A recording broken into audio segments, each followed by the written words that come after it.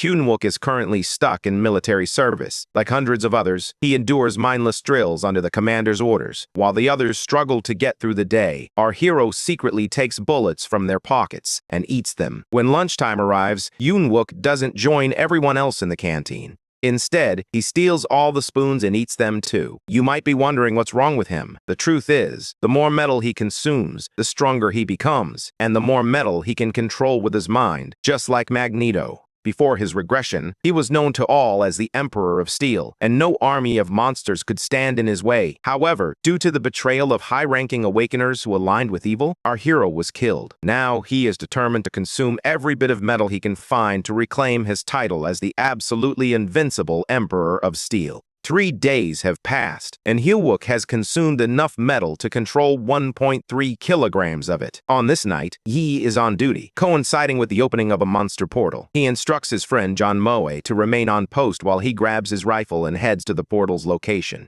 At that exact moment, the gate swings open, and dozens of bloodthirsty goblins pour out. Meanwhile, everyone else remains sound asleep in their dorms. One of the goblins gazes toward the dorm, while another lets out a screech, signaling the hunt to begin. But before they can move, one goblin is suddenly thrown back by the force of Hyun-wook's weapon as he stands in front of them. The other goblins freeze, staring at their fallen comrade. Meanwhile, Hyun-wook is thrilled beyond words. He's been waiting for this moment for 3 days, but his inner thoughts are interrupted by the sound of a goblin trying to get back on its feet. Manipulating his weapon, Hyun-wook muses that he's always been good with ambushes. Maybe this time it will be enough to help him reach level 1. Though he's not thrilled about having to repeat everything all over again, he accepts that this is the life he's been given. As a goblin charges at him, Hyun-wook is more than ready. With a swift flick of his finger, he controls his dagger, slicing cleanly through the goblin's neck. The hunt has begun. Other goblins prepare to attack, but Hyun-wook's attention is fixed on the mana core lying on the ground. Knowing what lies ahead, he wastes no time. He pulls the core toward himself and swallows it. The goblins freeze, completely baffled by what they've just witnessed. Hyun-wook looks at them with annoyance, mocking them for the terrible stench of their mana. In truth, he can consume steel, and since mana cores are made from mana steel, he needs them to grow stronger. At that moment, his system congratulates him for consuming mana steel. Once the absorption process is complete, his mana will increase. He grins at the screen, realizing that he can truly become stronger and quickly. Consuming all these goblins might just make his life a lot easier. With that thought in mind, he pulls his bayonet out from the tree, ready to feast on the goblins. A little while ago, when Hyun-wook was with Junmo, they suddenly heard shouting in the distance. Before Junmo could react, Hyun-wook quickly hushed him, claiming that he sensed metal movement nearby. Junmo stared at him in disbelief. As far as he knew, Hyun-wook could only detect metal that was close by. However, he trusted his superior's words, assuming that maybe Hyun-wook was sensing a type of metal he couldn't see. He suggests reporting it to the base, but Hyun-wook immediately dismisses that idea, stating that no one at the branch base would believe him if he claimed he could sense an unknown F-rank player moving around at night just by detecting their metal weapon. Junmo is left thoroughly confused about what they should do next. With a calm and convincing tone, Hyun-wook assures him that he'll check it out himself. Meanwhile, he makes Junmo promise not to leave his post under any circumstances and not to report anything. After deceiving his loyal subordinate, Hyun-wook heads toward the gate, where he spots a swarm of goblins. He lied to Junmo, because if the military finds out, even if he hunts the goblins himself, their mana cores will still belong to the army. Without wasting another second, he prepares to attack the remaining goblins, successfully taking several down. His focus is on targeting their feet, aiming to make them stumble. Meanwhile, the boss monster watches from a branch of a tree, gritting his teeth as he sees his subordinates fall one after another. This is all part of Hyun-wook's plan, and he is quite pleased to hear the goblins screaming in pain. One of them attempts to attack him from behind, but Hyun-wook quickly grabs a fallen goblin's blade and begins slashing through his enemies with the efficiency of a chef chopping chicken. In his past life, Hyun-wook once died due to a sneak attack from behind. Since then, he has despised cowardly moves like that. Without hesitation, he finishes off the goblin and glares at the rest of them, threatening darkly that if anyone tries to attack him from behind again, he will eat them alive. They visibly shiver at his threat. Recognizing their fear, Hyun-wook knows it's time to begin the final stage of the game, finding the boss monster. He stays alert, glancing in every direction to spot the goblin shaman. When he doesn't see any sign of him, he decides to bait him out. He loudly announces that he's found a valuable item and intentionally leaves himself open while pretending to collect it. He knows the goblin shaman isn't as foolish as his minions, so he continues his act, remaining vulnerable. He's certain the shaman will seize this opportunity to strike. Impatient, Hyunwook waits for the shaman to reveal himself. At the same moment, the goblin shaman, sharing the same intention, begins to cast his magic. Just as Hyunwook picks up the stone from the ground, the earth beneath him suddenly erupts. Meanwhile, inside the surveillance room, one of the soldiers quickly wakes the platoon leader, reporting that he heard the ground rumbling. The leader, clearly irritated at being disturbed, threatens to kill him if it turns out to be nothing. Back with Hyunwook and the goblins, the eruption injures several goblins, while the rest scatter in fear. The goblin shaman appears cocky, clearly pleased with the results of his magic. However, his handiwork backfires, revealing his location to Hyunwook. The shaman is stunned when Hyunwook suddenly calls out his position. Without wasting a second, Hyunwook hurls a dagger at the monster. The goblin shaman swiftly dodges the attack and then leaps into the air, kicking the weapon back toward Hyunwook. Hyunwook dramatically protests, sarcastically claiming it was a perfect shot. The shaman grins at the remark, clearly enjoying himself. However, Hyunwook isn't finished. He sends his greatsword flying toward the goblin shaman, declaring that the last attack was just a trap. However, he is taken aback when the goblin shaman catches the greatsword in midair just before it can pierce his neck. In that moment, Hyunwook silently admits to himself that he truly was a failure in his past life, as this same shaman had managed to catch his weapon just as easily then. The goblin's hand is injured from catching the sword, prompting a mocking comment from Hyunwook. He scoffs, saying that someone who sends a bunch of goblins shouldn't complain about getting a little scratch. Then, he boldly declares his intention to finish them all off in one go. However, Hyunwook is bluffing. He doesn't have a solid plan yet, and the goblins appear even more enthusiastic now that their boss is holding his own in the fight. To make matters worse, he receives a notification that he has already used 40% of his mana. The system warns him to manage it carefully. With no choice left, he disengages the safety on his gun, fully prepared to confront the goblin shaman. No matter how much damage he takes, he is determined to kill the shaman and consume its mana stone before returning to the guardhouse. Meanwhile, the goblin shaman grins menacingly. Just then, Hyunwook hears Junmo calling out to him, momentarily pulling his attention away. One clever goblin, instead of rushing at Hyunwook, darts toward Junmo, who has no idea what's happening. Seeing this, Hyunwook grits his teeth. The goblin is just about to attack Junmo when Hyunwook shouts for him to get down. As Junmo ducks, Hyunwook flings his great sword at the goblin. The creature dodges the blade, but in the next moment, Hyunwook steps forward, swiftly aims his gun into the goblin's mouth, and pulls the trigger. Just then, another goblin leaps through the air, aiming straight for him. Hyunwook fires again, but misses. That's when he realizes that these goblins aren't just savage, they're also smart. At the same moment, a voice crackles through Hyunwook's walkie-talkie, inquiring about the sound of gunfire and requesting a report from anyone who knows what's happening. Hearing this, Hyunwook quickly responds, reporting their location and confirming that a gate has opened in their area. He identifies the creatures as goblins, likely remnants of the first wave that had previously left the area. When it comes to reporting casualties, he glances at Junmo, who is visibly shaken but unharmed, and calmly states that there are no casualties. After receiving his report, his superior from the command center orders all soldiers at the guard to remain on standby and defend their positions. At that moment, Hyunwook suddenly realizes something. Lieutenant Seo Yoonha will be arriving soon. Seo Yoonha, the leader of the AMT Paladins, is already preparing to deal with the gate now that she is aware of its presence. However, Hyunwook has a very different concern. He knows that as she arrives, she will be able to clear the gate on her own, and every item obtained, including a legendary Grade 1, will legally belong to the military. That item is adamantium, the same metal that once made him the Steel Emperor in his past life. If he misses this chance to acquire it, he won't have another opportunity to find adamantium for 4 more years. Remembering the final moments of his previous life, he grits his teeth. No matter what happens, he is determined to reach it first.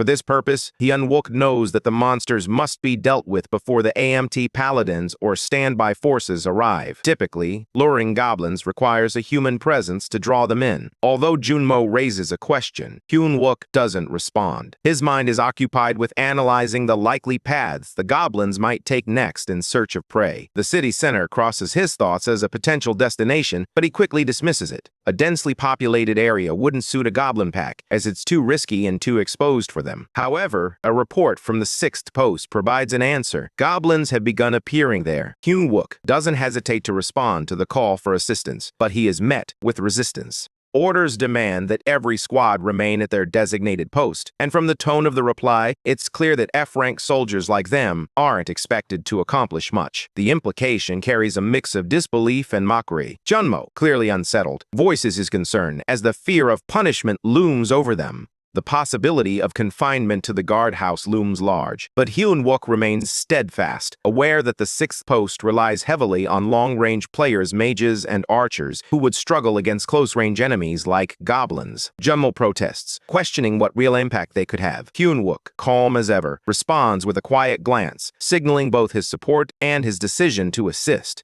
The sudden realization leaves Junmo stunned and caught off guard. Meanwhile, the 6th post requests backup as their corporal is down, but they are instructed to hold their position. The rapid response unit has already been deployed, but until they arrive, the soldiers must defend their post with their lives. Echoing their superiors' grim orders, the soldiers resign themselves to the idea that they are going to die anyway. Goblins have already surrounded the entire guardhouse, leaving no escape. Inside, the soldier turns to his corporal, who is barely managing to stay upright. The corporal admits that he doesn't believe the barrier will be enough to stop the goblins. Desperation creeps in as the soldier pleads, asking when help will arrive or if it will only come once they are already dead. He doesn't get to finish his sentence. Suddenly, an eerie silence falls outside. That's when the goblins step back, allowing their boss to take charge. With a twisted command, he manipulates the surrounding rocks and hurls them at the guardhouse. The impact is immediate. The roof begins to crumble. Dust fills the air, and panic spreads among the soldiers. They know exactly what's coming next. The goblin boss has arrived, and he intends to destroy the guardhouse completely. After that, the survivors will be dragged to the altar, where the goblin minions will gleefully rip out their hearts while they're still alive. Grasping the full horror of their situation, the corporal reaches a breaking point. With his hand trembling over his own weapon, he prepares to end his life, believing it to be less painful than what awaits them. His subordinate breaks down in tears at the sight. Outside, the goblin shaman watches silently, ready to end the game. Suddenly, a voice echoes inside the crumbling guardhouse. Hyun-wook has arrived, ready to assist. Calmly, he instructs them to aim at the light. One of them, Park, an archer, is told to prepare and wait for Hyun-wook's signal. Hyun-wook repeatedly emphasizes that the fire skill must be activated only when he gives the cue. Left with no real choice, Park readies his bowgun, viewing Hyun-wook's instructions as a desperate last resort. He knows it typically takes an entire unit of archers to handle a goblin wave like this.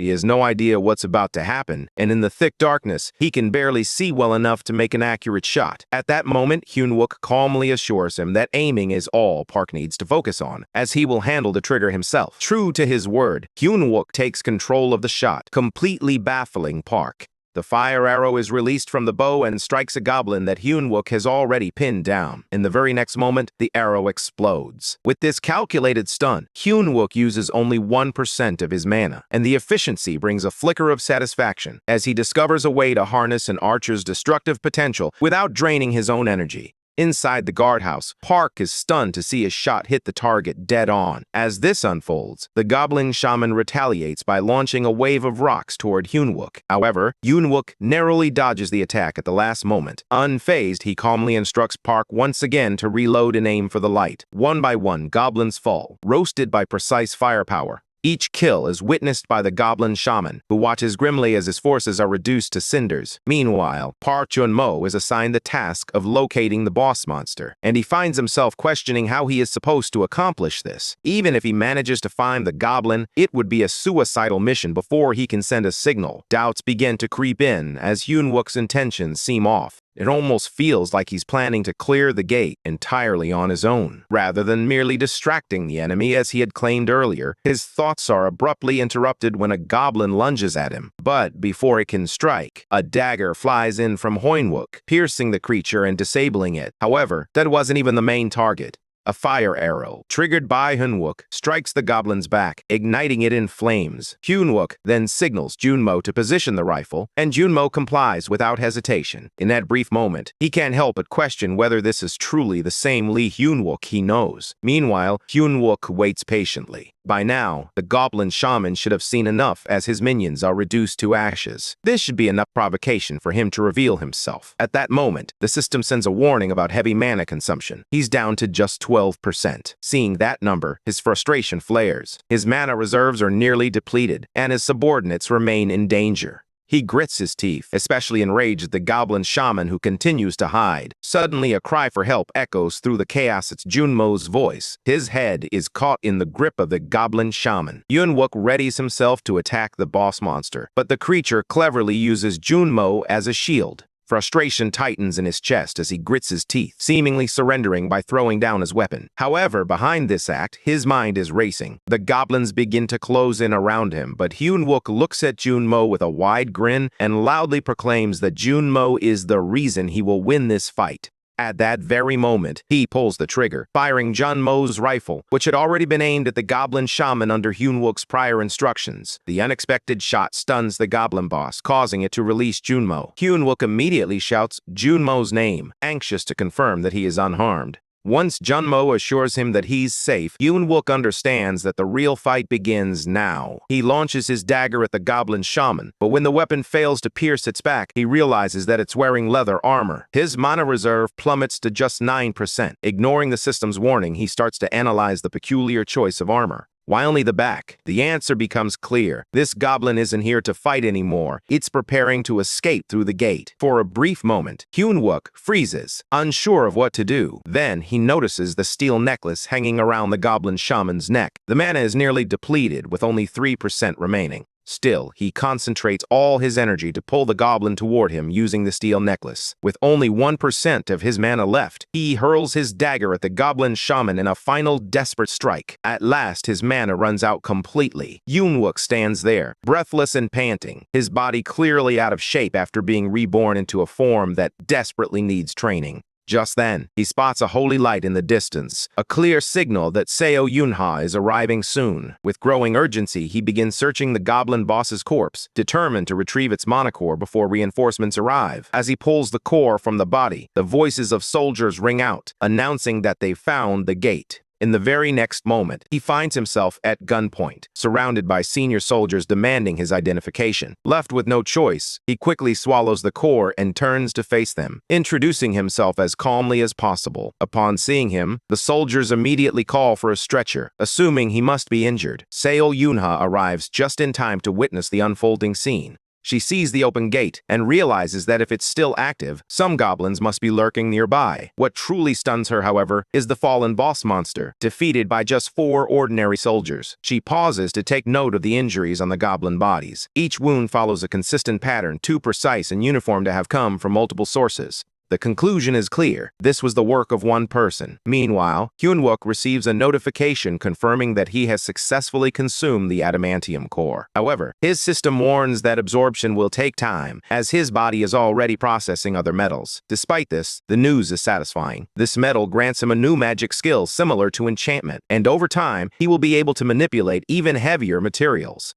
As Yunha scans the scene, she notices Hunwook laughing to himself, which is an odd reaction. His amusement only grows when his screen notifies him of yet another ability, the capacity to detect all metal within his sensory range. Meanwhile, Yunha receives information that 2 goblins are still roaming near the 6th post. However, Hunwook pays little attention to the commotion. For him, this is a moment of quiet triumph. Surrounded by metal signatures, he feels an overwhelming clarity. He knows one thing for certain: the Great Steel Emperor has truly returned. A few days have passed since the Goblin Gate incident, and rumors begin to swirl across the base. Whispers of an F-rank player defeating goblins single-handedly echo through the halls like wildfire. At the 3rd Brigade, 1st Battalion Station, 2 female soldiers chat about the event with a mix of fascination and skepticism. One, clearly swept up in the drama, excitedly recounts her version of the story about how ordinary soldiers, cornered and awaiting death, are miraculously saved by an F-rank player who slices through goblins with ease.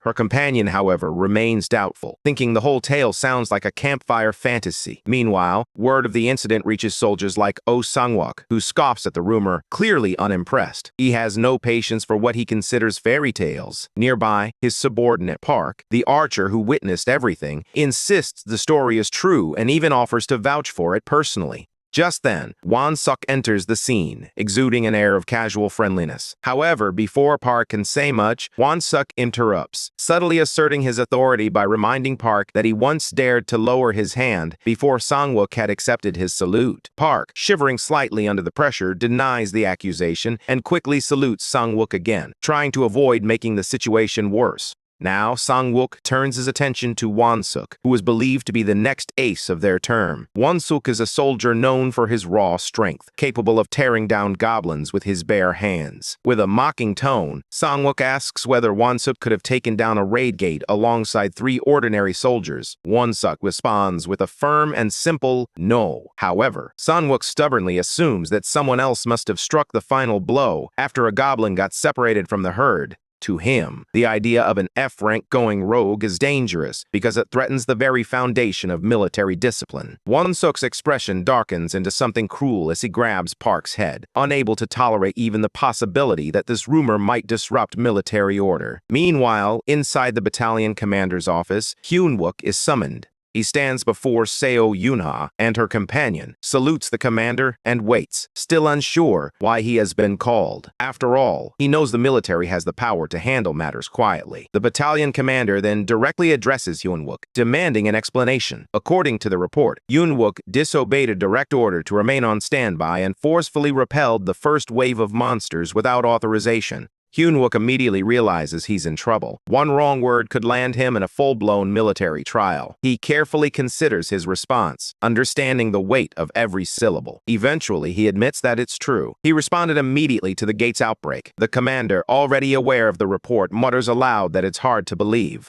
By all logic, an F-rank like him should have ended up as dinner for the goblins, not their executioner. Hyun-wook can feel the pressure radiating from the battalion commander, but he knows this is no time to falter. There is no room for error. With practiced subtlety, Hyun-wook shifts the blame, delicately implying that he feels wronged by the battalion commander himself. This unexpected move draws an immediate protest from Min-hee, but the commander raises a hand to silence him and signals for Hyun-wook to continue. Seizing the moment, Hyun-wook straightens and, with respectful enthusiasm in his tone, reminds the commander of a lesson once taught during training. His words echo the battalion commander's memorable speech, which emphasized that even the lowest-ranking soldier could succeed if they followed the AMT tactical textbook on facing high-level monsters like trolls. The battalion commander pauses, taken aback by the memory of his own words. Hyun-wook reiterates the line, stressing that if they are trained to face trolls, then defeating a goblin should be far from impossible for someone like him. He acknowledges that he acted against the command center's orders, but he did so to save the lives of the soldiers stationed at the 6th post. Internally, he feels a flicker of satisfaction. He has provided a logical, well-structured answer, but he knows that logic alone won't carry him through. Now is the time to press the emotional button that will truly move the commander.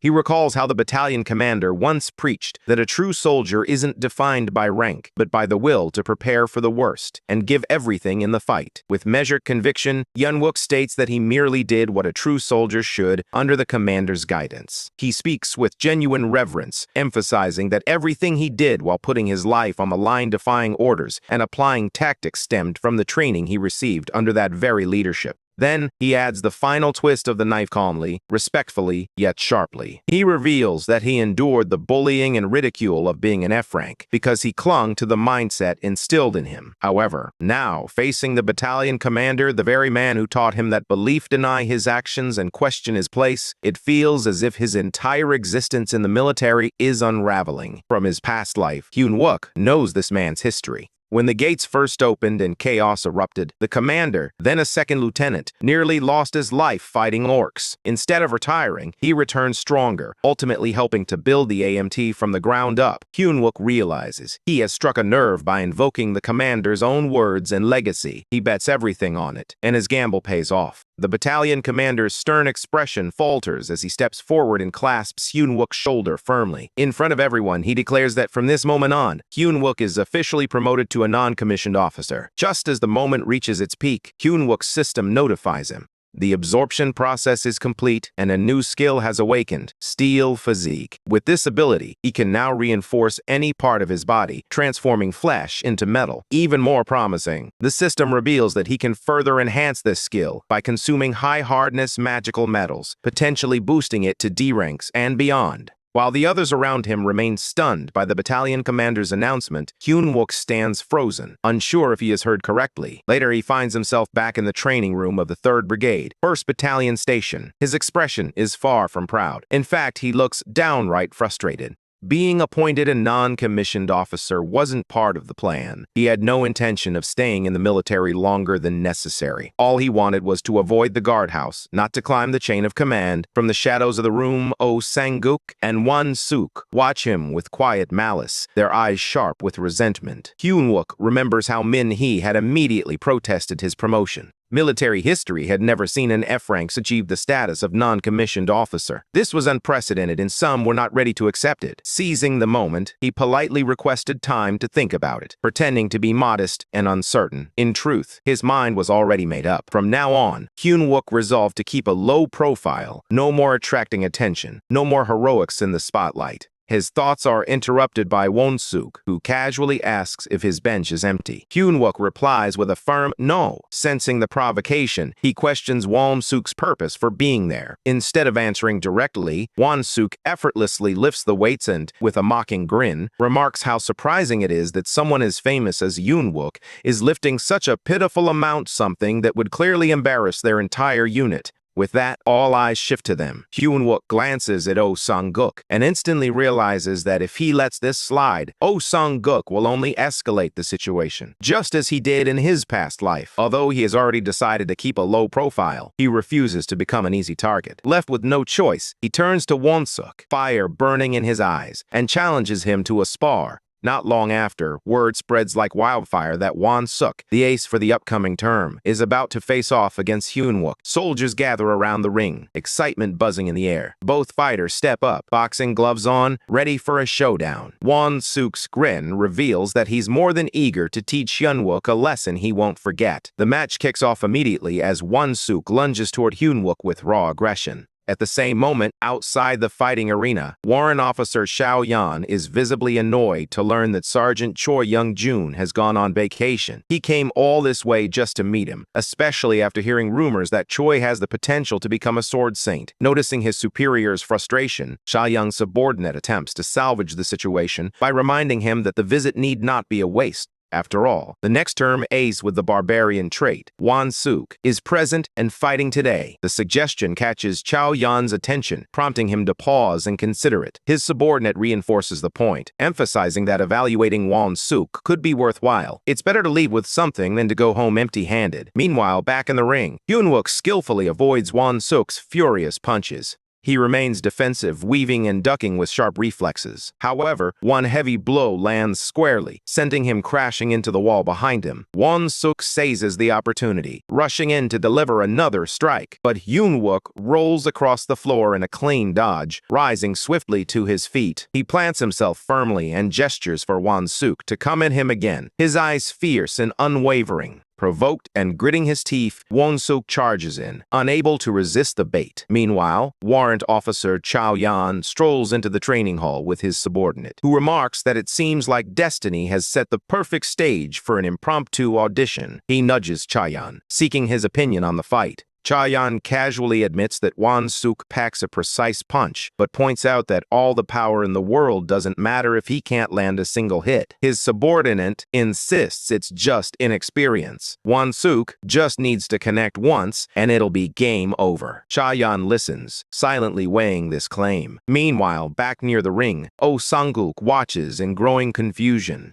Won-suk hasn't landed a single blow, and he assumes the guy is just going easy on Hyun-wook. He shouts at him to stop playing around and go all out. Others join in, mainly because, let's be real, most of them place bets on Won-suk. What none of them realize is that Won-suk isn't going easy at all. In fact, he's trying hard, but something feels off. His body feels heavier than usual and his legs are sluggish. What he doesn't know is that Hyun-wook is subtly controlling the metal inside his boots. With every step, it feels as though Won-suk is sinking into invisible quicksand. Still, he pushes through, throwing another punch, only for Hyun-wook to effortlessly slip past it once more. Now, Won-suk's face clearly reflects his confusion, frustration, and low-key panic. On the other side, Hyun-wook smirks, clearly enjoying the fact that Won-suk feels like he's fighting in a swamp. Suddenly, Won-suk pauses and blurts out that something's wrong with his legs. Hyun-wook only smirks wider and responds with a mocking taunt, suggesting that maybe Won-suk is just making excuses now that things aren't going his way.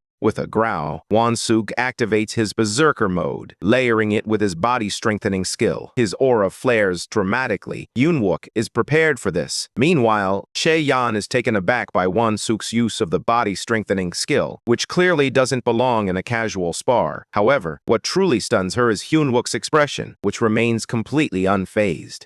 His experienced eyes narrow as he analyzes the scene. This isn't just a rookie sparring match. It's beginning to resemble a showdown between a raging buffalo and a waiting leopard, one that's hiding its claws. Chae-yeon comments that this is fun. His subordinate, practically glowing, takes Ka-yeon's amusement as validation and points out how Won-suk is proving his worth after all, body strengthening at D rank. That's impressive enough to justify the hype. Back in the ring, Won-suk's patience reaches its limit. Tired of the humiliation, he charges in and lands a heavy punch, sending Hyun-wook crashing into the net of the ring. Oh Sang-gup jumps up, cheering as if he's watching the underdog win the national championship. But Won-suk isn't celebrating. His fist throbs painfully, and he realizes something is very wrong. It feels as though he just punched a steel wall with his bare hands, because he essentially did. Hyun-wook had activated his strengthening body transformation at the last moment, causing his arms to harden like steel. True to form, Won-suk charges forward like a bull.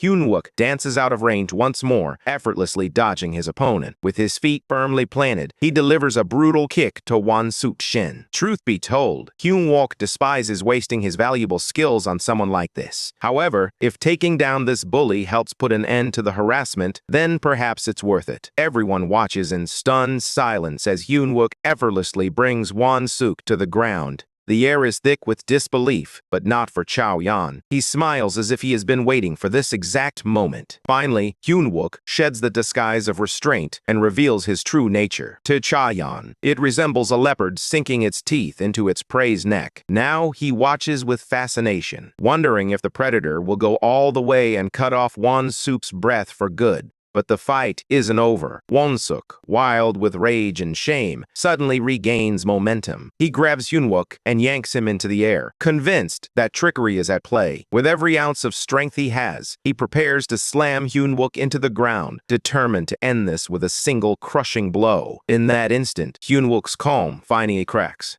For the first time, his expression shifts. Hyun-wook fights back, and the intense scuffle continues. Then, without warning, he executes a flying armbar at the last moment, saving himself from the hit. Watching this, Chae-yeon thinks that if that punch had landed, Won-suk might have broken his own wrist. He realizes that Won-suk's instincts are sharper than he expected. As the match drags on, Chae-yeon begins to wonder if a regular player like Hyun-wook can truly defeat a barbarian like Won-suk. He questions whether he has overestimated Hyun-wook's abilities. Meanwhile, Won-suk taunts Hyun-wook, asking if he really believes he can crush his arm like that. Won-suk attempts to trap Hyun-wook with just his fingers, but Hyun-wook uses his strength to twist free. Frustrated, Won-suk roars as Hyun-wook secures him in a rear-naked choke. Chae-yeon's face brightens as he nods in approval, impressed by Hyun-wook's body conditioning. Even without employing any special techniques, Hyun-wook effectively compresses Won-suk's carotid artery. Meanwhile, Hyun-wook clings to Won-suk from behind, maintaining his grip on the choke. Won-suk yells, insisting that he just needs to use brute force to throw him off. He activates a D-rank skill called Body Transformation, but it proves ineffective. He still can't break free. A warning flashes before him, indicating that he's using the transformation skill in a range beyond his current chokehold.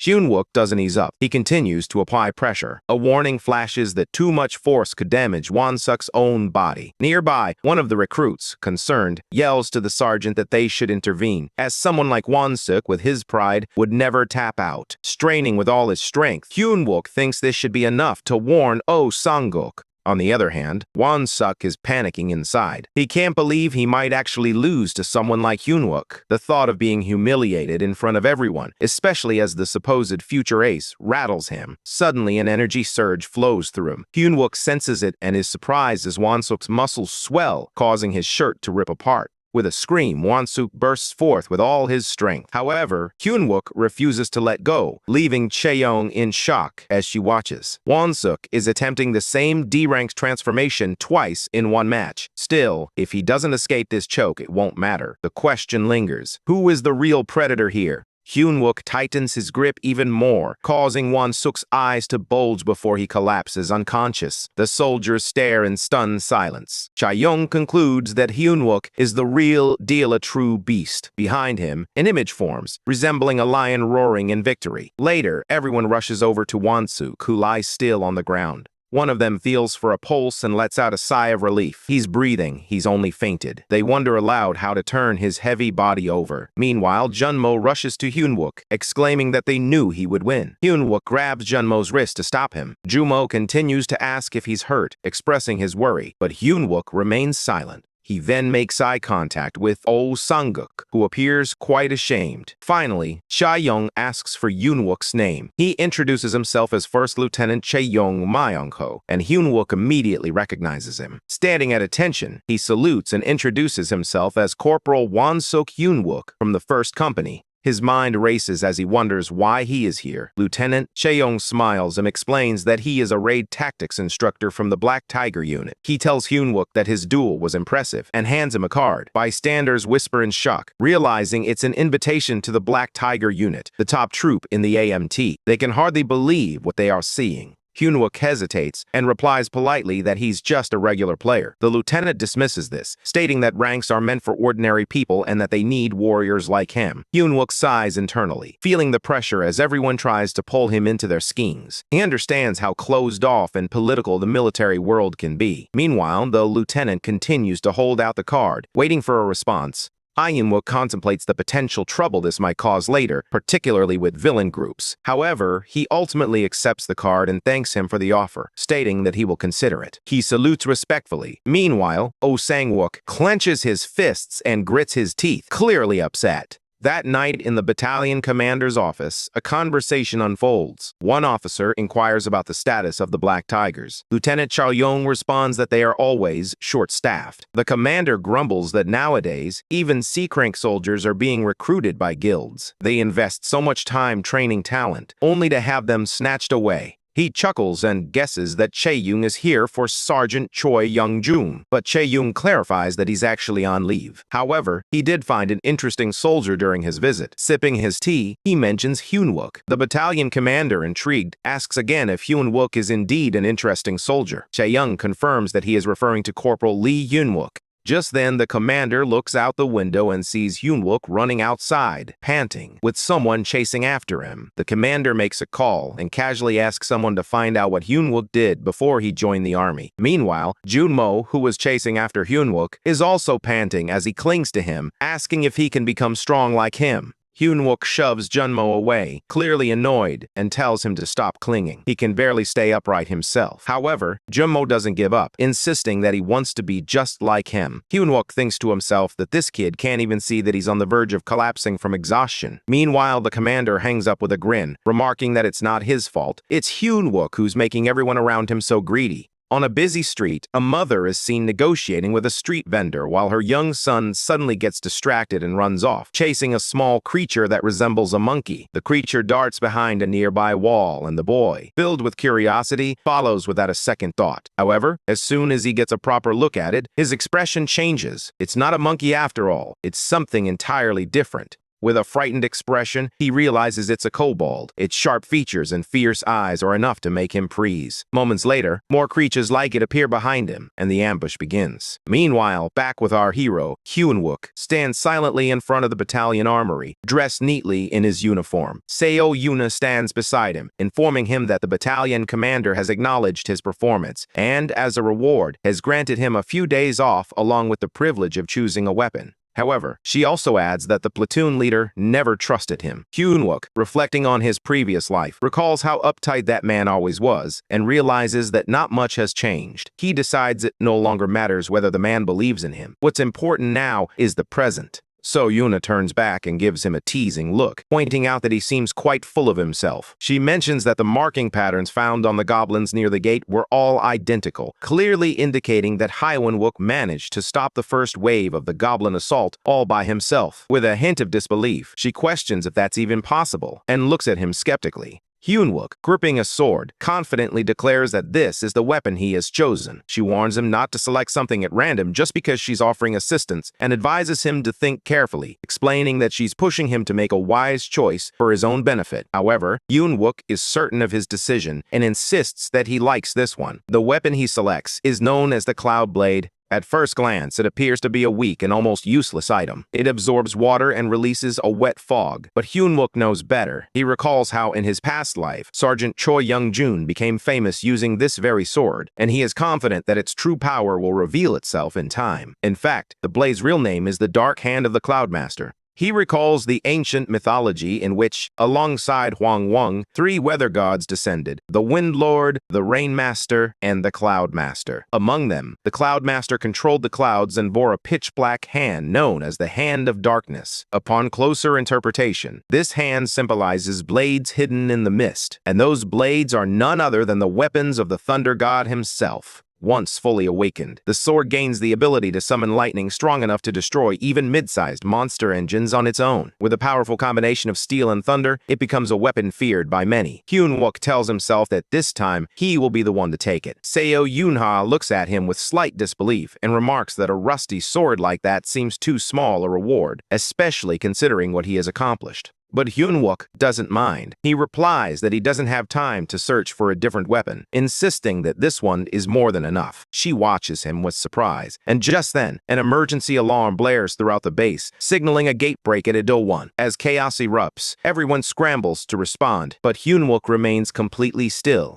So Yunha observes his calm expression and wonders if he had somehow expected this all along. His composed face reveals that he isn't surprised at all. Soon after, the Blue Flower Guild arrives on the scene, their members fully geared up and looking intimidating. A few soldiers stare in awe, clearly seeing them for the first time. One whispers that the guild is sent backup for this gate, while another remarks on their gear, noting that every piece appears to be custom-made. The admiration grows as one of them jokes that selling just a single piece of their equipment could buy a luxury building in Gangnam. Someone else daydreams about finishing their service and getting into Blue Flower, envisioning a future filled with wealth and strength to show off. While the others admire from a distance, Hyun-wook is already giving orders. He informs the squad that this time they are facing a kobold gate. Although kobolds may appear small, they are notorious for using poison needles and gas, which can often lead to heavier casualties than battling larger monsters. He warns the team that this is no time to relax or joke around. When one soldier brushes off the seriousness, Hyun-wook doesn't hesitate to remind him of the danger. He describes the possibility of kobolds gouging out someone's eyes while they're still alive, and suddenly the mood shifts. He instructs the squad to inspect their gas masks thoroughly, emphasizing their importance in protecting against poisonous gas.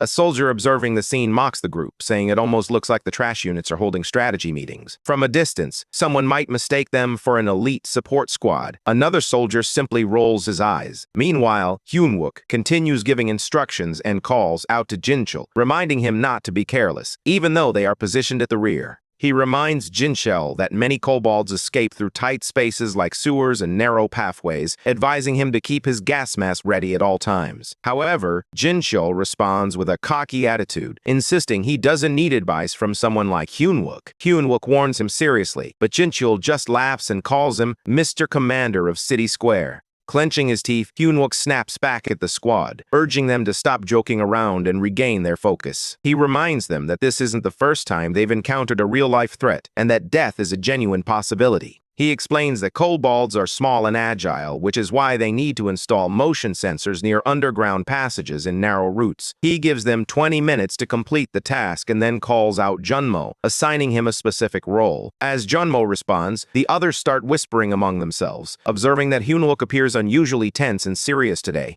Before anyone can react, something suddenly strikes Hyunwook in the neck. A strange object embeds itself in his skin, causing his body to collapse to the ground. Simultaneously, an explosion erupts, releasing poison gas throughout the streets. The soldiers around him panic and scramble for their masks as the area becomes engulfed in toxic mist. Kobolds have launched a surprise attack. Hyunwook lies on the ground in pain, his eyes stinging, and his voice weak as he calls for help. A kobold looms over him, weapon in hand, staring coldly at his bleeding face. Just when things seem hopeless, Park Junmo arrives, knocking the kobold back and quickly asking if Hyunwook is okay. But Hyunwook, still gasping, sees the danger and yells for Junmo to run. Confused, Junmo hesitates for a moment. Hyunwook shouts at him again to put on his gas mask immediately. In the blink of an eye, the kobold charges forward and slashes Junmo, blood splattering through the air as Hyunwook screams his name in horror. In that moment, a painful memory washes over him as he recalls how Junmo had died in his past life, trying to protect him from kobolds just like these. Later, as the poison begins to fade slightly, soldiers report that the sensors have been installed in the area and ask if they should bring more. Hyunwook, still recovering, informs them that today's main battle will take place here in the rear zone. He calls out to Junmo, who responds respectfully with, "Yes, sir." Hyunwook then gives him new instructions, telling Junmo that he will signal him when the time is right. When that happens, Junmo should lead the square members away from the operation zone. Junmo looks surprised by the sudden plan, and at that moment, something unexpected occurs. Desertion is announced. Someone is withdrawing from the battlefield without orders, a felony under military law that carries a 5-year prison sentence in Korea. Everyone freezes in disbelief, but Hyunwook, calm and determined, insists this isn't desertion, it's strategy. Announcements echo across the base, grim and heavy, as reports come in from Delta. Zones 1 and 3 report no survivors. Zones 4, 5, and 6 meet the same fate as Gamma Team checks in to confirm 0 survivors. Following this, Beta reports the discovery of a kobold nest in Zone B9, estimating over 200 enemies. Troops begin mobilizing under a wide-range magic formation, and infiltration into the marked location is successfully completed. Once the formation stabilizes, the attack squad prepares to activate the magic circle and stands by. Dozens of kobolds begin to surround the area, watching with piercing eyes. Hyunwook holds his position and orders everyone to stay ready. Suddenly, one of the kobolds leaps onto the magic circle, slashing at it with its weapon. Instantly, the soldiers open fire as commanded, and flames erupt from the circle, hurling the kobolds backward with violent force. Without wasting time, another order is given to place motion sensors all the way to the back of the drains. The team quickly scatters to follow the command. In Zone 2, the sensors are in place, while in Zone 5, Hyunwook finishes attaching the last one. As Hyunwook marks the spot with aluminum tape, someone approaches from behind and questions what he's doing. Hyunwook salutes and replies that he's following the manual, placing sensors and marking elemental points. The man scoffs, dismissing the entire effort as a waste of time. He mocks Hyunwook for taking a kobold gate so seriously, especially since the elite Blue Flower Guild is already on site. This man is Lieutenant Lee Min-hwai, a mid-class wizard whose tone is drenched in arrogance. He orders the first platoon to begin operations in 20 minutes and instructs the support squad to get into detox formation, treating their role as if it were insignificant. Hyunwook calmly responds that their assigned mission, according to the vice platoon commander, is to block any monsters that might escape towards civilian areas from the rear. Nearby soldiers glance over, whispering that the platoon leader is acting up again, but they are more surprised that Private Lee is actually standing his ground. Lieutenant Min-hwai, clearly irritated, clenches his teeth and bitterly retorts that Hyunwook seems to have forgotten his place. He mocks Hyunwook for being the only one in the barracks with real battle experience, just because the battalion commander has shown him a little favor. Min-hwai then jabs a finger toward him, claiming that he only has one battle under his belt anyway. Hoonwook's face tightens with anger, clearly indicating that Manhwa's words have struck a nerve. At that moment, Sergeant Choi Seon-ha, a middle-class caster, steps in. She senses the tension and casually asks if something is wrong. Min-wee stammers for a moment, clearly caught off guard. Hoonwook smirks inwardly, knowing this was precisely why he provoked Min-wee in the first place. Sergeant Sanha is his weakness, and her presence undermines Min-wee's authority. He attempts to downplay the situation, pretending he was merely guiding the support squad through the site and teaching them about real combat scenarios. He laughs it off and then turns to Sanha, asking why she is here. She replies that the battalion commander has requested Hangwook's presence. That catches Anwook's attention, and he begins to wonder if he is truly the one who sent the call. Meanwhile, from a nearby building, members of the support squad quietly observe the entire exchange through a telescope. Their eyes are fixed on Hoonwook and the platoon leader as they watch the situation unfold. Sonha, noticing Hoonwook's frustration, gently advises him not to let Min-wee's behavior affect him. He nods, indicating he still has more work to do. She offers to finish setting up the rest of the sensors so they can move quickly. Hoonwook grows increasingly anxious as time slips away, and he begins to wonder what the battalion commander is really up to. Meanwhile, on the rooftop, one of the soldiers watching asks if it's even permissible for their attack squad to be deployed in a kobold raid while they are technically under the battalion commander's direct orders. Seo Yunha casually replies that a commander's orders are not to be questioned. Soldiers are meant to follow them without debate. At the temporary command post, Hoonwook finally arrives and announces his presence, stating that he was called. The battalion commander looks at him with a serious expression, and Hoonwook is surprised to find First Lieutenant Kaiyan stands beside Myung-ho as the commander gets straight to the point. He informs Hoonwook that he is being assigned to take the place of Choi Young-jun, who is currently on leave, and to act as the temporary squad leader of the 1st platoon for the 2nd strike wave at the Kobold Gate. Hoonwook can barely hide his shock. In his previous life, this commander had never even acknowledged him. Why is he being recognized now? He tries to reason with him, explaining that since arriving at the base, he has only worked in the support squad and has never participated in a real mission like this. He argues that it doesn't make sense to risk the lives of the 1st platoon in an actual battle without proper leadership or preparation. However, the battalion commander simply replies that it's an order. Just as the weight of that decision sinks in, a new report comes in from Delta. The boss monster has exited the Kobold Nest. All personnel in red ground zones 2 and 3 are ordered to stay alert. Hoonwook's thoughts race. He knows the Kobolds will soon break through the front lines and rush the rear. If he doesn't make it in time, the entire support squad could be wiped out. He grits his teeth, reminding himself that he has to get out of there, no matter what. He turns back to the battalion commander and says he has something important to share. The commander nods, allowing him to speak. For a moment, Hoonwook remains silent. Meanwhile, on the rooftop, Seo Yunha continues to watch. She notices movement and quickly removes the lens cover, realizing that Hoonwook has taken off running. His pace is fast, almost desperate. Hoonwook yells down to alert the others about the gas. Suddenly, alarms blare, emergency lights flash, and gas begins to spread rapidly through the air. Poison seeps into the streets, enveloping the area in thick fog. Hoonwook witnesses this and curses under his breath, realizing it's happening faster than he remembers. At the temporary command post, he approaches the battalion commander, burdened by a troubling thought. He recalls the rumors that during the commander's first mission, every soldier in his platoon had perished.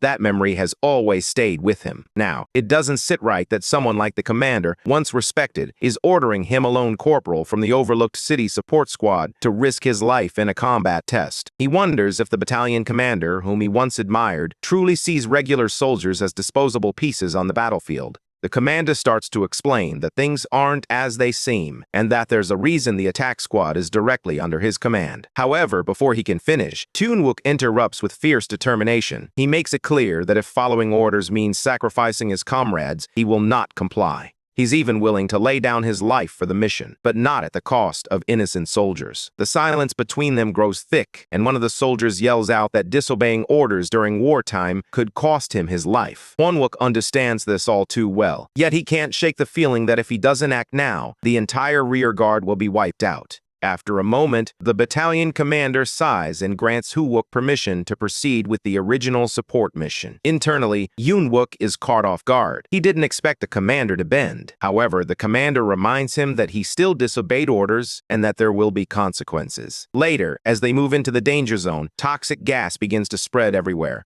He immediately covers his face and secures his gas mask, cursing the situation under his breath. He rummages through his military-issued inventory pouch, pulls out his weapon, and activates it with water and oil. It's the Cloud Blade, a sword that absorbs water and emits a misty fog. As he activates it, the blade begins to shimmer, drawing moisture from the air. Visibility drops to nearly zero, and panic sets in as he fears he might be too late. Somewhere nearby, he hears screams. Private An Min-tae is under attack, crying out for help. Junmo, gripping his weapon, spots the kobold lunging at An Min-tae and fires just in time, causing the monster to fall back. With blood pouring from his side, Junmo yells for the support squad to get An Min-tae inside a supply box with emergency barriers. Another soldier drags An Min-tae's bleeding body, announcing that he has been secured. Meanwhile, the vice platoon leader stands frozen, overwhelmed and barely responsive. Junmo tries to snap her out of it, recognizing that she's still young, barely in her 20s, and this is her first real mission. He feels powerless, unable to protect the others. Then, the grim reality hits him. They are almost out of ammunition, and the kobolds are closing in. Fear settles in, but suddenly a spark ignites in his mind. He wonders what Corporal Lee Hyun-wook would do in a situation like this, and that thought brings him clarity. As one soldier attempts to resuscitate An Min-tae and calls for help, Junmo pulls out a hammer-like weapon from his pack. Another soldier warns that they are completely out of bullets, but Junmo remains unfazed. He observes that the kobolds appear to be attracted to shiny objects. That gives him an idea. He decides to act as bait and orders everyone to retreat with the wounded and the vice leader. At first, no one understands him, but he insists that it's his order as the acting vice leader. He raises the hammer and recalls Hyun-wook's words that the Blue Flower Guild is stationed just beyond the red ground. He instructs them to run the moment he signals. With all the kobolds now staring at him, he dashes off, determined to save lives despite his weak electric powers. He runs with all his strength, the kobolds chasing closely behind him. In a dramatic moment, a surge of blue energy surrounds the horde. In an instant, every kobold is cut down, their bodies collapsing in a splash of blood. As Junmo continues to run, he stumbles right into Hyun-wook and falls. Hyun-wook tells him he heard everything. Then, with his cloud blade raised high, the spreading mist begins to neutralize the toxic gas. Junmo, catching his breath, is left stunned. He admits he was only trying to mimic Hyun-wook's bravery and got carried away. However, Hyun-wook smiles and tells him he did incredibly well. Junmo's eyes begin to fill with tears. As more kobolds approach in the distance, Hyun-wook turns to him and expresses genuine pride, saying that Junmo's courage has set the stage beautifully. Now that such a feast has been prepared, it's only right that he goes all in and devours the enemy with everything he's got. As he lifts his blade toward the sky, an intense energy courses from his fingertips. A sharp wave slices through the air, swiftly cutting across the kobolds' throats. A glowing blue circle forms around him, spinning like a protective barrier while taking down nearby enemies. Their fallen bodies shimmer with crystal fragments scattered across the ground. He stares at the crystals and, with a slight grin, thinks they almost look good enough to eat. Nearby, Junmo wonders if he's seriously talking about the kobolds. But before he can ponder further, a fierce roar echoes, and more of the creatures are charred. Hyun-wook braces himself, reflecting on how unfortunate it is that he can't eat due to the mess they're in. As he glances at the advancing group, he casually asks where their boss is. The kobolds become even more furious, their foreheads glowing red and their eyes narrowing in rage. He throws them a challenging look, and suddenly they glance behind them. That's when he realizes something. No way, he thinks. Without wasting another second, he grabs his weapon and starts sprinting, urging himself that Park Junmo must run and fast. The squad is in serious danger. Meanwhile, on the other side, Yuna struggles to see through the thick gas. It's impossible to track anything clearly, and at this rate, support won't arrive in time. She orders the attack team to hold their positions and shoot at anything that attempts to break through the gas barrier. The Blue Flower Guild must maintain the line to protect the civilians. A soldier acknowledges her command, adjusts his aim, and asks if she is heading somewhere. She doesn't answer, but in her mind, she knows that Lee Hyun-wook seemed far too prepared, as if he had expected this chaos. There's something she needs to confirm. She puts on her gas mask and leaps from the rooftop. Meanwhile, chaos erupts near the military box. Siana is crying and begging for help, while the others desperately try to stabilize Private An Min-tae. His pulse is weak, and he's barely breathing. A soldier pleads with the vice platoon leader to stay focused. One soldier tries to bind a wound while another performs CPR, but concern is growing as something tears through the box's barrier. A terrifying energy surrounds it, and the soldiers realize this is not just any kobold. Their master casts a powerful spell with all his might, causing panic to rise among the soldiers as they feel the box losing its shield. They spot a swarm of kobolds rushing toward them, and dread spreads through the group. One soldier whispers that they might really be finished. Just then, a figure breaks through the smoke with a furious shout. Hyun-wook charges forward, weapon in hand, shouting internally that this is his squad. He hurls his weapon at the kobold master, who narrowly dodges it. However, the blade curves and strikes the weapon slung across the kobold's back, cracking it. The master turns, eyes burning with anger and mouth curled in a snarl. The mark on his head glows brighter, prompting the other kobolds to react instantly, rushing forward in a fit of rage. Hyun-wook gasps. There are too many of them, and they're too fast. He grabs Junmo and tells him to drop low as he prepares for a counter. Activating mental control, a skill that amplifies speed, he realizes it drains too much energy. To compensate, he borrows power from Junmo's banked energy, barely managing to dodge the incoming strikes. A system warning flashes, indicating that he's lost control of the M7 greatsword. Behind them, the kobold mage turns, and Hyun-wook realizes this creature isn't just another monster. It's the one manipulating all the others, making it even more dangerous. It's not safe for Junmo to stay by Hyun-wook's side in this fight. Hyun-wook orders him to retreat and focus on protecting the supply box. Junmo hesitates but ultimately agrees. When he asks for a signal, Hyun-wook tells him there is none, just run. Junmo bolts as instructed, while the furious kobolds begin launching weapons from their backs once again. Hyun-wook quickly uses mental control to redirect the projectiles mid-air. He dives behind the barrier of the box, watching as the final weapon spins toward him. The mage grins from the shadows, but Hyun-wook manages to avoid a direct hit. Breathing heavily, he glances at the injured soldiers and sees Junmo rushing over. Junmo reports that An Min-tae is still unconscious. Hyun-wook's heart sinks as he searches for their medic Sanha. He finds her curled in a corner, sobbing uncontrollably, clearly in the midst of a full-blown panic attack. Without their healer, everyone is at risk. He calls her name, and she lifts her head, her face streaked with tears. He meets her gaze and pleads with her through his expression alone.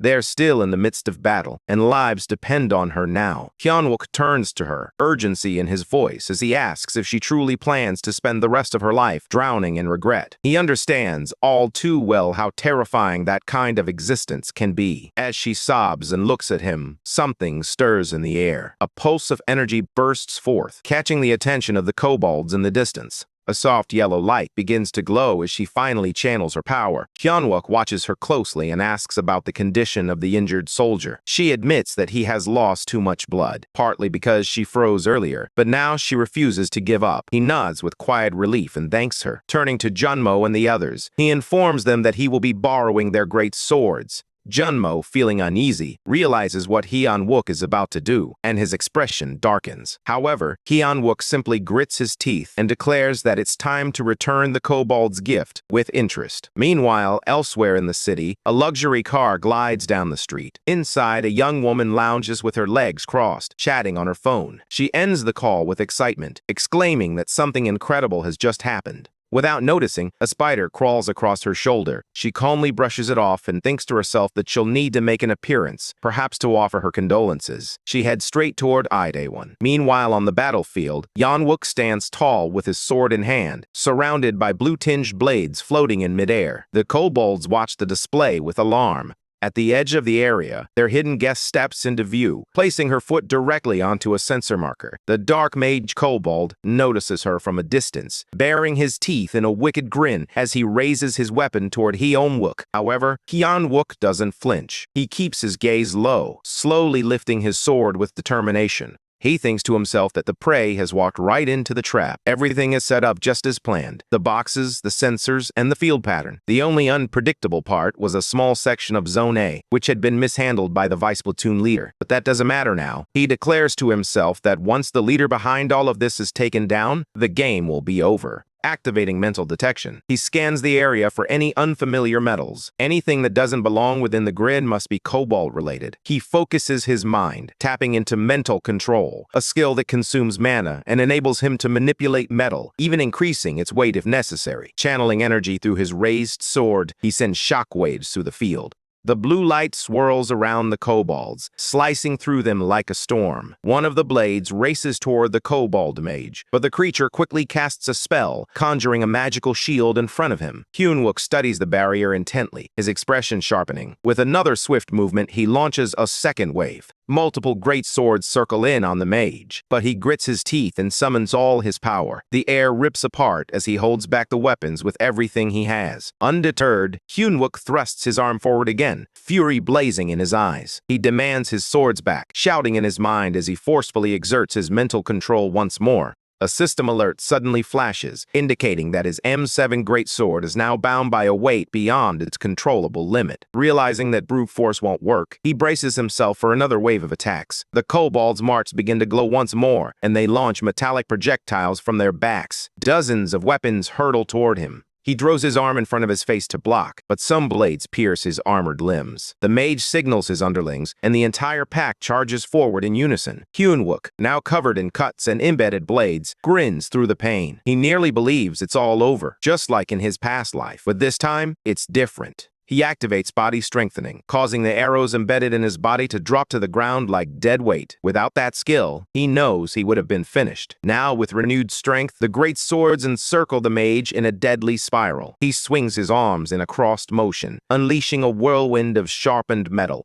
A massive storm of blades spins into a blue tornado, sweeping through the remaining kobolds and tearing them apart. When the dust settles, Hyunwook stands still with his arms folded, breathing steadily. Only one enemy remains, the kobold dark mage. Hyunwook locks eyes with his last standing foe, silently calling him out in his head. Now it's time to end this. The mage kobold clenches his sharp teeth and releases a thick cloud of toxic gas that quickly spreads through the area. Hyunwook stands directly in front of him, shielding himself with his arm. In that moment, his mind races with thoughts of how futile his struggle feels. He remembers the effort he put into ensuring this kobold would be the last one standing. The other square members had already turned their backs on him, and they would likely curse him even more now. He begins using mental detection, staying alert, while the kobold remains still. He wonders why there hasn't been any movement yet. He lowers his arm slightly, remaining alert. Just then, the mage kobold spell finally activates. A strange energy forms at his feet, gripping them tightly and pulling him to the ground. The kobold grins again, pleased to have caught his opponent. Hyunwook falls and lies there, pinned by the magical force.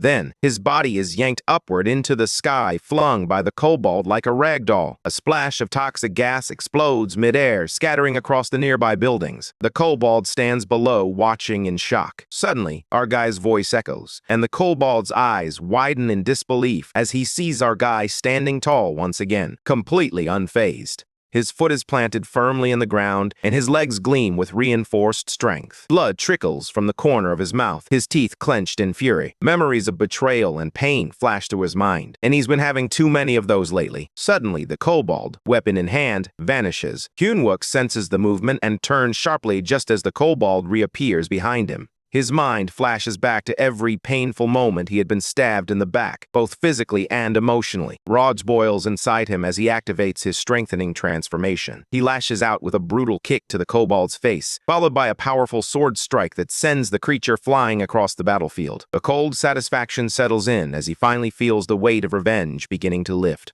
He thinks about all the times he imagined this moment the day he'd get payback on these backstabbers. The mage kobold is the first to fall, and it feels like justice. Toxic gas still seeps from the kobold's wounds as he lies on the floor. Our guy's cracked voice reminds him that with the mask now broken, the kobold can no longer cast that annoying magic. A smirk forms as he prepares for the final blow, deciding it's time to cure that lingering PTSD for good. Blue energy gathers and blasts toward the kobold, ending him in an instant. The mage's weapon falls to the ground, and the container of toxic gas shatters into pieces. The creature lies motionless, but Hyunwook, still seething, continues his relentless assault. He grabs the kobold by the face, lifts him up, and stares coldly. Memories flood back of every painful year he spent like a cripple because of this monster. The image of Park Junmo's death resurfaces. That friend had sacrificed himself in a past timeline. This is payback. Still gripping the kobold, he thrusts the cloud blade into his chest. The blade begins absorbing the blood, glowing as it fills with mysterious energy. Nearby, a dagger lies on the ground. Hyun-wook picks it up, convinced that the revenge isn't complete just yet. One last move remains. He slashes the kobold's face with the dagger, leaving the same scar on the creature that was once left on him.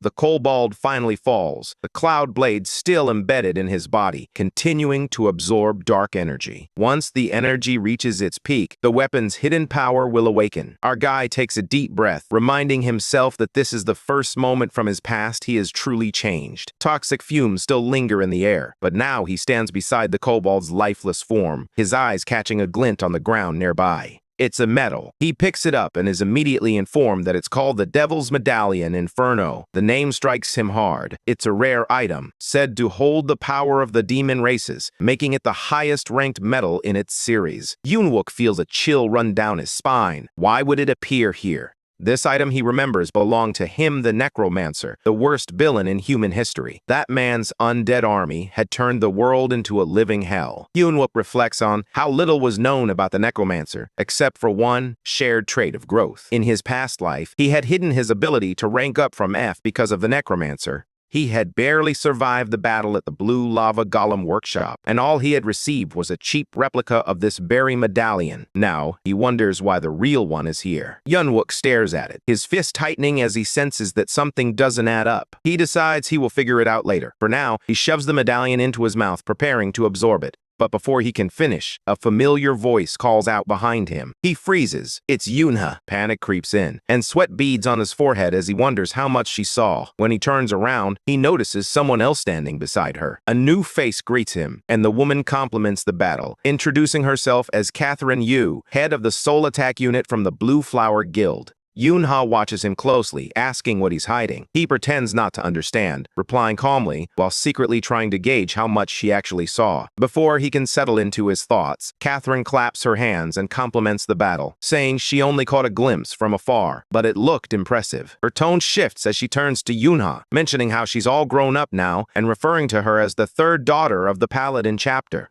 Yunha responds with authority, introducing herself as the captain of the 1st Battalion Attack Squad from the 3rd AMT Brigade. She reminds the woman that this area is a military zone and that civilians have no business being here. Unfazed, Catherine walks over to Hyun-wook and introduces herself as Catherine Yu, the head of Soul's Attack Unit from the Blue Flower Guild. Handing over her card, she casually reveals her identity as Yu Haina, the second daughter of the Blue Flower Guild's leader and an A-rank player. Hyun-wook glances at the card, pretending to be surprised, but inside, he already knows who she is. In fact, of all the names from his past life, hers is the most deeply etched in his memory. She wasn't just the daughter of a guild leader. She had once played a significant role in the destruction of mankind. There's no way he could forget her, even if he wanted to. His memories swirl back to the day Yunha stood in front of him, radiating strength as she urged him to stay alive at all costs. That version of Yunha had protected him until her last breath, and it was Yu Haina who had killed her. Now, in the present, Yu Haina hints that a great opportunity is within his grasp. He clenches his wrist, caught between old wounds and current confusion. Yuna keeps her distance but remains firm, reminding Yu Haina once again that this is a restricted zone. Annoyed by the military formality, Yu Haina turns sharply and asserts that soldiers should know how to properly address someone of her status. She insists that she should be recognized as the department head of the Soul Attack Unit, not just as a civilian. The tension between them thickens as Hyun-wook stands uncomfortably between the two women, unsure where to look. Just then, a car rolls up with its headlights flashing. A moment later, the battalion commander steps out. Yunha immediately salutes him and reports, but he gestures for silence while gripping his weapon. His eyes scan the toxic gas still lingering in the air and the kobold corpses scattered across the ground. Hyun-wook begins to sweat, realizing that things might get messy quickly. He knows there's no way to explain this situation cleanly. The commander's serious expression makes it clear that he expects answers. Then, surprisingly, the commander greets Yu Haina.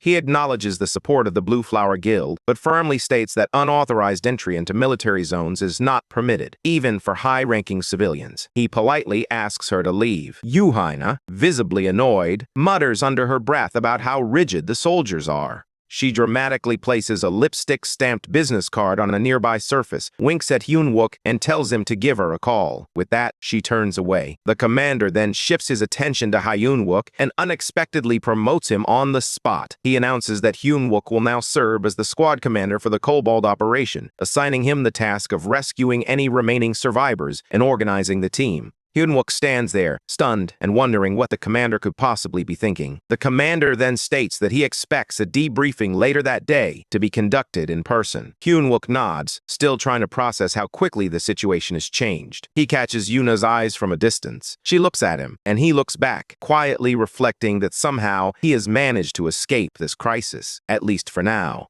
A week passes, and it's now the 1st Battalion of the 3rd AMT Brigade. Hyun-wook receives a notification that the absorption of the Devil's Medallion Inferno is finally complete. His controllable metal weight has increased by nearly 500 grams. A strange sensation builds in his abdomen, as if a hidden chamber is forming inside him. He is warned that intense pain is likely to follow.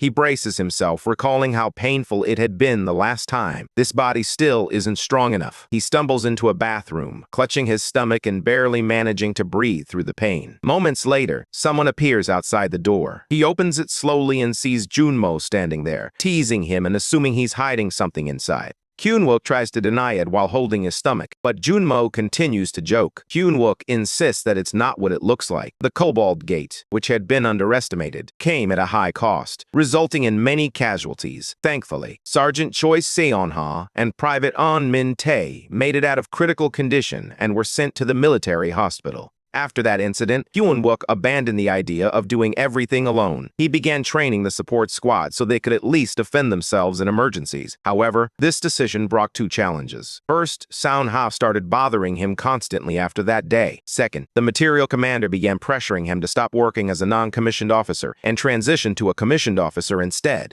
The commander even claimed that the Itaewon operation proved Hyun-wook was the ideal candidate for his vision of a military where rank didn't matter. Although Hyun-wook didn't understand why he was being pulled into someone else's dream, he promised to consider it during his vacation. After 3 weeks, the vacation finally begins. On the first day at Seoul Station, he receives another message. He has unlocked a new skill called Breath Room. This skill has 2 effects. One increases the speed of metal absorption, while the other allows him to store metal inside his body and release it as a fire breath attack. However, achieving this skill comes with side effects. People continue to assume he's doing strange things in the restroom. He looks at himself in the mirror, feeling the pressure mounting. He knows he's not yet strong enough for the next gate, and the world outside is already posing tough questions. News spreads, and people are demanding to know if Seoul Station will be abandoned. The military and authorities have yet to provide a clear response. Hyun-wook feels the weight of it all. If he doesn't improve, he might really die next time. He tells himself that this vacation must be used for full preparation. Now is the time to truly change the future. Meanwhile, Sayona stands nearby with a cigarette, complaining about how long it's been since her last vacation.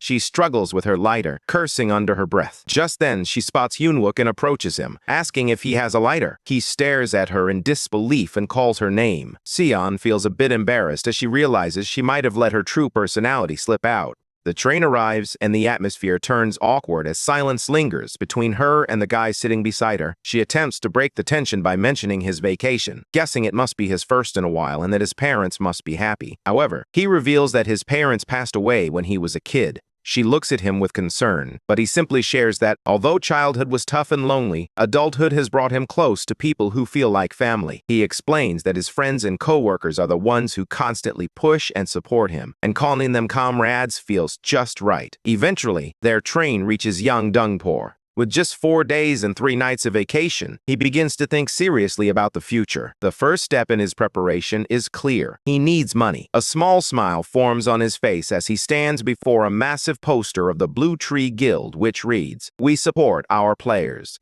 He mentions that the honor of Blue Tree belongs to a multi-trillionaire named Gordon Pricey. With a serious expression, he reflects on how Gordon bought influential people and players, collected high-level gear, and gradually gained complete control of the system. Thinking back, he realizes one core reason they lost to Gordon. Even if matching Gordon's wealth is impossible, he tells himself that having just enough to survive this money game is essential. He already knows where and when the important future events will take place, as well as which ones will bring in massive profits. As banners of the blue tree fill the buildings and streets, he decides that making smart, early investments could give him an edge. However, for that, he needs someone trustworthy, someone who won't cheat him at any cost. As he heads toward the Hope Guild, he climbs the stairs, contemplating who he can trust. Just then, a loud voice breaks his thoughts. Someone is yelling angrily. He pauses and looks toward the noise. A man is grabbing another man by the collar, yelling and threatening to hit him. The man being scolded tries to defend himself, explaining that he's been trying to find jobs, but the other man cuts him off, furious about being offered guard duties at events and calling it humiliating. As both men notice Hyunwook standing at the door, their expressions shift. The one being yelled at greets Won-chul nervously, while Won-chul instantly changes his tone. He releases the grip on the shirt and approaches with a fake smile, recognizing him as the tin can pilot. The two shake hands, reminiscing about their past. Won-chul introduces himself as an awakened player now, and our guy responds politely, though deep down he knows there's no genuine connection between them. The mood shifts as Won-chul mocks him, pretending their past didn't exist. However, old memories hit hard. Back in school, Won-chul had once humiliated him in front of everyone, mocking his powers, slapping him across the face, and calling him a loser. Those words, that slap, that shame, all of it comes rushing back. In the present, Won-chul, now a formidable player in the Hope Guild, grits his teeth and threatens to beat him just like he did in school. He wants to assert his dominance once more. However, this time, Hyunwook stands still, unbothered. As Won-chul readies to strike, a sudden shift in energy fills the room. Blue energy crackles around Hyunwook, and weapons zoom in from all directions upon, a dagger each pulsing with energy and aiming dangerously close to Won-chul. Calmly, he tells Won-chul that while he might not win today, he can definitely leave him half-crippled and so badly injured that he'd feel like he had been hit by a full army unit. Won-chul, shaken, clenches his teeth, his confidence visibly cracked. Just then, someone enters the room, reminding him that they need to leave soon for an event. With a snap, the weapons drop to the ground. He instantly switches his expression and apologizes to Won-chul, pretending it was all a joke. Then, without warning, he hugs him tightly, leaning in close and whispering about how the White Tiger Guild mocked him after he wet himself and ran away during his first raid. The memory flashes back, yelling fear and shame. Won-chul freezes, furious but unable to react. Our guy reminds his friend that making a scene by picking a fight with a low-ranked player won't help his image. He's really doing him a favor. Later, inside the apartment, the two sit at a table. His friend, still in disbelief, asks if the stock tips he provided were real. Our guy remains calm as his friend checks the data on an iPad. Seeing the numbers, he bursts out, stunned by the life somewhere else. The number of players is growing restless. One of them complains that instead of wasting time guarding, they should at least try raiding a gate once. Another guard tells him to relax, but the first one continues ranting. That's when a car pulls up, and an angry man storms in, yelling at them for making noise in a reserved area. He walks up to Won-chul, shouting insults and mocking his age and literacy, furious that the zones have been messed up again. Before he can finish, Won-chul punches him so hard that he flies backward, blood splattering everywhere. Shocked guards freeze as the punches continue, each one landing heavier than the last. With his face covered in blood and his eyes burning red, Won-chul stands over the man, demanding that he search for Hyunwook, while yelling with rage. His voice echoes as he screams Hyunwook's name, swearing that he'll kill him. Meanwhile, Park Chil-soo remarks that if these stocks truly soar like the figures suggest, it would be life-changing for them. However, he admits that it's tough to accept so easily. It's a natural reaction. Anyone would feel skeptical if someone suddenly offered to help them make such huge profits. He wonders if perhaps someone gave Hyunwook this information just to keep an eye on him. In response, Hyunwook calmly asks Chil-soo if, based on everything so far, he thinks he's trustworthy. Without hesitation, Chil-soo replies that he does. Still, Hyunwook reflects silently that, aside from the source being his past life, everything he has said is true. He reminds himself that Chil-soo needs to believe him. Eventually, he nods and insists it's all true. At that moment, Chil-soo checks a message on his phone, and after reading it, he finally accepts that it's legitimate. Hyunwook then tells him that he also wants to transfer his investment to him 20 million won. It may not be a large sum, but it's something his parents left behind. Chil-soo is surprised and asks if Hyunwook truly has faith in him. He expresses his gratitude and adds that nobody in the world is genuinely talentless these days. Talent is simply what people refer to as a superpower. He encourages Hyunwook not to be too hard on himself and suggests they hang in there until their talents are recognized as well. Hyunwook reflects that this investment is his way of repaying Chil-soo for the only warmth he ever experienced in his past life, a time when he had nothing. He understands that in the future, humanity will encounter otherworldly beings capable of communication. The technology acquired from these beings will be transformative in the Gate War. That's why he needs someone skilled in understanding them, someone who can share that knowledge with him. Later, Hyunwook walks through Yangdongpo Blacksmith Alley and asks the blacksmith about the price of a mana stone. The blacksmith casually inquires how much Hyunwook has in mind. Hyunwook reflects on this as the second step in his preparation for the future. With 7 dwarven artisans, he plans to craft his very first master-grade item. He aims to secure these blacksmiths before any villains recognize their true value. Soon, he arrives at artisan Kang Jung-doo's workshop and greets him. The artisan responds while remaining focused on crafting a javelin. Hyunwook notices the weapon and recognizes it as a javelin made of Ori Hall Khan. Although it looks rough, he realizes it's the same spear that will later pierce the heart of Dragon Terex. Now, he understands why this rundown shop became the birthplace of a master-grade weapon. Suddenly, a girl appears and, upon spotting Hyunwook, throws out a sarcastic remark, calling him crusty. Jung-doo lightly scolds her, asking how she could speak to a customer like that. She brushes it off, saying he does the same anyway. Hyunwook recognizes her as his old comrade, Kang Baek-seol. She stares at his fancy trench coat and Laurent boots, clearly surprised by his style. Then, realizing he's no average guy, she quickly changes her tone and eagerly asks what he needs, clearly excited. Hyunwook understands that her obsession with money is typical for a dwarf, and now that he has her attention, he plans to earn her trust. She's practically ecstatic when she sees he's spending 18 million won, calling him a boss instead of a customer. Kang Young-doo, however, appears skeptical. He points out that Hyunwook isn't a mage, making the purchase of toxic magic metals and Mistral tungsten alloy beads seem pointless. He questions whether the money will simply go to waste. Baek-seol interjects, telling her grandfather to relax, insisting that Hyunwook must have a purpose for it. Hyunwook nods in agreement, stating that it's exactly what he needs, and that he'll return for more trades.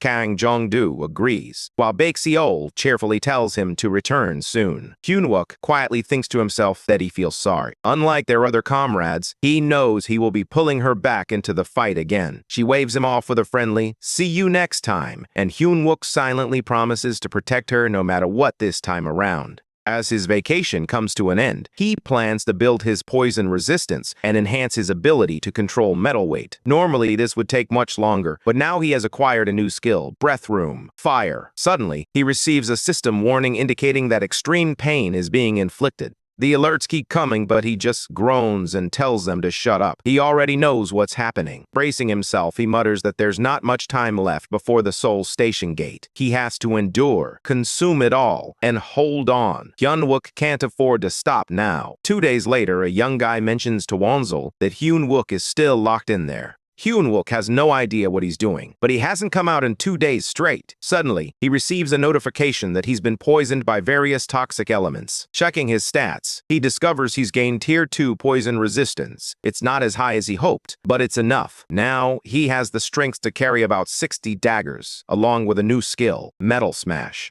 He realizes that this powerful move can destroy almost any gear in a single hit, and gaining this ability alone makes everything worth it. Suddenly, Wonsul shows up and notices him, surprised that Hyunwook isn't even shocked. Wonsul sneers, suggesting that Hyunwook must be hiding out here, but Hyunwook calmly reminds him that he's a soldier with many rules to follow. He tells Wonsul to leave, but Wonsul doesn't buy it. He believes Hyunwook is just making excuses now that he feels cornered. Wonsul threatens him, declaring that he's going to end him. But when he sees Hyunwook's body, he's taken aback. Hyunwook then tells him to move the fight outside, insisting that he doesn't want civilians to get dragged in. Wonsul laughs bitterly, questioning how he can act so bold to the very end. Just 2 days ago, it was all an act, but today, it feels real. They begin to clash. In the midst of the fight, Hyunwook asks one thing: why go this far when it doesn't even compare to what Wonsul did to him? Wonsul mocks him, calling him cocky for landing just one lucky strike.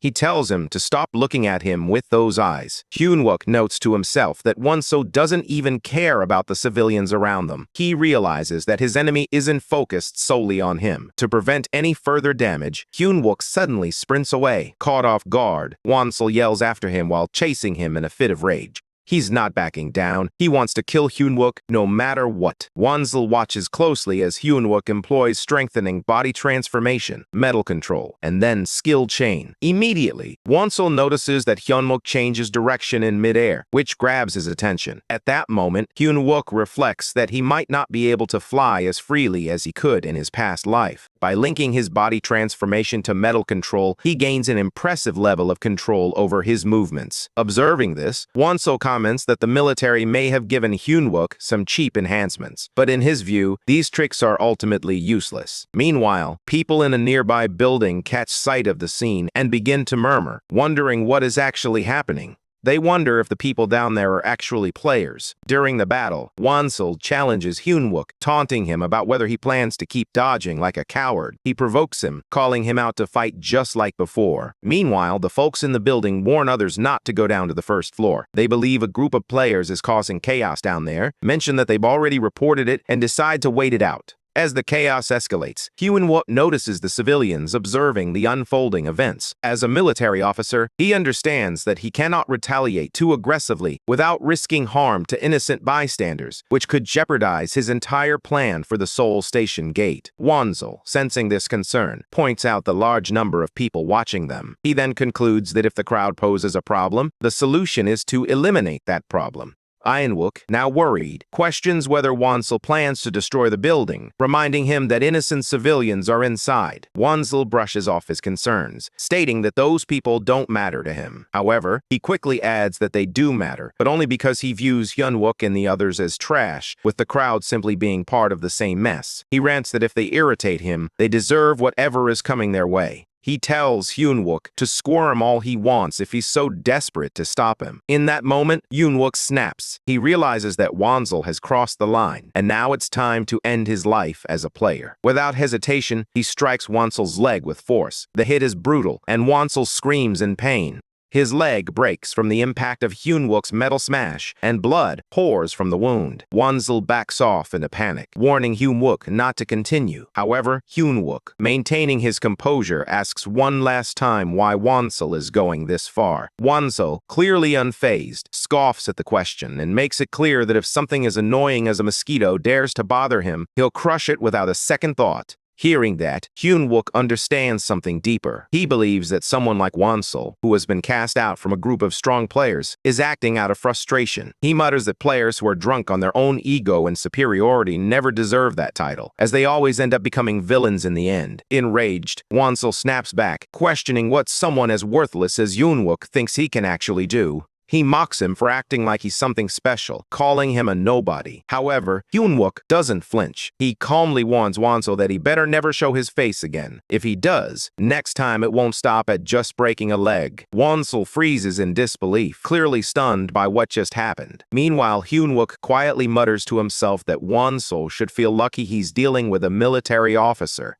He reminds himself that it's true. He can't let someone like Wonsil ruin his opportunity to rescue his comrades and bring down the villains. In his official report, he simply explains that he tried to stop Wonchul, nothing more. Later, at the Awakened Task Force, Hyunwook meets with an officer who points out that his story aligns with what the witnesses claimed. The man observes that Wonchul is known to be both dangerous and cruel, and honestly, Hyunwook got off easy. He adds that it's rare for someone of such a low rank to walk away from a fight like that without even a scratch. Hyunwook nods, explaining that it was only because his grief suddenly activated at the right moment. The officer then informs him that he is free to go. Hyunwook expresses his gratitude, reflecting that he always viewed the F rank as a burden. He never imagined it would ultimately help him avoid trouble like this. Just then, a junior officer rushes over to the senior officer, calling his attention to something important. He reveals that there were no issues with the durability or mana control of Lee Wonchul's grief. The senior officer raises an eyebrow, questioning whether he should really believe that an F-rank player just crushed a C-rank's armor and defeated him without so much as a scratch. It simply doesn't make sense. Moments later, Hyunwook quickly slips away and takes off into the sky. As he soars through the air, he receives news about the crisis unfolding at the gates of Seoul Station.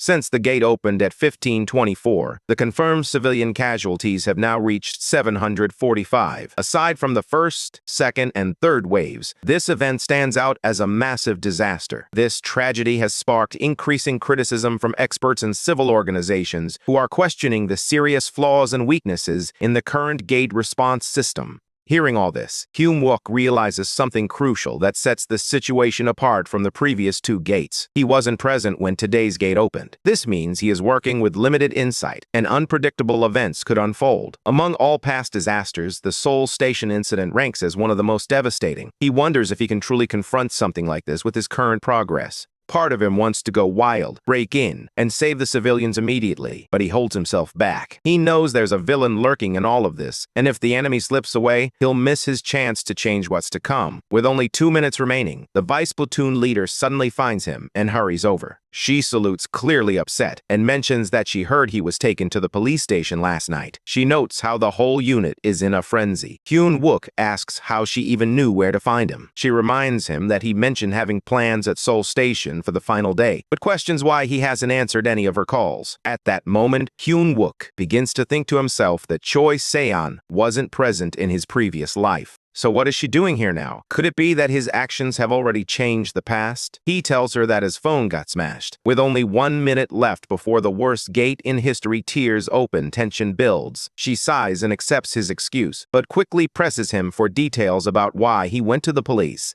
She wants a full explanation, but Hyun-wook knows there's no time for that now. He reminds himself to stay focused on the plan. Annoyed by his silence, she demands an answer. Suddenly, he scatters a handful of beads on the ground. She jumps back, confused and frustrated, asking what he's doing. She scolds him for dropping something like that right in the middle of their conversation. Then, pausing to stare at the beads, she asks what on earth they are. Hyun-wook remains calm and instructs her that when he gives the signal, she must run toward where the gas masks are located. In the next moment, he gives her the signal. At Seoul Station, a young girl stands with her mother who is preparing to leave. Her mom urges her to go back, but the girl questions why she keeps asking her to leave, insisting that she just wants to see her off. Her mother explains that she doesn't want her to become exhausted. However, the daughter reminds her that they don't even know when they will meet again. The mother, trying to stay positive, assures her daughter that they'll definitely meet next time. As they embrace tightly, a sudden explosion shakes the entire station. A massive bomb detonates, and in an instant, her mother disappears without a trace. The girl breaks down, calling out for her. Soon after, an announcement is made about an unfortunate event that has occurred in that zone.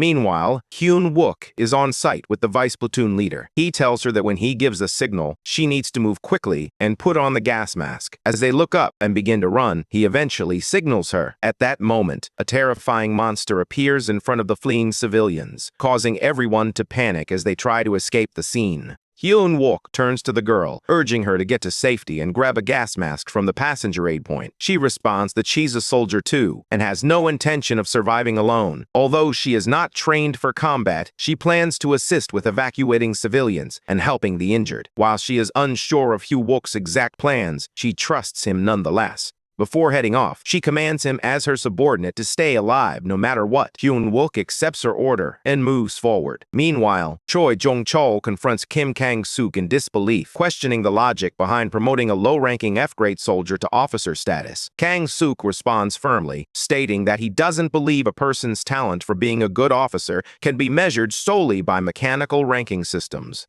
This surprises Jung-chol, Kang-suk continues, pointing out that ranks aren't directly tied to a player's level. Instead, they serve as a general indicator assigned by the training center based on expected performance and efficiency rates. Although players are reevaluated as they progress, many valuable skills can be overlooked, which often leads to unnecessary deaths on the field. Jung-chol asks Kang-suk if he is trying to lecture him, but Kang-suk denies it. Jung-chol then raises a serious concern. Most experienced soldiers are leaving to join civil guilds. He warns that if AMT starts promoting F-rank soldiers, it could ruin the reputation of the entire military system. He then adds that while Kang-suk might have noticed something unique in that boy, to him, someone low-ranked remains insignificant. Suddenly, his phone rings, alerting him that a gate has emerged within the territory of the 1st Battalion post, with its exact location being Seoul Station. To make matters worse, it is classified as an unlucky event. Both Jung Chol and Kang Suk freeze in surprise as they absorb the unexpected news. Meanwhile, at Seoul Station, the monster is locked in a fierce battle with Hyun Wook and the other soldiers, who are doing everything they can to bring it down. One of the team members questions the leader, pointing out that the spider-like creature isn't listed in any of the field manuals they have encountered.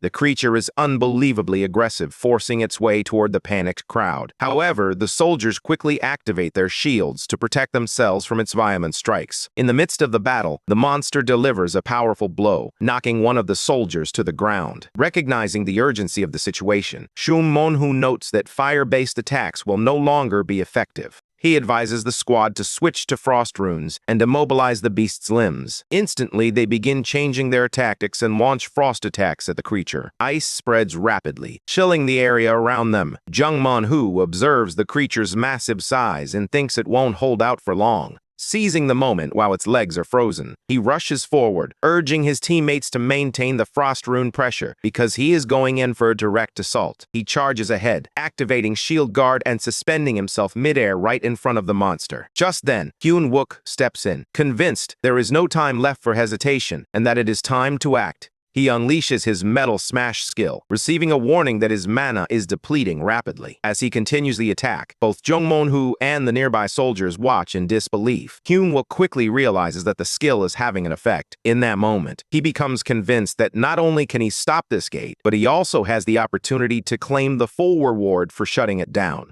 Fueled by that thought, he charges toward the creature, mentally taunting it and daring it to scream and cry all it wants. He vows to drain every last bit of its energy. With determination, he hurls himself forward, wondering if the beast's insides are as tough as its shell. Activating the metal spin technique, he digs deep into the creature, comparing the sensation to grinding it up like a blender. As he watches this unfold, Jung Mon-hu is stunned. He realizes that even the full squad of guards couldn't take down this monster, yet Hyun Wook is overpowering it all on his own. Despite witnessing countless A-rankers in previous raids, he admits to himself that he's never met anyone so relaxed in battle. It dawns on him that this must be what an S-rank player feels like, a concept he had only heard tales of until now. However, he can't shake off his annoyance as Hyun Wook's sudden appearance disrupts his personal quest. Afterward, Jung Mon-hu introduces himself as a member of Seoul Station's Guard Team 2 and curiously asks if Hyun Wook is truly an S-rank player. However, Hyun Wook warns him not to let his guard down just yet, leaving Mon-hu taken aback by the comment. Hyun Wook then reveals that the first wave isn't over, and deep inside, he feels a surge of confidence. The recent battle has removed all doubt. He has decided that he will personally close the gate at Seoul Station. At Seoul Station, both the 1st and 3rd battalions are ordered to gather and prepare the red ground setup until 6 rounds are complete, after which they will proceed with the execution. Meanwhile, 2 troops stand nearby, observing everything. One remarks that the scene, if not for the presence of military squads, evokes certain memories. The other agrees, but points out that, given the scale of the situation, it would seem easier to gather all the mage players and strike that dome down with some heavy magic. However, the first one responds that it's not something created by magic, it's a rule established by the system itself. Breaking the system isn't possible unless someone overrides it. For now, they have no choice but to wait for the timer to run out. Shortly after, an alert reports an unfortunate event occurring in the area. Helicopters appear overhead as Kim Kang-sok and Yu Haina arrive on the scene. Kang-sok asks how many members of the Blue Flower Guild are still below level 15. She responds, a bit offended, insisting that there's no way the top-ranked Blue Flower Guild has anyone that low-leveled. Still, she questions whether he's truly considering sending a rescue team inside, as doing so would practically mean sending them straight into a trap. However, Kang-sok responds firmly, stating that there are over 800 people trapped inside, and he can't prioritize their own lives over those of others. Besides, there's still a trump card inside that dome which changes everything. Meanwhile, inside the station, Hyun Wook confronts the creature head-on. He activates his smash skill and then triggers his body transformation and metal control. Quickly, he orders his team, reminding them to do exactly as they did before. Freeze the target. John Mon-ho nods in response and unleashes a frost blast. The other troops continue to bombard the creature with one frost blast after another. As they keep it pinned down, Hyun Wook once again manipulates the metal with his control ability. He focuses intently on the beast, refusing to relent, as he delivers a sharp metal spin attack that crashes into the opponent with tremendous force. but the monster isn't down yet. It rises, letting out a deafening growl. Hyun-wook stares it down, mentally telling the creature that if it's finally awake, it can follow its comrade to the same fate. In the midst of the battle, he receives a notification that his mana is draining quickly. Still, he doesn't stop. He charges forward once more, delivering another powerful blow to the beast. From a concealed vantage point, a man observes the unfolding chaos, his mind racing with disbelief. There's no way someone at Hyun-wook's level should be capable of taking down something as massive as a train. He struggles to comprehend why a guy like him ended up at Seoul Station. His plans are now in complete disarray, and he never anticipated that his very first mission would unravel like this. Right after that, the man receives a notification informing him that he has officially failed to complete main quest number 1. Frustration sets in, and he visibly shows his irritation. Meanwhile, Hyun-wook glances around and tells the guards that it seems the first wave has ended. He asks them to gather nearby. One of the guards expresses gratitude, admitting they couldn't have held off the first wave without his help. Noticing Hyun-wook's strength, the guard comments that he must be a high-ranking player and politely asks for his name. However, Hyun-wook remains silent, offering no response. Sensing the silence, John Manhu checks in with him, wondering if something is wrong. At that moment, Hyun-wook begins to think to himself that something feels off. That person isn't here, but he clearly remembers hearing that the guy was assigned as a guard. Suddenly, the vice platoon leader arrives and calls out to Hyun-wook. Seeing her, he realizes he had completely forgotten about her presence. He quickly turns to her and asks whether all the civilians have been safely evacuated. As this unfolds, John Manhu quietly observes, reflecting that S-rank players are typically exempt from military service, as the government lacks the means to manage or control individuals with such immense power. Meanwhile, Sienna calmly explains the situation. Due to the massive size of the spiders, they divided the civilians into smaller groups, moving each one into a room connected by tight passageways. Fortunately, no one ends up seriously hurt during the evacuation, but she is not finished. She wants answers. She firmly requests a complete rundown of what happened during the first wave and demands that every detail be reported to her. Then, she shifts her attention to Hyun-wook and directly asks about his military rank. At that moment, Hyun-wook feels the pressure of time slipping away.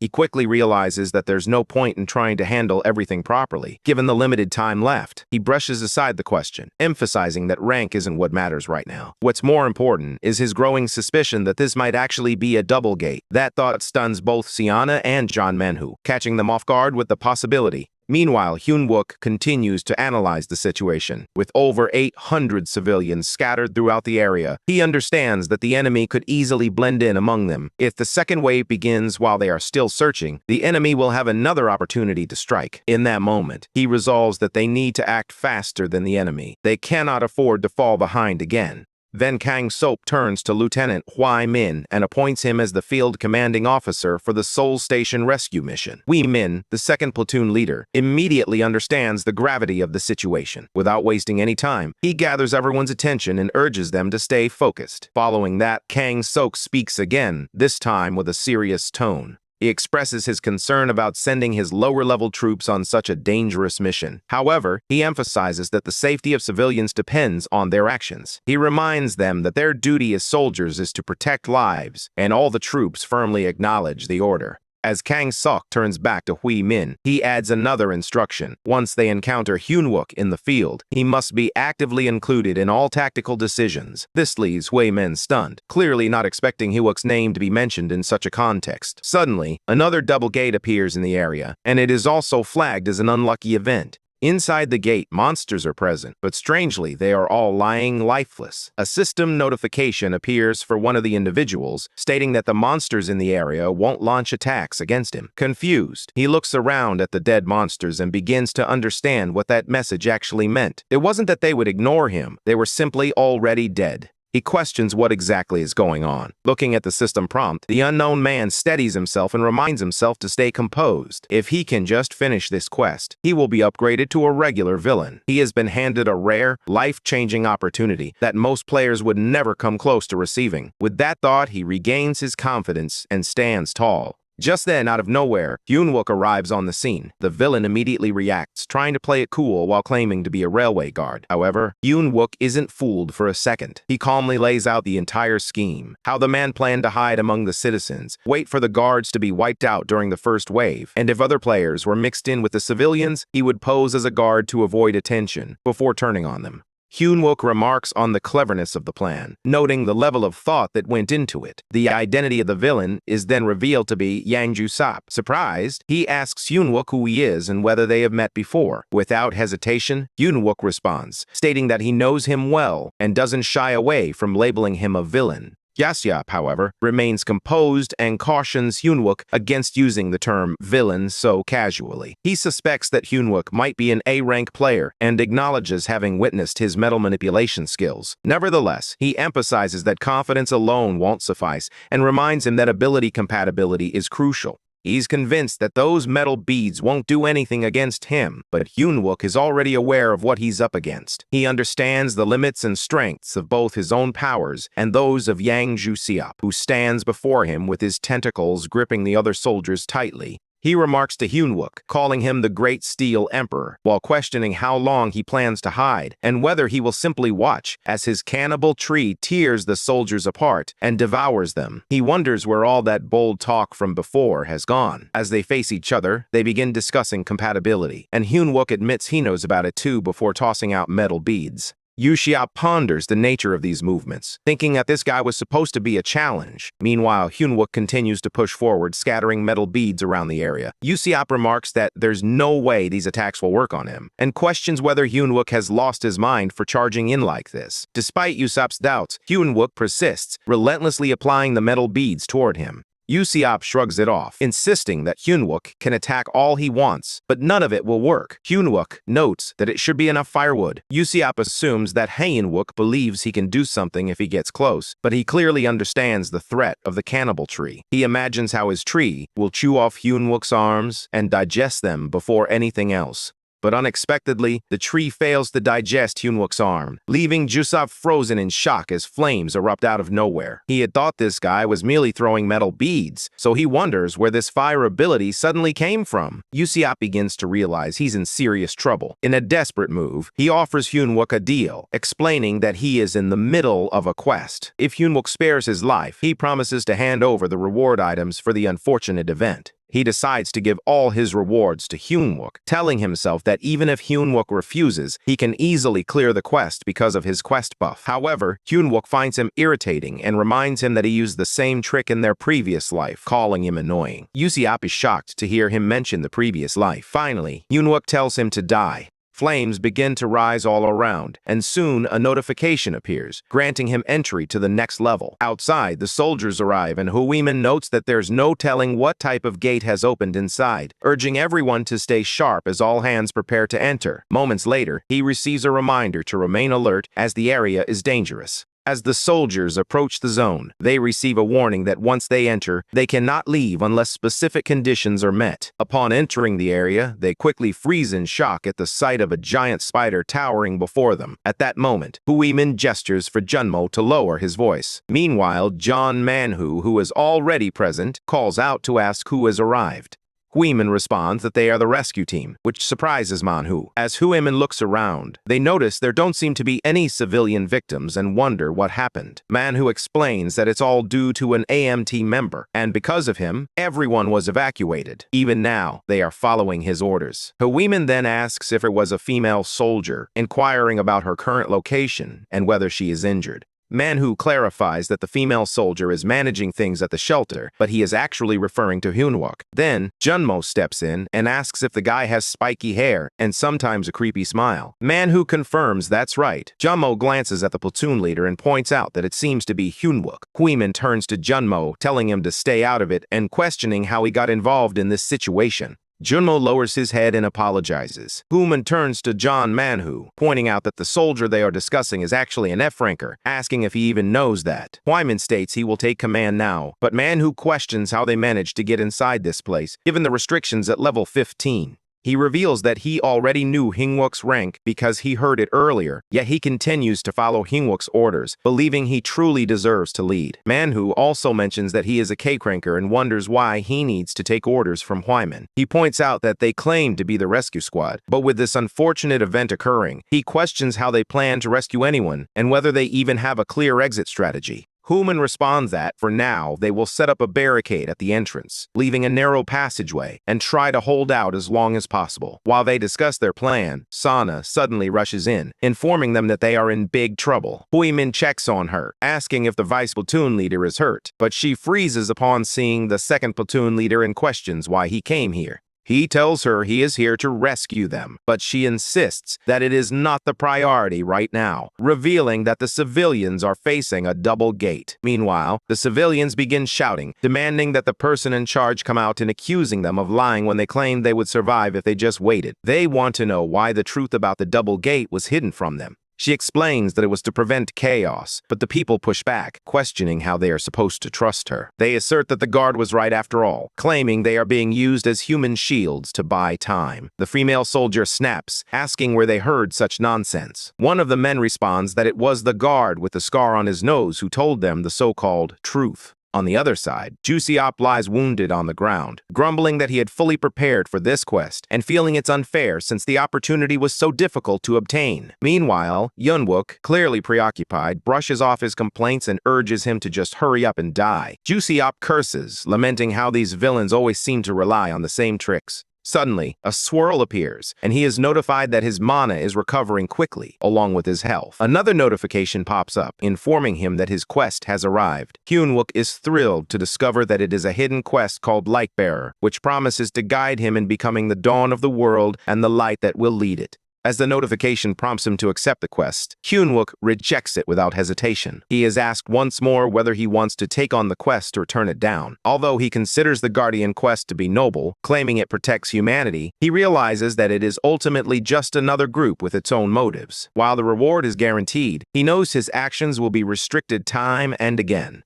Above all, a quest remains a quest, but humans are anything but straightforward. If this mission takes a dark turn, a Guardian could easily become a villain, just like Gordon Prassy, humanity's greatest traitor. After all, he was once a Guardian as well. With that in mind, Hyunwook mutters under his breath that he refuses this quest once again. Right after, while standing still, a notice pops up announcing that he has won the first prize in the lucky event, the Akashic Armory Key Number 2. This is the same item that the villain Yang Juseo was hunting down, even if it meant butchering innocent people. As a main quest reward, there's no doubt that it's something the villains desperately need. Because of this, he plans to keep it, vowing to ruin those villain punks in this lifetime. Meanwhile, a lady guard expresses her concern that something feels off. John Mann, who notes that he's the only guard with a scar on his face, tries to reassure her. She questions him again, asking if he's sure it wasn't him. Mann admits he isn't certain, but he points out that they have hidden information about the double gate. No one can guarantee they won't be used as human shields. Meanwhile, Hyunwook senses that Yang Jusib is causing trouble to the bitter end. Minhui steps forward, attempting to calm the crowd and asking them to trust her as the captain of the AMT rescue team. She urges them to listen to her. At that moment, Hyunwook realizes that Lieutenant Major Kim Kang-sok never gave up on Seoul Station until the very end, sending Lieutenant Minhui exactly where she was needed. However, the crowd remains skeptical, questioning why they should place their trust in a rescue team consisting of only 6 people and lacking a clear plan. Hyunwook steps forward, questioning what's going on and reminding everyone that if the second wave begins, they all face death. The man responds, arguing that they don't trust them, which is why they're acting this way. In turn, Hyunwook counters by asking if they have any other solution, given their lack of trust. He points out that the rail guards have risked their lives, and that should count for something, while questioning if anyone else is willing to risk everything for them. However, Minhui snaps at Hyunwook, scolding him for speaking to citizens like that and questioning where he has been hiding until now. Hyunwook casually responds that he just blocked the double gate. Minhui is stunned, realizing this man is lying with a straight face while claiming he blocked the double gate by himself. Hyunwook warns that the second wave is about to start and urges all citizens to hide as best they can. He then calls for the guards and the platoon leader to follow him, instructing everyone to use chairs and desks to block the entrances and find hiding spots. Meanwhile, Minhui reflects on the commanding presence Hyunwook is displaying, leaving her with no opportunity to intervene. She wonders if this is truly the Hyunwook she knows. Soon, Junmo arrives with Hyunwook's blade and the vice platoon leader's spellbook. Hyunwook nods in acknowledgement and expresses his gratitude. He then gathers everyone together, stating that he has something important to share. He mentions that the first wave spider monster wasn't in the field guide, but with his battle skin and the guard force, they managed to stop it, even though it felt weak for an unlucky event monster. Man agrees, noting that it felt odd despite being strong. Hyun-wook explains that it might be because it was only the first wave, and since an unlucky event is still an event, it must come in stages. He warns that in the second wave, monsters using the spider's venom might appear. Minhwi, observing the scene, wonders why even the guards and the vice platoon leader are listening so intently to this so-called loser. Hyun-wook emphasizes that, with this in mind, everyone needs to put on gas masks in advance. Although Seoul Station is large, if the toxic gas continues to spread, citizens could end up being exposed to it. They must find a way to lure the monsters out to the outside platform, no matter what. He outlines the plan. When the second wave begins, they need to capture the monsters' attention and guide them outside. Hyun-wook takes it upon himself to manage that task. Meanwhile, the rescue team and the guards will wait outside in groups, prepared to strike at the monsters that are drawn out, while remaining behind cover where they can duck and hide if necessary. Just like during the first wave, their goal is to restrict the monsters' movements and wait for the right moment to strike. They must remember to maintain their distance, regardless of what happens. Once they secure a strong position to fight from, Hyun-wook plans to tear off the spider's armor, creating an opportunity for them to finish the job. He emphasizes that everyone should focus their attacks on that weak spot to bring it down. He notes that this step is the most important part. To improve their chances of successfully executing the operation, the platoon leader and vice platoon leader must guide the team from a higher position. If the platoon leader continues to support him and the vice platoon leader keeps restoring the platoon leader's mana, they can maintain the use of warp until the battle concludes. Above everything else, the only person capable of sensing and managing the dangerous situations for each unit is the vice platoon leader, who knows raid tactics inside and out. At that moment, Minhwi realizes that with this strategy, they should be able to get through without sustaining heavy damage. Hyun-wook nods in agreement, trusting the plan and relying on Minhwi, whom he now refers to as his platoon leader, or rather, the rescue team captain. He realizes that with Minhwi's warp skill, they can clear this operation without much trouble, as she is a C-ranker truly at level 15. Soon, the second wave is about to begin, and he reminds everyone to prepare themselves. However, he suddenly receives a notification that an unfortunate event is now active in the area. He mutters that their plan is already set, so they must move forward. Right after, another notice informs him that they must either survive for 6 hours or defeat the boss monster to escape. A wave of shock hits him as he learns about the boss's appearance, and disbelief washes over him as he thinks this shouldn't be happening now. Then, another notification flashes, stating that the boss monster has arrived and they must defeat it. In that instant, the future shifts, and Hyun-wook quickly orders everyone to run, fully aware that everything has now changed. As he engages the monsters in a fierce battle, a sudden shift occurs. The boss monster makes its appearance, and a wave of shock sweeps over him as he recognizes the creature. Meanwhile, Minhwi struggles to manage the chaos around him. He murmurs to himself as he tries to take control of the situation. Without wasting any time, he orders the others to stay steady and stick to the raid plan, instructing them to lure the beast away from the civilians. Meanwhile, the boss monster charges at Hyun-wook. He remembers that this enemy wasn't supposed to arrive until the second wave. A chill of realization strikes him. His actions may have altered the timeline. As they begin to clash, the monster's strike nearly hits him, but he narrowly avoids it. This near miss fuels his determination, as he knows that failure would mean total destruction. He activates his smash skill, but it proves useless against the boss. Shocked, he attempts a metal skill combo, but the creature deflects it effortlessly. Frustration builds within him as he realizes the monster had crushed a pillar with a single blow, clearly outmatching his normal body transformation. Suddenly, something catches his attention. The boss seems to be targeting the support pillars. That sparks an idea. Despite the risk, he steadies himself, convinced it's the only option left. From afar, Minnie watches in disbelief, questioning what Hyun-wook is thinking. He calls out to him, reminding him of their strategy. However, Hyun-wook, bloodied yet determined, assures Minhee through his actions that he has a plan. Minnie's mind drifts back to a past moment when Hyun-wook had addressed him formally as TAO, or Tactical Action Officer, Minhee. He had teased Hyun-wook for using his title in such a manner, suspecting he was just making an excuse. However, Hyun-wook had genuinely thanked him for saving his life with his warp skill. Minnie had humbly responded, crediting his experience and his habit of memorizing every tactical manual available. He explained how he refined those strategies over time, preparing to use his warp with precision in real situations. Snapping back to the present, Minnie watches Hyunwook and wonders what he's planning as he studies the movements more closely. He realizes that Hyunwook isn't just dodging. He's guiding every attack from the boss monster toward the structural pillars. However, Minnie knows that simply bringing down the pillars isn't enough. Suddenly, it hits him. Panic rises in his chest as he turns to Sonya, who is standing beside him. He pleads with her to channel all her mana into him. When she asks why, he urgently responds that he plans to open the largest warp zone he has ever attempted. Meanwhile, Hyunwook successfully redirects each monstrous blow toward the final pillar. Though his mana depletes rapidly, he pushes on, praying that his body won't give out. As he nears the end, the boss strikes back hard, slamming him into the wall. Pain floods through him, but he forces himself to rise again, activating his body transformation. Despite his efforts, he is once again overpowered.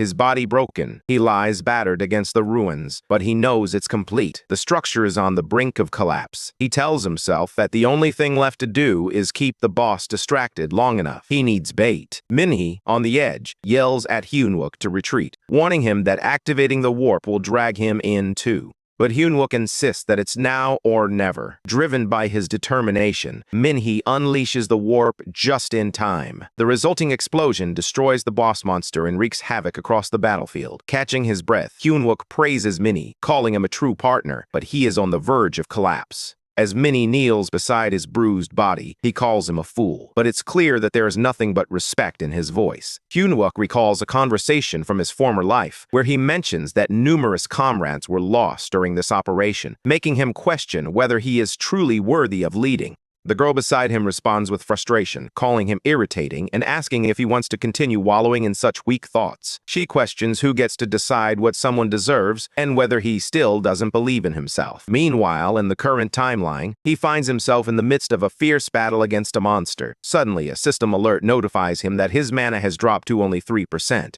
He apologizes to everyone around him, but suddenly a memory surfaces. It's the moment when that same girl told him that whenever he feels unsure, he should look into the eyes of those who trust and follow him. Taking her words to heart, he raises his gaze. Just then, Minhee and Sion rush in to protect him and pull him from danger. Moments later, an urgent notification appears, announcing the arrival of the boss monster and marking it as a target that must be eliminated.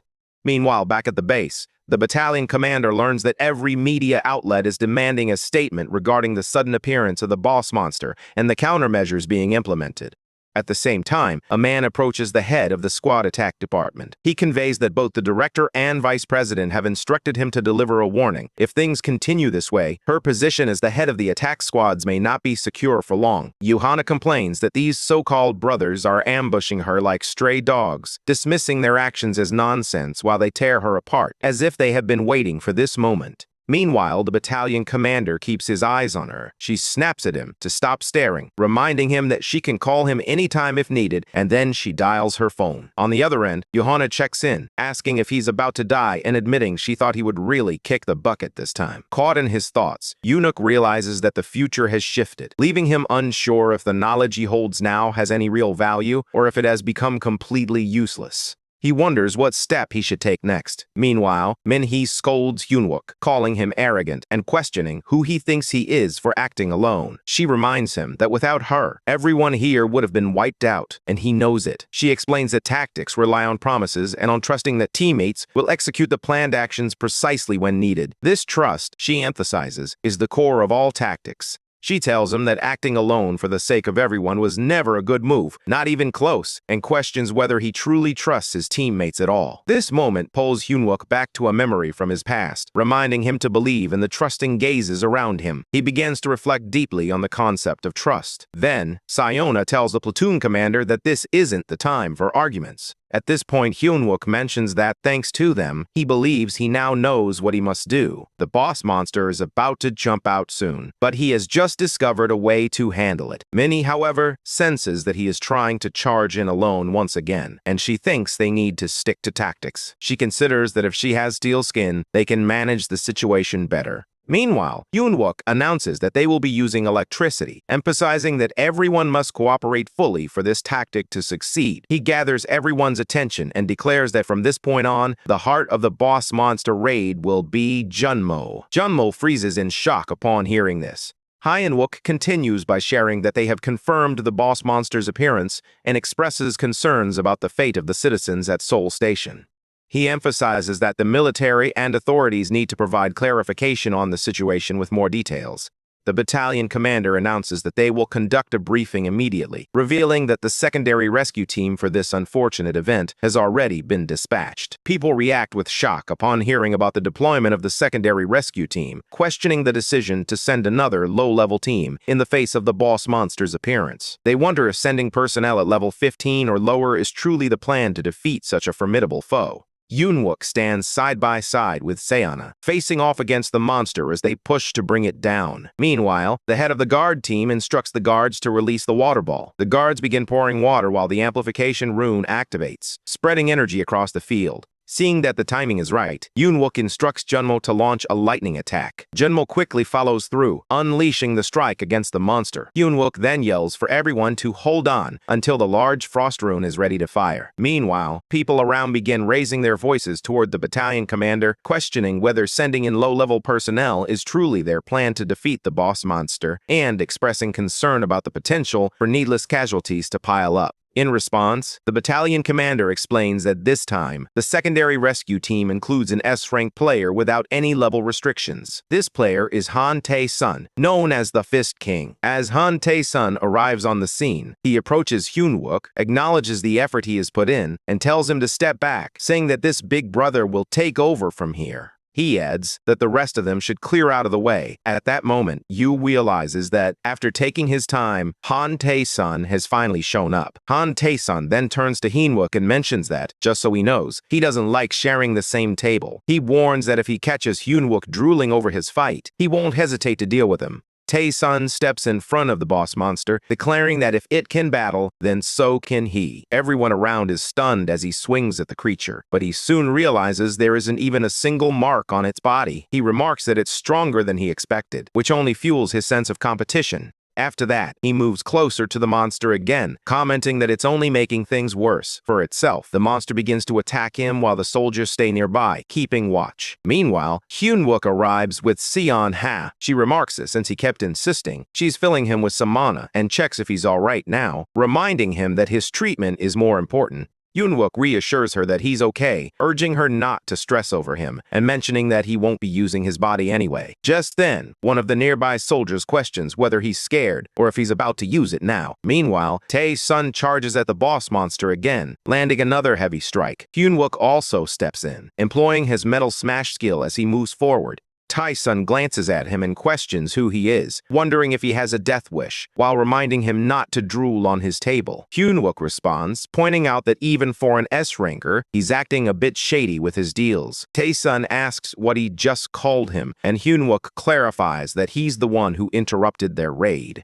Tae-sun argues, questioning whether they believe they could have defeated it without him. He wonders who this arrogant lunatic is and how he dares to play tricks. In response, Hyunwook snaps back, pointing out that they are the ones who struggle until the fatal crisis passes, while Tae-sun swoops in at the last minute, pretending to be the hero. This infuriates Hyunwook even more. Soon, Tae-sun goes after the boss monster to finish it off, but Hyunwook also attempts to take it down at the same time. They then receive a notification that the boss monster has been defeated, and the area is now free of all restrictions. Afterwards, everyone is informed that the boss monster was defeated in less than 5 minutes after Han Tae-sun entered. The event dome quietly disappears as the quest concludes, revealing the dreadful state of Seoul Station, where it's clear they cannot guarantee the citizens' survival. Later, the survivors begin to emerge. In that moment, a girl spots her mother and runs toward her, checking to see if she is okay or hurt. Her mother hugs her tightly, reassuring her that she's okay and apologizing for making her worry, as the girl cries in her embrace. Suddenly, a breaking news alert appears announcing that something unbelievable has happened, a miracle. Somehow, everyone inside Seoul Station has made it out alive. Right after that, Tae-sun receives a notification confirming that he is the one who defeated the boss monster, the venomous ironclad spider, meaning he managed to survive the unfortunate event. Soon after, he gets a message congratulating him and informing him that he will be receiving a lucky reward for his role in the boss monster's defeat. However, they all suddenly become aware that an unknown energy is beginning to flow into the Cloud Blade. At the same time, Hyun-wook learns that he has earned a lucky reward for defeating the boss monster. His prize is revealed to be the secret armor of Minen and Maklir. As Hyun-wook processes this information, he reflects on how he managed to protect Seoul Station, while also gaining what he desired. Just then, Tae-sun confronts him, demanding an explanation and wanting to know what is happening with his reward.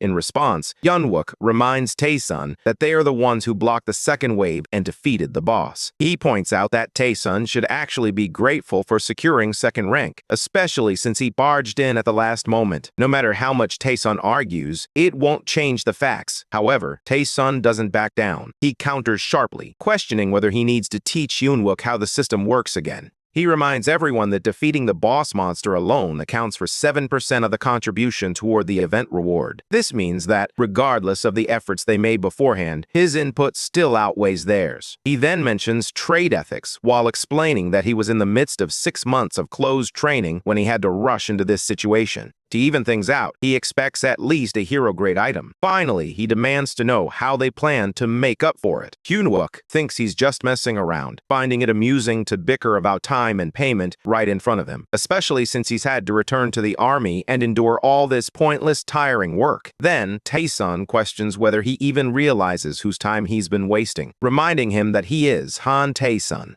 He warns him to stay in line, making it clear that all his talk about solo training or whatever contributions he made doesn't change anything. Honestly, if Tae-sun were ever to be compensated fairly for all the hours he spent fighting, no prize would ever be enough. Frustration builds in Tae-sun as he steps toward him. At that moment, Kim Kang-suk and Yoo Hae-na arrive, both stopping in shock at the scene before them. Kang-suk remarks that the gate is closed and wonders what is going on. Hyun-wook realizes they have arrived at the perfect time. He nods toward Tae-sun, acknowledging him with a compliment and expressing that it has been an honor to meet him as well. Tae-sun is taken aback by the unexpected praise. Hyun-wook mentions that he's heading off now. Kang-suk checks in, asking if he's okay, and Hyun-wook responds that he's all right. Suddenly, Tae-song yells for him to get back here immediately. Yoo Hae steps in, telling Tae-song to cut it out. She admits she has no idea what's happening, but warns him that the entire country is watching right now. If he causes trouble here, not even the Blue Flower Guild could fully cover it up. Meanwhile, the soldiers clear the path, announcing the arrival of the Brigadier General as a teleport gate opens. Choi Jong-chol appears, remarking on how rare it is to see Tae-song still around. He notes that even the Blue Flower Guild Master's daughter is present and asks if there are any issues.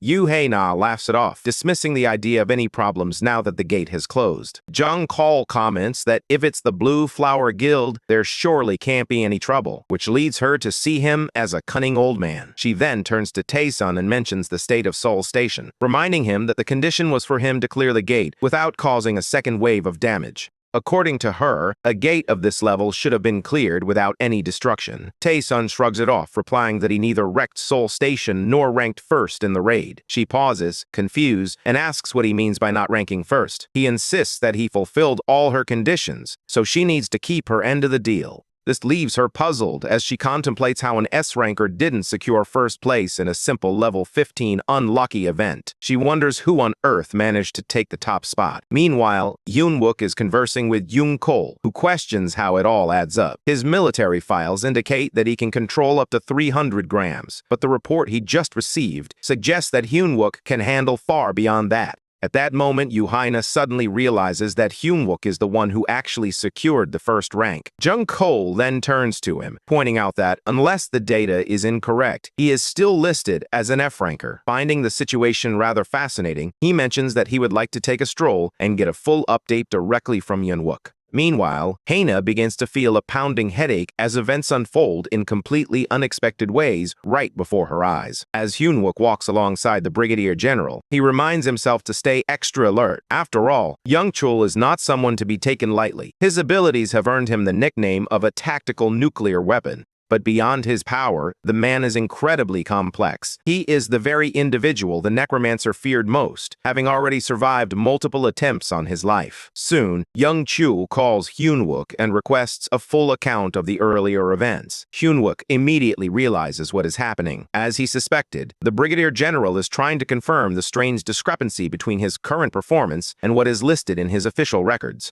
He responds by explaining that just recently, after taking down his second elite monster, his abilities spiked unexpectedly. He received an achievement titled Dunce's Rebellion. His mana control surged to nearly 17 kilograms, and he also acquired a few new skills along the way. Young Chul nods and mentions that achievement systems are just as rare as quests. This confirms to Hyunwook what he already fears. The world must not yet know that F-rankers can actually grow stronger. That secret needs to be kept safe for now. Young Chul then agrees that if it's tied to an achievement, it's at least within the realm of possibility. Still, Hyunwook feels a strange, uneasy sensation deep down. After a pause, young Chul adds that calling him an F-ranker now doesn't really fit. In terms of real combat power, he's likely at least C-cranks, or maybe even higher. That completely stuns Hyunwook. A thought flashes through his mind. Does he want to scout him too? Then, casually but clearly impressed, young Chul compliments Hyunwook's performance, stating that he definitely deserves a reward for his efforts. He offers to grant him something, perhaps a magic item or high-grade armor, and assures him that whatever it is, he'll do his best to provide it. Hyunwook, after a moment of hesitation, admits there is one weapon he's been eyeing, but he doubts even that catches young Chul off guard. Surprised, he asks what item Hyunwook is referring to. Then, Hyunwook calmly reveals that it's one of young Chul's most valued possessions, the hero rank Fail Not.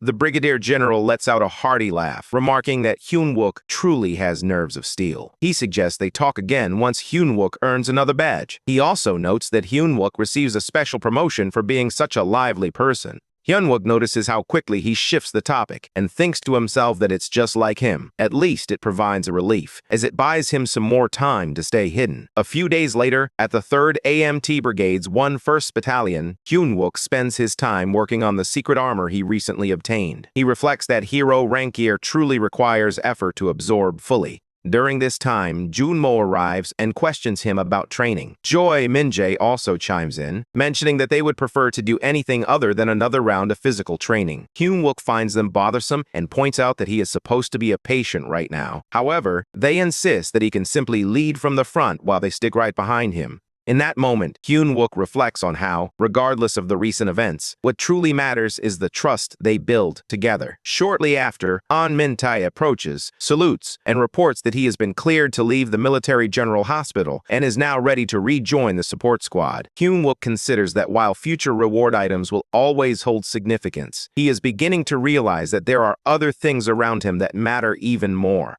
He thanks Mintae for arriving safely and then steps forward to give him a hug. Mintae, looking confused, asks why he's being thanked. Hyunwook replies that it's for showing up right on time for training. As he reflects on this, Hyunwook realizes that while he's living this life with these people, it might not be so bad to let them have his back for once. With that thought, he turns to the group and signals that it's time to move, informing everyone that training is about to begin. A phenomenon in which countless gates violently emerge within a specific area is known as a wave. Before long, a wave is poised to sweep over Seoul, twisting the city into a nightmare, and the only one aware of this impending disaster is Hyunwook. He wonders if he can block the wave alone and if anyone could survive in the chaos. However, he now clearly realizes that he can't manage this by himself. Meanwhile, Yunmo mentions that C-rankers and lower are barred from using the training center, meaning people like them can't train there. But Hyunwook reminds them that they were the ones craving real training.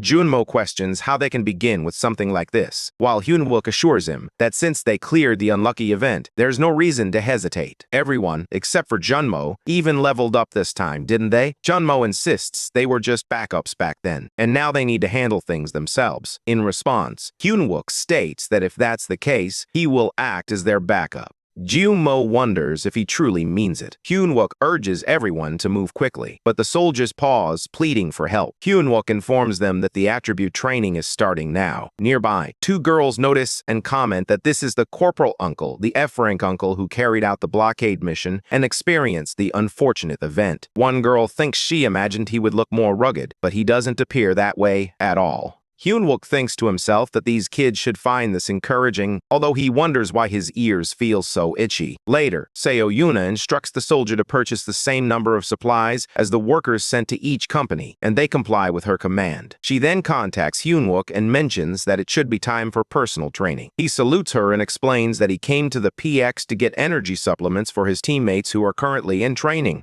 Then, he notices Sanjak and feels irritated, suspecting that he is about to start again. Shortly after, a girl approaches Hyun-wook and mentions that she heard he earned the Dunce's Rebellion achievement. Hyun-wook admits it. Following that, Seo-yuna comments that the report about his unusual accomplishments sounds convincing, but she suspects there is something more that he is keeping under wraps. Hyun-wook wonders what he could possibly be keeping hidden. She remarks that he moves at odd moments, almost as if he already knows what's coming. It feels like he possesses information that others don't, or perhaps he has another purpose in mind. Hyun-wook responds that he doesn't quite understand what she means by that, yet inside, he questions whether she truly knows something, prompting her to bring this up now. Still, he decides not to share anything with her. Meanwhile, Sanjok, standing nearby, explains to Sae-hee that he hasn't mentioned anything, claiming instead that he spoke to someone else about it. Just then, an announcement echoes from the admin room, calling for Corporal Hyun-wook to report immediately. The voice repeats the request, urging Corporal Hyun-wook to head to the battalion commander's office at once. The broadcast concludes, informing Hyun-wook that the battalion commander has summoned him. Meanwhile, Seo-yuna feels frustrated by the timing. She reminds him not to forget, expressing her uncertainty about his intentions, but she keeps a watchful eye on him as she tells him to leave now. He obeys her command and responds with a wish for her to have a good day. Stepping outside, he feels a sense of relief, deciding he should avoid the stubborn Seo-yuna for a while. However, he can't help but wonder what this call could be about, especially since the promotion ceremony is still a few days away. Later, near the battalion commander's office, Hyun-wook overhears an argument inside, where someone insists that this can't be considered a test, arguing that sending them there would only lead to the deaths of all their men. He knocks on the door and a voice tells him to enter. Stepping inside, he salutes and announces his arrival to Brigadier General Young Chul. The general acknowledges him and mentions that Kang So contacted him, but then he cuts him off, saying he will explain it himself. A few days earlier, a red gate had appeared in the Shin Rim area, with the Blue Flower Guild securing raid rights for it. The general emphasizes the need to stay focused, questioning why they are hesitating when they all belong to the same guild. He then recounts a story about a soldier from the Blue Flower Guild who claims that everyone has lost their minds and gone insane, especially after the Blue Flower's third raid squad was confirmed wiped out today. As a result, the gate has now been marked with a trouble rank of 3. Hyun-wook reflects that he doesn't remember such an incident occurring. The general then explains that with an entry cap of level 18 or below and a limit of 30 players, the area is known as a zombie dungeon, where one cannot exit until the raid is cleared. Upon hearing the word zombie, Hyun-wook considers the possibility that it could be the necromancer, the commander of the dead army. The Brigadier General continues, noting that the arrogant Blue Flower Guild sacrificed a group of promising rookies and still failed the raid. Technically, dungeon raiding is the guild's responsibility, so the troops are not required to intervene. However, the general believes that Hyun-wook is the right person to handle this mission. At that moment, Young Chul turns to Hyun-wook and asks if he can manage it. Instantly, Hyun-wook realizes that this event never happened in his previous life. Moreover, considering it involves zombies, he suspects it might be linked to the necromancer. He feels compelled to be the one to clear this raid. With that determination, he agrees to take on the Red Gate. Young Chul observes internally that, as expected, this guy truly has nerve. However, Hyun-wook points out that before heading in, it's wise to secure every possible advantage. He admits that tackling the Red Gate raid with his current gear won't be sufficient. Now, he brings up the failmod he mentioned previously, reminding the Brigadier General that if it is handed over, he will ensure the raid's success. Even though the weapon boasts outstanding precision and can nullify magic, it is challenging to recover and is typically a one-time use weapon.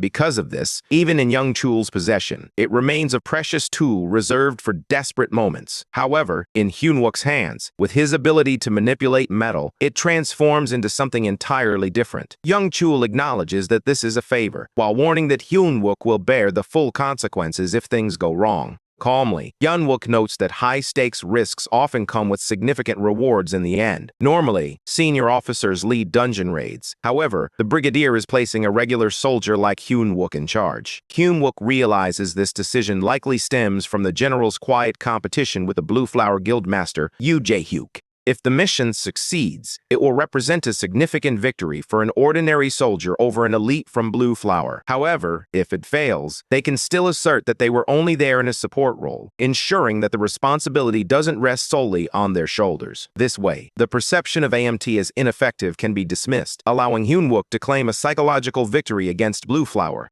Shortly after, the brigadier informs him that he will receive the fail knot immediately. At that moment, Hyun-wook realizes that, regardless of the outcome, the brigadier has positioned himself to gain something either way. As events progress, the brigadier tells him that since he will be too preoccupied with the raid, his promotion to sergeant will be addressed afterward. Frustrated, Hyun-wook resolves that he has no intention of being used so easily. He reminds the brigadier that the fail knot was already promised as a reward, and if he successfully completes this mission, he expects an additional reward in return. The brigadier nods and assures him that he will consider it as long as the raid is successful. With that, Hyun-wook expresses his gratitude and promises to do everything possible to ensure the mission does not fail. Later, when he arrives at the gathering point, one of the soldiers remarks that he is a little late, while Jung-mo adds that the Sea Crank's training area isn't anything special. Confidence runs high among the troops, but without warning, Hyun-wook instructs them all to gear up. The group appears confused at first, but then he calls his support team to inform them that they're heading out for their first ever independent operation. This news surprises everyone, especially since none of them had ever expected or wished for a solo mission. 2 days later, Hyun-wook informs the other soldiers that, as they are entering a zombie-type dungeon, they will be using bullets charged with holy energy.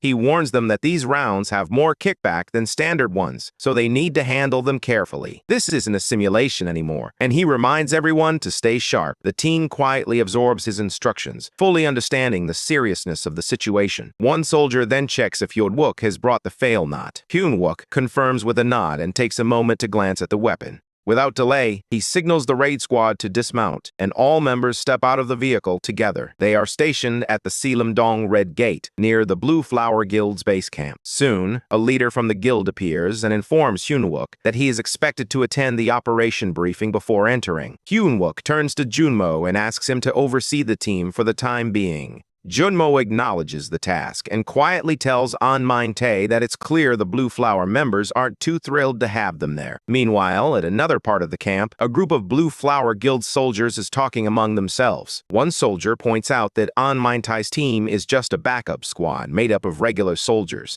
Their own support unit already feels like the lowest tier, so coordinating with AMT seems like too much of a liability. They begin murmuring concerns about something called Operation Retrieval, fearing that AMT might catch on to their plan. Another soldier quickly hushes the conversation, warning that someone might overhear them. The first soldier apologizes for speaking too openly. Nearby, Hyun-wook hears the phrase Operation Retrieval and quietly wonders what it could mean. As the Blue Flower soldiers continue their conversation, one of them mentions that they plan to abandon AMT as soon as they step inside the gate and proceed with the raid on their own. Someone argues that this will leave AMT in serious danger, but the other soldier brushes it off, stating that every raid puts lives at risk and that each person must prioritize their own survival. Later, Hyun-wook enters the meeting room, where a woman is already waiting. He questions her about the scheduled meeting, and she responds casually, mentioning that she had a feeling he would show up. She mentions that he didn't hide the fact that he was an F rank during their last encounter and offers him her business card. As she speaks, Hyun-wook realizes that her failure to recognize his low rank, followed by her handing him the card, must have left her feeling awkward. She shifts the conversation forward, brushing aside the past and focusing on the upcoming raid.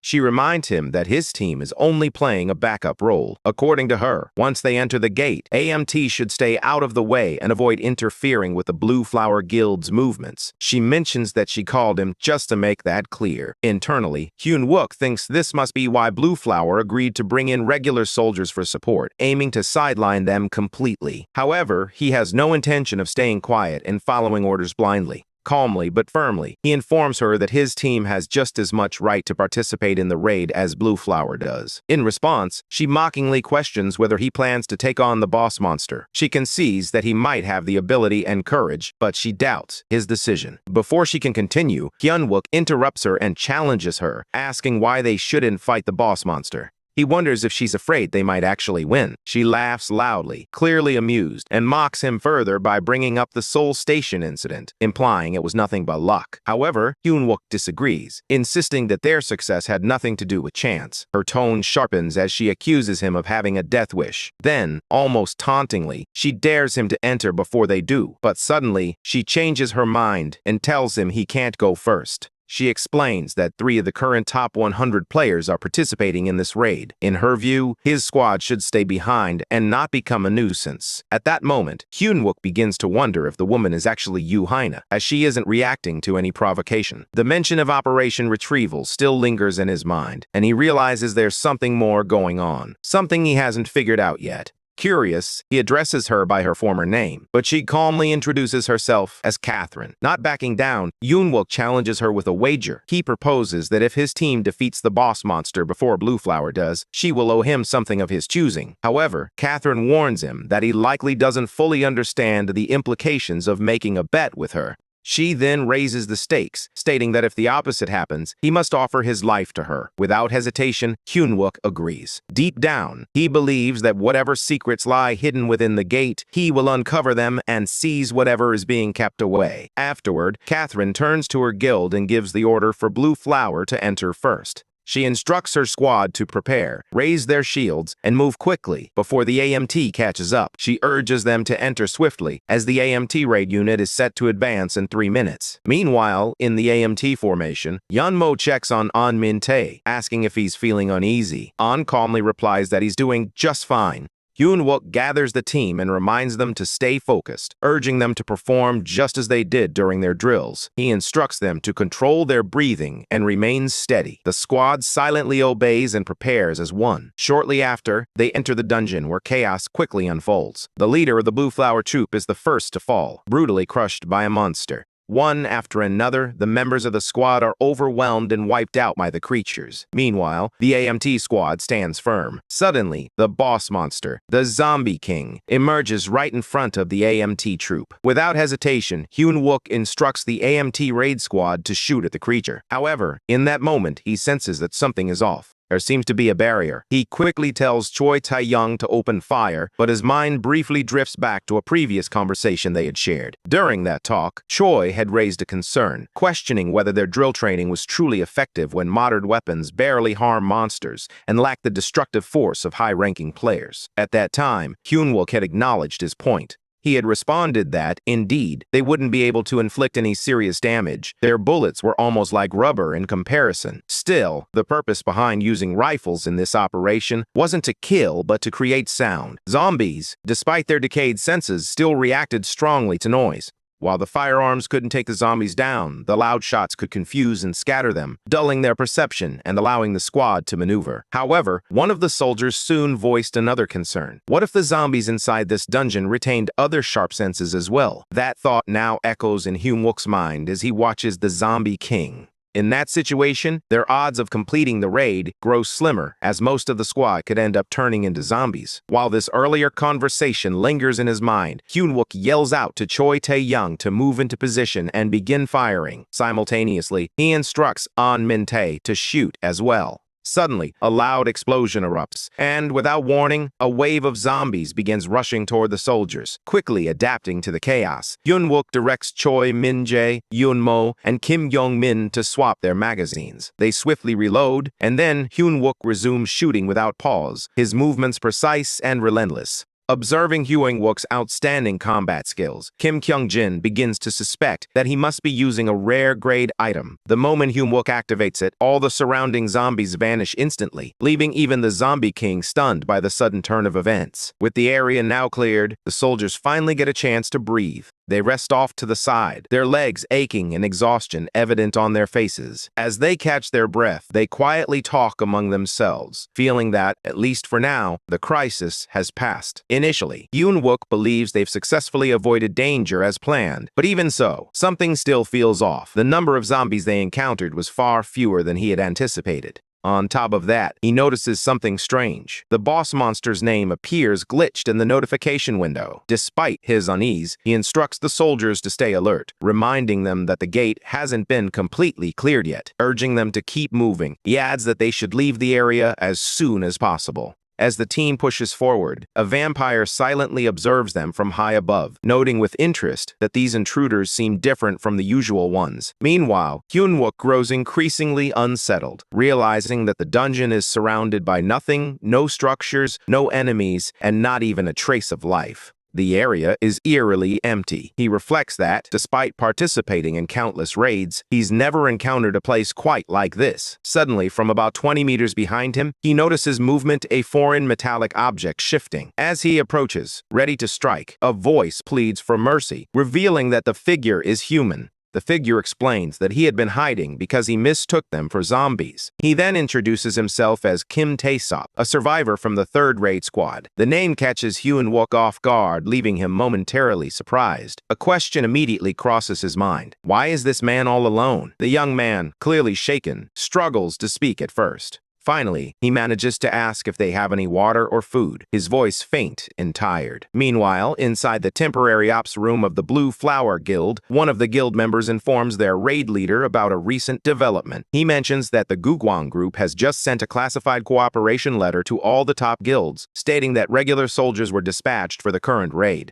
He mentions that any player who successfully recovers the chairman's grandson's body, along with the rare grade spear of Achilles during the 2nd joint raid, will receive a reward of 80 billion. Additionally, the Players Guild will receive a substantial sponsorship from the Blue Flower Guild. Meanwhile, back on the field, Kim Tae-sop reveals to Hyun-wook that their original mission was to retrieve the spear. During the first attempt at the gate, the chairman's 2nd grandson, Gu Dong-hoon, failed while carrying the spear of Achilles, a powerful symbol of the Gugwang group. This revelation helps Hyun-wook piece everything together. He now understands why the renowned Yu Haina has been acting so cautiously. The legendary spear of Achilles is involved. It becomes clear why the other guilds had shown such aggression during the discussions about making it a joint raid. As Hyun-wook notices An Min-tae gently patting his head, he asks what's wrong. Min-tae brushes it off, claiming it's nothing, but something still feels off. Meanwhile, far in the distance, the vampire continues to observe the scene. Amused, he tries to make sense of the unfolding situation. While considering that this situation might turn out to be entertaining, he notices the others are simply chatting. Deciding he needs to create some excitement himself, he suddenly detects multiple unknown metals rushing in their direction, at least 120 of them. He stiffens in alarm as he realizes the number keeps rising, understanding that this could turn into something dangerous. Hyun-wook senses that something is coming and that they don't have much time left. He calls the squad to attention, declaring firmly that they'll proceed with Plan C. Turning to An Min-tae and Choi Min-jae, he instructs them to ready the equipment and start potion doping. The soldiers immediately obey, each responding with a crisp acknowledgement. They begin consuming mana stars and HP stars, quickly restoring their energy in preparation for battle. Just then, Kim Tae-sop from the Blue Flower Guild troop stumbles in and notices the commotion. He looks confused and asks what's going on. However, Yoon-wook pays him no mind, already shouting to Junmo that he knows what his role is. Junmo hears him and affirms that he fully understands. Kim Tae-sop, clearly unsettled by being ignored, raises his voice once more. He insists that someone needs to inform him about what Plan C is, believing he should be updated just like everyone else. At this point, Hyun-wook finally responds, explaining plainly that they are going to run. He warns the man to stay right behind them, or he'll end up turning into a zombie. However, Kim Tae-sop doesn't quite understand. He starts to speak again, but suddenly, a loud blast echoes from behind. He turns around and freezes. Without wasting a second, he calls out for the AMT raid squad to withdraw from the current zone. From the shadows, the vampire watches the entire scene unfold. He observes with interest and muses that their so-called plan, which involves sacrificing one of their own as bait, feels far too simplistic. Still, he mutters that the bait would be of no use if he kills it in an instant. Meanwhile, on the front line, Hyun-wook continues fighting with everything he has. Kim Tae-soo gasps as he realizes that Plan C might have been a scheme to abandon Hyun-wook entirely and flee. It feels too reckless. However, Yun-mo responds with confidence, explaining that Corporal Hyun-wook devised this strategy himself and is not the type to fail or act without reason. As the team flees from the approaching metal storm, they are forced to dodge a new wave of enemy zombies seething with rage as they descend upon them. Their snarls fill the air, growing louder and wilder with every step. However, Hyun-wook doesn't retreat. He shouts to smash and launches a fierce attack. His power erupts outward, striking the zombies with incredible force. Many of them collapse on the spot, remaining unmoving. The vampire watches with amusement. He notices the iron beads that Hyun-wook used, small but glowing with divine power. Now he understands that Hyun-wook had been positioned as bait for a very specific reason. However, he knows the noise from those divine beads will soon attract even more zombies, and those will be even harder to control. Suddenly, the largest zombie makes its appearance, towering above the others with unmatched fury. It lets out a monstrous roar that shakes the dungeon. Hyun-wook narrows his eyes. Among the incoming zombies, he senses something unusual, a type of metal unlike any other, something of a far higher grade. He realizes in that moment that this might not be a creature at all. It could be a person. He starts to think that whoever this is, they can't possibly be just another villain. Part of him wonders if it's someone he already knows. His gaze instinctively shifts to the vampire. While he's lost in thought, two flying zombies shoot toward him. He reacts instantly, slashing through the zombies with a precise combo. His attacks are sharp and relentless, but still, more zombies keep coming. He knows he has to keep pushing. Meanwhile, the vampire watches from afar and begins to doubt his earlier expectations, reflecting that perhaps he had expected too much from this fight. Yet the divine-infused iron beads were no afterthought. Hyun-wook had prepared them carefully. Still, the vampire notices Hyun-wook's energy fading and sees that the shards of the iron beads are now scattered, likely to be used again. Hyun-wook gathers his last reserve of strength and unleashes a skill, Steel Rain, Free Fall. Metal shards rain down from above, tearing through the zombie horde. Explosions thunder around them as the massive zombie cries out. With the blast intensifying, a brilliant light bursts outward. One of the men, watching in disbelief, stammers his thoughts, recalling that the plan had been to use one man as bait and then run. It no longer makes sense to him. Another soldier quickly corrects him, pointing out that this was never about abandoning anyone. From the beginning, it had been a deception operation to lure the zombies away from Corporal Hyun-wook. They had all been running while talking, creating the illusion they intended. The vampire watches the plan unfold with growing interest and suddenly realizes that Hyun-wook had never been the bait at all. This was a full raid strategy designed from the very start. He bursts into laughter, admitting to himself that he never imagined these soldiers could be so entertaining. Hyun-wook notices the vampire laughing and begins to feel uneasy. Something seems off. He starts to think carefully. The vampire is laughing, but why? What is his true motive for entering the raid gate? More than anything, Hyun-wook realizes that the man blends in too well with the zombies, and a deeper suspicion begins to form within him. He starts to believe that he might know this man from somewhere. Meanwhile, the vampire's grin widens as he declares to himself that he now wants to taste Hyun-wook's blood, planning to soak his spear in it. With a loud crash, he slams his sword into the ground. Hyun-wook can no longer hold back. Fury blazing in his eyes, he asks the man only once if he is a necromancer. The vampire's eyes flicker with surprise. The question catches him off guard. He grows still, shaken that Hyun-wook could even know about necromancers.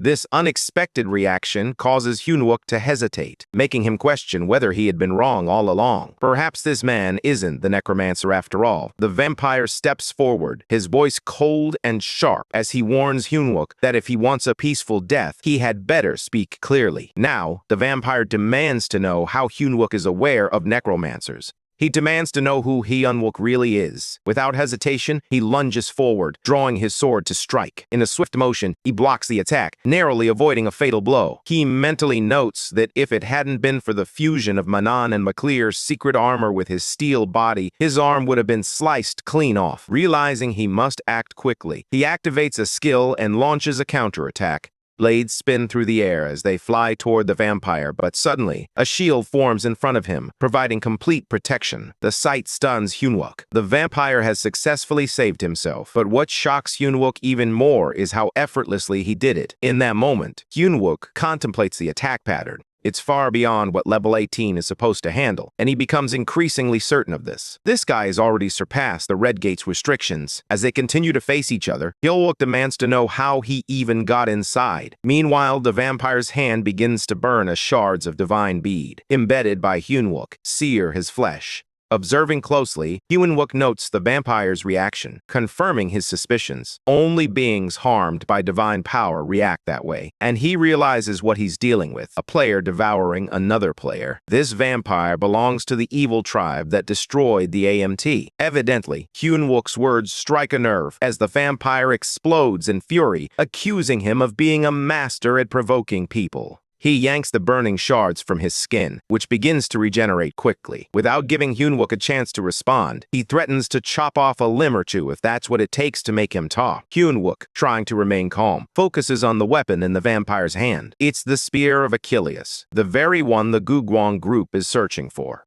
He concludes that its true powers must have awakened. If that's the case, even with his steel body and secret armor, he won't survive a hit. He knows the potion's effect will only last a little over 2 minutes, so he has to end this before then. As he processes this, the vampire narrows his gaze and declares that he'll break him open if necessary. He launches into the air again, aiming his next attack. Both of them clash in mid-combat. Hyunwook counters with metal control, but his attack fails to land. The vampire weaves through it, mocking him for relying on the same tricks. Frustrated, Hyunwook observes as his opponent effortlessly blocks every long-distance attempt. It becomes clear that he won't be able to land any bead shard hits, and close combat is too risky with that spear. As he begins to run, he analyzes his options and realizes he has no other choice. He must play his last card earlier than expected. High above, the vampire rages. He screams, demanding to know how Hyunwook dares to even utter that name someone he shouldn't know. In response, Hyunwook continues sprinting, acknowledging that it's time. He indirectly introduces himself as a soldier and wonders aloud whether the vampire ever served, suspecting he never joined the military. The vampire snaps back in confusion, demanding answers and calling Hyunwook ridiculous. But Hyunwook presses further, stating that his assumption was correct. The vampire didn't serve in the military at all. Meanwhile, in another corner of the battlefield, chaos continues. Junmo prepares to activate something when an AMT raid soldier rushes in, urging him not to waste the chance. With the boss monster nowhere to be seen, even the raid squad wouldn't survive against the remaining zombies. Another soldier grimly remarks that Hyunwook is likely already dead. They need to hide, but Junmo refuses to accept that possibility. He responds with conviction, insisting that Corporal Hyunwook isn't someone who would fall so easily. One of the soldiers demands to know how he can be so sure. Junmo replies that they haven't received the signal yet. Confused, the soldier presses for clarification just as another soldier arrives and calls out Junmo's name. Junmo responds quickly, and the new arrival instructs him to strap a claymore mine to his back before leaving the zone. Junmo checks to confirm if it is the KM-1891, and the soldier affirms. If it explodes, it means he has used his last resort. When that happens, Junmo must ensure the squad hides immediately. At the same time, Hyunwook's voice roars across the battlefield as he shouts that it's time and yells, "Blast!" A massive explosion follows, sending metal shards flying everywhere and igniting the vampire. Hyunwook hides for safety, but when he peeks out, he sees the vampire, burned but still alive. The vampire howls in rage, demanding to know how Hyunwook dares to attack someone who was chosen, someone bonded to the spear. He declares that he cannot be killed so easily. However, Hyunwook recognizes his opportunity. He leaps back into action, launching another attack with all of his power. The vampire, overwhelmed, takes several hits and is left in shock. The strikes come so fast that he can't even follow them. As he struggles, the vampire mutters in disbelief. The claymore wasn't meant to kill him. It was only a distraction. Hyunwook's true trump card was something entirely unexpected. With a smirk, he reveals his hidden weapon, an arrow. Although Hyunwook hears him, he doesn't flinch. He responds that the arrow is infused with his own power and won't be removed easily. But he reassures the vampire that he won't die just yet. Now it's Hyunwook's turn to ask the questions. Meanwhile, a member of the Blue Flower Guild, who has been teaming up with AMT instead of sticking with his own group, glances at Junmo and points out that the explosion looks exactly like the signal they had just discussed. Junmo nods in confirmation. The Blue Flower Guild member shrugs and remarks that he already mentioned anyone alone out here would have ended up dead in the worst way.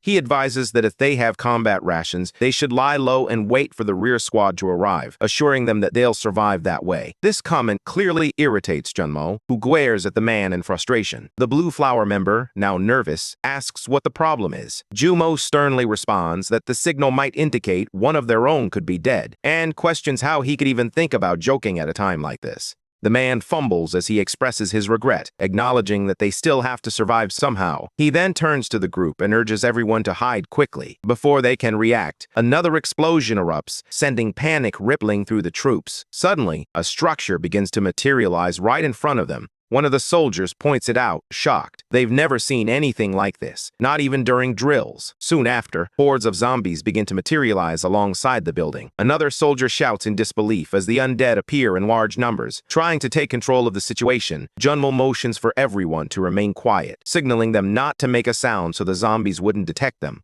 Fear overwhelms the Blue Flower Guild member, causing him to bolt. His sudden movement catches the attention of the zombies, who immediately shift their gaze toward the group. Chaos erupts as the undead charge at them. Junmo quickly commands the squad to fire. As bullets start flying, one of the soldiers panics, exclaiming that there are far too many. Junmo yells at them to find cover wherever they can. Meanwhile, Hyunwook is locked in a fight with a vampire, who is pinned against a tree with an arrow lodged deep in his elbow. The vampire struggles to pull it out, but fails, as the arrow not only inflicts physical pain, but also dampens his powers. The agony is evident on his face. Hyunwook stands nearby, maintaining his composure. He doesn't rush to finish off the vampire. Instead, he begins to interrogate him. The vampire scoffs at the thought of being killed by something so insignificant. Hyunwook acknowledges that he can't instantly kill him without divine power, but reminds the vampire that endless blood loss can feel worse than death. This remark unsettles the vampire, who demands to know how Hyunwook has such knowledge.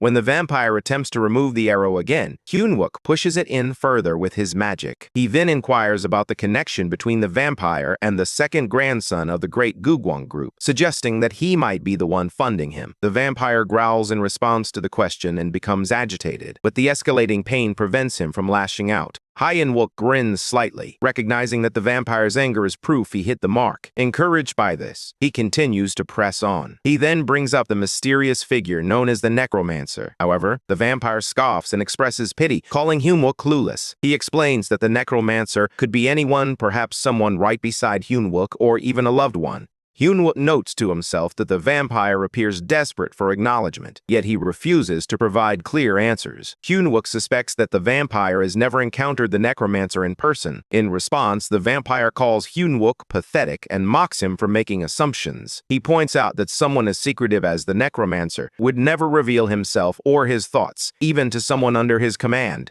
Hyunwook, unimpressed, delivers a sharp jab, questioning whether that makes the vampire just a creepy follower. As the two argue, a massive snake slithers behind Hyunwook, preparing to strike. However, Lee remains focused. The vampire, filled with rage, commands the snake to attack, shouting that Hyunwook knows nothing. Anticipating this move, Hyunwook quickly impales the snake with a spear. He then casually thanks the vampire for the weapon, noting that he'll make good use of it. In his thoughts, Hyunwook begins to piece things together. If the necromancer had truly awakened, he would have made a move by now. But if he hasn't, why is this vampire so blindly devoted to him? Nothing seems to add up. Frustrated, he suddenly snaps at the vampire, demanding to know how he managed to get inside the raid gate. The Blue Flower Guild was guarding the entrance, so how did he slip in alone? The vampire snarls in response, questioning how Hyunwook managed to enter when the gate has a strict rule that nobody above level 18 should be able to pass. This comment catches Hyunwook off guard. If this vampire opened the gate himself, then perhaps one person can indeed manipulate a gate. The vampire chuckles at Hyunwook's shocked reaction, remarking that it proves he knows nothing.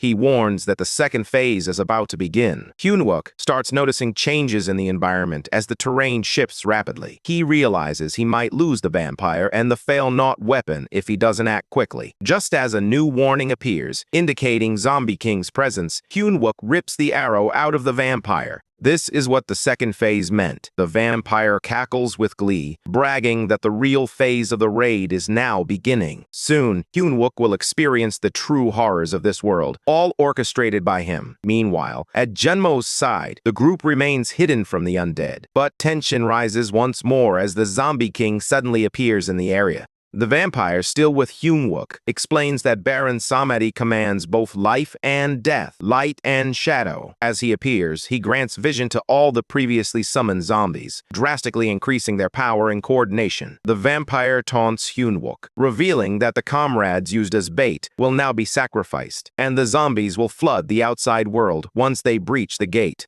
For the first time in the entire battle, Hyunwook feels a cold shiver run down his spine. The vampire concludes his taunt with a wicked laugh, daring Hyunwook to prevent the rise of the true zombie king, Baron Samedi. Taken aback by this revelation, Hyunwook realizes that because of him, the monsters now possess the ability to see. This moment marks a turning point, as the creatures begin to detect the hidden soldiers and launch their attack. Chaos quickly ensues. Hyunwook watches as the zombies move directly toward them, now fully aware of their targets. Gunfire erupts as the soldiers return fire in a panic. Recognizing the danger, Hyunwook informs the raid squad that the zombies have gained sight and volunteers to cover their escape. As the others start to pull back, the zombie king keeps his eyes fixed on the soldiers, smashing rocks intended to harm them. Amidst the tension, Hyunwook hurls a grenade, triggering a massive explosion. Turning to Private Park Junmo, Ahan Min-tae, and Choi Min-jae, he urges them to retreat immediately, reminding them that they won't last long if they stay. He emphasizes the harsh reality that confidence alone won't suffice when it comes to taking down a comrade who has turned into a zombie. Amid the chaos of grenades being thrown at the attacking zombies, sparks flash continuously in the smoky air.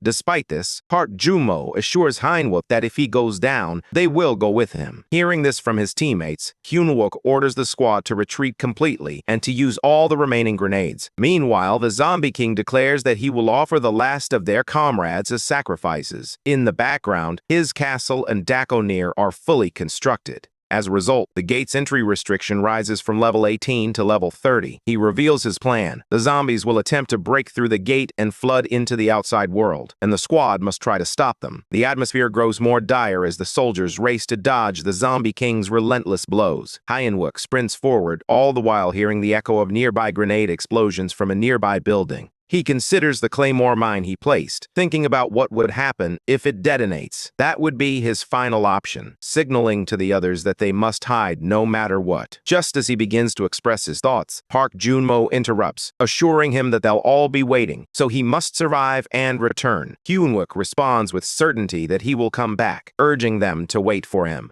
Pushing forward, he races toward the zombies. Holding the Achilles spear tightly, he unlocks it while raising his mana to extreme levels. As the zombies flood toward him, he reminds himself of the promise he made to return no matter what, and begins smashing through them with sheer strength. At that moment, the Zombie King himself appears before him, furious that his descent has been disrupted. His rage is unmistakable. Meanwhile, other AMT members, also in retreat, are still under attack. Oddly enough, Kim Kyung-jin carries a large jar, prompting Choi Tae-young to question its significance. Kim responds vaguely, stating that he just has a feeling the jar is important to the Zombie King. Despite the dire situation, they continue to run as the zombies chase them from behind. Park Junmo suddenly appears, firing at the creatures and shouting for them to hurry. He reports that the C4 setup is complete and asks Ahn Min-tae to provide cover. Following his lead, Min-tae moves to the front, and together they detonate the explosives. A powerful explosion erupts, sending both zombies and soldiers sprawling to the ground. Fortunately, the squad survives. Though shaken, they remain unharmed. As they look around, they notice that the zombie gate appears blocked, at least for now. However, a new problem arises. They are trapped inside the building, and if they stay, their oxygen supply could run out soon.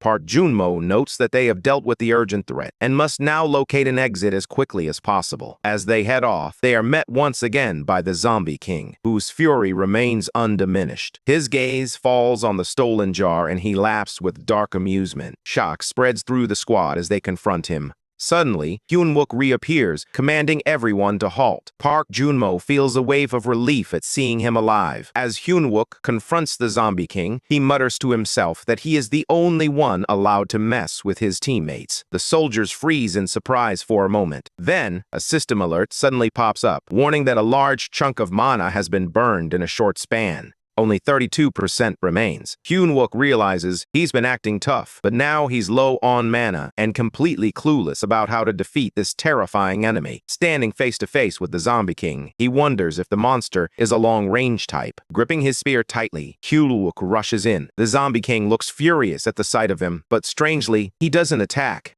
That catches Hyun-wook off guard, making him realize that something doesn't feel right. Meanwhile, Park Junmo instructs the squad to prepare their gear. As the intense fight unfolds, Hyun-wook can't shake the feeling that something is off, perhaps because of the situation at hand. Just then, the Zombie King charges forward and swings with all its might. Hyun-wook clenches his teeth as he gets slammed to the ground, falling hard. Anger fills him while the squad stares in shock. Quickly recovering, he tosses mana potions to the others. Rising to his feet, he walks toward the Zombie King again, gripping the Achilles spear tighter than before. He reignites its power, even though he's running dangerously low on mana. He calls for An Min-tae to defend the front line. With An blocking ahead, Hyun-wook gulps down a mana star, temporarily boosting his energy for 5 minutes. With renewed strength, he challenges the Zombie King. Activating a smash skill with his spear, he drives it straight at the monster. But the Zombie King grabs the weapon mid-air. Hyun-wook instantly realizes the problem. It's the barrier. If he keeps wasting attacks blindly, he'll lose all his gear. With the squad depending on him, he can't afford to back off and search for a weakness. The soldiers remain behind their shields, holding off the monster's pressure. Hyun-wook begins to think that if the descent isn't fully complete, there must be a weak spot.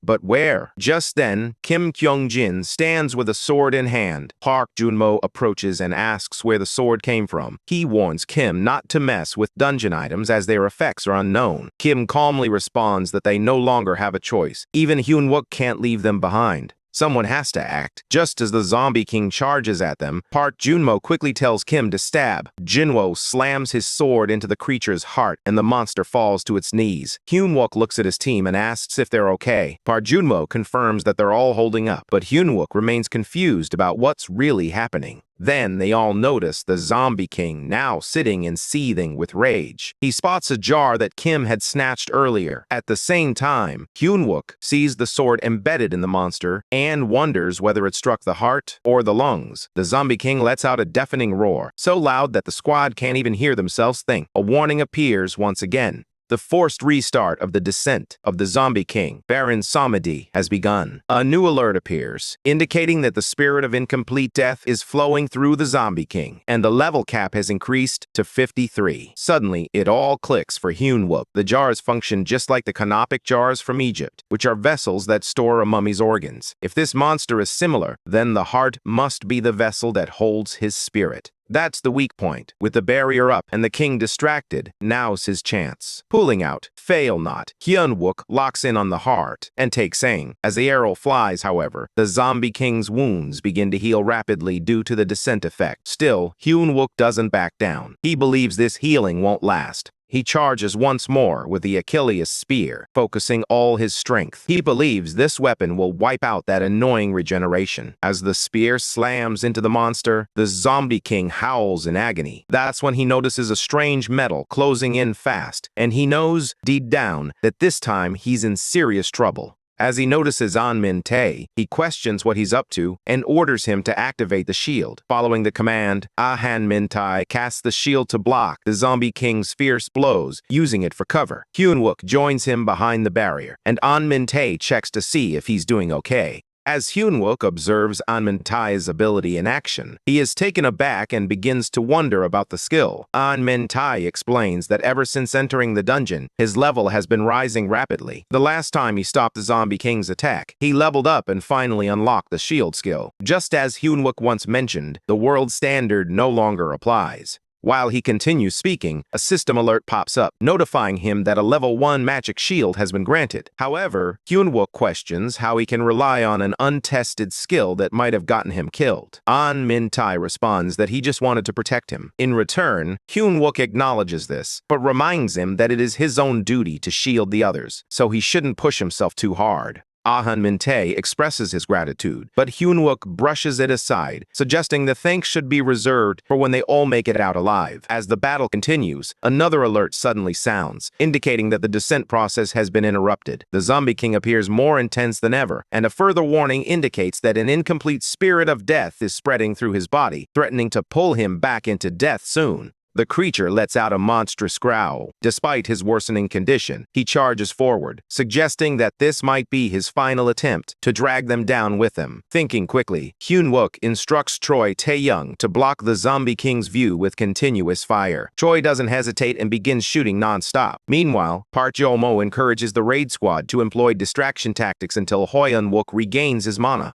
Hyun-wook tries to prevent them from taking unnecessary risks, but Park insists they will buy him some time, leaving the final strike to him. As Choi Tae-young continues to fire, Hyun-wook's mana slowly begins to recover. However, Choi soon announces that he's out of bullets. At that moment, Hyun-wook rushes in, drawing the monster's attention and declaring himself the true opponent. He recalls that the only way to defeat the Zombie King is to destroy the organs stored in 3 canopic jars, his liver, heart, and eyes. With a deafening roar from the monster, Hyun-wook closes in for the finishing blow. He pulls out the fail knot and strikes the creature's eye, mocking its disgraceful behavior while urging it to carry itself like a true king. Then, using the Cloud Blade, he delivers the final slash that ends the Zombie King's reign. A system message appears, congratulating him for slaying the enemy. Everyone freezes, stunned that the monster has truly been defeated. Cheers erupt as they celebrate the success of the raid. Hyun-wook receives a new item, the Crown of Light and Darkness, which he doesn't recognize from his past life. Even more curious, it seems to possess a unique trait. Suddenly, a danger alert flashes, signaling that the destruction of Indigo, the Zombie King's stronghold, has begun. One soldier yells to Hyun-wook, snapping him out of his thoughts. He realizes they haven't even gathered loot or points yet, but there's no time to waste. He urgently warns everyone to evacuate.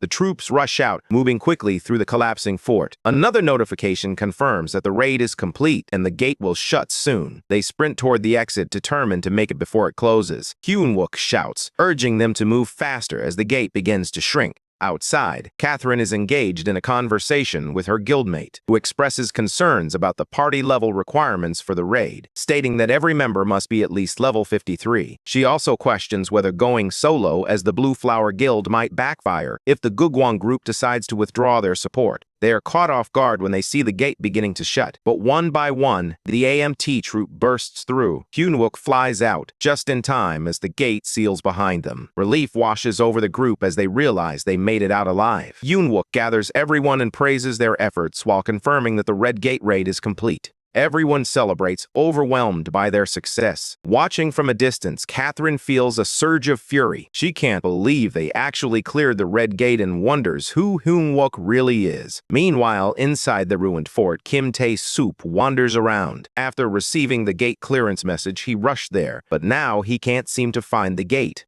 Confused, he searches for the exit, convinced it is right there. Suddenly, a vampire steps out from the shadows behind him. At first, Kim assumes the figure is a human from the rescue team and tries to speak with him, asking for the way out. However, the vampire lunges forward with intense bloodlust, revealing his true intentions. He slaughters Kim Tae-soop without hesitation, his mind consumed by thoughts of Hyun-wook. The vampire vows to take everything Hyun-wook holds dear and paint it all with blood. Meanwhile, Hyun-wook issues clear orders for the raid squad to line up in double file. Quickly, they arrange themselves in an organized line, presenting a polished appearance. He then walks toward Catherine, who immediately demands answers. She inquires about their own team. Hyun-wook explains that by the time they entered the gate, everything had already gone wrong. Catherine listens carefully and then points out that he seems to be claiming success all on his own. Hyun-wook responds calmly, hinting that the upcoming gate analysis will confirm the truth. Naturally, his composed demeanor only serves to upset her further. Her voice grows sharper as she demands to know who he really is, questioning whether he is truly an F rank, clearly shaken by his unexpected strength. He meets her glare and calmly asks if she really believes his success was merely a result of luck.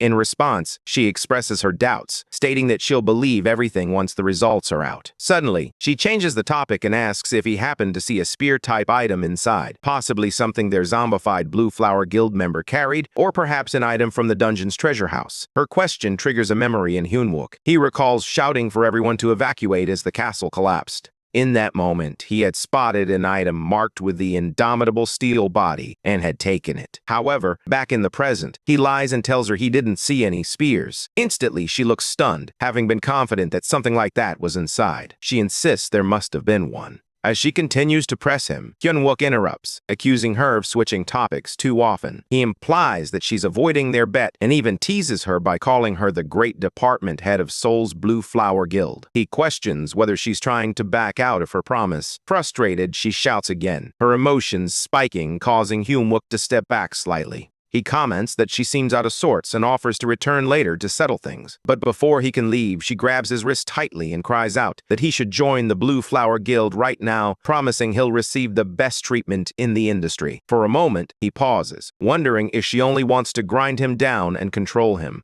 Suddenly, a soldier announces the arrival of the 3rd AMT Brigadier General. Everyone salutes Corporal Hyun-wook as Choi Young-chul walks in with a smile upon seeing both Hyun-wook and Catherine together. He wastes no time in questioning whether Catherine is trying to snatch away a key soldier before his discharge. Catherine quickly responds, asserting that she only made a suggestion. But Choi Young-chul presses further, asking if Blue Flower violated any rules and arranged a separate raid. His words leave her in disbelief, and she denies the accusation. However, he continues, mentioning the Gugwang Group 2 issue and claiming that Blue Flower has overstepped multiple times. Then, he announces that he will file a formal complaint with the Blue Flower Guild Master. He adds that an official document regarding this should also be sent to other guilds for discussion. Catherine clenches her fist so tightly in anger that blood begins to drip from her hand. Soon after, Choi Young-chul and Hyun-wook enter a private room. There, the Brigadier General bursts into laughter, praising Hyun-wook for achieving a 100% contribution in the raid. He admits he never saw it coming and can't wait to witness the Blue Flower Guildmaster's reaction. Hyun-wook observes how much the man enjoys seeing Blue Flower fail, just this once. Moments later, Jong-chul compliments him again, stating it's his first time encountering someone like Hyun-wook. In response, Hyun-wook humbly mentions that he didn't do it alone and that his squad was with him the entire way. He starts to mention the promise, but Jong-chul interrupts him with another compliment and announces that every squad member will be promoted by 1 rank. He also offers Hyun-wook the opportunity for a rank reevaluation. Hyun-wook feels uneasy about the older man's sly generosity, yet he expresses his gratitude for the promotions, the rank reevaluation, and the promised reward. He uses formal words, but deep down he knows just how clever this man really is. Jung-chul watches him closely and asks what he truly wants. Without hesitation, Hyun-wook requests divine-powered weapons for his entire squad. Jung-chul is clearly shocked by this. He turns to Hyun-wook and reminds him that the zombie gate has just ended, and yet he is already making such a bold request.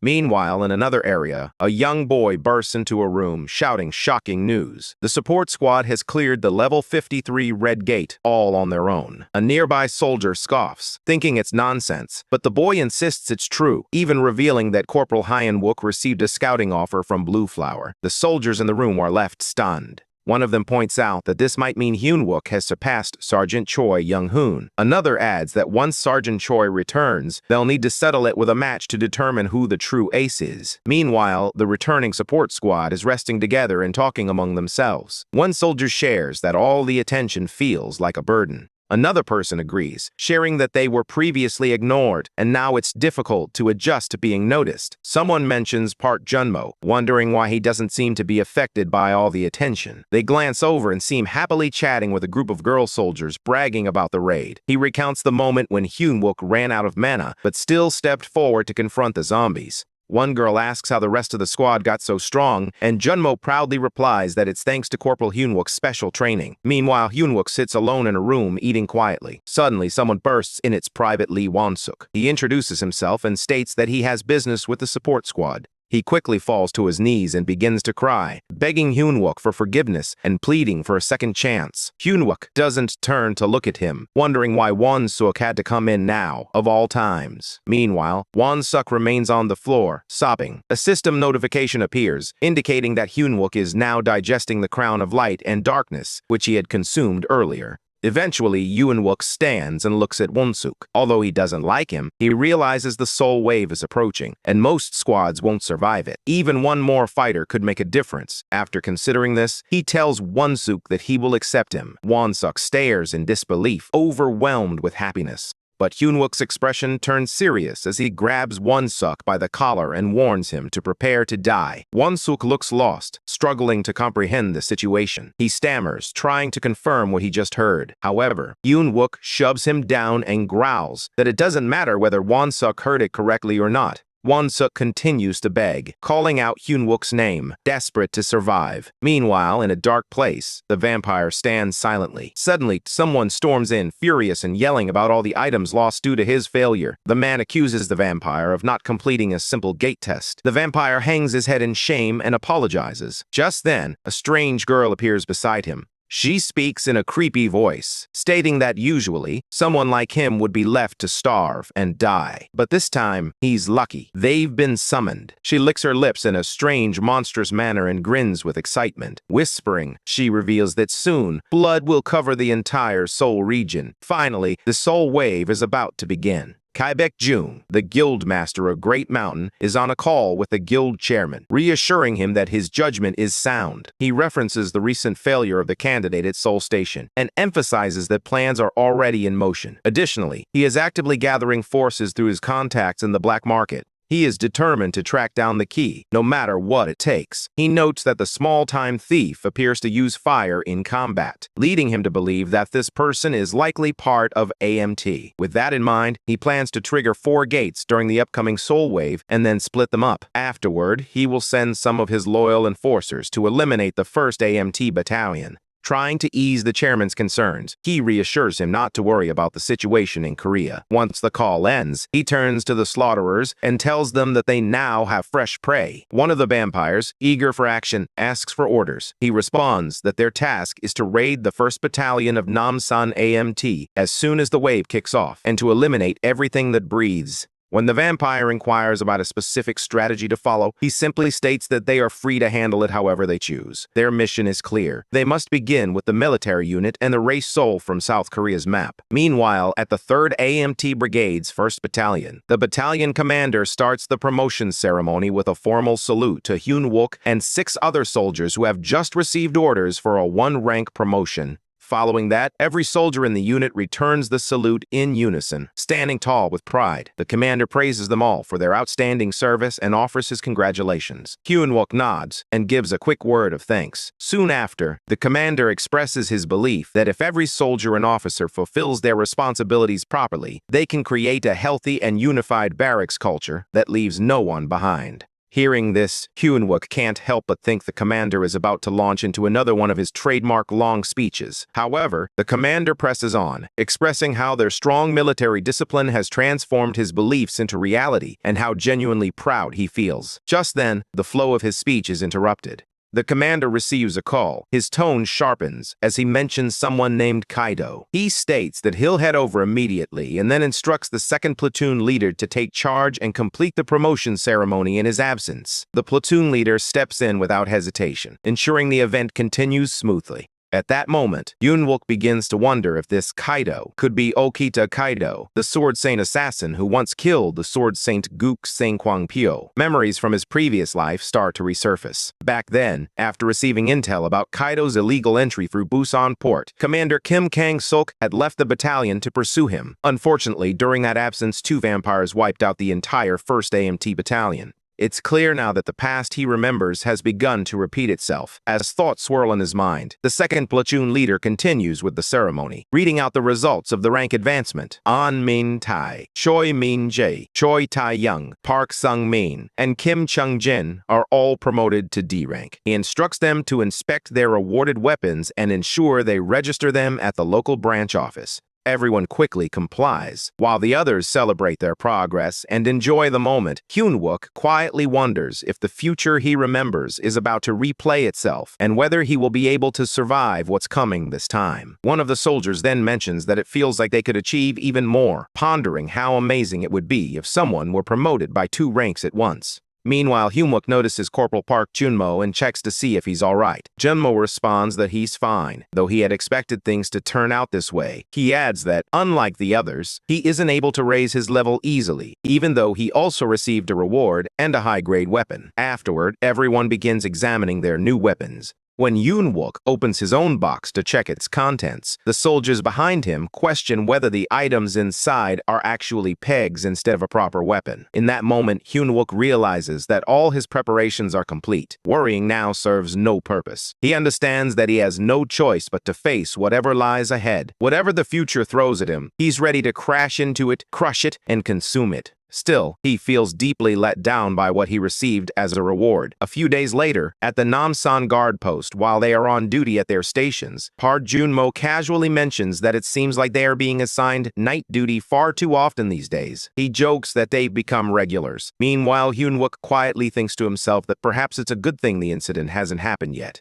Perhaps the changes he made weren't enough to alter the course of the wave. If that's true, then the screen event, the one that will unleash chaos on Seoul, is set to begin today. As they continue to stand watch, Park shares that just the thought of the upcoming reward vacation and seeing his grandmother again is keeping him awake at night. He insists he is being completely honest. In response, Hyun-wook asks Park if he trusts him. Without hesitation, Park answers that he does, fully and without doubt. Hyun-wook then tells Park Junmo that they are leaving their post from that moment. Park is stunned to hear this. Just then, a woman approaches An Min-tae and Park Junmo, asking if they are staying awake. They both reply that they are not sleeping. She casually mentions that they've been assigned night duty far too often lately and checks to see if they're doing all right. Park replies that he's fine, then adds that Hyun-wook said this is part of their training, so they didn't really have a choice. The woman responds with a light comment, noting that Hyun-wook clearly believes in their abilities, which is why he assigns them such tasks. She encourages them to stay strong. Park thanks her for her words and assures her that he'll do his best. With a smile, she jokes that they better stay positive or she'll have to take matters into her own hands. They laugh it off and nod in agreement. However, their moment of levity is interrupted when something unusual catches their eyes. Strange creatures begin to approach from a distance. Right away, Hyun-wook raises his voice, warning it to halt while raising his hand and adding that he will fire if it gets any closer. He also shouts that if it is a civilian, it must not take another step. However, as he looks more closely, he realizes these are not people. They are monsters. Without delay, he pulls the trigger and drops the creature, which collapses to the ground. The other soldiers freeze in shock, unable to believe what just happened. Hyun-wook, though still standing, is shaken by the sight as well. But before they can recover, they spot a whole group of monsters charging toward them. Without wasting a moment, Hyun-wook orders everyone to open fire. He then calls for Park Junmo to move to the doorway quickly. As soon as Park takes his position, Hyun-wook casts a magic shield, blasting the wave of monsters away in all directions. In that instant, it hits him that this is it. The terrifying soul wave has begun. CEO Yoon-ha sits in the executive residence lounge, concentrating on her laptop as she tracks patterns in military figures under regulation and specific oversight. While analyzing the data, an odd sensation washes over her.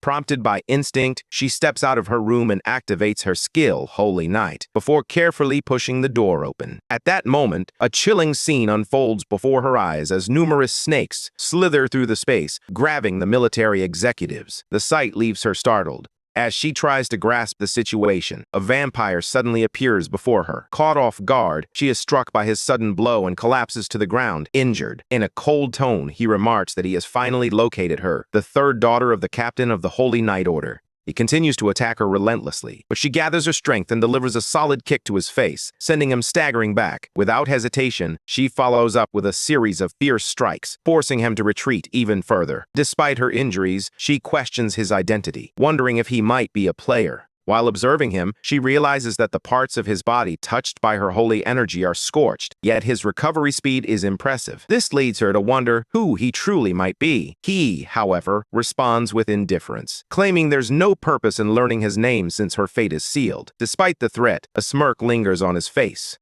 He remarks, almost playfully, that it's unfortunate to end the life of someone so beautiful. Before she can react, her eyes widen in disbelief as a gate suddenly appears just behind her, accompanied by a rising wave. The vampire then questions whether she is truly lost in thought while he stands right in front of her. Without giving her time to respond, he strikes her with a heavy, rope-like weapon and then seizes her by the neck. He remarks that he is well aware of her pride, but warns her to be more mindful of her surroundings before displaying such confidence. Now, pinned to the ground, with her neck still trapped in his grasp, she begins to realize that without any weapons, she has no way to fight back.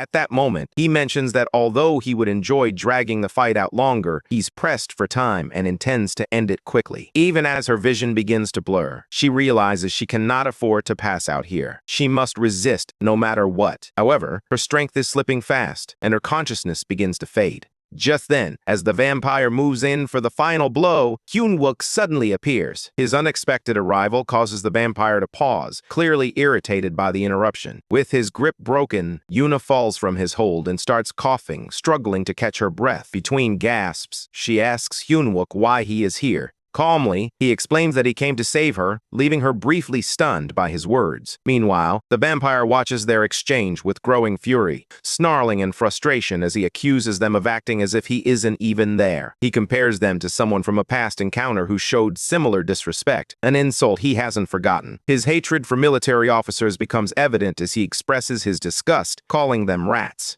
However, Hyun-wook remains composed and resolute. He declares that this time, the vampire won't escape. This only fuels the vampire's rage further. Meanwhile, the monsters continue to push their way through the gate, their numbers steadily increasing. Inside, the soldiers begin sharing their thoughts, noting that the rapid response unit should arrive shortly. At the same time, those stationed near the entrance begin to worry, fearing the door might collapse at any moment under the pressure. Just then, a lady steps forward to offer support. She calmly assures them that she'll handle the monoflow and encourages them to grit their teeth and endure just a bit longer. Her presence brings a brief moment of hope.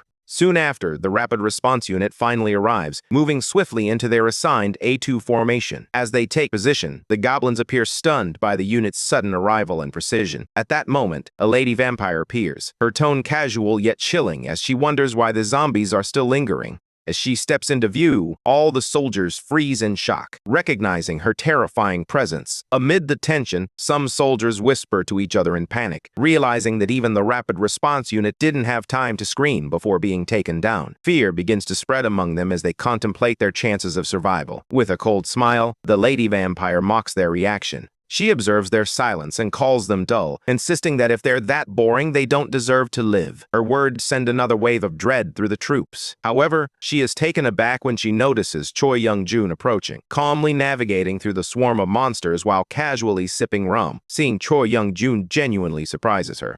But just as he lifts his rum to take a sip, one of the monsters suddenly smashes the bottle from his hand, shattering it into pieces. His irritation is evident as he realizes his drink is completely gone. Annoyed, he turns to the monster, questioning whether it is truly responsible for ruining his drink. Without waiting for an answer, he bursts forward with explosive speed, cutting down every monster that stands in his path. The sheer intensity of his movement leaves the vampire stunned, caught off guard by his overwhelming strength. Once the area clears, Choi Young-jun faces her and casually asks if she's the leader, demanding to know how she plans to make up for his lost rum. She watches him with interest, finding his attitude entertaining. With a slight grin, she remarks that he must be very confident in his speed. Then, she adds that with someone like him, maybe she can finally enjoy herself after a long time, suggesting they should have some real fun. However, before she can finish, he suddenly appears right behind her and calmly tells her to simply pay for the rum. Startled, she reacts with a powerful strike, but Young-jun meets it with a sharp defensive move, successfully blocking her attack. Witnessing the clash, the surrounding soldiers begin to cheer quietly, their spirits lifting now that Choi Young-jun is finally on the scene. With a firm expression, he looks at the vampire and remarks that if she doesn't bring back his rum, he'll be cutting off something else to settle the debt. The vampire becomes startled upon recognizing him. She nervously asks if he is truly Choi Young-jun, as she had heard he had been deployed elsewhere. In response, Choi Young-jun explains that he was ordered to complete a task, which he has now finished, and he is back. Then, without any concern, he repeats his question about the rum. This casual attitude frustrates the vampire girl, and in her anger, she calls him insane. Immediately after, she attacks Choi, shattering the weapon in his hand. She then turns her rage on the other soldiers, striking them as well. As a result, several of them fall to the ground, and even Choi loses his balance for a moment. Nevertheless, he quickly regains his strength. As she dashes toward him again, she wonders when he moved into that position. At that moment, Choi Young-jun grumbles about losing his buzz because of her. He blows on his knife to power it up and requests a bayonet. Just then, a soldier warns him that a standard bayonet may not be effective against her.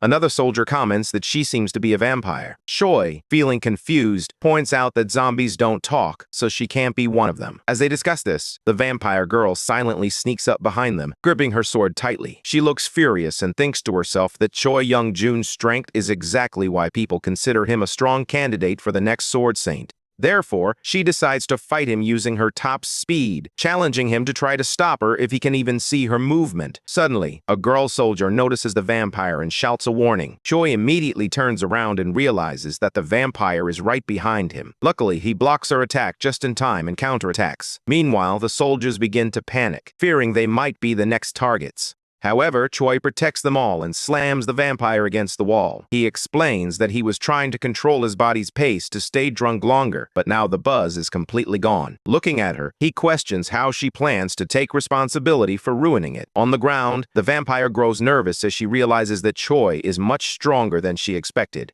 Eventually, she admits to herself that she can't face him alone and needs to flee, so she turns to run. Meanwhile, Choi begins to speak, stating he has a question now that he's sober. Before he can finish, she dashes away, thinking she must meet the other slaughterers to find a way to defeat him. Unexpectedly, Choi Young-jun appears behind her and questions what she's doing. While she continues to run, he quickly strikes again. Their battle restarts, and he attacks with full force, causing her to crash hard onto the ground. As she lies there in pain, Choi wonders aloud how someone who isn't a zombie could be controlling them. Watching her struggle, he realizes she probably won't answer him. He questions whether she is even human. Soon after, when he sees that she has lost consciousness, he tells her to take a nap and promises to ask his questions once he finishes cleaning up. After that, he stands and orders the soldiers to tie her up. He informs the vice platoon leader that he will report back after he has cleared the area. She agrees, telling him to eliminate the enemies first and report later. At that moment, one soldier rushes forward and offers Choi a holy power weapon, explaining that it will be more effective. However, Choi declines the offer. The soldier insists, warning that enemies like her won't fall to ordinary weapons. Despite this, Choi smirks and explains that it's not fun if the enemies die too easily. He instructs them to aim lightly and make the fight more challenging.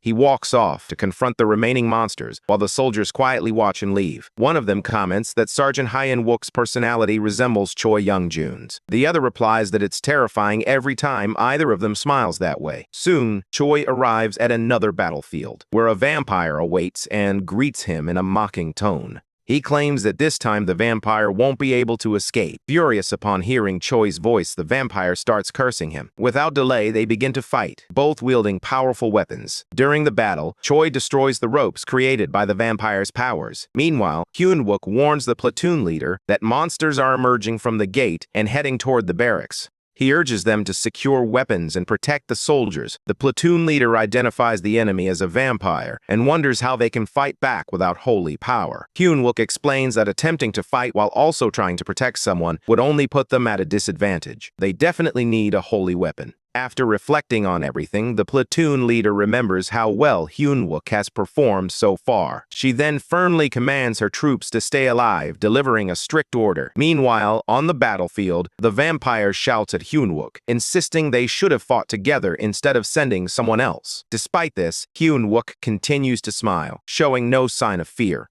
He joyfully declares that it's great the vampire is still alive. This confuses the vampire, prompting him to explain that if he's still breathing, it means his boss doesn't know about him. He speculates that the vampire must have survived by downplaying his failure as just a small mistake. These words infuriate the vampire even more. Hyun-wook then adds that he has been annoyed for a long time about allowing the vampire to escape and promises to finally end it properly this time. Upon seeing his calm confidence, the vampire warns him not to underestimate him. Immediately after, he transforms into a monstrous figure and declares that with his new equipment, he is on a completely different level than before. He mocks the holy power beads, calling them useless, and proudly boasts about his expensive mana tanks. He swears that Hyun-wook won't even be able to touch him now. He threatens to tear him apart all by himself. In response, Hyun-wook activates his special item, the Crown of Light and Darkness, and releases his Aura Saint. His weapon instantly transforms into a massive holy power weapon. The vampire watches in shock, realizing that Hyun-wook has turned a seemingly useless item into a divine weapon out of nowhere. Finally, Hyun-wook looked straight at the vampire and declares that today he will tear him apart with holy power. With a smile on his face, he prepares to end the fight. As he listens to the vampire ramble on, he senses that the enemy must be scared. This remark infuriates the vampire, who threatens to rip Hyun-wook's mouth apart. Right after that, their battle resumes. They both draw their weapons and begin attacking each other with full force. The vampire swings his long rope, aiming it directly at Hyun-wook. In that moment, Hyun-wook realizes that if the attack hits him, he will likely die. Now he finally understands why the vampire had looked so confident earlier. However, at close range, Hyun-wook realizes that the whip's advantage becomes a weakness. Despite the vampire standing confidently with a grin, Hyun-wook doesn't back down. Instead, he uses his weapon to slice through all the ropes flying at him. As he does this, he thinks about the skill called Indomitable Steel Body and prepares to land an attack. Unfortunately, he still gets hit and falls to the ground. However, he refuses to stay down. Using a skill combo, he pushes himself back onto his feet and starts running. When the vampire sees him retreating, he mocks him with confidence, saying that after all the bragging, now he is running away. He dares him to open his mouth again. While Hyun-wook contemplates the situation seriously, he realizes that the armored tentacles were unexpected. They had blocked his close-range attack by exploiting the whip's weakness. Because of this, Hyun-wook begins to think quickly.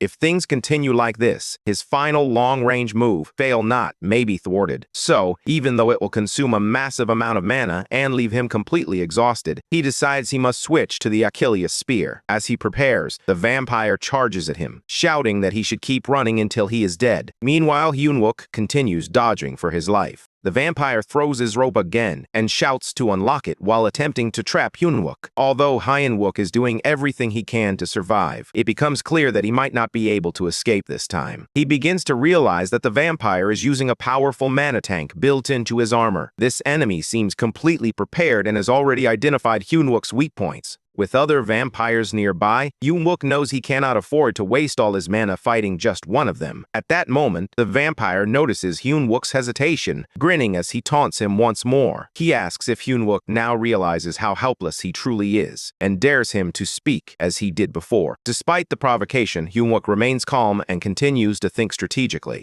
If that's the case, then he knows he needs help. He quickly calls into his microphone, shouting for Choi Tae-young. The vampire looks confused, not understanding what's happening. Suddenly, a bullet strikes him from behind. The impact is strong, and he falls to the ground completely shocked. It turns out that Choi Min-jae is the one who fired the shot. He shouts that Private Choi Tae-young's attack has landed. Then, he warns that the gunfire may have exposed their location, so they must move to another spot quickly. The vampire is badly injured and bleeding, yet he screams in anger, swearing he'll kill them all. When Hyun-wook sees this, he doesn't hesitate. He runs toward him, shouting that he should just die already. Using all his strength and skills, he drives his weapon straight into the vampire's body. As the vampire lies dying, he begins to think in disbelief, wondering how this could be happening since he believed he was the chosen one. He tries to figure out who Hyun-wook really is. He even questions whether he's a ranker. Just then, Hyun walks up and replies calmly. He tells the vampire that for someone who always acts superior, the truth is that he's just an F-ranker. Hearing this, the vampire can't believe it. As blood pours from his wounds, he shouts repeatedly that it's impossible for him to lose to a lowly F-ranker.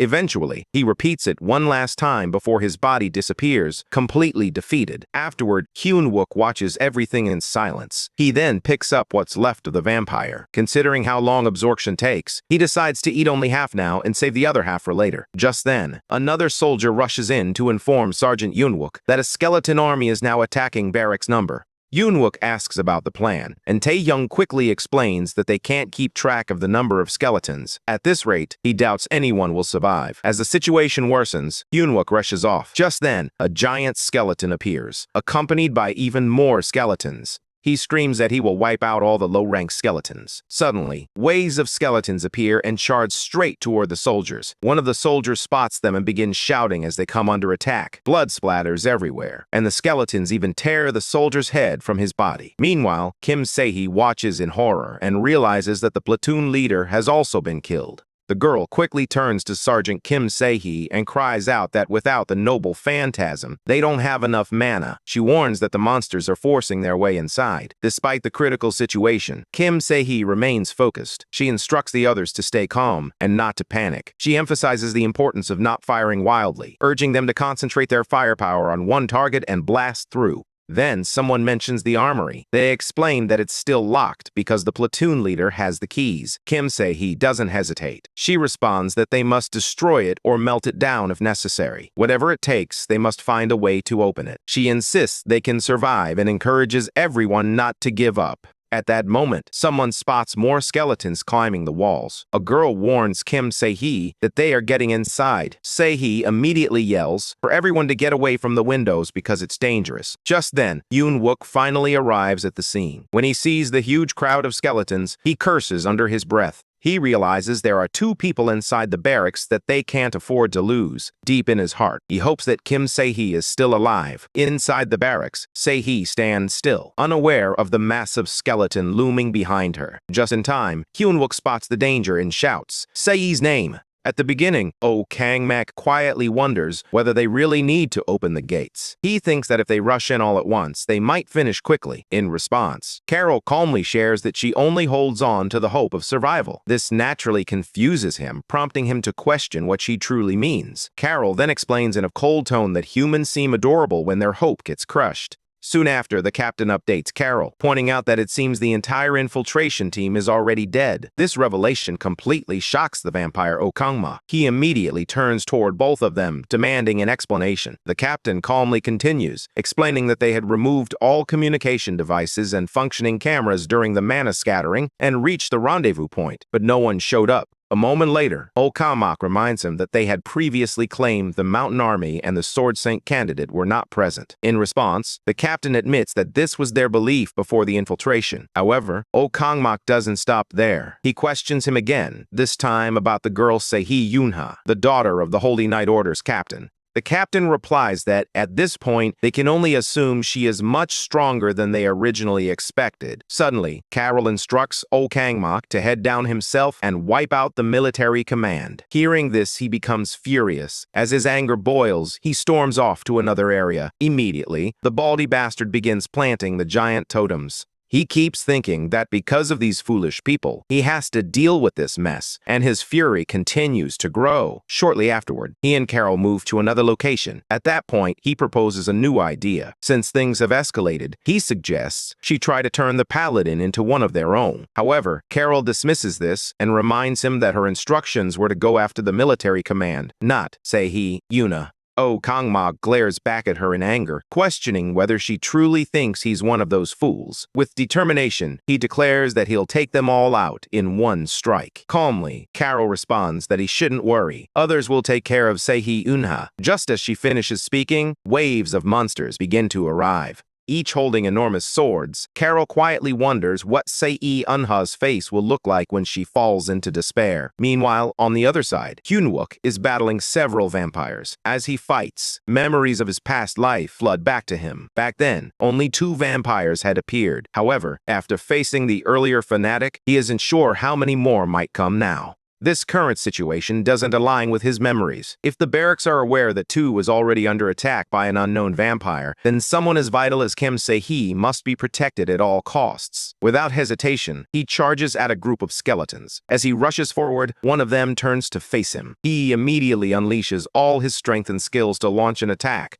One by one, the skeletons begin to fall. Throughout the fight, he keeps repeating in his mind that Kim Se-hee must still be alive, and that hope drives him forward. Meanwhile, a massive skeleton quietly sneaks up behind Kim Se-hee. Suddenly, a nearby girl shouts out to warn her. Kim Se-hee quickly turns and sees the enormous figure. Without hesitation, she strikes back, scolding the creature for entering the women's barracks completely naked. Just then, another force slams into the skeleton, breaking it into pieces. From a nearby window, Yoon-wook witnesses the entire scene as the shattered remains of the skeleton scatter before him. Without wasting a moment, he rushes inside and calls out, checking to see if everyone is safe. However, once inside, he is surprised to find that all the vampires are already dead. The girls are unharmed, thanks to Kim Se-hee. As Se-hee turns toward him with a faint smirk, she wonders who is really saving whom. Hyun-wook watches her silently. he begins to realize that she is much more capable than he had ever imagined. Despite being a spirit sorcerer, she possesses a rare skill tree that focuses on assassination. He recalls that 5 years after the second wave, she was deployed on a special mission to assassinate the Orc King in the Shanghai-based Orc Kingdom, where she made history by fighting King Stonox in a deadly duel. That's why he wasn't with her when his own mission officially started. Meanwhile, the other girls around them begin to whisper, questioning whether the man before them is truly Hyunwook, still not fully convinced. Hyunwook doesn't dwell on their doubts. Instead, he quickly asks who is currently in charge. Kim Se-hee responds, stating that for now, she is the one leading.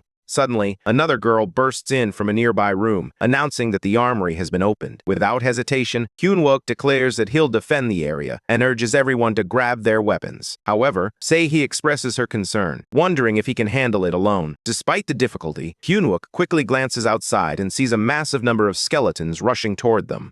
He mutters to himself that their mana won't last forever and calls out for help. He then contacts Corporal Park Junmo, who replies immediately, confirming that most of the personnel from the barracks have already been armed and evacuated. Hyunwook praises him for a job well done. Junmo adds that the platoon leader has already moved to Barracks 2. Suddenly, the skeletons begin storming in at full speed. Just when it seems they will break through, Se-hee arrives. She looks directly at Hyunwook and instantly recognizes him. Approaching him, she asks whether he has handled the vampire. Hyunwook nods and assures her that it has already been taken care of. Se-hee then steps forward to inform Se-yuna that the personnel in Barracks 2 will soon be fully equipped. Hearing this, Se-yuna begins to assess the situation. She realizes that Hyunwook is managing Barracks 1 while also supporting Barracks 2. Clearly, he has a full grasp of what's happening as he coordinates everything. As the two of them exchange glances, a wave of skeletons appears in the distance. Suddenly, Se-yuna notices something and points it out. It's a totem. Hyunwook recognizes the powerful item embedded with several devil medallions. He realizes they need to move quickly before anyone else gets to it. He notes that the platoon leader from earlier wasn't acting alone. Se-yuna agrees, mentioning that even though she doesn't understand how they're using monsters, this must be a planned terror attack. She immediately gives the order for everyone to arm up and hold their defensive positions until reinforcements arrive. Everyone listens, and moments later, she approaches Hyunwook and tells him to come with her to the command control room. Her command catches him off guard, and he repeats her words to himself in disbelief, clearly stunned and confused. Meanwhile, in the underground bunker command room, a few soldiers are stationed. Screams echo in the background as the screen reads, "No signal." The platoon leader quickly evaluates the threat, stating that if someone manages to break through the double barrier door, the enemy must be stronger than an orc. Lee Won-suk steps forward and tells the platoon leader that once the door opens and he gives the signal, they must blast the enemy alongside him. The platoon leader is alarmed by this and tries to stop Won-suk, but he remains determined. Won-suk knows that if even one of them breaks through, there will be no hope, even if it seems impossible to stop them all. He swears he'll stop at least one, no matter the cost. Suddenly, the door begins to break. Oh Kang-mok enters with a grin, clearly impressed by how fortified the room is. He looks around and spots the soldiers. When Won-suk lays eyes on him, he feels frozen. He thinks to himself that this creature is massive, far bigger than him, and Won-suk is already a berserker. Though fear creeps in, he refuses to back down. Oh Kang-mok glances at Won-suk's weapon and asks if he's really going to fight. Won-suk denies it while trying to conceal his fear. At that moment, the vampire steps forward, grabs Won-suk by the collar and, filled with burning rage, growls that he is going to kill him. Meanwhile, out in the open field, Hyunwook continues to guide Won-suk as he works on mastering his mana. Won-suk tries to regulate it while following Hyunwook's instructions, but he experiences yet another failure. With a calm yet firm tone, Hyunwook advises him not to release mana without control, reminding him to guide it rather than let it explode. Chuckling tiredly, Won-suk admits that it's not easy. However, Hyunwook responds seriously, telling him to stop laughing or he might start liking him. He explains that Hyunwook's berserker mode wears off too quickly because he relies on it blindly, blasting mana without aim. Hyunwook urges him to pull himself together. Still determined, Won-suk attempts once more to harness his mana. Once again, he falls short and collapses, completely drained. Lying on the ground, he turns to Hyunwook and asks a question. Hyunwook, slightly curious, responds by asking what it is. Won-suk wonders aloud what he should do if he encounters an enemy stronger than him in a real battle, just as Hyunwook once did. In response, Hyunwook teases Won-suk, suggesting that someone like him would probably flee, as that would suit his nature. Shocked, Won-suk protests, insisting he's not like that, but Hyunwook stands by his words. Frustrated, Won-suk denies it once more. Noticing his spirited reaction, Hyunwook advises him not to run.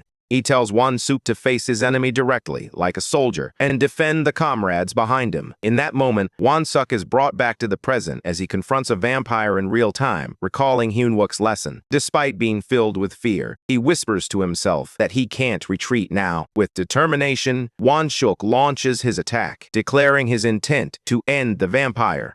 He quickly orders Lee Min-hee, a wizard, to transport them elsewhere using magic. Obeying, Min-hee conjures a teleportation portal, and Won-suk drags the vampire through it. They reappear in a different location, and the vampire, confused, questions the sudden change. Won-suk, now fully in berserker mode, explains that he needed more space for a real fight. The vampire marks him again, but Won-suk, concentrating deeply, attempts to control his mana once more. Internally, he begs for success, and this time, he achieves it. Realizing his accomplishment, he notes that he can now maintain the second level of Berserker body strengthening, just as Hyunwook had taught him. As the battle intensifies, Won-suk and the vampire clash with full force. Meanwhile, underground in a hidden bunker, Hyunwook and Seo Yunha rush through the corridors, preparing to confront more vampires. Hyunwook thinks aloud about their priority, the totem, but he is confused about why Yunha went to the control room. Before he can finish his thought, a wall in front of them explodes outward. From the wreckage, Won-suk and the vampire emerge. Won-suk, beaten and bloodied, dangles in the vampire's grip. Shocked and alarmed, Hyunwook calls out his name.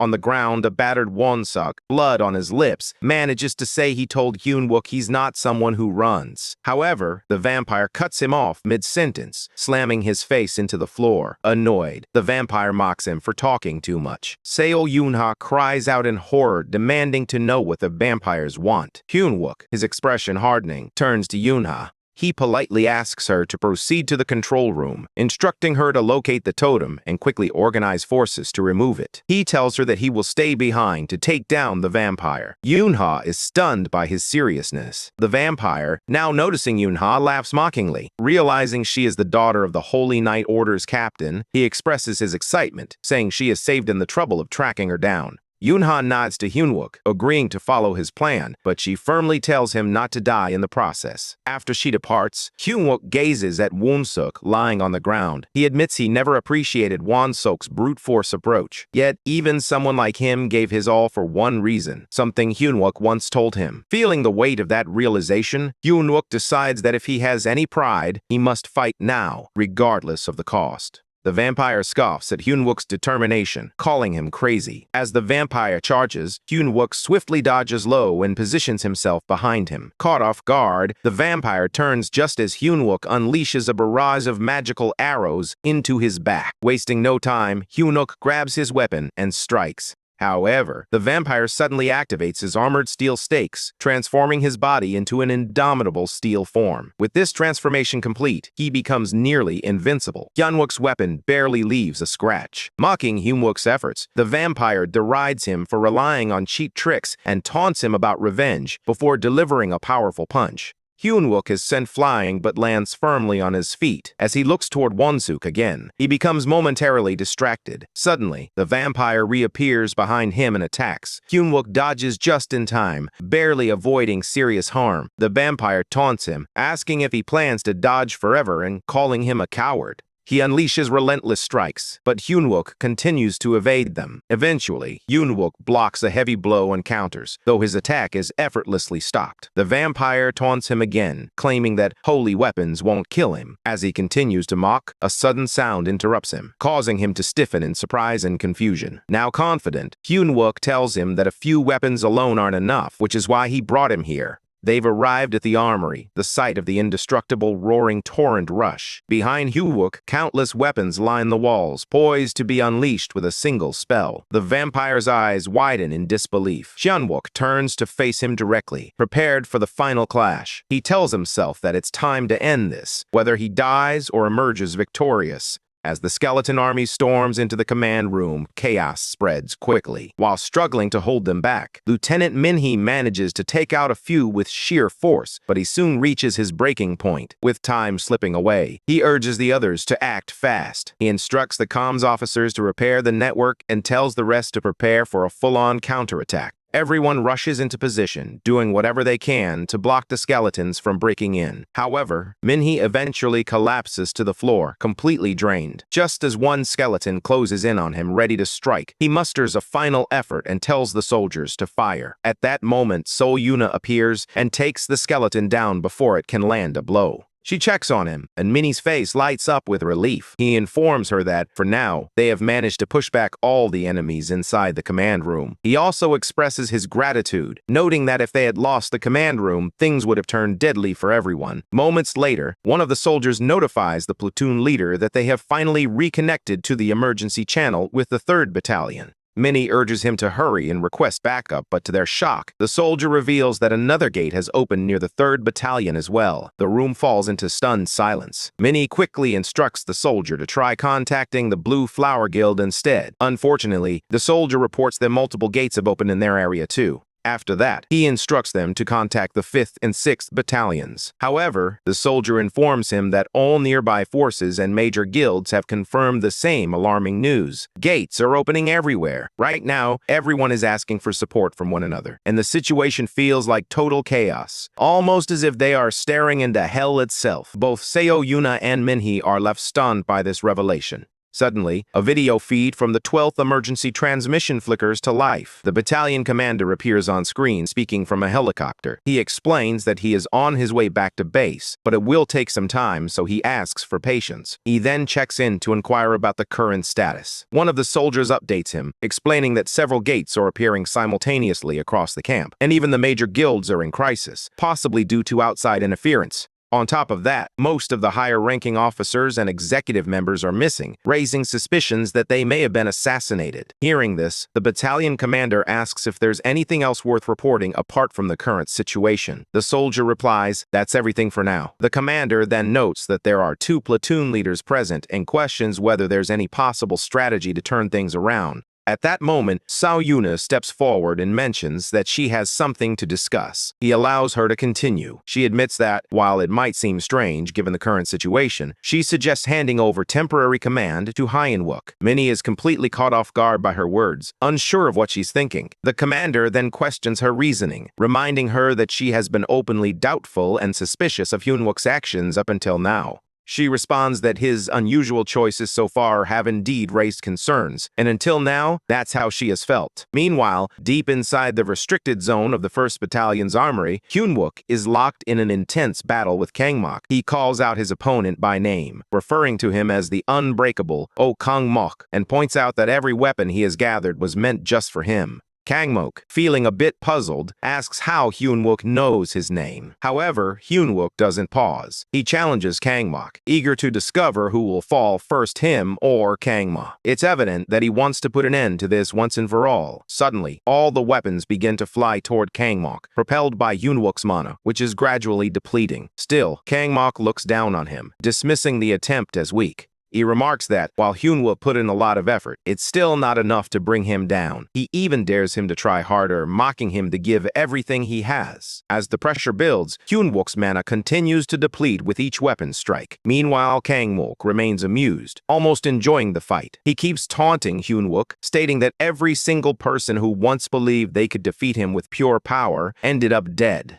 In a final push, Hyunwook gathers all his strength and goes for one last blow. However, Kangmok doesn't hold back either. He counters with fierce attacks of his own. Still viewing Hyunwook as weak, he reminds him that those who once believed they were strong enough to defeat him never survive. With his mana rapidly draining, Hyunwook throws his spear with all his might, determined to end it, even as his energy approaches its limit. Hyunwook, breathing heavily during the fight, asks Kangmok if he is actually enjoying this. Meanwhile, back at the command post, the battalion commander continues his conversation with So Yun-ha. He opens up about his earlier doubts, revealing that after closely observing Hyunwook's actions and noticing his strange behavior recently, he suspected that Hyunwook might be part of the Blue Guild, sent from another country to infiltrate AMT as a spy. But now, his thoughts have changed. He admits he's certain that Hyun-wook isn't a spy. In fact, he has been one step ahead in handling every threat so far, from the Itaewon Goblin Gate to the sudden chaos at Seoul Station, and even the Red Gate crisis. Hyun-wook has always been at the center of each incident, playing a key role in their resolution. It's not just about strategy. He has also gone out of his way to ensure that others survive and get rescued.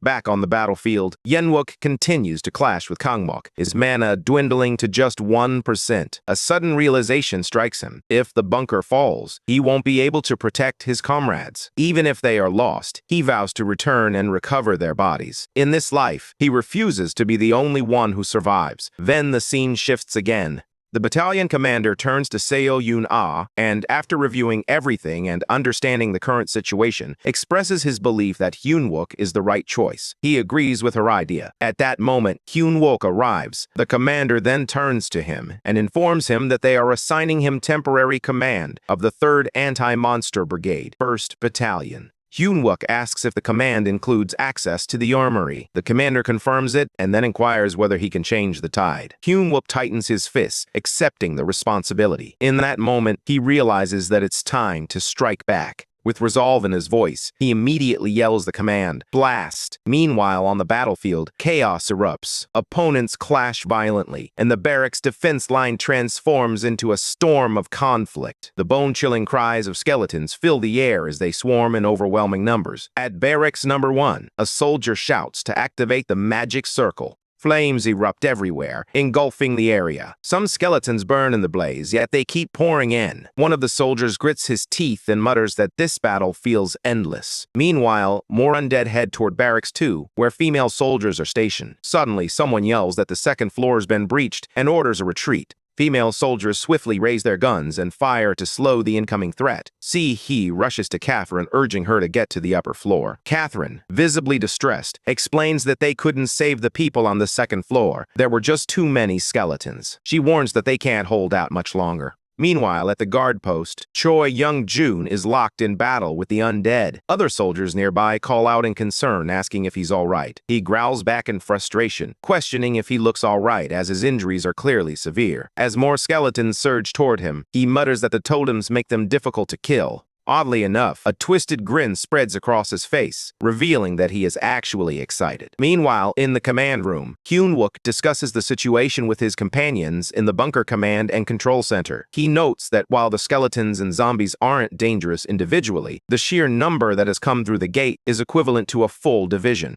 He warns that the main camp will eventually collapse under such pressure. Min-hee, recognizing the risk, proposes that they establish a base in the bunker and hold their ground. However, Hyun-wook quickly disagrees, leaving the others surprised. He explains that if they avoid the threat now, the monsters will evolve into a strategic army of death, guided by those who planted the totems. He warns that if they reach Namsan, hundreds of thousands could die. Min-hee presses him, asking what they should do then. In response, Hyun-wook gives a direct order for the assault squad leader to search for the totems with the guard post personnel. Yoon-ha stares at him, stunned, and questions what they will do about the zombies. Hyun-wook outlines his plan. They will open the guard post and lure all the skeletons and zombies into one place. Min-hee shouts in disbelief, warning that if both types of monsters gather, they'll be wiped out. However, Hyun-wook remains calm, telling him that if they work together, the monsters will be the ones destroyed. Min-hee stares in shock, asking if he really means it. Meanwhile, at the guard post, Choi Young-joon is arguing over the microphone, questioning why he should receive orders.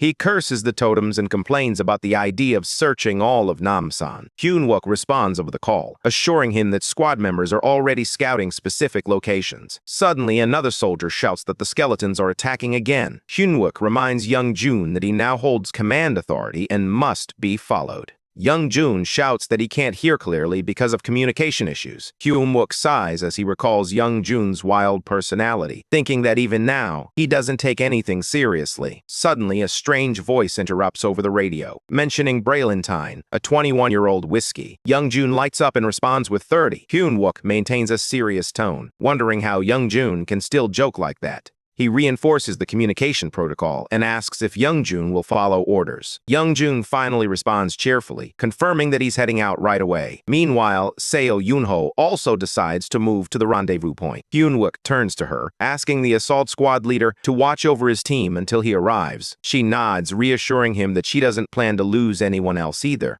Back on the field, the captain uses the command center broadcast to instruct everyone to stop fighting and retreat to the bunker. He urges the mages to deploy barriers while warning of an impending impact. Frustrated, he repeatedly questions why reinforcements haven't arrived. The undead are pushing through the guard post 200 meters, 100 meters, and now just 50 meters from the barracks. The control room continues to call for defensive preparations as skeletons and zombies close in. Sihi, watching the endless wave approach, clenches her fists and wonders if they've lost their minds trying to stop it with nothing but barriers. The control room assigns her a new task, to manipulate the wind inside the barracks while maintaining a speed under 3 meters per second. Shocked, she questions what the person issuing the order could possibly be thinking. Meanwhile, in the armory of the 3rd Anti-Monster Brigade, Hyunwook observes everything. He wonders aloud who came up with such an idea, all while realizing that his maximum warp zone is 90 meters. He's never considered using it to send objects to a specific distant location. A voice calls out that a drone is past 800 meters. Hyunwook's thoughts race as he realizes this person seems to understand his power better than he does. The voice announces that the drone has reached the 1-kilometer communication height and is now fixed in place. Finally, there comes the call to the platoon leader to warp to the zone at maximum extension.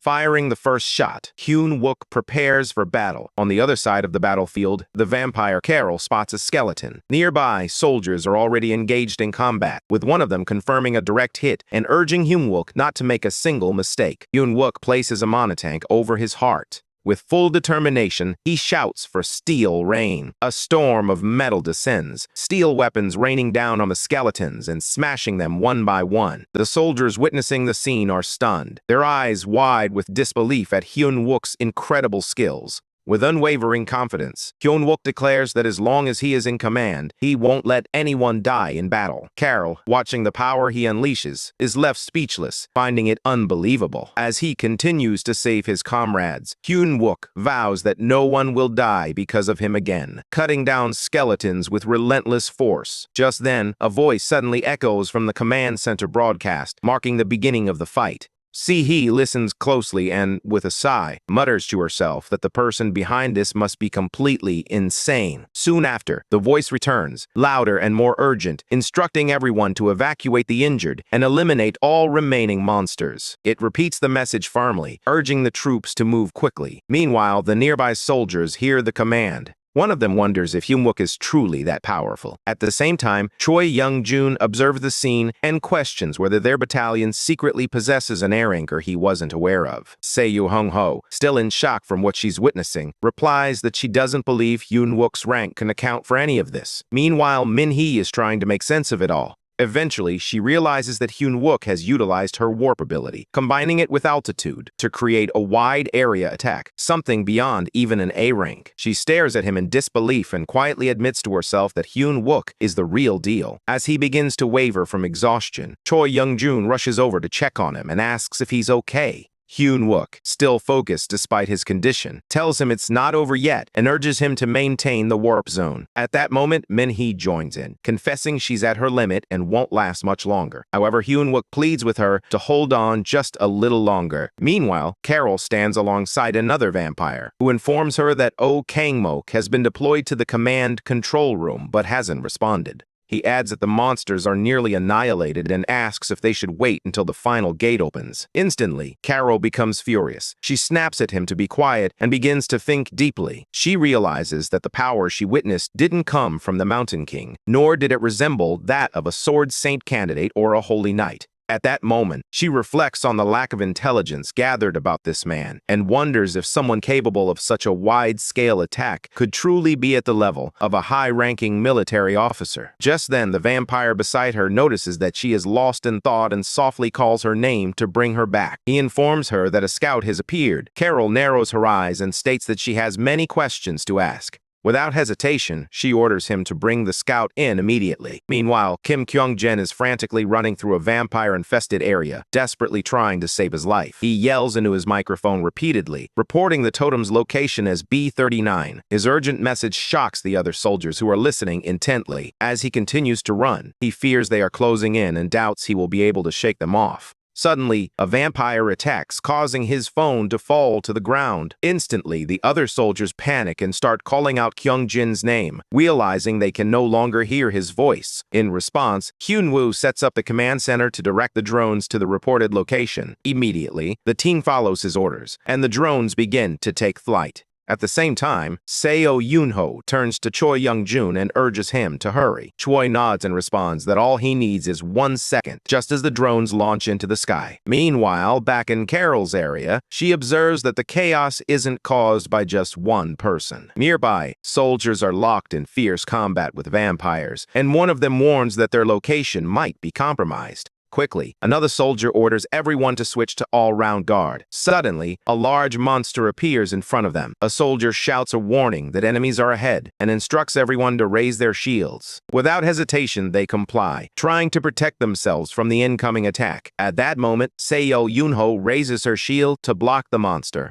As more enemies begin to appear, the battle intensifies. She yells for everyone to stand up and fight back, urging them to keep their distance and warning that its haunted armor any part that gets touched will rot away. One soldier checks on Corporal Mente, who replies that he thinks his shoulder is dislocated. Just then, another soldier spots more incoming monsters and warns the group. In a hurry, one soldier turns to Yoon-ha and asks what they should do. Without hesitation, she tells them to stay close behind her. They follow her command, trusting her experience. She raises her shield and activates a special ability, Holy Dome, informing them that they will receive the blessing of holy power within the dome. She adds that if they find an opening during the battle, they should leave the area and continue searching for the totems. One soldier expresses doubt, worrying that the enemies are too strong and wondering whether one person can handle them alone. Yoon-ha firmly responds that she's more than enough. With determination, she steps forward and activates her power, Holy Light, unleashing her full strength against the monsters. She fights fiercely, even climbing atop a giant monster and slashing down with her sword.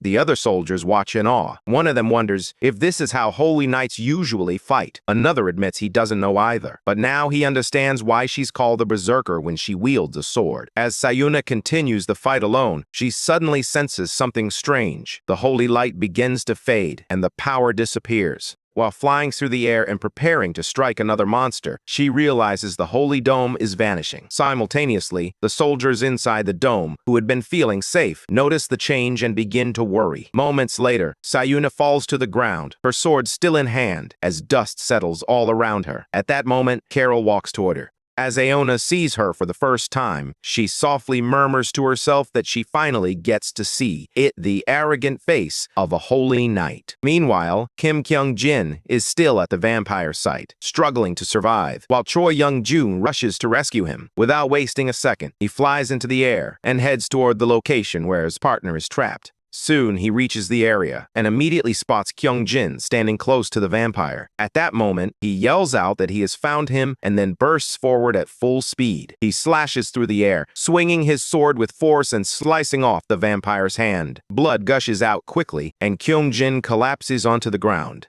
Right after that, Choi Young-jun starts noticing a strange, heavy smell. He wonders if it's smoke, but something feels off. He can hardly breathe. Suddenly, everything around him vanishes into darkness. For a moment, his mind drifts away, but he quickly pulls himself back and rushes to check on Kim Kyung-jin. He shakes Kyung-jin while calling his name and asking if he's all right. He even jokes that if Kyung-jin dies, Kyung-wook won't give him the whiskey he was promised. Just then, a powerful force strikes again from the vampire, but Choi Young-jun still manages to protect Kyung-jin. As he turns back, he mutters that the vampire is too slow. However, another strong blow lands, causing him to stumble slightly. When he looks again, he realizes the vampire is actually keeping up with his speed. At the same time, the vampire glares at them both. He recognizes Young-jun and notes that, based on his sword speed and reflexes, it makes sense why the infiltration team was defeated. However, the vampire insists it's all useless, claiming that no sword can hurt him. He then offers Young-jun an option, not death, but a chance to join them.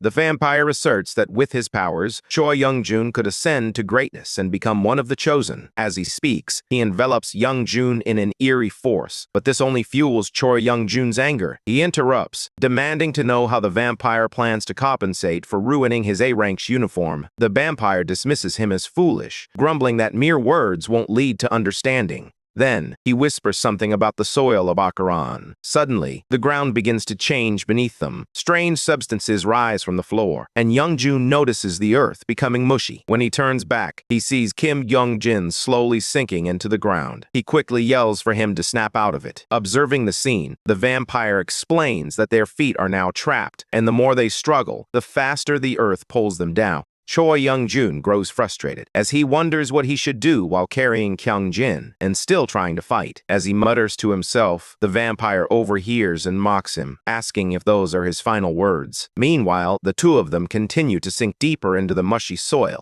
Desperately, Young-jun tries to use his skills to break free, but the vampire reminds him that stabbing won't work against him. At that moment, both soldiers float helplessly, unable to escape. The vampire seizes the opportunity to mock Young-jun's exposed back, taunting him for having such a weak point for someone known as a Sword Saint candidate.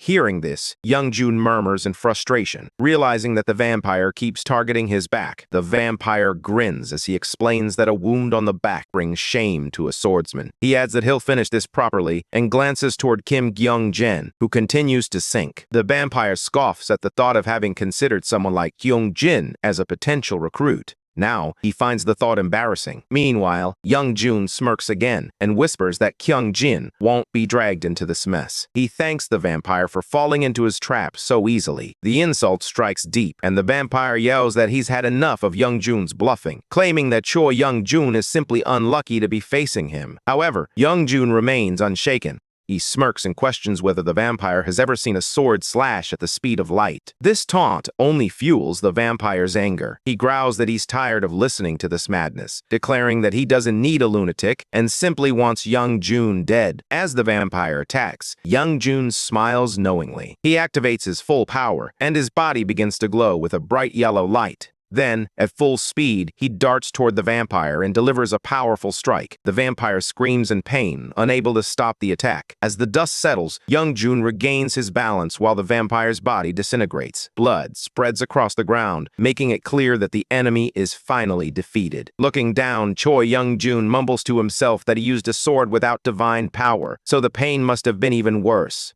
Even then, it wasn't enough to fully end it. He knows he must destroy the totem next. Meanwhile, the vampire groans and curses him, calling him a lunatic and accusing him of cheating. Choi Young-jun grins and mocks the vampire's filthy mouth, wondering how someone like that managed to hold back all this time. He then casually remarks that there's nothing special about it. It was just a slice at the speed of light. The vampire, still enraged, barely reacts. In that moment, Choi Young-jun lifts his sword once more and declares that he will clean that filthy mouth. Without hesitation, he delivers another strike, finishing the fight for good. Finally, with everything quiet, Choi Young-jun drops to the ground beside Kim Kyung-jin. He breathes heavily and mutters that he's starving. If he boosts his metabolism one more time, he fears he might actually die. Far away, Carol watches everything unfold from the sky. She lets out a chilling laugh, her voice filled with a strange excitement. With her eyes fixed on Seo Yuna, she wonders what kind of expression a holy knight would wear while taking their final breath. Just as she prepares to strike, something unexpected happens. Yoon-wook suddenly appears at the scene. The surprise hits her hard, leaving her clearly stunned to see him there. Yuna, too, looks equally shocked by his sudden arrival. Burning with fury, Yoon-wook demands to know the location of the soldier she had been chasing. Carol, caught off guard, tries to figure out who this man is, her mind racing with questions. Meanwhile, Yoon-wook's rage intensifies as he raises his voice, demanding to know where his squad member is. The soldiers continue to battle fiercely against the vampires. With a sly grin on her face, Carol tells Yoon-wook that he clearly doesn't understand the danger he's in. Instead of worrying about someone who might already be gone, she emphasizes that he should focus more on those right in front of him who could die at any moment. This makes Yoon-wook feel slightly uneasy. Just then, he notices Oh Kang-mok charging toward him with a powerful attack. Arrows begin to rain down around him, prompting him to quickly call out to the platoon leader. She simply responds that she already knows. Without hesitation, she charges toward Okang Mok, leaving all the soldiers around her in complete surprise. While the platoon leader engages Kang Mok, the rest of the soldiers continue to clash with the vampire army. Hyun-wook stands frozen for a moment, shocked by the intensity of the unfolding events. A sudden thought strikes him. Could she be controlling the power? Without wasting any time, he grants access and secures authority over it. Shortly after, a notification appears, indicating that Hyun-wook has now gained master authority over the living armor. At that moment, loud growls echo as the monsters react, leaving the soldiers visibly shaken by the scene.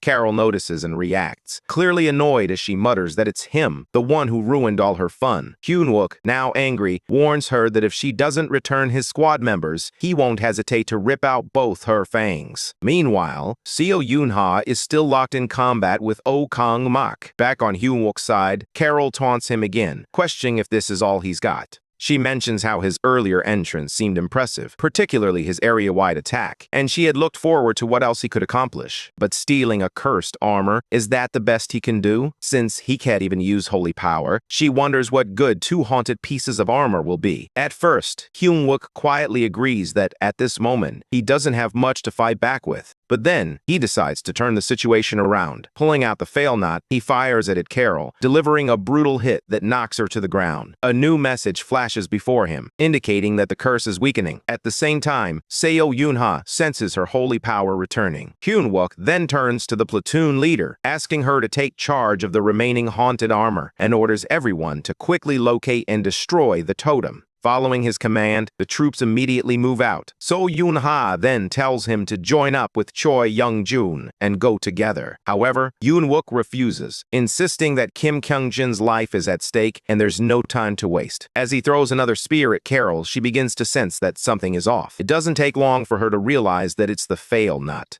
Hyun-wook locks onto a metal target on her body and hurls the Achilles spear directly at it. As it lands, he commands it to unlock, reiterating his demand for her to return his squad members. She responds, clearly irritated, stating that she's not just upset but downright disappointed. The reason? Now she's forced to reveal her true form to someone like him. As her real form is unveiled, Hyun-wook is left stunned. Her body now appears as a solid, indestructible steel structure. Carol, thinking to herself, can't believe she fell for such an obvious setup. She mocks him, questioning whether he's truly the one who launched that executive-level area attack earlier. Hyun-wook responds by questioning whether that even matters, adding that if she tells him where his team is, he would gladly show her again. However, she insists it does matter because she can't leave without witnessing the face of despair on the person who ruined everything. Then suddenly, dozens of blood-stained spiderwebs erupt from the ground, spreading rapidly and soon blanketing the entire area, likely the whole zone. Hyun-wook realizes she had spoken about her plans, which means all of this was prepared from the very beginning. He wonders what exactly they are trying to achieve. The webs creep across the executive quarters and down into the underground bunkers. Carol coldly informs him that he will finally meet the person he has been desperately trying to find. However, since her underlings have already taken care of them, the reunion may not be so pleasant. Hyun-wook, filled with rage, demands that she stop, but she simply asks what's wrong. With a cruel tone, she tells him that if he truly cares so much about his comrades, he should be the one to kill them again with his own hands. Hyun-wook warns that these are undead, and everyone needs to remain cautious of the nearby corpses if they are not dealt with properly. They might strike. Earlier, these creatures had appeared in large numbers at the entrance of the bunker as well. Just then, one of the soldiers notices something and reacts with shock. As he focuses, he realizes it's Lee Won-suk, now transformed into a zombie. Meanwhile, Hyun-wook channels his strength toward Carol. She questions his efforts while continuing to fling blood-red webs throughout the surroundings.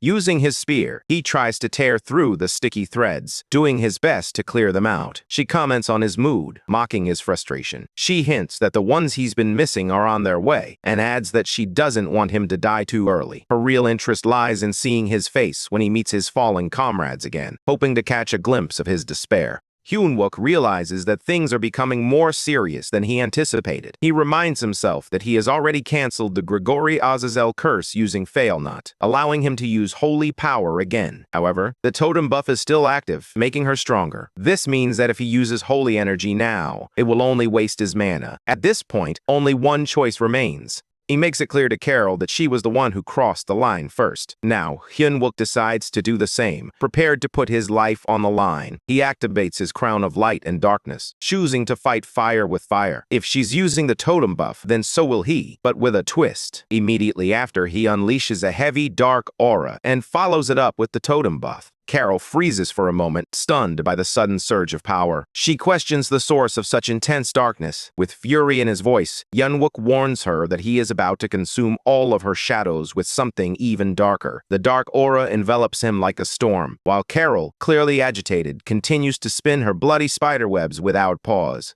Still, Hyun-wook isn't backing down. Using his skills, he activates Indomitable Steel Body once again, allowing him to stand firm against her attacks. With his spear in hand and the crown of light and darkness glowing around him, he charges straight toward her. She retaliates, all while thinking how insane it is that he actually gave himself a dark trait just to utilize the totem buff. Even she can't believe it. Meanwhile, Hyun-wook senses a shift. It finally feels like he's gaining the upper hand. If he maintains this momentum, he might be able to push her back for good. However, a sudden system warning flashes, indicating that the boosted dark energy has exceeded what his body can handle. He is now slipping into a berserk state. Shock hits him as he realizes what's happening. He questions why it had to trigger now, and wonders if the totem buff is even stronger than he thought. Quickly, he tries to pull himself together, knowing he must break free from it immediately. Meanwhile, Choi Young-joon, carrying a wounded soldier on his shoulder, suddenly pauses in shock. He sees something unexpected. Right in front of him stand the operation manager and several platoon leaders, now transformed into zombies. The sight stuns him. Without wasting any time, he carefully lowers the soldier to the ground. Then, with a heavy breath, he mumbles about a bet he made with the current commander over some expensive liquor. Now, it seems he must eliminate the fallen officers to protect the soldier. Gritting his teeth, he charges forward, aiming at the undead officers. With a quiet apology under his breath, he strikes, asking them to rest peacefully. Meanwhile, Hyun-wook is locked in an intense battle with Carol. Both of them push their limits, unleashing every skill and ounce of energy they possess. Hyun-wook remains focused, determined to end her here. Carol mocks him, pointing out that he is already losing control under the effects of darkness, questioning how he could possibly win in this state. Despite her taunts, he continues to swing his spear, slicing through her sticky spiderwebs one after another. Each clean strike only heightens her frustration as she watches him dismantle her traps, as if they were nothing. Suddenly, Lee Won-suk appears in front of him, now completely zombified, and joins the fight. Hyun-wook reacts quickly, delivering a powerful strike toward both of them. Carol, clearly irritated, vows to take down both him and his comrade in one blow. As the battle rages on, Hyun-wook wrestles with Won-suk, eventually grabbing him by the neck and ending him. But right after, a wave of realization crashes over him. What is he even doing? He forces himself to focus, trying to shake off the dark haze clouding his mind. However, as he struggles to pull himself out of this state, more zombified soldiers begin to surround him. They reach out for help, but their presence only deepens his confusion. They try to stop him, but in a burst of rage, he grabs Won-suk once more. At that moment, a system alert flashes, indicating that his fury has surpassed its limit due to the overwhelming dark energy. He is furious beyond reason, but then a new notification appears. He has met the rare conditions needed to unlock a hidden attribute linked to his item. Instantly, he steadies himself, standing tall and confident in front of Carol. He is rewarded with Hellfire mode. As she sees him in this new form, Carol freezes. Even as a vampire, she has never witnessed a power like this. Something feels seriously wrong, and instinctively, she tries to back away. She needs to escape, but it's already too late. Hyun-wook rushes in and strikes. At that moment, a memory resurfaces, one where countless people are sinking into darkness. Trying to steady himself, he reminds himself to stay focused. If he lets the shadows drag him in, they will completely devour him. He knows he cannot allow that. With renewed resolve, his presence becomes stronger and more unshakable. Meanwhile, Carol grows furious at his transformation. Anger flaring in her eyes, she insults him and launches another attack, claiming that she'll rip him apart. However, Hyun-wook swiftly evades her assaults. She keeps striking over and over, but he continues to dodge her attacks with sharp precision. When she tries to trap him using her spiderwebs, he burns them all away. Stunned by his ability to destroy her web so easily, she reacts in disbelief. Without wasting a moment, Hyun-wook aims his magical arrow at her and fires. The arrow strikes her not once, but twice, causing her to bleed. The impact catches her off guard while she's still in the air, causing her to begin her descent. As she falls, Hyun-wook prepares to finish her off. Regaining some control midair, she realizes she can't overpower him physically. Meanwhile, Yoonmo and his team are searching desperately for the totem elsewhere on the battlefield. He commands his unit to accelerate their search, reminding them that Sergeant Choi, the platoon leader, and Sergeant Hyun-wook are putting their lives on the line. They must do everything in their power to help. Suddenly, one of the soldiers yells out after discovering the totem. Hearing this, Yoonmo quickly instructs everyone to pull out their holy weapons and set up the C4. He then turns to An Min-tae and asks if he can hold the shield. An Min-tae, calm and fearless, affirms that he will endure just like everyone else who was risking everything. He activates his holy shield, and the rest gather behind it. Yoonmo encourages the group to combine their strength. He plans to power up the holy sword using holy energy, and he believes that the C4 explosion, synchronized with the sword's strike, will destroy the totem. However, he warns them of the danger. If they can't withstand the blast, they might all perish. With clenched jaws and unwavering resolve, they brace themselves. Just then, a towering boss monster emerges. The gigant haunted armor, guardian of the totem. Its terrifying presence shatters the soldiers' shields and sends waves of dread across the battlefield. Back at the fight, Carol struggles against Hyun-wook and realizes she is losing. In frustration, she decides there is no other option. They will have to abandon the buff and smash the totem. If the totem breaks, Hyun-wook will lose his berserk state as well. She believes the gigant haunted armor will finish the job in one blow.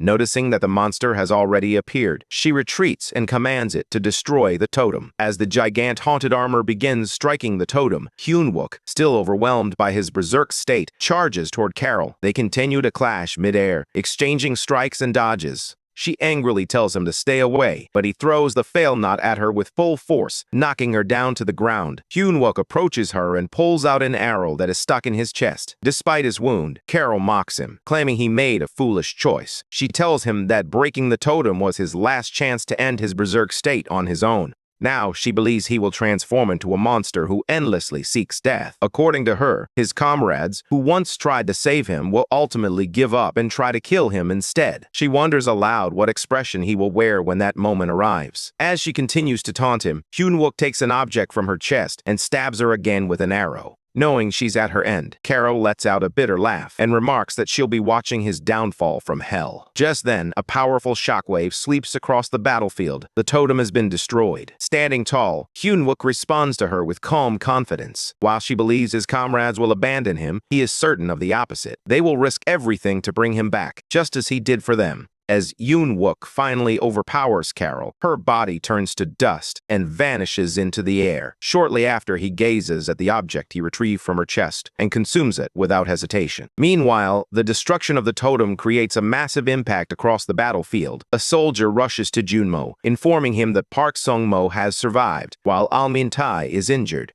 At that moment, Hyun-wook arrives at their location. The soldier checks on him, asking if he is all right. With a light smile, Hyun-wook responds that the core objective has been achieved and urges them to regroup with the platoon leader quickly, as the boss monster is close to awakening. Just then, blood spills from his mouth and he begins to cough violently. As he kneels, he mutters to himself, wondering if he has pushed himself too far this time. Suddenly, the boss monster emerges, clearly targeting Hyun-wook. He immediately warns the support squad to evacuate the area. The monster, now fully visible and unified in form, strikes at him with a weapon. Hyun-wook activates his skill, Indomitable Steel Body, but it fails. With growing concern, he realizes that the attack has been rejected. As the strike approaches, he silently admits that he cannot stop it. Junmo, filled with fear, shouts his name. Just as the weapon is about to land, it misses entirely. Striking the ground beside him, Hyun-wook opens his eyes in disbelief, shocked to find himself unharmed. Looking up, he sees the battalion commander standing tall, having subdued the boss monster with the help of his wild beast druid underling. Relief spreads among the soldiers and Junmo, who are grateful for the timely arrival. The battalion commander remarks that thankfully he wasn't too late.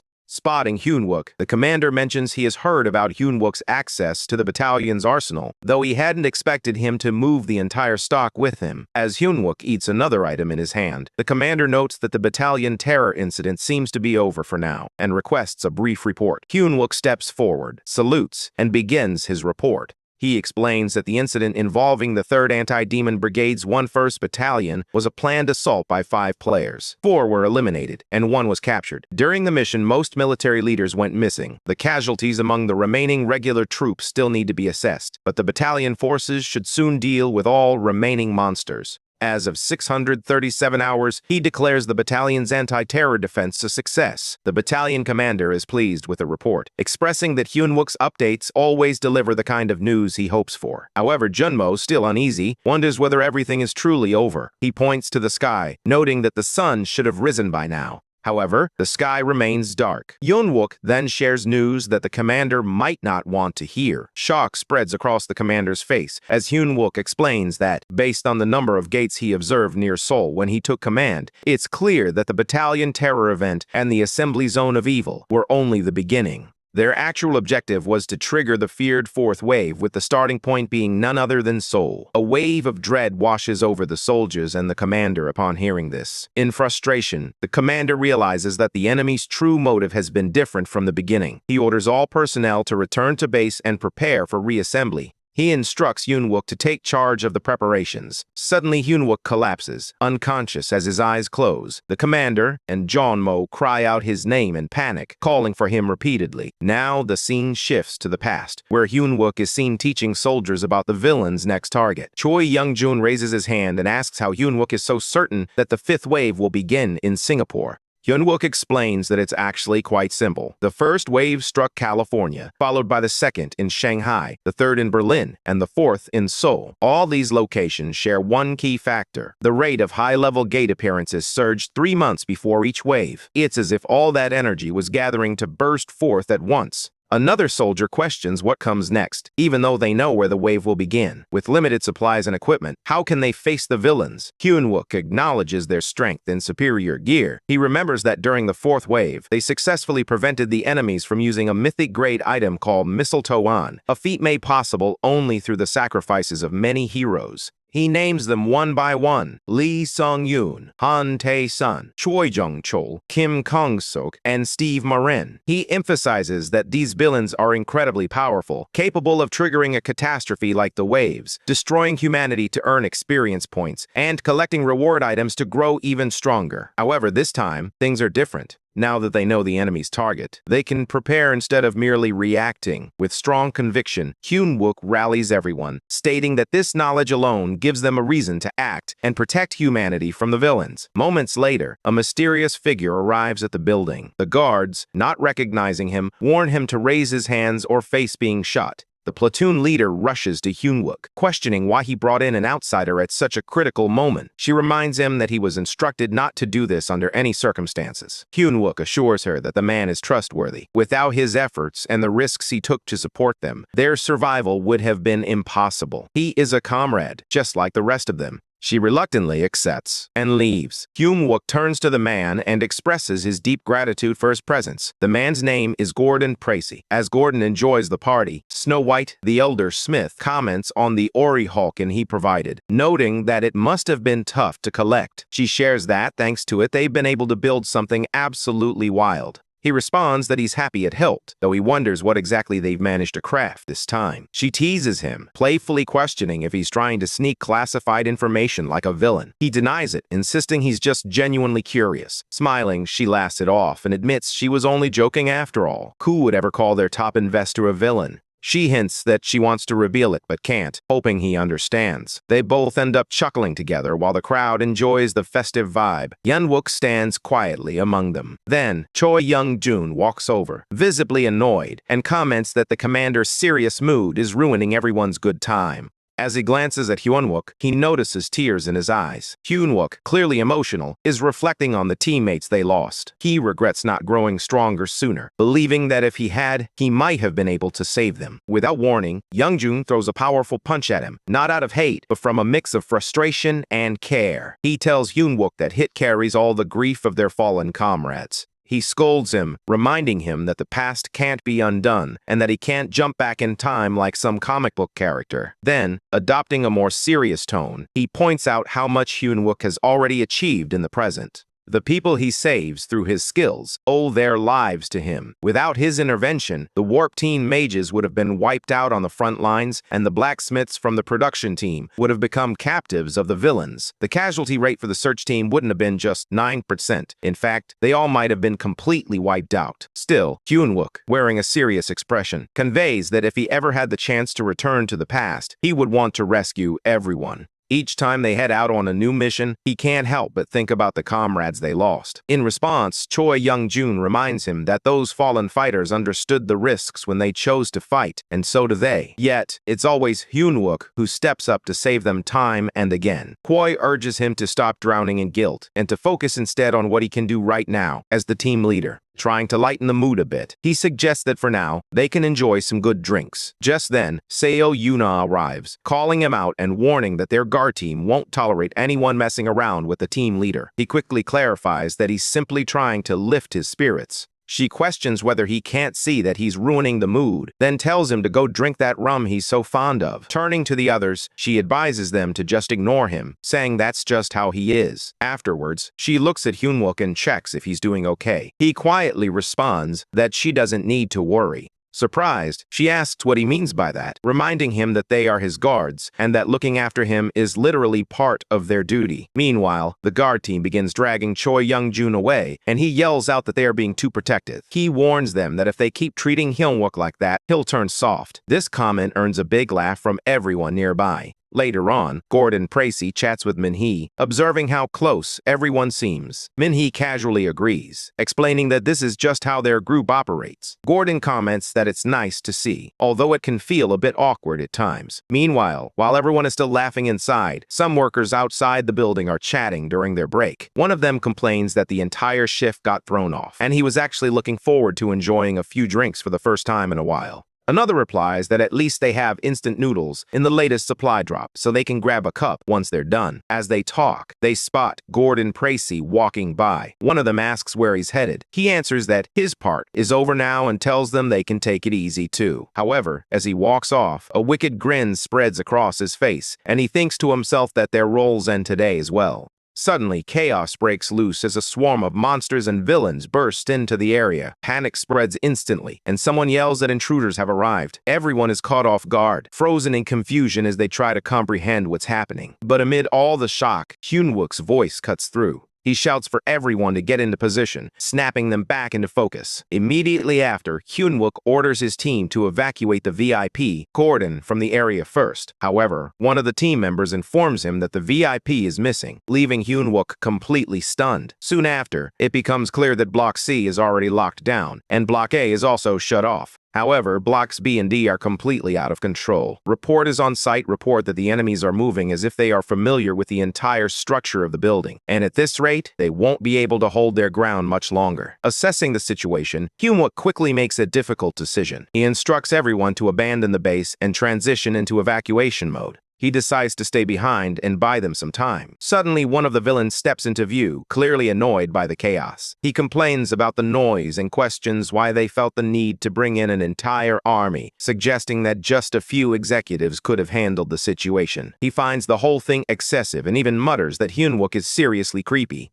Suddenly, a trumpet sound echoes through the air, catching Hyun-wook's attention. One of the soldiers recognizes it immediately and alerts the team that it's the necromancer's signal. This means their primary target is the source of that trumpet sound. Additionally, other team members begin confirming what everyone feared. High-ranking villains are involved in this attack. The captain informs everyone that they are facing a full-scale assault from the villain army. Shortly after, Hyun-wook receives an order for the search team to move in conjunction with the warp team toward target number 1. Frustrated, he questions what is happening and demands they return immediately. Meanwhile, Choi Young-jun is already pulling Min-hee along as they head straight for the location of the necromancer. He explains that since even villain executives are involved, this is their best shot. If they let it slip, they'll have to wait until the next wave. Sensing the momentum, the captain announces to everyone that this is a real chance. However, Hyun-wook strongly objects, reminding them that they're not ready to activate. Deep down, he knows that if things go wrong, people could die, and it will all fall on him. Meanwhile, Min-hee struggles to resist, insisting that he's not mentally ready for this. However, Young-jun remains steadfast, reminding him that they joined both the search and warp teams fully aware of the risks involved. He urges Min-hee to stay focused and do what he can. At the same time, Snow White turns to the captain and notes that the underground workshop is built strong enough to withstand even a meteor strike. The captain reassures her, telling her not to worry, and adds that it's time to finish things using the wild weapon he designed. Soon after, Young-jun encounters Hyun-wook and asks him if he wants to carry even more regret about the past. That question hits hard. Realizing what needs to be done, Hyun-wook finally gives in and instructs the production team to activate Mogul and brace for impact. He then gives another command to the search team to protect the warp team, and once the warp circle is activated, they are to evacuate the area immediately. Without hesitation, everyone follows his orders. Hyun-wook declares that they will take down the #1 target today, the Necromancer. With that, the entire team leaps into battle, launching a fierce attack against the enemy. One by one, they begin to secure all the key areas. Meanwhile, someone approaches Snow White and raises the earlier issue, asking if she hadn't mentioned that the repairs weren't fully finished and if she had done it intentionally. She calmly admits it, explaining that she had to tell him, otherwise Hyun-wook would have thrown away this once-in-a-lifetime chance just for their sake. Right after, a warning flashes, indicating that the metal control has exceeded its safe limit. At that moment, Hyun-wook realizes the gravity of the situation. If he makes even the slightest mistake, he could end up hurting his own team with his own hands. Despite the pressure, he locks onto the Necromancer and maintains his focus. In his mind, this single attack must protect everyone. He can't afford to miss. With full resolve, he activates Mogul. Instantly, the steel rain meteor strikes down. The Necromancer looks up, completely stunned by what is coming. The troops inform him that the Mogul meteor strike zone projection is finalized, while another mentions adjusting the calibration before it launches. Meanwhile, Snow White turns to one of her companions and expresses her regret for not being a better master. He responds that being by her side has been an honor. She nods, telling him they are ready and thankful for everything. Then, she looks at Hyun-wook and asks him to finish what they started. As he moves into action, he unleashes the combined force of his Mogul and the steel rain meteor strike. The massive impact slams the monster into the ground. Almost immediately, a powerful blast erupts, wiping out all the lesser creatures nearby. Hyun-wook quickly yells out, asking for a status update from each squad. One platoon head responds that the guard unit is still intact and actively engaging the enemies. Meanwhile, Choi Young-jun reports that the search and warp team has lost contact with nearly 60% of its members and is currently assessing the situation.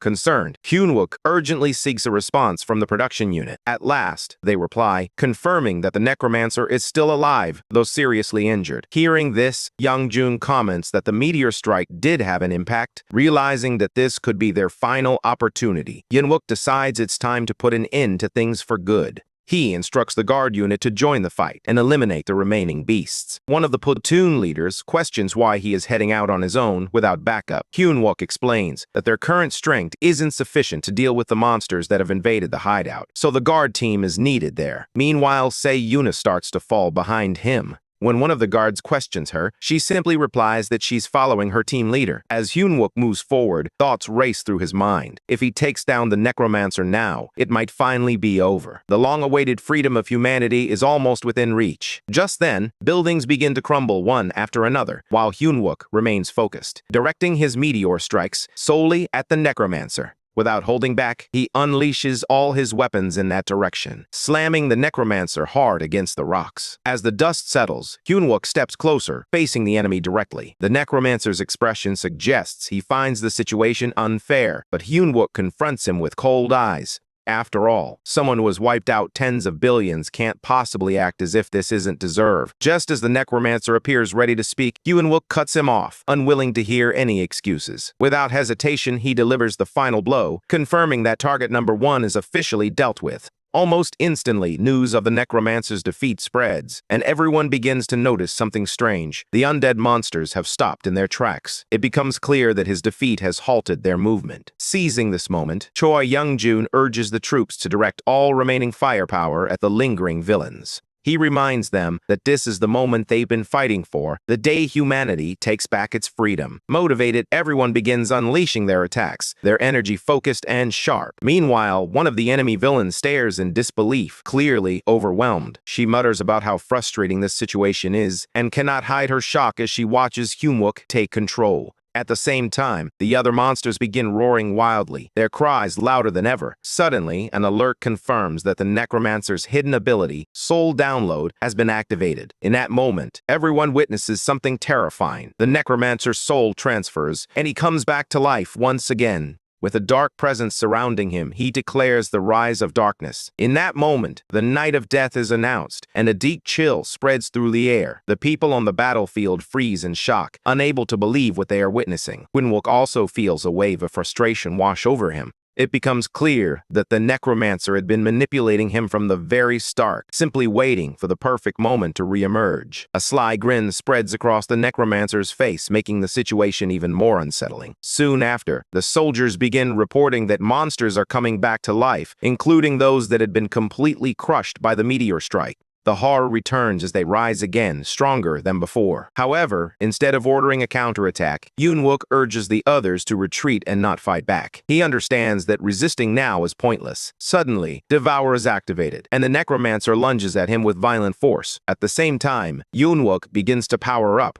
He pushes his body transformation to its limits. Jinwoo blocks the hit, but the force is so immense that it sends him crashing into the rubble. Suddenly, the necromancer triggers the power of a devoured player, Inferno, and his body becomes engulfed in blazing energy. At that moment, So Yuna steps in, releasing her holy power. She urges Hyunwook to stay strong, reminding him that he must survive no matter what. Caught between panic and pain, Hyunwook tells her to escape. Still, she refuses, standing firm in front of him. She declares that she is his shield, insisting that if he is going to make it through, it starts with her. Then, the necromancer switches tactics once more, tapping into another devoured player's skill, Alcides, and gaining a completely new set of destructive strength. Just as the monster strikes again, Hyunwook yells out to Seo Yuna and moves quickly enough to turn her away from the blow, saving her from being hit directly.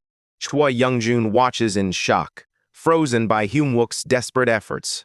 In the next moment, the monster crashes into Hyunwook with brutal force, and he falls, lifeless. Meanwhile, the battlefield deteriorates further as the vampires move swiftly, picking off the soldiers one by one. It transforms into a blood-soaked nightmare. In the distance, a female vampire, calm and cold, watches the scene unfold. With a look of disgust, she orders the remaining survivors to stop struggling, calling their efforts pathetic and hard to watch. Hyunwook, coughing and barely holding on, pleads for the others to escape and survive. Just then, his eyes land on someone unexpected, Gordon Tracy, standing right in front of him. Shock fills Hyunwook's face as he struggles to process this revelation. Anger quickly takes over, and he demands to know if Gordon has truly betrayed them. Before any response can come, a sudden blast shakes the area. Through the smoke, Gordon calmly observes that the civilian safe zone appears to be nearly wiped out. Still on the ground, Hyunwook stares at him in disbelief and asks why. Why would someone like him, a guardian, do this? He blames himself, saying it was his mistake to trust him and bring him along. He believes that this trust is the reason everything has fallen apart. However, Gordon dismisses the blame. He explains that it isn't Hyunwook's fault. He was simply following what the system instructed him to do.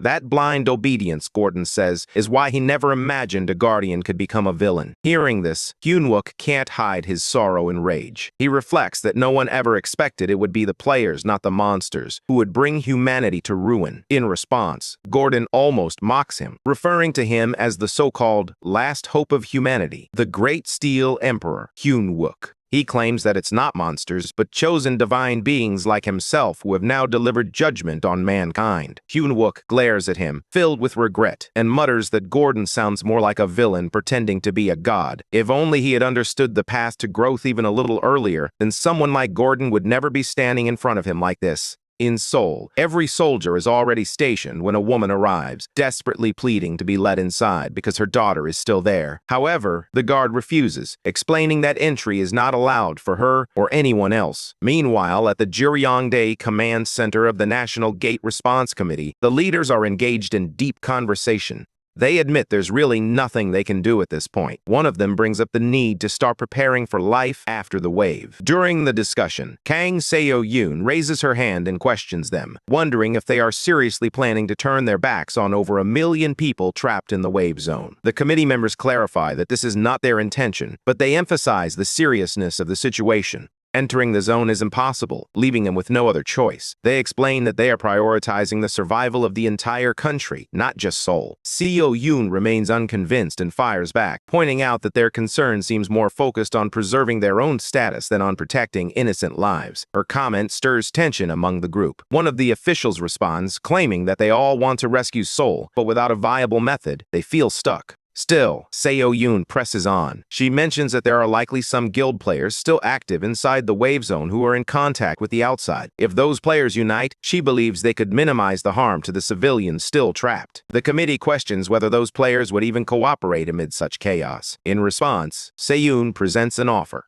She explains that the Zuminari Guild is prepared to distribute hero-grade gear to every player who defeats a corrupt factor within the zone. To further motivate everyone, the most active player will receive a legendary grade item as a reward. She also emphasizes that she can't simply instruct her guild members to hide and remain safe while doing nothing. According to her, they are willing to do whatever it takes, even if it means saving just one more life. That, she says, should be enough. One of the officials silently reflects on the entire situation, feeling frustrated. The notion that solving a national disaster could hinge on throwing money and rewards at it seems absurd to him, but for now, it might be their only chance. Deep inside the underground bunker of the 3rd Anti-Monster Brigade's 1st Battalion, the battalion commander approaches Hyun-wook and asks if he's holding up all right. Hyun-wook nods and shares his thoughts. He mentions that he has an idea, noting that he heard the terrorist suspect they had in custody has managed to break out. The commander confirms the situation, labeling it a serious issue. At that moment, Hyun-wook's thoughts begin to race. He knows the detention area is constructed with mana stones and reinforced with barriers designed to restrain players, making solo escape impossible unless they are S-rank. Therefore, the only conclusion left is that there is a traitor operating from within the military.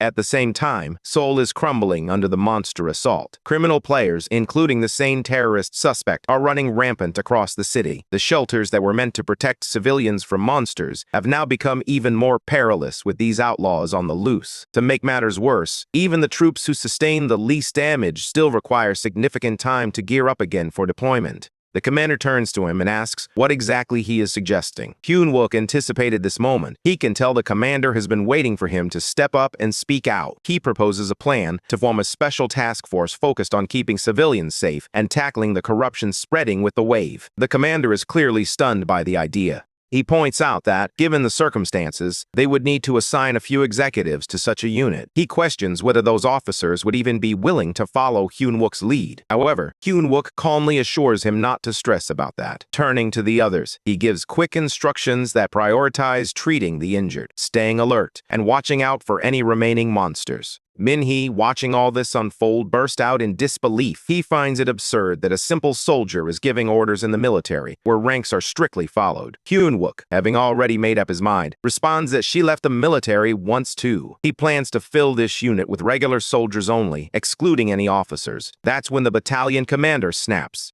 He insists that Hyun-wook must take the 2nd platoon leader along, the one he personally trusts the most, even if it's just for advice. Hyun-wook admits to himself that he can't help but feel a little ambitious as well. He then turns to Min-hee and discusses his role during the crisis, recalling how he executed a wide-area attack that helped save many citizens. He tells him that if not for that, there's no way he could have executed such a wide-ranging strike by only destroying a few scraps. He even hoped that major guilds would compete for him after witnessing his power, but he doesn't seem interested. Just then, Min-hee interrupts him mid-sentence. She asks if he truly meant to bring her on board as an advisor. He responds that this changes everything. At the same time, soldiers yell warnings to the crowd, informing everyone that the flames are spreading toward the mountains and urging them to evacuate quickly. Soon after, Hyun-wook reaches Sehee and brings her a message from the commander. She has been selected to join the special unit. Hearing this, she can't help but sigh internally. With her military service almost complete, she wonders why she is still being dragged into all of this. Part of her just wants to lay low and stay out of trouble until it's over. When Hyun-wook contacts her again, she instantly recognizes his voice and thinks it's that meddlesome guy once more. He informs her about the new assignment, but she pretends that she can't hear him. Still, he simply tells her that his job is done and that he has passed along the message. Even as she pretends she didn't hear him, a bad feeling creeps over her. Something tells her that her peaceful last days in the military are about to be completely ruined. Deep down, she truly doesn't want to be part of this. After that, Hyun-wook heads over to Choi Young-jun, who is hiding under a bed. Before Hyun-wook can even begin, Young-jun interrupts him, already refusing to listen. He snaps that whatever it is, he wants no part of it. After everything he's endured for the Valencian 30, and with his service nearly over, he's finished. He doesn't even want to hear a word. However, Hyun-wook calmly explains that it's not just about that. If the battalion commander catches wind of this, things could go sideways quickly. Forget about ending his service. His entire military career might never recover. Those words hit a nerve. Reluctantly, Young-jun crawls out from under the bed, clearly annoyed, yet curious. He asks what it is, finally ready to hear him out. Meanwhile, Lee Won-suk catches a glimpse of his reflection in a puddle and is stunned by what he sees. He can't believe what's happened to him. Suddenly, some soldiers shout orders, instructing him to search the area and eliminate any surviving monsters without hesitation. But then, Won-suk takes off running. Hyun-wook calls out after him, confused. He's certain he managed to keep his sanity until the end and was able to save Won-suk, but now he has no idea where he has gone. That's when a memory resurfaces for him, a past conversation with Won-suk in which he had insisted he wasn't the type to run away. Now, though, Hyun-wook realizes he might have been mistaken. Perhaps Won-suk is that kind of guy after all. Still, he can't shake the feeling that he should have had a bit more faith in him this time. Soon after, the soldiers are instructed to gather at the training field. Upon arriving at the department, they are informed that there won't be any extra supplies, so they need to bring everything with them. Later, Hyun-wook approaches and salutes Seo Yoon-ha, sensing that something is amiss. He asks her if something is wrong and she confesses that she misunderstood him all along.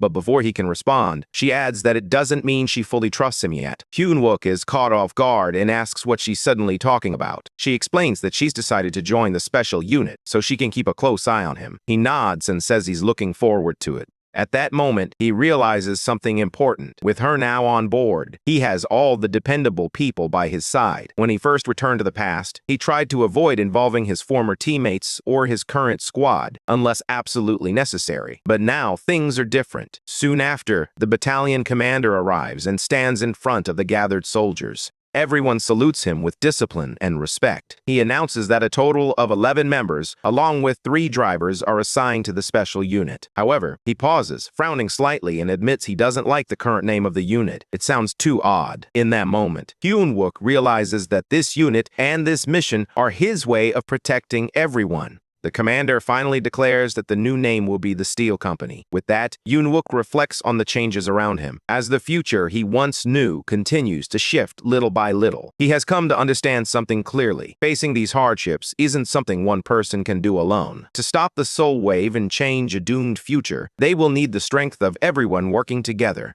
At last, the commander turns to him and shares their new assignment to rescue lives and carry out mobile strikes inside the Soul Wave. With that, every soldier of the Steel Company reports in, geared up and ready to fight. As the intense battle rages on, Hyun-wook stands firmly in front of the monstrous creature, his voice rising in a fierce scream. Suddenly, he channels his power and flies into the air with a sword drawn, ready to strike. In one swift move, he drives the blade deep into the monster, which lets out a deafening roar. At that moment, he mocks the creature, remarking that its sneak attack on the back of his head during his workout had been far too obvious. He hurls insults, calling it naive and dumb, which only fuels the monster's rage. Without hesitation, the monster prepares to launch an attack. Hyun-wook quickly reacts by swinging his sword and shouting to unlock his power. In an instant, the monster opens its mouth wide. As Hyun-wook rushes forward to strike again, his sword lags behind, and he ends up flying straight into the beast's open jaws. The creature snaps its mouth shut, swallowing him whole. Inside the dark, damp interior, Hyun-wook begins to sink. Despite his predicament, he grumbles about the monster's foolishness, noting how predictable it had been.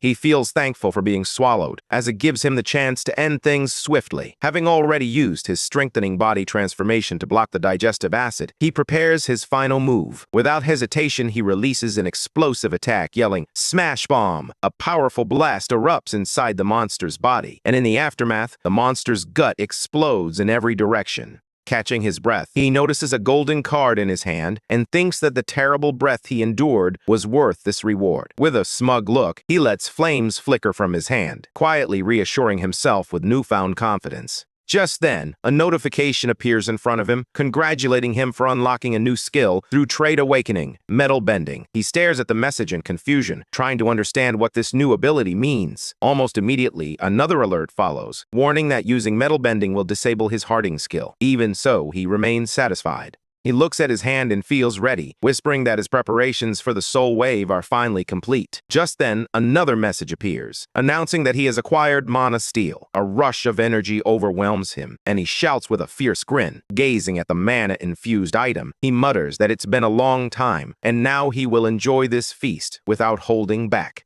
He consumes the power with eagerness. Days later, the National Gate Response Headquarters broadcasts an emergency message. The voice echoes across the city, warning that the gate will cover all of Seoul and that this is not a drill. They repeat the alert to ensure everyone can hear. Meanwhile, skeletons begin pouring into the streets, threatening civilians everywhere. On one road, a lone child sits helplessly as countless skeletons rush toward him. Suddenly, a vehicle speeds onto the scene, and soldiers jump out, immediately firing their weapons at the enemy. One commander shouts for the troops to block the street where the monsters are advancing. The child, frozen in fear, watches with wide eyes. Just then, Junmo appears beside him, kneeling to check on him. The boy brightens and happily calls him Master. Nearby, another soldier observes this and mutters in frustration about how Junmo always goes too deep. Meanwhile, someone calls for Kim Se-hee. She is seated, focused on her high-level skill, and she promptly responds. As the fighting intensifies, Se-hee steps forward. She unleashes a massive blast that sends numerous skeletons flying through the air, causing the number of enemies to dwindle. A civilian watches in amazement, wondering just what kind of soldiers these are. Standing tall, Se-hee shouts toward her lieutenant. Meanwhile, on top of a vehicle, a soldier gives the order to open a warp. At once, the remaining skeletons begin vanishing into the portal. Simultaneously, Hyunwook arrives. Floating above, Se-hee grumbles that the noisy old man has tricked her again. Eventually, all the enemies disappear from the area. Se-hee turns to Hyunwook, reminding him that he promised her a ride on the Level Up bus in return for helping with the assignment. He explains that he had to move forward to complete his quest, urging her not to worry and to trust him. He assures her that he'll return quickly. However, she grows irritated, pointing out how long it's been. Before she can say more, a sudden shock crosses her face as an enormous monster appears out of nowhere, causing all the soldiers to freeze in terror. They stare at the creature, overwhelmed by its sheer size. Suddenly, the monster opens its mouth and releases a powerful gust of air aimed directly at the troops. From behind it, a wave of skeletons charges forward. Meanwhile, a soldier spots the same child standing nearby and rushes to protect him. But the enemy numbers are too great. Just as the skeletons are about to strike, Hyunwook uses metal bending to command everyone to regain focus and return fire. The soldiers immediately follow his orders, launching an organized counterattack with blazing weapons. Se-hee joins in once more, using her skills to hurl skeletons through the air. She smiles as she watches the enemy numbers dwindle and mutters about the old man showing up late. Then, she catches sight of Hyunwook again, this time not wearing his uniform. She blinks in disbelief, and the rest of the squad stares as well, confused by his appearance. One by one, they begin to question him. However, Hyunwook ignores their shock and barks orders to the steel company to maintain their positions. His tone grows sharper as he warns them not to ask questions unless they want to be killed before they can return fire, as the monsters can even reach them. Meanwhile, the frightened child remains on the ground, trembling. Hyunwook continues to use his steel abilities to attack the enemy, and eventually, every skeleton and monster lies defeated. He then gets dressed again.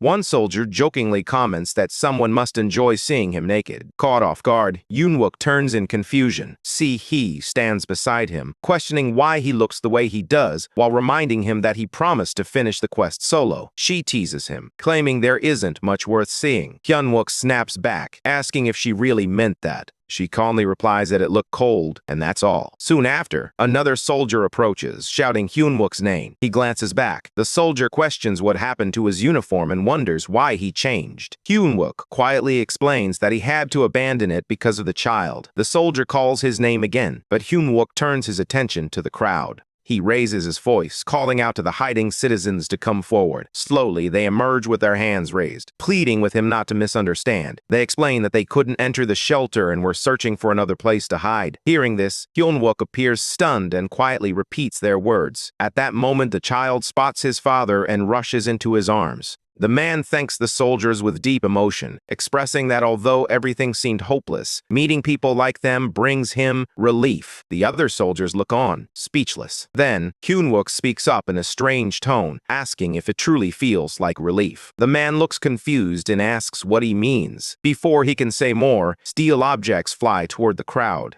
Alarmed, the man begs Hyun-wook to stop. However, Hyun-wook shouts "smash" while unleashing a violent force that sends people flying. The child watches in horror as his father is caught in the blast. Instantly, soldiers begin shouting, with one demanding to know if Hyun-wook has lost his mind. Another person calls his name, pleading for an explanation, but Hyun-wook rushes forward, pulls the child aside, and bitterly murmurs that he truly despises betrayal. As the child sobs uncontrollably, he warns everyone that it would be better not to approach him again unless they want to face the same fate. However, one of the nearby soldiers quickly notices and shouts for him to stop, demanding that he put the child down. Immediately, he orders all forces to take aim at Hyun-wook. In response, every soldier points their weapons at him, filled with confusion and fear, as several civilians already lie lifeless on the ground from Hyun-wook's earlier attack. Meanwhile, another soldier steps forward, calling Hyun-wook insane and questioning how a soldier could commit such a horrifying act by killing civilians. Urgently, he shouts again, demanding that he release the child. Despite the pressure, Hyun-wook remains resolute, calmly but firmly. He explains that the people lying there are not ordinary civilians. They are players in disguise, hiding dangerous weapons from another world. At first, the others hesitate, unsure whether to believe him. Suddenly, more disguised individuals appear, yelling that Hyun-wook is right. They cry out in desperation, explaining how they were kidnapped and how their companions had been murdered. As the chaos unfolds, the soldiers stand silently, overwhelmed by what they are witnessing. Then, Hyun-wook turns to the child in his grasp and commands him to stop pretending. He addresses him by name, assassin Kim Hak-yu. Right away, the child's expression shifts, and his glowing eyes reveal his hidden identity. Coldly, he pretends not to remember Hyun-wook, but it doesn't fool anyone. Moments later, he drops the act and lunges forward to attack. Enraged, Hyun-wook declares that he remembers Kim Hak-yu clearly, recalling how he had already defeated him in a past life. With that, he rushes toward him. Instantly, Kim Hak-yu turns and begins running, desperate to escape. However, Hyun-wook gives chase, quickly catching up to Kim Hak-yu and stuffing a steel item into his mouth before wrapping him tightly in chains. Eventually, Kim Hak-yu begins to struggle and yell, accusing Hyun-wook of being insane and calling him a torturer for feeding him metal. But Hyun-wook, unfazed, responds with a straight face, claiming he eats them often and that one can get hooked on the metallic scent over time. Hearing this, Kim Hak-yu becomes increasingly disturbed, questioning why anyone would eat such things. Without hesitation, Hyun-wook grabs his jaw again and shouts another command while forcing a second steel ball into his mouth. He demands the truth. Realizing that Hyun-wook will not stop until he confesses, Kim Hak-yu finally breaks. He starts speaking rapidly, naming Gong Gi-dae as the true mastermind. According to him, that man killed all the guards at the Dongdaemun shelter, took control of it, and then destroyed it to ensure no one else could use it. Right away, Hyun-wook interrupts with intensity, emphasizing that the shelter had indeed been destroyed. He recalls the rumors of a villain known as the Apostate, who killed survivors and conducted horrific experiments to gain immense power. In his past life, the man had been a mystery, never revealing his face. However, this situation fits the villain's profile perfectly. Kim Hak-yu continues, explaining that some civilians managed to escape because they could no longer endure the cruelty. He states that their mission was solely to bring those escapees back. He admits that he took the form of a child to prevent anyone from getting hurt, and pleads with Hyun-wook to believe him. However, Hyun-wook once again restrains him, accusing him of having another hidden motive. He insists that the true reason for the kidnapping was to fulfill his villainous quest. With sharp intensity, he repeats the title of assassin villain, Kim Hak-yu, Realizing that Hyun-wook has figured everything out, Kim Hak-yu begins to tremble. Finally, he asks who Hyun-wook really is, but there is no answer, only another command. Immediately after, Hyun-wook unleashes his skills, shouting smash and port steel. In an instant, Kim Hak-yu dies on the spot, crushed by the overwhelming power. Afterward, one soldier approaches and asks what happened. Calmly, Hyun-wook explains that the man committed suicide. The soldier blinks in disbelief and questions what kind of threat Gong Ik-tae must pose if someone like Kim Hak-yu would choose to take his own life rather than confront him. He wonders if they should wait for First Lieutenant Seo Yoon-ha and Sergeant Choi Young-jun.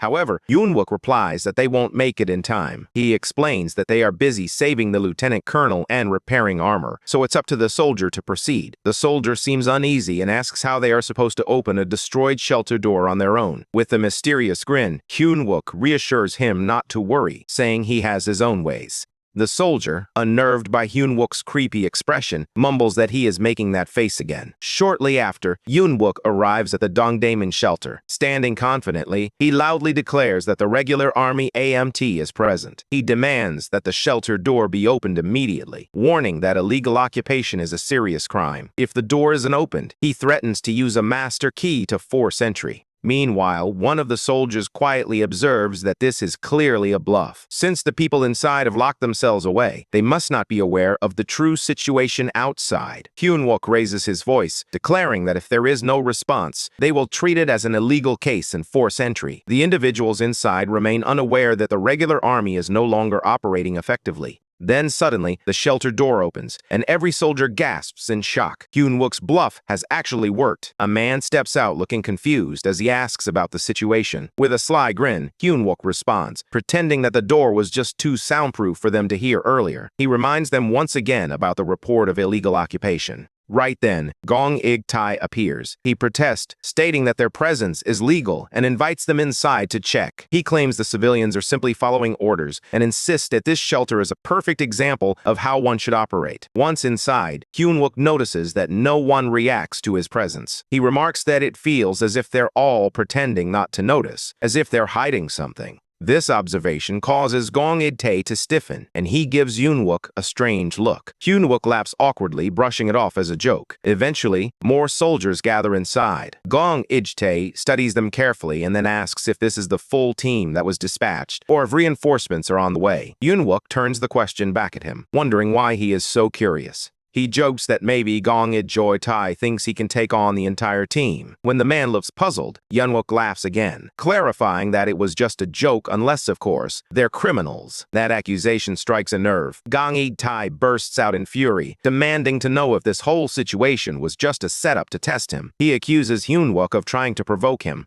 In response, Hyun-wook doesn't hold back. He snaps that Gong Ik-tae is the real clown, pointing at the armed players as proof. Without delay, he orders all troops to open fire. The soldiers immediately follow his orders, shooting at everyone inside. Hyun-wook then calls out to Gong Ik-tae once more, mocking him for not even wearing a properly fitting guard uniform. As expected, Gong Ik-tae transforms into his true monstrous form. With a roar, he grabs Hyun-wook by the collar and strikes him hard. After the attack, he leans in to taunt Hyun-wook, asking why he has suddenly gone silent. However, before he can say more, an unexpected counterattack strikes him directly, drawing blood. Finally, Hyun-wook lets out a laugh and confidently declares that he is steel. Meanwhile, chaos surrounds them as others continue to fight against the zombies. Suddenly, Gong Ik-tae accuses Hyun-wook, calling him a trench monkey and questioning whether a soldier truly harms ordinary citizens. Angered, Hyun-wook yells back, demanding to know what kind of normal civilians Gong Ik-tae is referring to. He reminds him that in emergencies, it is the military's duty to protect innocent people from threats like him. He even brings up the slaughter of the gods, questioning what kind of act he is putting on now, and where the actual civilians are. As Hyun-wook speaks, Gong Ik-tae speeds toward him, but Hyun-wook narrowly dodges the attack, causing the wall behind him to crumble. Quickly reacting, Hyun-wook launches an arrow, but Gong Ik-tae catches it barehanded. Hyun-wook then accuses him of destroying the shelter just to conduct experiments on live people. Offended, Gong Ik-tae retorts that Hyun-wook's claims are nonsense. He explains that the shelter had already reached full capacity, yet more civilians continue to push in. He blames the guards, stating that if it weren't for them, players like him wouldn't have had to worry about starving before the wave even hit. He reminds Hyun-wook that this is a national loss. Hyun-wook pauses for a moment, recalling someone else who once said something similar. Gong Ik-tae continues, insisting that risking their lives every day should earn them better treatment. According to him, everything he did was driven purely by logic. In that moment, Hyun-wook finds clarity and leaps forward with a clenched fist, declaring that it no longer matters if Gong Ik-tae is an apostate. He will defeat him either way. However, Gong Ik-tae effortlessly halts the punch, lifts Hyun-wook into the air, and coldly warns him to know his place. He grabs Hyun-wook with both hands, spins him downward, and slams him onto the ground with full force. As a creature made of stone, the impact is crushing, yet Hyun-wook refuses to be defeated. He rises, using his ability of metal bending, and his hand transforms into solid metal as he punches Gong Ik-tae. Activating his second skill, Hardness, he continues to strike Gong Ik-tae's face repeatedly. The stone mask finally cracks, and blood begins to spill. Overwhelmed, Gong Ik-tae pleads for him to stop. As Hyun-wook halts, he notices people approaching weak, frail, and clearly suffering from long-term hunger. A woman holding a child pleads with Hyun-wook for help, insisting they obeyed everything they were told and saw nothing. This sight deeply shocks him. He silently reflects on Gong Ik-tae, questioning whether the man was truly an apostate. Could it really have all been about food shortages? If so, why was he abducting people? Suddenly, he spots Gong Ik-tae, who has returned to his human form and is holding a person by the neck as a hostage. With a trembling voice, Gong Ik-tae demands to know what more is expected of him. He insists that all he wants is to survive and questions whether that is truly wrong. His expression twists with desperation. Hyun-wook, now fully convinced of Gong Ik-tae's intentions, realizes that he is not the apostate. As Gong Ik-tae mutters once more about doing everything he was told and begins to say the word apostate, his head suddenly explodes. Blood splatters as his body collapses, terrifying those nearby. Fuming with anger, Hyun-wook mutters to himself that the real apostate is still hiding somewhere in the area. Later, Junmo arrives and reports to him, his face pale with fear. He informs them that out of the 32 players involved in the unlawful seizure of the shelter, 21 were killed, while the remaining 11 were taken into custody. Noticing Junmo's trembling, Hyun-wook asks him what's wrong. Junmo admits in a shaken voice that no matter what they did while killing people, even criminals, it is still difficult. Trying to calm him, Hyun-wook gently taps his shoulder and reminds him that it never truly gets easier. In times of disaster, if they don't act, they won't be able to protect the innocent. He urges Junmo to remain strong, emphasizing their responsibility as soldiers. Together, they head to where a group of civilians has gathered. One man demands to speak to whoever is in charge. When Hyun-wook asks who it is, Junmo replies that the man is Park Gil-sung, a member of parliament. Another man standing beside him introduces himself as Lee Hong-gil. He insists on discussing the ration distribution first, and the two quickly begin to argue. Park Gil-sung claims that as a parliamentarian, Hyun-wook should listen to him. In response, Lee Hong-gil points out that Park remains silent during the shelter's illegal occupation and questions why he is suddenly acting important now. Meanwhile, Junmo notices an old man assisting a civilian nearby. He politely offers to help, but the elder insists on doing it himself, believing that since the soldiers have already saved his life, he must repay their kindness. With fear in his eyes, the old man warns that something dangerous is approaching. He tells Junmo he couldn't speak earlier because of Gong Ik-tae, but now he can hear a beast-like breathing getting closer. He bleeds for a quick check before any harm is done. Worried, Junmo wonders if something may have snuck into the shelter. Meanwhile, the civilians continue their argument, each vying to become the new shelter representative. Park insists that his position grants him that right, but Lee questions his motives, pointing out that his silence during the crisis speaks volumes. As Hyun-wook observes, he starts to suspect that the apostate may be using the fear instilled by Gong Ik-tae to quietly seize power. With Gong Ik-tae, the puppet, now dead, the easiest way for the enemy to gain control would be by becoming the shelter's representative. He wonders if it is one of the two arguing men, or perhaps someone else silently manipulating events from the shadows. Growing frustrated, he wonders where the real apostate is hiding. Meanwhile, the old man who had been helping earlier walks into a room filled with the injured in custody. What he finds shocks him, a vampire feeding on the wounded. With rage in his eyes, the old man rushes forward and punches her, yelling at her not to touch what belongs to him. Carol sits impatiently, craving blood. She tells the old man that she doesn't want anything impure. Only clean blood will do. In response, he scoffs and calls her foolish, explaining that drinking clean blood would be like trying to quench thirst with seawater. Annoyed, she snaps at him, asking why he dragged those soldiers into the first wave of erosion in the first place. The old man shrugs off her anger, replying that once erosion sets in, there's nothing those soldiers could have done anyway. Instead of stepping in himself, he simply chose to dig their graves. But Carol doesn't hold back. She retorts that the failure wasn't just bad luck, it was because of him. According to her, the real reason they lost was that those soldiers were different. She dismisses his excuses, insisting that the fault lies with his own uselessness. However, the old man, rather than arguing further, calmly pulls out a potion he has made. With a smug tone, he tells her that now everyone's lives rest in his hands. Meanwhile, in another part of the shelter, Hangul sits down to have a bite when Park Gilsong suddenly shows up with a few others.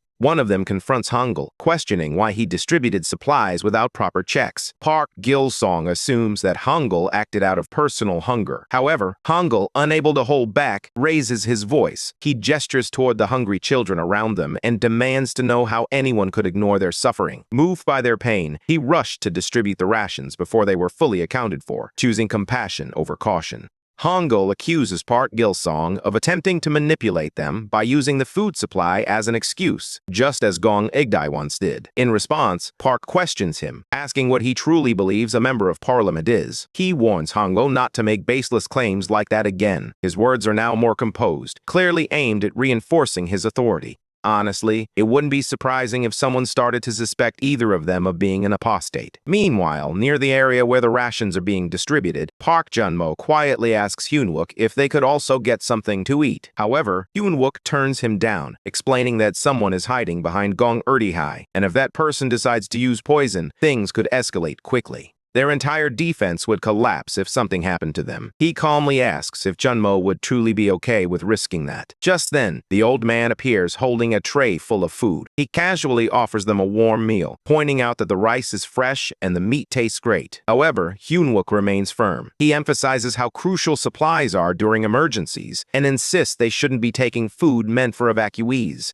He also reminds him that they've already received military rations, so there's no need to worry. The old man doesn't take this well and becomes visibly annoyed. Suddenly, Hyunwook receives a call and tells the person on the other end to hold on. He'll head down there himself. As he walks away, the old man sighs in frustration, wondering if Hyunwook is just a soldier through and through. He seems irritated by his strict nature. Soon after, he turns to Park Junmo and asks about the task he mentioned yesterday. Junmo reassures him that they're still looking into it and that there's no need to be concerned. This finally brings a bit of relief to the old man as he lets out a quiet breath. As Hyunwook moves downstairs with Junmo, Park comments that the plants around them aren't the kind you'd normally see on Earth. Even the air feels warmer. From the looks of it, this place seems connected to the erosion wave itself. Hyunwook nods in agreement and quietly adds that if they can't stop it here, then Seoul might face the same fate as California during the first wave, Shanghai during the second, and Berlin during the third, falling straight into the hands of the monsters. At that moment, Park Junmo tells Hyunwook that, for now, he should head back up with the rest of the platoon while he and Sergeant Seehee stay behind to keep watch. Of all possible spots, it just had to be this cramped tunnel. What terrible luck. Meanwhile, on the other side, the old man's granddaughter gently asks for more water. He hands it to her without hesitation, and she thanks him with a soft smile. As he watches her, he can't stop thinking about Hyunwook. In his mind, he mutters that the guy is truly cursed, believing that strict military discipline will put an end to it. This place is on an entirely different level compared to an ordinary gate. Meanwhile, at the front lines, Hyunwook and Seo Yunha stand together near the strange rift. Yunha turns toward him, feeling a bit anxious, and wonders aloud if the two of them can really handle this challenge. If this is one of the actual causes of erosion, it must be far beyond what regular gates present. Hyunwook calmly agrees that it's definitely not the same. When facing a boss threat linked to a cause of erosion, it typically requires a full team of S-rankers. Still, she questions him, asking if this isn't essentially a suicide mission. Hyunwook replies with confidence, assuring her that they can stop it. Back in the past, Park Jun-mo joins the conversation and asks if the situation is truly that bad. Hyun-wook shakes his head, a small smirk on his face, and explains that, in fact, this might be good luck for them, because this time, the ones facing misfortune are the monsters. As they close in, the monsters let out loud, threatening growls. In the midst of the tension, Hyun-wook turns to See and explains that since the creatures have made their nest in this tunnel, they have only one route to come through. This means their job is straightforward. They just need to guard this passage. See doesn't hesitate. She rushes forward with determination, activates her skill, and delivers a solid, powerful punch to the nearest monster. Hyun-wook raises his voice over the chaos, instructing him to begin pulling back slowly. He quickly clarifies that this isn't a retreat. They are simply being pushed back for now. As more monsters start to pour in, it becomes clear that they are erosion beasts, creatures deeply affected by the corrupted surroundings. However, Hyun-wook knows their weakness. As soon as they move outside the eroded area, their defense drops sharply. Without wasting any time, Hyun-wook calls out to Sihi, letting her know he's going to spin the marbles. In the meantime, she should compress the wind to boost its speed as much as possible. Their goal is to take out all the monsters in one strike. With his resolve hardened, Hyun-wook stands firm, completely focused on wiping them out. Not far behind him, Park Jun-mo keeps pace while landing clean hits. This time, the cause of erosion actually becomes a small advantage. However, if they fail to stop the monsters right at the entrance, everything could fall apart. They have no choice. They must hold this position. Meanwhile, in another part of the corridor, Hangul stumbles in pain, clutching his stomach. Something's wrong. Suddenly, his body begins to shift, his form warps, and his teeth grow large and sharp. A monstrous growl escapes him as the transformation takes hold. But just before he loses himself completely, the old man appears and strikes him down without hesitation. Moments later, the old man receives a system notification. The beastification experiment is now complete, resulting in his acquisition of a rare item, Devil's Cultivation. A grin spreads across his face as he realizes the test has been a complete success. Now it's time for the next step, reshaping the battlefield and putting all of Seoul under his control. The boss monster emerges on the city's surface, tearing everything apart in its wake. Suddenly, a monster rises from beneath the earth. Even the soldier stands stunned, unable to react at first. For just a brief moment, the creature, one that Hyun-wook remembers from his past life as the cause of erosion, appears massive beyond belief. Its size is enough to trigger earthquake warnings, and its enormous body effortlessly rises from the ground to the surface.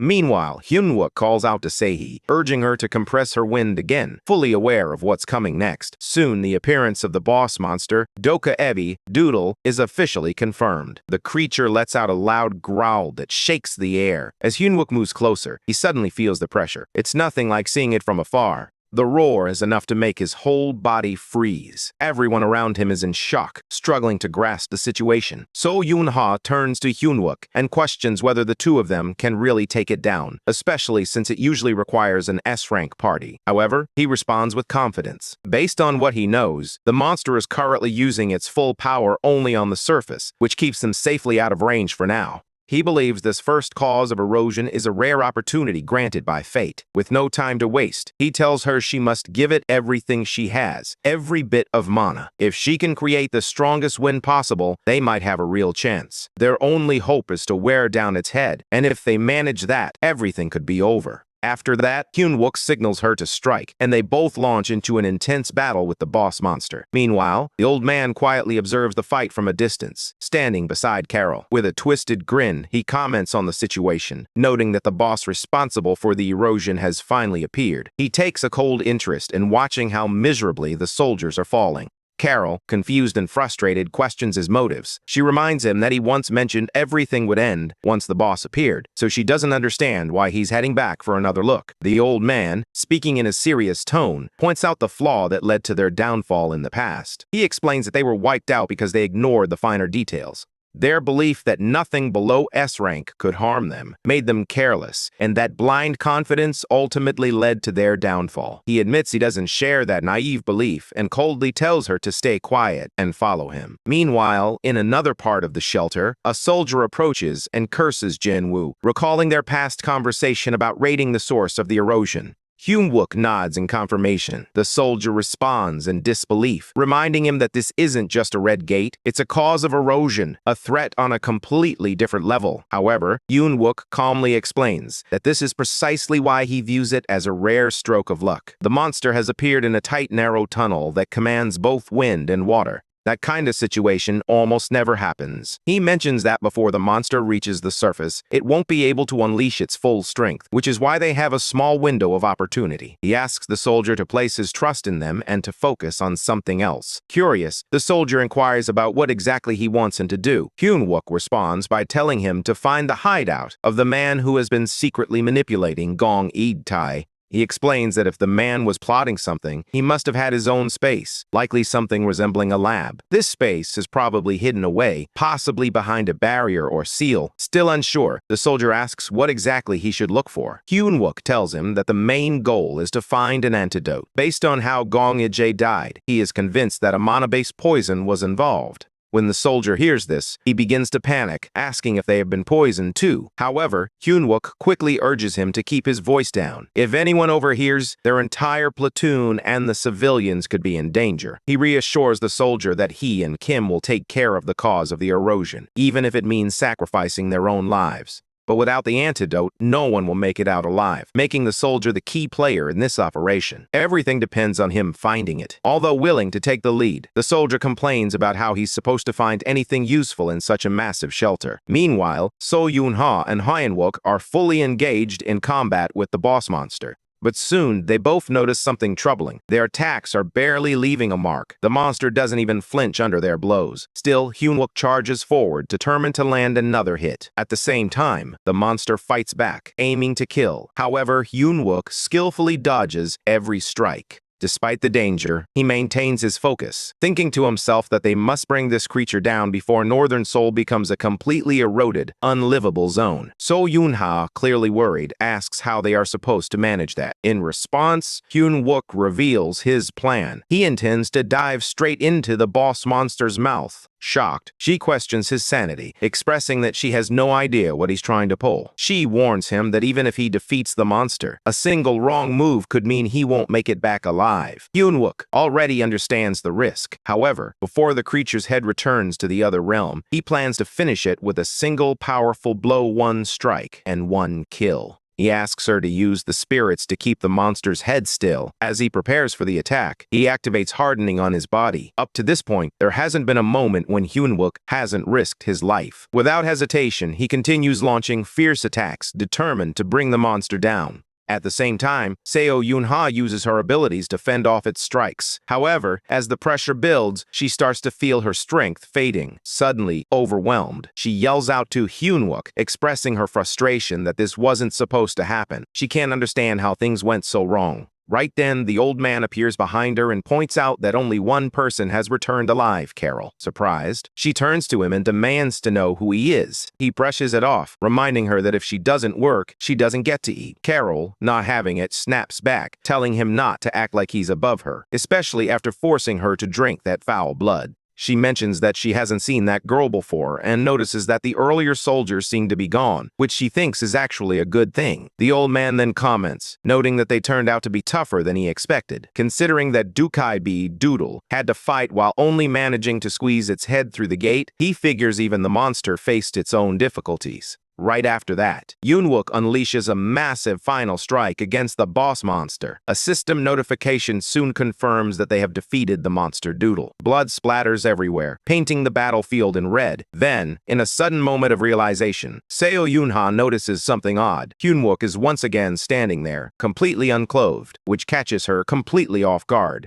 Around the same time, Carol spots him and quickly realizes he is present as well. The mood shifts instantly as the old man's face twists in rage, unable to believe what just happened. Then, Hyun-wook, standing firm and staring directly at him, finally speaks the words he has waited for. He is glad to finally see the face of the villainous apostate. At that moment, his system congratulates him for defeating Doodle. Meanwhile, Junmo and his squad, who were observing from a distance, express their shock. They hadn't truly believed Hyun-wook could defeat the boss alone. A fellow soldier remarks that he would honestly believe it if Sergeant Hyun-wook were ranked S. However, he adds with concern that if everything Hyun-wook said is true, this place could soon descend into chaos. Fear spreads among the citizens. Sensing the danger, Junmo calls out a warning not to lower their guard. Meanwhile, Kim Si-hee notices something odd. Hyun-wook is naked again. Shocked, she starts to comment, but he quickly interrupts her, insisting that now isn't the time to worry about such minor things. Irritated, she points out that his constant nudity is far from a small matter. Still burning with energy, Hyun-wook declares that it's nothing compared to what they're about to face. Carol attempts to flee, but the old man beside her stops her and demands to know what she's doing. In a moment of betrayal, Carol exclaims that she wants no part in this madness anymore. However, Hyun-wook catches up to them in an instant, launching an attack on the old man. Though the old man blocks the strike, he urges Si-hee to take care of Carol. He mentions that Carol might be the one who escaped from the military, and if the reports are accurate, Si-hee's compatibility with her could be significant. Before he can finish his sentence, the old man, who is another vampire, attacks him. As he turns around, he is struck hard and slammed to the ground. However, he feels nothing. Smirking, he challenges the old man, asking if that was the best he had. The old man, now surprised, realizes that Hyun-wook has turned his entire body into steel. With a wicked smile, he declares that it's time to test how long Hyun-wook can endure. Elsewhere, Si-hee finally catches up to the fleeing vampire girl. She demands to know what the girl meant by being furious that she disappeared mid-sentence. Si-hee lashes out, saying that if the vampire is going to say something cryptic and then run off, she shouldn't speak at all. Si-hee warns that she's in no mood and insists they end this quickly. The vampire responds coldly, stating that she has no intention of sticking around with any of them.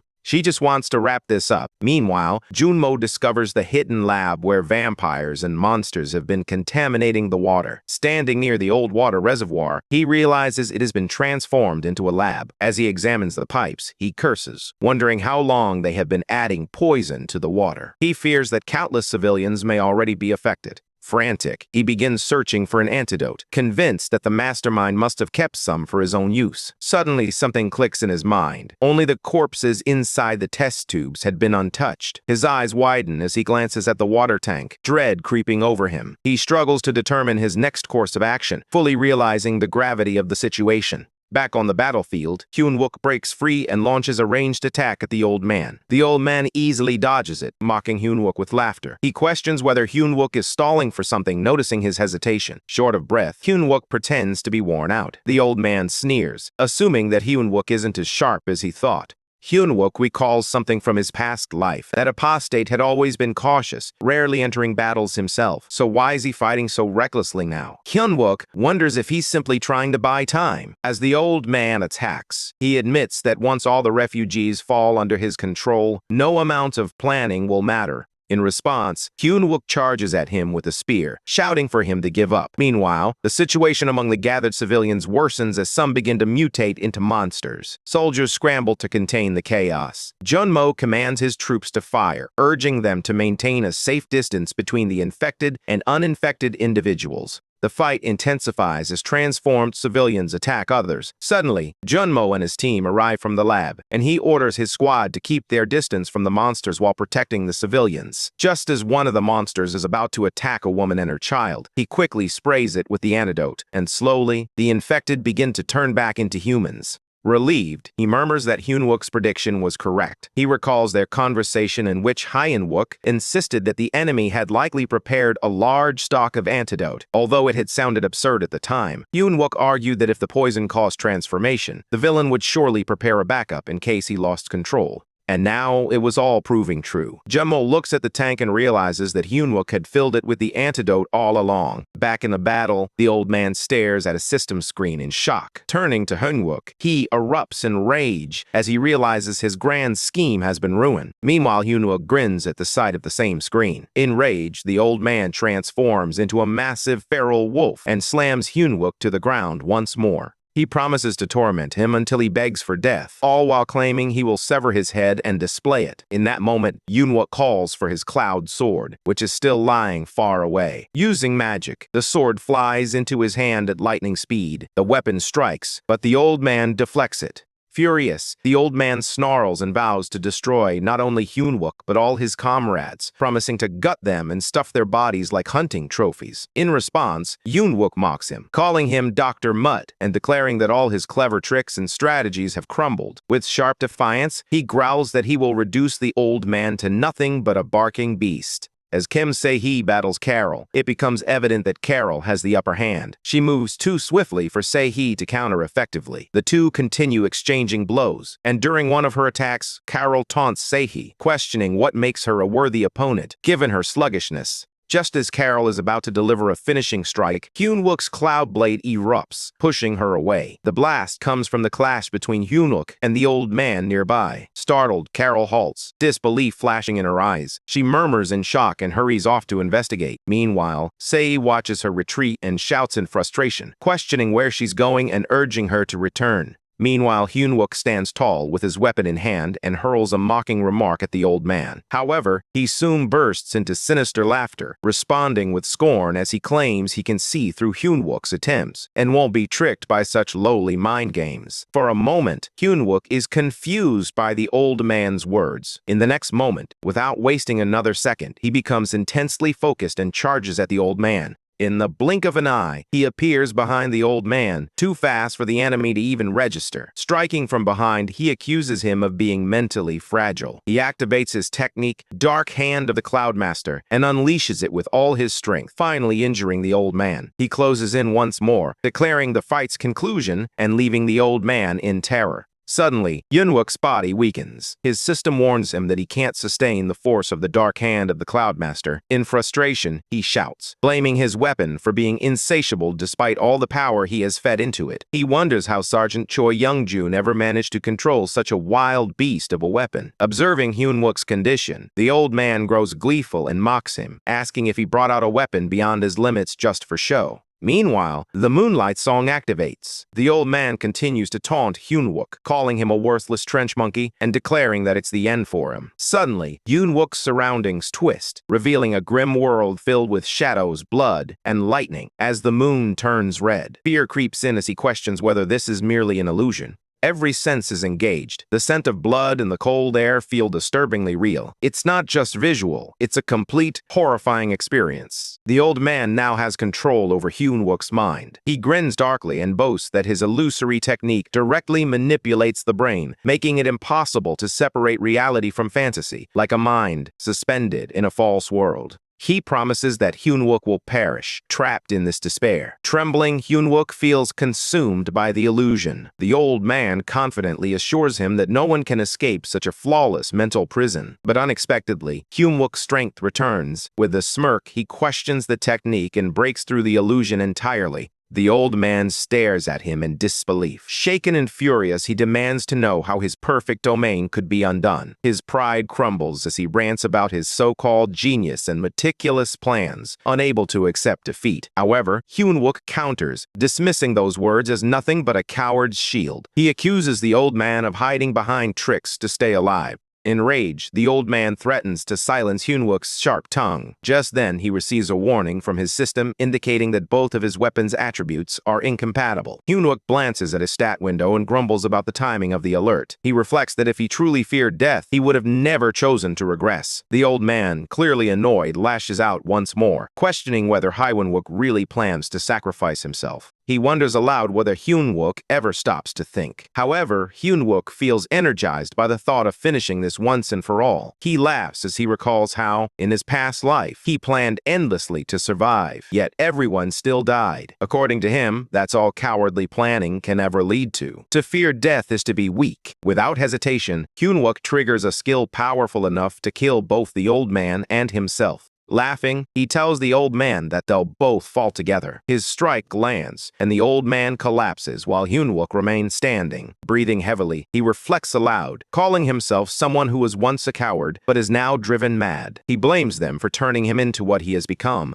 Elsewhere, Carol keeps running, realizing that getting involved with the soldiers was a mistake. She remembers the moment Hyun-wook launched his suicidal attack and how he looked back and laughed at her, leaving her shaken. She wonders if this group is made entirely of maniacs trained for war. Her body weakens rapidly, affected by the tainted blood she consumed earlier. Desperately, she mutters to herself that she needs fresh blood. Suddenly, she spots what appears to be an ordinary human nearby. Believing they are defenseless, she lunges at them, only to have her strike stopped. To her shock, the person effortlessly blocks her attack and counters with a swift blow. The mysterious figure scolds her for attacking from behind and questions her honor, calmly declaring that if she is truly strong, she will meet her end here. Meanwhile, Hyun-wook receives the notification that the core wave has been crushed. Just after that, Park Jun-mo turns to him and asks if everything is really finished. Hyun-wook confirms, stating that it is done now and that it's reward time. Right then, the soldiers notice something strange about the experience points. They level up almost instantly, while one soldier happily reaches level 33. One of them wonders aloud if they might now reach C rank or even B rank. Suddenly, a feather appears, floating through the air. As they try to figure out what it means, a powerful energy begins flooding through their bodies.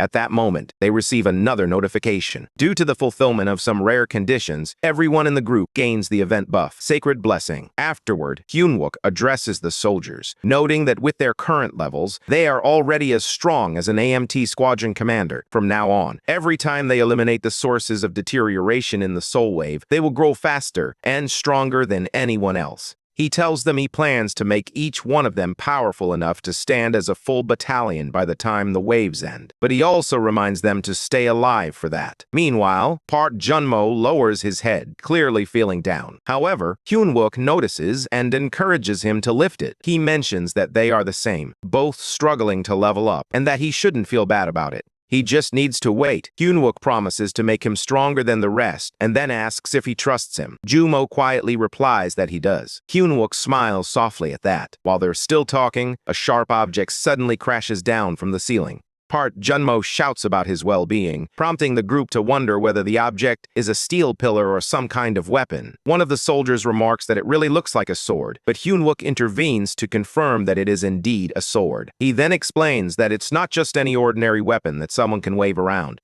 It's actually the legendary blade that once earned him the title of Steel Emperor in his previous life. Back then, he had risked everything to collect 13 rare sword pieces. After gathering them, he took them to a skilled blacksmith who forged them into one powerful weapon stronger than any other. As he feels nostalgic, he reflects on how it seems like ages since that time. Just then, a notification appears, informing him that the weight of the Mowgli fragment has been sealed. He approaches the sword, clearly pleased to see it again. After shrinking its size, he examines it closely. He then instructs everyone to wrap things up quickly and prepare to move to the next location. Time is short, and the entire area is filled with valuable magic ore. To him, it might as well be a treasure cave. One of the soldiers wonders how much everything could be worth. Hyun-wook replies that the total could easily buy out an average guild. He instructs them to grab a couple of duffel bags and start packing. Later, as they move through the building, Hyun-wook approaches Sae-hee to check on her. She assures him that she's fine, explaining that small injuries like hers heal quickly. She also brings up something he mentioned earlier regarding her matchup with the vampire, noting that he had suggested she back off because she was at a disadvantage. However, Hyun-wook clarifies that it's actually the opposite. There had been a clear path to victory for her. She's surprised to hear this. As she examines her injuries, he explains that she might have been thrown off a bit since she had only fought monsters before this. A duel between players isn't determined solely by rank or matchups. She possesses a sharp instinct, and he believes that if she faced the same fight again, she'd immediately understand what he meant. As he encourages her to stand up, he urges her to keep pushing forward. She quietly tells him that she let the enemy go, reasoning that if the vampire hid quickly enough, finding her during the disaster would be nearly impossible. However, Hyun-wook reassures her. Before the vampire had a chance to disappear, he had already implanted a chip in her. While he can't pinpoint her exact location, he can still track her general direction. If they start now, they might be able to catch her before the wave ends, assuming she's still alive. Meanwhile, the hooded figure stands beside Carol, with thoughts racing to her mind. She doesn't understand why she wasn't killed earlier, but now that she's still alive, she realizes this is his one chance to eliminate his opponent. He intends to finish her off in a single blow. This person questions her strength, suggesting that if she truly is strong, this is the moment she will fall. Carol, confused, doesn't grasp his meaning, but there's no time for answers as they suddenly begin to clash. She's completely stunned by what's happening. In an instant, buildings around them are slashed down, and it feels impossible that she didn't even see the attack occur. The boy explains that he had spread his sword aura across every possible route she could have taken. Clearly, she's at a level where she couldn't even notice it. He claims that her weakness is what saves her life, because a real fighter doesn't waste time on someone too weak to fight back. Carol is left in shock, struggling to understand what kind of person she just faced. All she can think is where all these absurd people are suddenly coming from. Meanwhile, inside the National Gate Response Committee's control room, a fresh alert arrives. New intel reveals that corpse golems have been spotted wandering around the Dongjak district. One of the agents immediately points out that this likely means there's a neck hair answer in the area as well. Soon after, another update comes in. Number 13 has made contact with an unidentified player who is also Magician No. Meanwhile, 44 is in Daram Tudong, currently communicating with B-ranked player Lee Se-ol-hee. However, all contact has been lost with Magician No. 51, who seems to be under attack. As Kang So-yoon observes the situation unfold, she realizes that everything is becoming far too scattered. Players are acting independently, each focused solely on their own survival. She believes that this chaos cannot continue. They need one clear leader to unite everyone during this wave. Just then, a member of her guild steps forward to inform her of a new development. The source of the deterioration in the Dongdaemun district has been cleared by a group of players. Curious, she asks who was responsible, wondering if it was a top-tier guild and who their leader might be. The answer surprises her. It was handled by the Namsan-positioned 3rd Anti-Magic Brigade, 1st Battalion, specifically a small special team led by an F-rank sergeant. She can't believe it and questions the report. If it's an AMT unit, they are soldiers, and it's just an F-rank sergeant leading them. She emphasizes how critical reliable intel is in a time like this. However, before the moment can escalate further, Ki Bae-gun steps in and asks why she is letting anger take over. He explains that, given how dire the situation is, it's natural for low-tier groups to be sent in wherever needed. She glances at him, confused. She thought he had already given up on Korea, so she questions his purpose for being here. He calmly explains that he never truly walked away. He just avoided battles where there were no good options. One of his guild's elite raid units has just cleared a gate in the Husok district and is now restocking supplies. Once they're ready, they'll scout the source of the deterioration.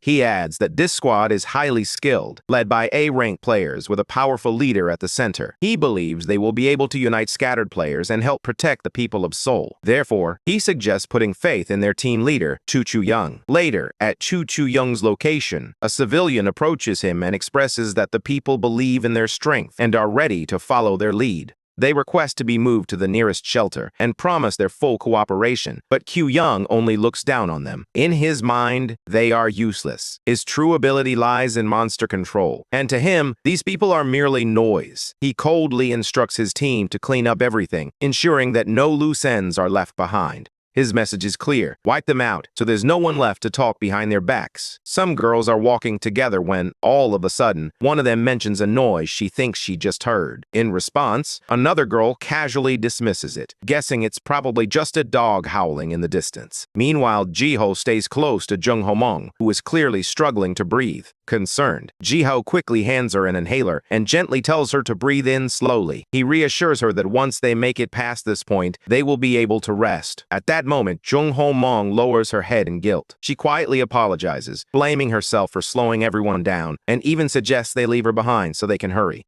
She feels deeply ashamed because of her condition. Jiho, however, hears her words and firmly rejects them. Without hesitation, she tells her there's no way they would ever leave her behind, so she must never say anything like that. Jiho's warmth and conviction bring a small smile to Jung Ho-mong's face, and she thanks her sincerely. Suddenly, a loud blast echoes through the air, sending panic rippling through the group. One of the girls looks ahead and, realizing what's coming, quickly shouts for everyone to stay still. Immediately after, a massive wave of wind crashes toward them, roaring violently. Jiho, aware of the danger, warns Jung Ho-mong not to breathe it in, especially given her condition. However, it's already too late. One by one, the girls inhale the wind and lose consciousness, collapsing where they stand. Shortly after, monsters begin to appear. As they loom over the unconscious girls, many are picked up and taken away, but a few others manage to stay hidden. Chihio is one of them. From her hiding spot, she watches in horror as her friends are dragged off by the monsters. Trembling, she turns to Jung Homong and quietly tells her that she must survive, no matter what.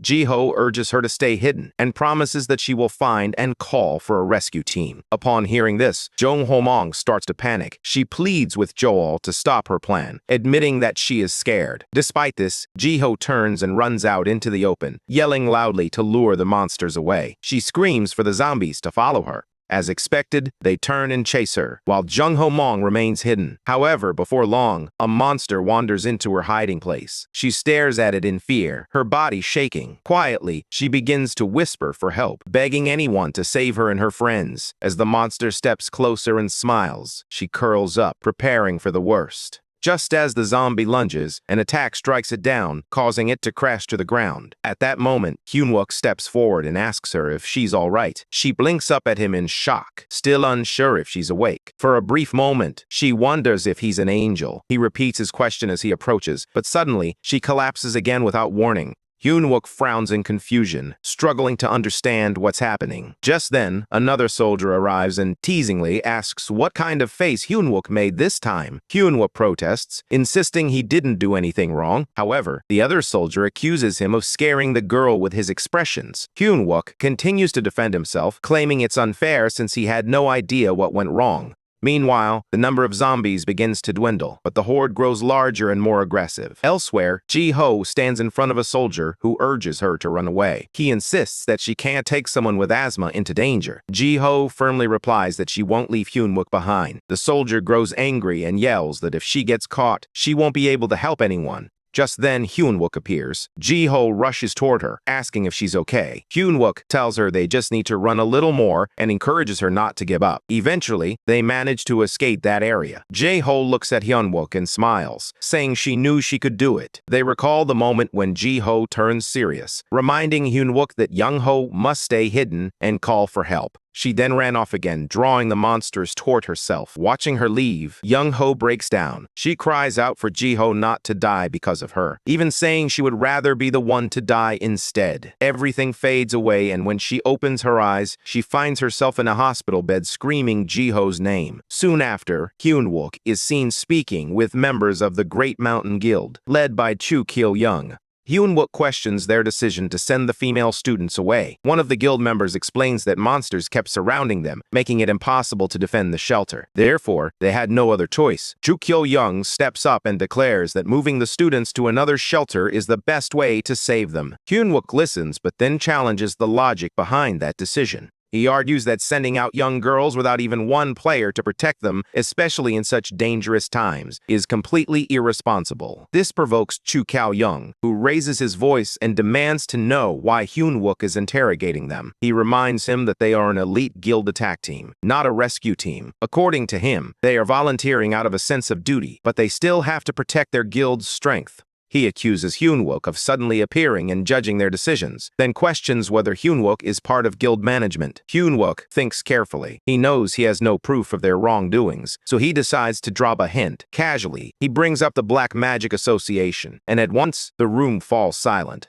He explains that the association is a fanatical cult that worships and performs human sacrifices. He reveals that the monsters he defeated were wearing the cult's robes and concludes that the girls were likely kidnapped to be sacrificed. According to him, as long as they haven't regained consciousness, they can still be saved. Just then, Jung Ho-mang appears in the doorway. With determination, she tells them she'll do anything to save her friends, even if it means becoming a sacrifice in their place. Her voice shakes, but she means every word. Hyunwook sternly stops her, explaining that this isn't a task for students. Soldiers exist to protect civilians, he emphasizes. As she hears his words, she finally realizes that he is the one who saved her earlier. She begins to realize that it wasn't a dream after all. He really came for them. Her knees buckle again, and she faints once more. Hyunwook catches her, still puzzled by her condition. Just then, another soldier rushes in and accuses him of doing something again. Hyunwook insists that he didn't do anything this time either. He then turns back to Chu Kao-young and asks what their plan is now. Chu Kae-young responds with a question of his own. If the cult is truly behind this, how are they supposed to find the students' whereabouts? Without hesitation, Yoon-wook answers that he will get kidnapped in the student's place. Everyone around him is shocked.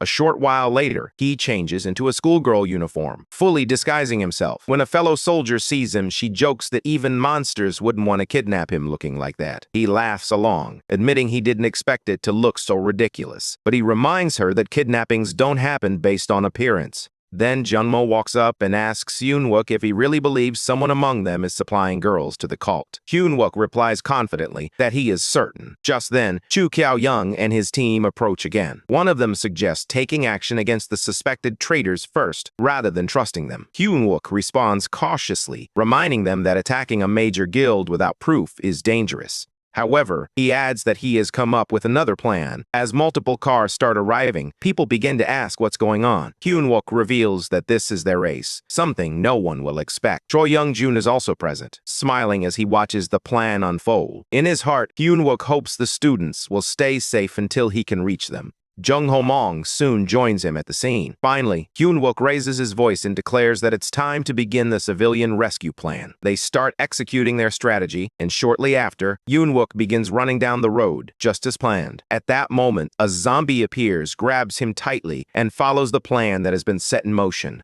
Meanwhile, Chu Ki-young's team quietly observes from a distance. One of the team members leans in and questions whether it's truly okay to let Yoon-wook and his group roam freely. He warns that if they start digging around too much, they might uncover the guild's secret connection to the Black Magic Association, and if that happens, things could spiral out of control quickly. In response, another team member points out that they have already eliminated the first cause of deterioration. He proposes that they might as well finish the job by getting rid of Yoon-wook and his team now. As they continue watching, the zombies begin to attack Yoon-wook. However, when the undead take a closer look at him, they pause in shock for a moment, unsure of what they are seeing. Chu Kao-young, already irritated, warns his team not to be foolish. He reminds them that Yoon-wook likely has a separate hidden unit supporting him. If they act carelessly, they could get caught, and even he, Chu Kao-young, might end up in trouble. Meanwhile, the monsters successfully kidnap Yoon-wook as planned. Unfazed, Chu Kao-young explains that Yoon-wook revealing the Black Magic Association won't change anything on its own. Furthermore, if Yoon-wook is taken to the Black Magic base, there's nothing to worry about, as no one can use their powers in that place. It's known as the Player's Hell. Later, he mentions that once the rescue operation properly begins, they will launch a counterattack from the rear. In his eyes, the most natural way for a player to die is to be overwhelmed. Eventually, the zombies carry Yoon-wook to a different location. When he regains consciousness, he slowly opens his eyes and wonders where he is. After glancing around, he realizes he must have dozed off. Panic sets in as he notices his limbs are restrained with manacles and his inventory bag is missing. He recognizes the structure and internally mutters that this must be the infamous Seoul Detention Center, the prison for criminal players. Meanwhile, the other soldiers from Yoon-wook's squad arrive outside the building. One of them recognizes it and confirms that it is indeed the detention center. He expresses concern that if Yoon-wook is trapped there with mana restraints, things could become truly hopeless. Another soldier agrees, pointing out that the entire prison is surrounded by a high-tier barrier. Unless that barrier is unlocked from the inside, they can't get in at all. Just then, a noise alerts them. One soldier radios in to the sniper team, which confirms that they have secured the sniping point. They ask if the mission should proceed. The lieutenant remains composed and reminds the team that this operation belongs to Yoon-wook, who is always thinking ahead. Because of that, he assures them it's part of the plan and instructs everyone to hold their positions. Meanwhile, back inside, Yoon-wook reflects on his decision and admits to himself that he might not have fully considered all the implications. He acknowledges that he's now in a very dangerous position. Soon after, voices from nearby rooms reach his ears. One man grumbles about having to constantly clean up after others. He gestures toward a person sitting quietly, wondering why he has been like that all day. Lee Won-shul brushes off the question and tells them to leave the man alone, claiming that the Black Magic Association has already dealt with him. He warns the others not to stir up unnecessary trouble. However, someone expresses doubts, unsure whether they can truly trust the association to fake their deaths and provide new identities. A lingering fear of being stabbed in the back remains. In response, someone confidently explains that they would never let betrayal go unpunished. Besides, they aren't restrained, which gives them leverage. Soon, a prison door creaks open, revealing the captured girls inside. The men rush in without wasting any time. One of them grabs Jaiho as she attempts to escape, screaming for help. He barks at her to be quiet and mocks the reason for collecting the girls. Lee Wanshul quickly intervenes, telling him to stop causing unnecessary trouble. The angry man snaps back, questioning whether Wanshul thinks he's in charge. Wanshul glares and responds coldly that he can read him like an open book. With a bitter edge, he warns that nothing will stop him from doing what he has to do. There's someone he needs to find. His partner picks up one of the girls and starts walking away, mumbling that it's not worth arguing. As they leave, Wanshul steals a glance at a nearby prison cell.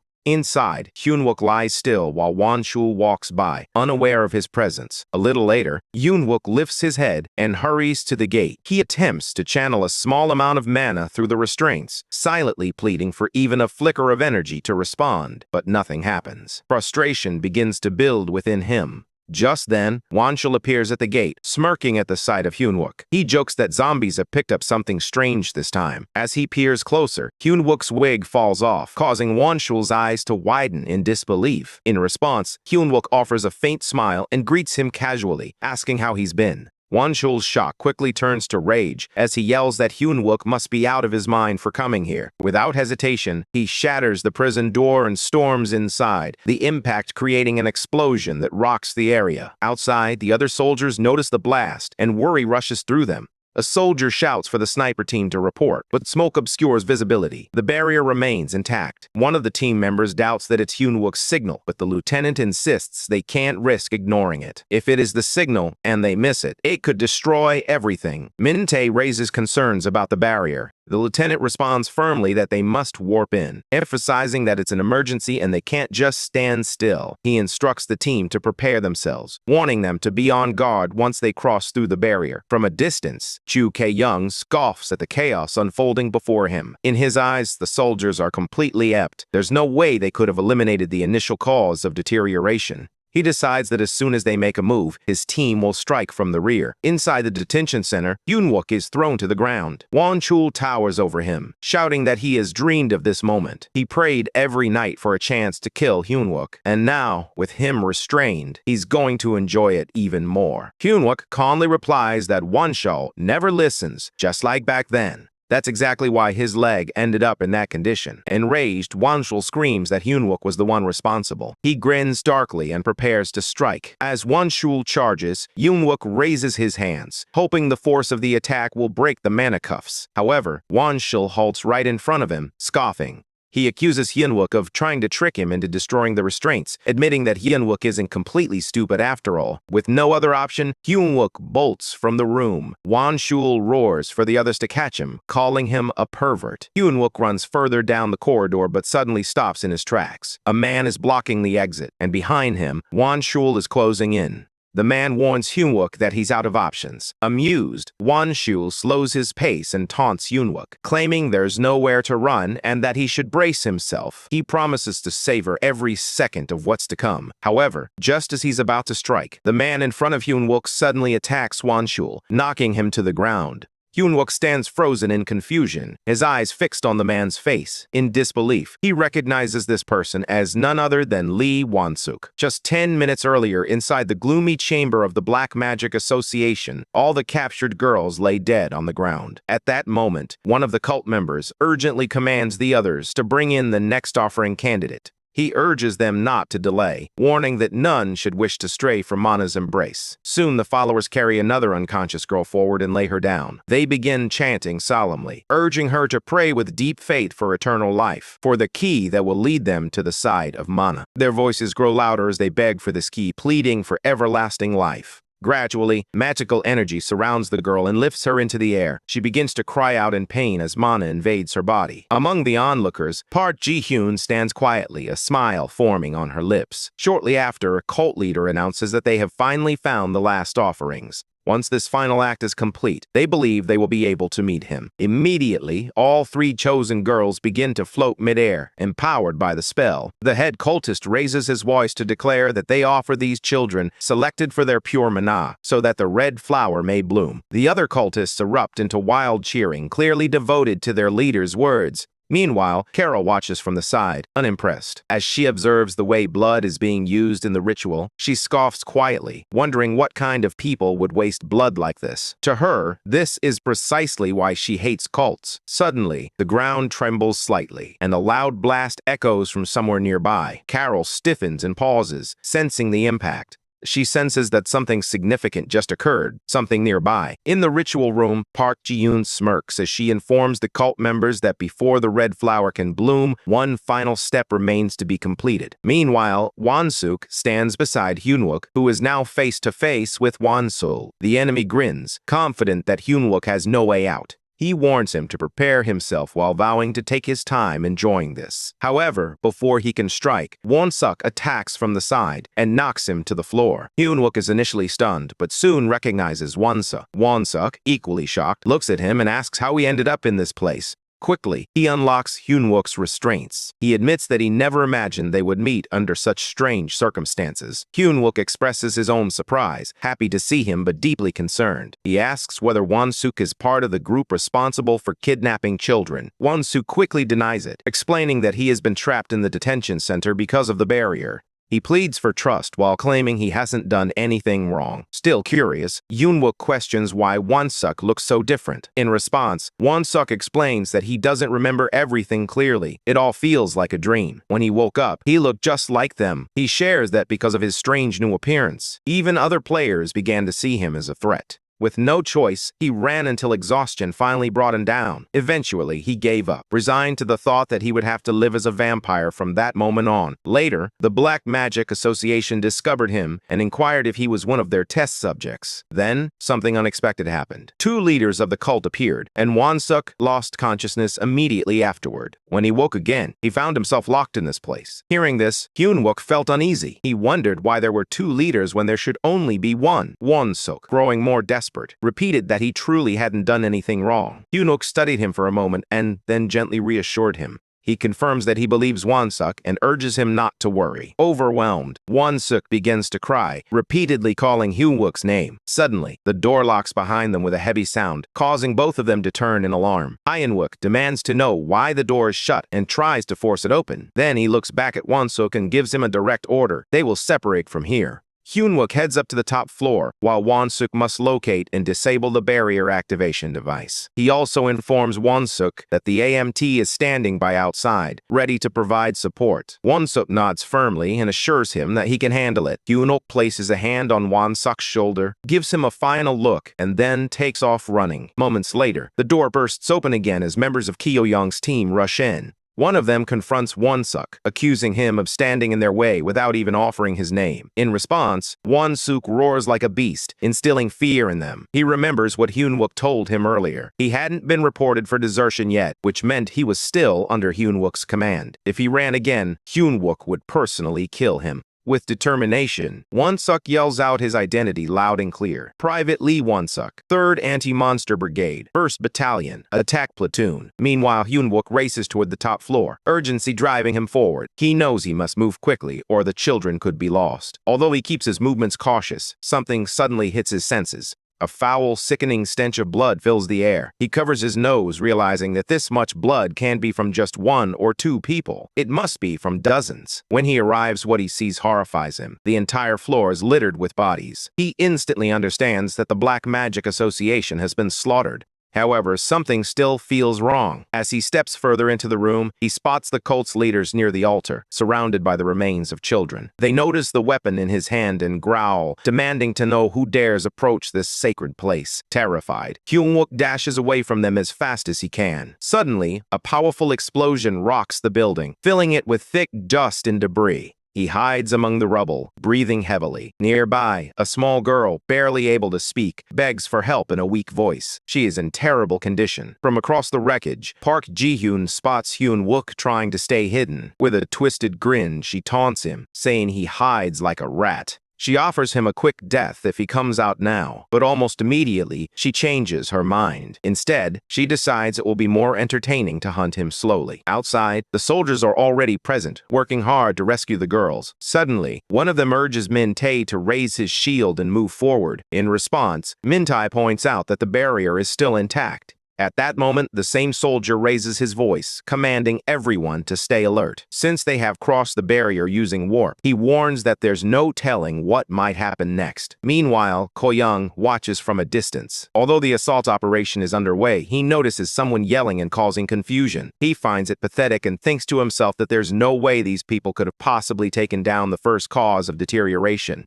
As soon as the enemy moves, he tells his team they will strike from behind. At the same time, Junmo and Min-tae are ready to act on their plan. They recall what Hyun-wook instructed them before leaving for the operation. Hyun-wook turned to a soldier and revealed that they would use a deception operation. The soldier, clearly surprised, repeated the word deception. Looking back at Ko-young's army, Hyun-wook explained that the Great Mountain Guild was undoubtedly linked to the Black Magic Association. However, neither side could afford to attack recklessly. After all, they were a guild, while his group operated as a military unit. Therefore, once the battle began, the guild would likely target their rear. That was why, he continued, they would feign weakness and allow the guild the opportunity to strike first. In doing so, they would have a definite and just cause to retaliate against the Great Mountain Guild. However, Min-tae raised a valid concern. While creating justification for an attack on such a powerful guild might have seemed clever, the plan had a serious flaw. Hyun-wook would be heading into the rescue operation alone, and the rest of them would not be able to match the enemy's firepower.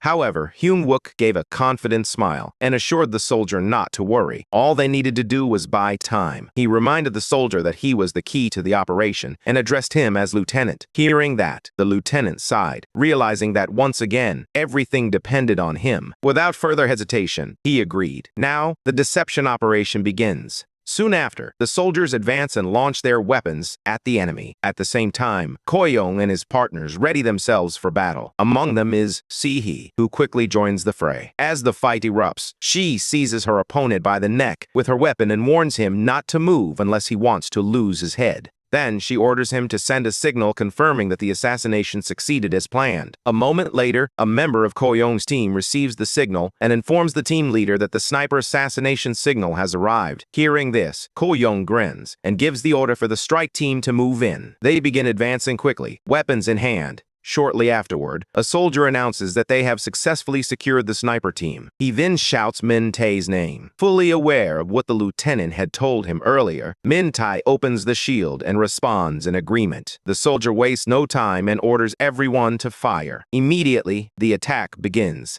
Both sides clash in a fierce battle, and many of Ko-young's team members fall to the ground. Stunned by the sight, Ko-young wonders how the soldiers managed to figure out his plan. In his anger, he calls in the sorcerer team, and his comrades respond immediately. They begin using their powers to break through the shield created by the soldiers. As he watches the battle escalate, Ko-young recalls a previous event. He plans to report to the seniors about how all members of the AMT were burned alive, with the blame placed on a player from a Black Magic Association. In his view, it was a clean report. Now he instructs his partners to kill them all. Without hesitation, his allies spring into action. Meanwhile, the soldiers continue to fight back. One of them shouts that the sniper's target has been acquired and confirms that backup is on its way. Upon hearing this, Ko-young becomes furious, wondering where the foolish assassination team has gone. As he notices tanks approaching, he orders his team to block them. Suddenly, he realizes that a warp is opened and questions how the soldiers managed to get there without being noticed. Without delay, another soldier orders everyone to get into position and open fire straight ahead. A wave of explosions follows. Although the opponents raise their shields to defend themselves, they begin to suffer injuries. At that moment, Ko-young fully realizes what is happening. The soldiers had planned this from the very beginning. Outraged, he shouts that as the attack team leader, he will destroy them all for mocking the Great Mountain Guild. Without warning, he launches himself into the air and unleashes a powerful blast. A violent whirlwind forms as Ko-young roars in fury. The soldiers begin to panic. One of them anxiously asks when Hyun-wook's hidden card will finally come into play. Meanwhile, on another battlefield, Kwon-suk eliminates the last remaining members of the Mountain Guild, leaving bloodstains in his wake. He then presses a button, triggering an alert. A voice announces that the barriers surrounding the facility will now deactivate. In that moment, Kwon-suk recalls Hyun-wook's words, remembering how Hyun-wook once urged him not to run away, but to fight bravely and protect his comrades. He had promised that if Kwon-suk did so, his comrades would protect him in return. With that memory, Kwon-suk regains his focus. He clenches his fists and shouts that he will never run away again. Back near the whirlwind, the soldiers find themselves in danger as massive rocks rain down around them. Ko-young continues his furious assault, shouting that he'll rip them apart. Suddenly, he notices someone approaching. It's Choi Young-jin, who loudly tells Ko-young to get out of his way. He has arrived to protect his comrades. Without delay, Young-jun launches a fierce attack on Ko-young, leaving him badly wounded and covered in blood. The soldiers witness this and cheer with joy. Choi Young-jun fights valiantly, unleashing his full power, and ultimately manages to defeat Ko-young. In triumph, he shouts Hyun-wook's name at the top of his lungs. One of the soldiers, concerned by his behavior, asks what is wrong. Young-jun turns to him, eyes wide, and asks where Hyun-wook is. Jummo, surprised, points toward a nearby building where a blast has just occurred. Inside that building, Hyun-wook remains hidden from the Black Magic Association. Meanwhile, Choi Young-jun lets out a creepy smile. With twisted excitement, he shouts for Hyun-wook to wait, loudly promising that he will cut him up alive.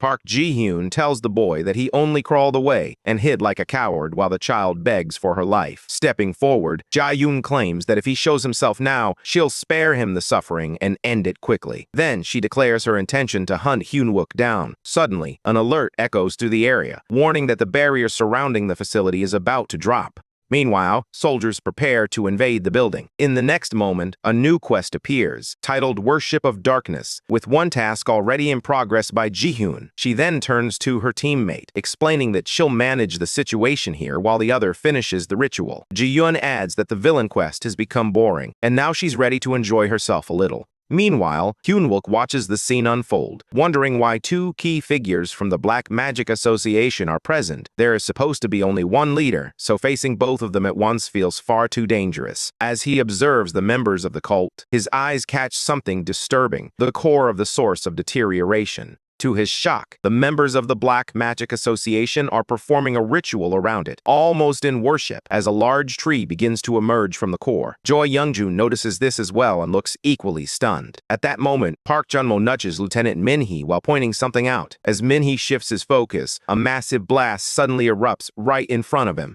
At that moment, Hyun-wook recalls a past conversation with Hwan-suk, who mentioned that once the altar is soaked with the blood of 3 children possessing pure mana, a red flower would bloom. He understands that the children are being used as sacrifices, but the meaning behind the red flower still puzzles him. Now, as everything begins to connect, the blood, the mysterious red flower, he still doesn't fully grasp what the Black Magic Association is up to. However, one thing is clear. He needs to save those children before whatever that red flower represents comes to life. While he's deep in thought, Park Ji-hyun suddenly appears and claims she's finally caught him. That instantly fires him up, and he charges toward her. However, a quick thought crosses his mind. He should look for his inventory bag. Ji-hyun eyes his outfit and throws a mocking accusation his way, calling him out for public indecency and pretending to place him under arrest. Without wasting a moment, she launches an attack. Hyun-wook reacts quickly, activating his body-hardening skill to block it. Just then, he senses a familiar wind spirit nearby. He quickly wonders if the presence he feels belongs to Kim Si. Right on cue, Si-hee arrives, asking if he's okay and whether she made it in time. With a slight smile, Hyun-wook responds, feeling a bit more at ease that she's right on time. He tells Si-hee that there's still another one besides Ji-hyun, so he plans to chase after him and leaves Ji-hyun in her care. In response, Park Ji-hyun mocks the situation, suggesting that a better substitute for the so-called pervert has finally appeared. She eyes the spirit formed from condensed mana and grins, declaring it a proper meal at last. She commands Malevolent to devour it completely, leaving nothing behind. Just as Si rushes in to confront her, Ji-hyun swiftly evades the strike and counters with her own. Seeing this, Hyun-wook warns Si-hee to be cautious as she approaches Ji-hyun. Once Ji-hyun gets a hold of someone, she drains their mana and unleashes the full power she has gathered. This revelation shocks Si, but before she can respond, Hyun-wook emphasizes that she needs to stay alert from both near and far distances. Without wasting any time, he then declares that he will go rescue the kids. Before leaving, he reminds her of what he once said: there are no fixed matchups or guaranteed advantages in a fight. What truly matters is to keep searching for a way to win, no matter the circumstances. Si nods, assuring him she understands, and tells him to hurry while she takes care of things here. With that, she charges toward Park Ji-hyun once more.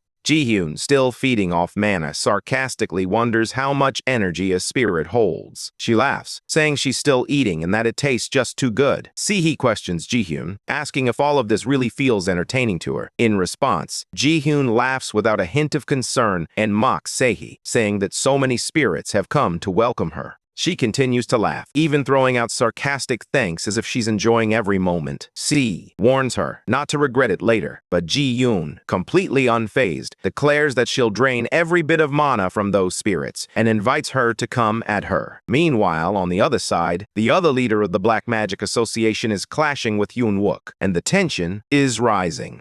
The enemy appears intent on harming the child, but Hwang swiftly tosses the Maglai fragment toward him. At that moment, a system notification confirms that the weight of the Maglai fragment has been lifted. Meanwhile, the dark figure continues to evade Hyun-wook's strikes, dodging with remarkable speed and agility. Frustrated, Hyun-wook yells for him to stop, recognizing that this must be the other leader of the Black Magic Association. Although he is unsure of the enemy's full plan, he demands that the man step away from the kids immediately. As the man slowly reveals his true form, Hyun-wook is struck by the realization that he is not human. He is a dark elf. Realizing this, he clenches his teeth, overwhelmed with disgust. He knows that dark elves are beings who became corrupt after turning their backs on the gods. His anger boils over as he accuses him of trading children. Without holding back any longer, Hyun-wook activates his crown of light and darkness. The dark elf begins speaking in his own language, but Hyun-wook, filled with rage, interrupts him, declaring that he doesn't care what he has to say. He has made up his mind to wipe them all out. During the clash with Ji-hyun, Se-hee suddenly remembers a conversation she once had with Hyun-wook, where he pointed out that she tends to be a bit too straightforward. Curious, she questioned whether being honest was truly a problem. He replied that it wasn't just her. Most soldier-type players exhibited the same trait. According to him, military players are trained according to their individual skill sets, which is why they typically follow instructions to the letter. However, when real danger arises and there's no way around it, he wonders what one is supposed to do when the textbook fails to provide a solution.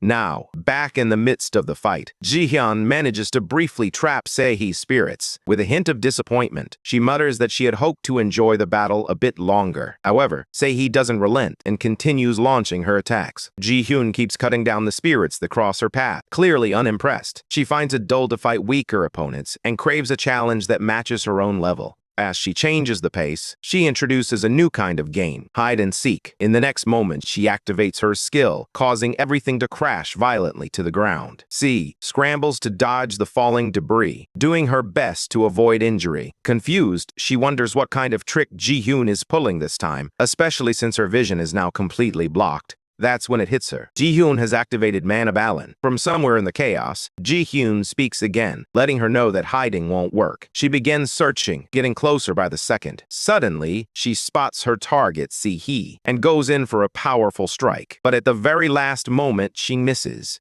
Ji-hyun teases Se-hee, wondering where all that earlier fire is gone, and guesses that she might be the one trembling in the shadows now. Meanwhile, Se-hee slowly realizes that Ji-hyun is somehow tracking down each spirit, even in total darkness. Before long, Ji-hyun finds her again, chuckling about how much she's still enjoying this. She threatens that as Se-hee continues to hide, she'll drain every last drop of mana from the spirits. With a mocking tone, she jabs at Se-hee, suggesting that she must be losing her mind from feeling so helpless. Then, she adds another taunt, telling Se-hee to drop to her knees and beg for her life, insisting that she should come out and plead for mercy face to face. Frustration begins to build up inside Se-hee as she calls out to her spirits to regroup, determined not to let them fall here. However, Ji-hyun quickly catches on, noting that if Se-hee gathers them all in one spot, it will be obvious where she's channeling her mana, and he uses that knowledge to try and trap her. In that moment, another memory of Hyun-wook flashes in Se-hee's mind. During their conversation, he made a brutally honest observation. When there's no chance of winning head-on, the only option left is to use every tool available. When she asked what he meant, he provided a real example. If she couldn't overpower someone from the front, she should aim from behind and take them out in one clean move. He then questioned the logic of fairness in combat between players. According to him, it's foolish to expect rules in a life-or-death match, especially when facing someone who is committed and knows the kind of horrors that exist. In war, survival comes first. Forget what the textbooks preach. Fairness doesn't matter when your life is on the line. Only those who can let go of that idea can actually survive. Back in the present, Ji-hyun suddenly grabs hold of one of Se-hee's spirits. But within moments, she realizes it's not Se-hee's actual body. Surprised, Se-hee watches as the spirit slips out of Ji-hyun's grip. In the next moment, she catches Ji-hyun off guard, attacking and restraining her with her weapons. Anger flares in Ji-hyun's voice as she lashes out, calling Se-hee a coward and questioning how she dares to call herself a soldier. But Se-hee doesn't back down. She throws the insult right back at Ji-hyun, laughing at the hypocrisy. She mocks the idea that someone like Ji-hyun, who drowns everything in darkness and hunts down mana like a mosquito, would dare lecture her about cowardice. Se-hee thinks to herself, so what if Ji-hyun is a soldier? Not a single one would bother fighting fair against people like her, the kind who kidnap children and trade them away.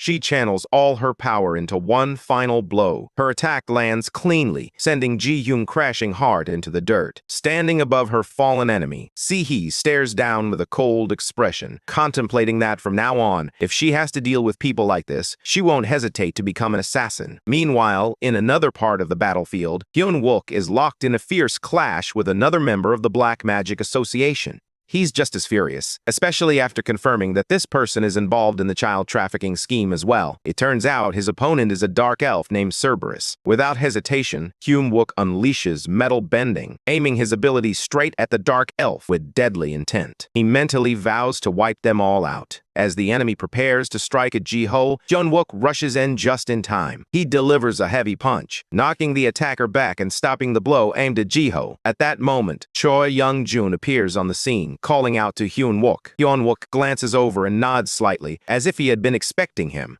In that moment, Choi turns against Hyun-wook, his eyes sharp, revealing that he has found exactly who he came for. Hyun-wook urges Choi Young-jun to relax and pay attention, but Young-jun snaps back, calling him crazy, and insisting that no sane person would have acted as he did. As he steps closer, Cerberus rushes ahead and destroys the tree without even using mana. Hyun-wook stands there, stunned, as he realizes this guy is far more dangerous than he initially thought. Young-jun moves toward him again, filled with rage, threatening to take Hyun-wook's life. He refers to the others as his precious children, his pride, and the hard-earned result of surviving in this cursed place. However, Hyun-wook calmly reminds him that this isn't the moment for such things. Meanwhile, all this chaos stems from the evil mind of Hyun-wook. Earlier, Kang Baek-sol told her grandfather that she had never seen so many hunted armors in one place before. Her grandfather, Kang Jung-do, replied that he knew they were usually boss monsters found only in gates ranked B or above, making the collection of this many quite impressive. Then Baek-sol turned to Yoon-hae, wondering if they could truly change things however they wanted. Yoon-ha confirmed that was exactly why they had come to retrieve those monsters, and to save the two of them. Baek-sol admitted she had initially thought he was just some rich guy, but now realized he was also a high-ranking soldier. Her sister clarified that point for her.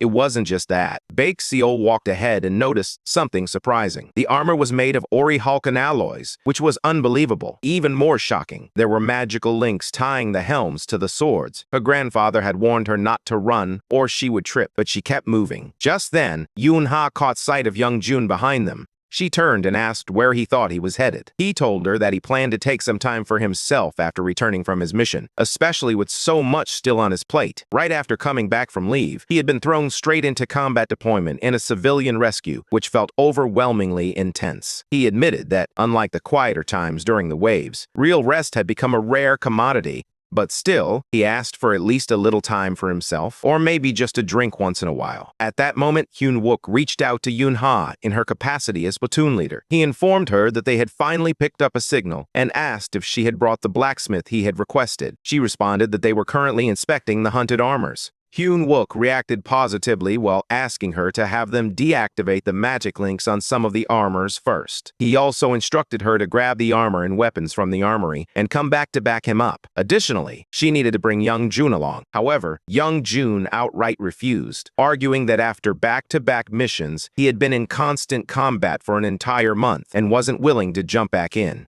Meanwhile, a soldier began moving some belongings when another soldier asked if it was Young Jun's private stash. The reply confirmed it, serving as a wild warning that if Young Jun found out, it might not end well for them. With a teasing grin, Hyun-wook added that while packing supplies, they had accidentally included the box of alcohol he had been guarding for 2 years. He joked that if they didn't make it back from this mission, they might never return. Hearing this, Hyun-wook simply remarked that there wasn't much choice. Young Jun just needed to come help them out. However, Young Jun flipped out, demanding to know what he meant by that. He panicked over the missing box, referring to it as his baby's, and warned that he would lose his mind if they didn't return it. But then, all of a sudden, the signal cut off. Now, furious, Choi Young-jun is absolutely livid with Hyun-wook, blaming him for how his precious stash was smuggled away. During the clash, Choi Young-jun accuses Hyun-wook of drinking, insisting that he must have had some. However, Hyun-wook denies it, explaining that he doesn't touch alcohol, especially not while on duty, and tells Choi Young-jun not to start an argument.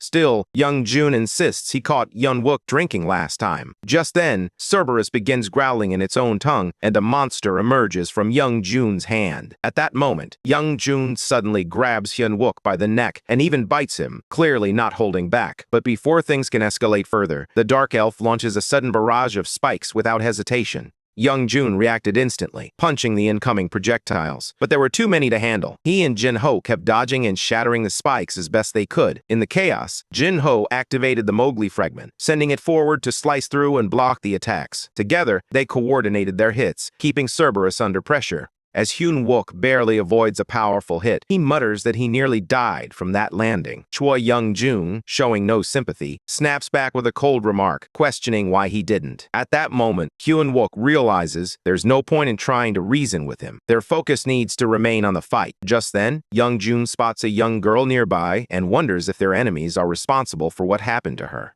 Hyun-wook notices his reaction and looks at him in surprise. Without saying much, they both feel the same surge of rage. Whoever hurt those girls is going to pay. Hyun-wook quickly assures him that he will provide support from a distance. As they count down together from 3 to 1, they rush toward the enemy. Young Jun moves straight toward Cerberus, and Hyun-wook shouts at him to take him down. The energy shifts as Young Jun gets closer, poised to finish Cerberus off. In that moment, Hyun-wook feels a spark of happiness, thinking the fight might soon be over. But suddenly, things take a sharp turn. He notices just in time that the enemy is far stronger than expected and is preparing to unleash a deadly attack. As Young Jun approaches Cerberus, a sudden, strong gust of wind sweeps through the area. Almost immediately, Hyun-wook becomes aware of an intense buildup of mana surrounding them. He quickly realizes that if the battle continues much longer, things could take a turn for the worse. Then, unexpectedly, Cerberus steps forward and splits into 2 distinct forms. Hyun-wook is taken aback by this and begins to wonder which of the 2 might be the actual main body. He can't tell which is real, and now the plan for a 2-on-1 fight clearly won't work. One of the opponents moves closer to Young Jun, shouting in a language he can't understand. As he struggles to make sense of the yelling, Young Jun suddenly recalls some anime he's watched before. Based on that, he guesses the creature might be saying something like, "Foolish mortals daring to challenge an immortal, and that the price for such defiance is death." Out of curiosity, he tries to confirm if that's what it's saying, hinting that his throat could still be cut open and that he should be prepared to be sliced again and again until he actually dies. Meanwhile, one of Cerberus's bodies is clashing with Hyun-wook, who is doing his best to use the Mowgli fragment. The other body faces Young Jun. Hyun-wook quickly notices how fast the creature is moving, making it difficult to land a clean hit. But then, just as Young Jun activates his skill, the body shatters into many pieces, breaking apart entirely. However, instead of feeling accomplished, Young Jun realizes something isn't right. It's not that the fight was easy. It's that his blood sugar is dropping fast. He knows that if he doesn't get some alcohol in him soon, it could turn dangerous. Without wasting any time, he grabs a bottle from his bag and takes a swig. Just as he drinks, Cerberus suddenly appears right in front of him. Young Jun manages to slip past the opponent's attack just in time. Right after, Hyun-wook moves in and swings at the enemy. But at that moment, the opponent delivers a powerful counter that sends him crashing to the ground. He quickly realizes the impact was so intense that even his hardening ability couldn't withstand it. Moments later, a system alert notifies him that the mass from the Mowgli fragment has now been sealed. As the enemy stands before him, Huang pushes forward once more, catching Cerberus off guard with his sudden approach. Meanwhile, Young Jun observes and casually remarks that while Hyunwook is quite impressive for a human, he is still just that, a human. From this point on, he adds, it's time to experience the true fury of an immortal. While mimicking the opponent's language, Young Jun wonders why the creature suddenly stopped talking just as he was in the middle of translating. He then casually mutters that, thanks to our boy, he's completely out of alcohol now. Honestly, it doesn't matter whether the opponent is immortal or not. If anyone messes with his booze, they're going to suffer for it, even if they can't die. On the other side, Hyunwook continues to battle the enemy, throwing in a sharp remark about how long it can keep grinning like that. Without hesitation, he hurls the Megli fragment toward it. The hit slices the opponent clean in two. Yet surprisingly, it still retains a lot of power and keeps laughing. This reaction irritates Hyunwook even more. Seeing the elf laugh again ignites his frustration, and a thought flashes through his mind. It's definitely hiding something. Just as he suspected, this one can regenerate too. The opponent keeps laughing non-stop, its voice echoing around them. Meanwhile, young Gungun moves in on Cerberus and strikes him hard with his spear. At the same time, Hyunwook begins to piece things together. With the way mana is overflowing and the rapid healing, he realizes that this creature truly does seem immortal. While reflecting on all the battles he's fought, he reminds himself that monsters often disguise their true nature. It's a common tactic for them to appear invincible in order to conceal a weakness. If neither of the two bodies is the main one, then something is definitely amiss. That's when he notices something strange. The same spot on a body, once injured again, fails to heal. That's split because both bodies are real. They're not clones or illusions. They're one single being, just in two forms. However, there's a bigger issue now. Young Jun's energy is running low, and Hyunwook can see that he's starting to get reckless. He wonders if Young Jun will even hear him out at this point. Still, they need to end it all with one clean move. Without wasting any time, Hyunwook calls out to him, pointing out that these two aren't truly immortal. If they strike the same spot on both bodies, their regeneration will fail. He urges him to focus, emphasizing that they need to hit both necks at the exact same moment. However, Young Jun isn't having it. He's too deep into the fight now and doesn't want to hear a word. Grinding his teeth, he mutters under his breath that he won't give this monster an easy way out. He tightens his grip, clearly fired up, and brushes off the warning. Moments later, Hyunwook asks Young Jun if he isn't going to rescue the children. Young Jun responds that he'll go and handle it, but Hyunwook snaps back, telling him to quit complaining and stay focused on the plan. They've only got one shot, so all attention is focused. Without wasting a second, Hyunwook activates the metallic transformation shield on the opponent and signals Young Jun to strike.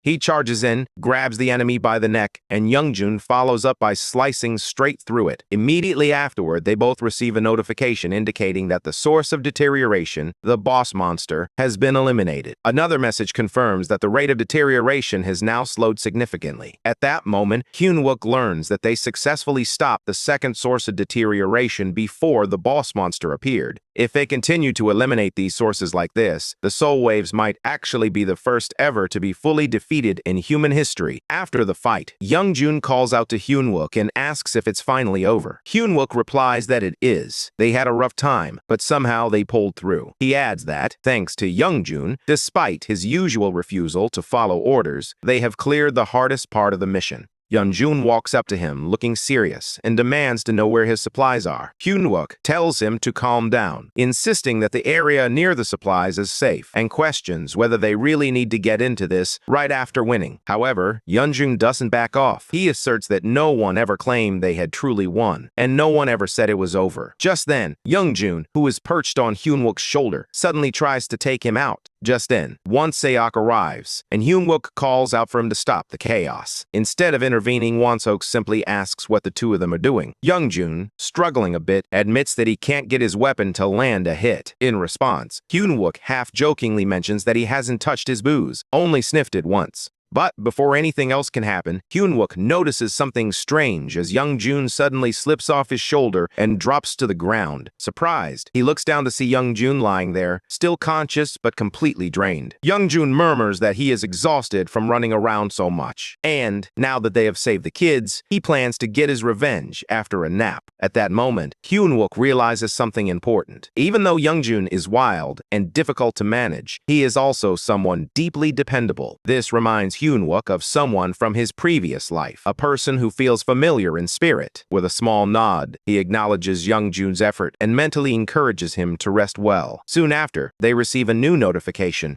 It is a reward for taking down the Dark Pastor, an ancient coin once offered by his worshippers, labeled as a relic from an underground kingdom. The moment Hyunwook sees it, he thinks it must be from the gnomes. These gnomes, the creators of the legendary Hextech, were known more for their relics than for their presence. In his past life, they had never actually appeared, and their artifacts were not only incredibly pricey, but also incredibly useful. He figures the coin could probably be traded for a rare ancient gnome item, and instantly decides not to consume it by mistake. Just then, another system message pops up, congratulating him on absorbing a Devil's Metal Legion. That surprises him, and he grins, realizing it has taken some time to fully digest. Along with this revelation, he unlocks a new skill, Signal Core, from absorbing an elite-grade item. When he opens the status window, he is stunned by what he sees. He now has access to Centurion Force, a power that allows him to control others and form loyal followers. Up until now, his ability hasn't involved creating any kind of army, but it finally makes sense to him how that necromancer has been able to command such a massive force. Smiling to himself, he resolves to continue absorbing every bit of strength from his enemies moving forward. Meanwhile, Won-suk glances at Youngjun to check if he is okay. Hyunwook casually reassures him, explaining that he always dozes off when he is worn out. Meanwhile, Youngjun, still clutching the gnome moonshine in his sleep, mutters something about not letting go. With a small laugh, Won-suk picks him up and slings him over his shoulder. He then reminds Hyunwook that the fight isn't over below and asks if he plans to help. Hyunwook, showing little concern, declines the request, believing there is no need for it. Meanwhile, on the other side where the rest of the soldiers are gathered, Choi Tae-hung instructs everyone to prepare for warp. Reinforcing the front lines has become challenging now that the caster's position has been revealed. Just then, another soldier rushes over and urges him to move quickly. Tae-young hesitates as he mentions that their comrades are still stuck out there. Meanwhile, Cho-young's followers are shouting orders, urging their troops to wipe out the enemy completely. Nearby, one of the soldiers voices his doubts, wondering if they can truly manage this. The other responds bluntly, stating that since their leader is gone and their mission has failed, there's no chance they will be spared. If they want to survive, they will have to take down some of the others first. Shortly after, they are stunned to see a terrifying monster blocking their path, and fierce fighting breaks out all around them. The chaos escalates until a truck suddenly pulls up. The soldiers instantly light up with relief as they spot Yuna stepping out. Calmly and without hesitation, she announces that violence against the military during a disaster warrants summary execution, and she is beginning that process now. Back on the other side, Won-suk turns to Hyunwook and points out that even the attack platoon leader has shown up, so he questions where exactly Hyunwook is planning to go. However, something doesn't sit right with Hyunwook. He wonders why Carol hasn't moved to the next source of deterioration. It just doesn't add up. As they walk together, the situation suddenly escalates.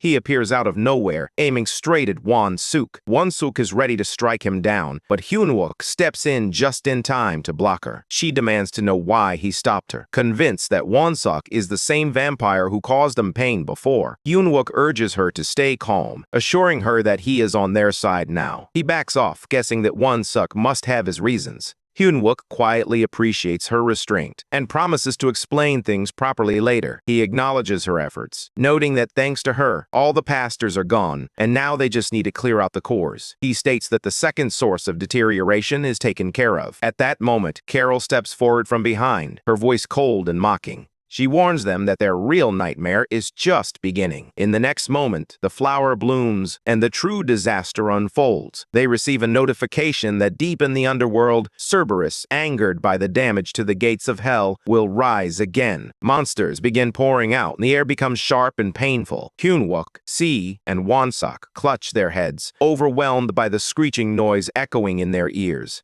Through the haze, they spot Carol standing directly in front of them. Her eyes burn with madness as she declares that this is the moment she has been waiting for. She wants them to bleed, to suffer, and to watch as their souls are consumed by hellfire. At that moment, Cerberus fully emerges, surrounded by blazing flames. The entire area is engulfed in destruction, with fires raging and violent winds whipping through everything. Hyunwook observes the scene unfold, and a heavy thought settles in his mind. This might be the worst disaster they have faced yet. In that moment, Hyunwook raises his voice, calling out to Sergeant Sihi. He urges her to get the children away as quickly as possible, knowing they must stop the final sacrifice, no matter what happens. Without wasting any time, he starts running toward the monsters, determined to protect the kids at any cost. Meanwhile, Carol watches his fearless charge and her anger rises. In frustration, she yells out, questioning who gave him permission to act that way. Just then, as Hyunwook rushes forward to strike, he charges a fail nod at her. She screams, completely confused and alarmed, struggling to understand what's happening as the arrow follows her everywhere. Suddenly, the arrow pierces her body, knocking her down to the ground. Meanwhile, C remains focused on her task, guiding the children to safety and confirming through her spirit that the survivors are secure.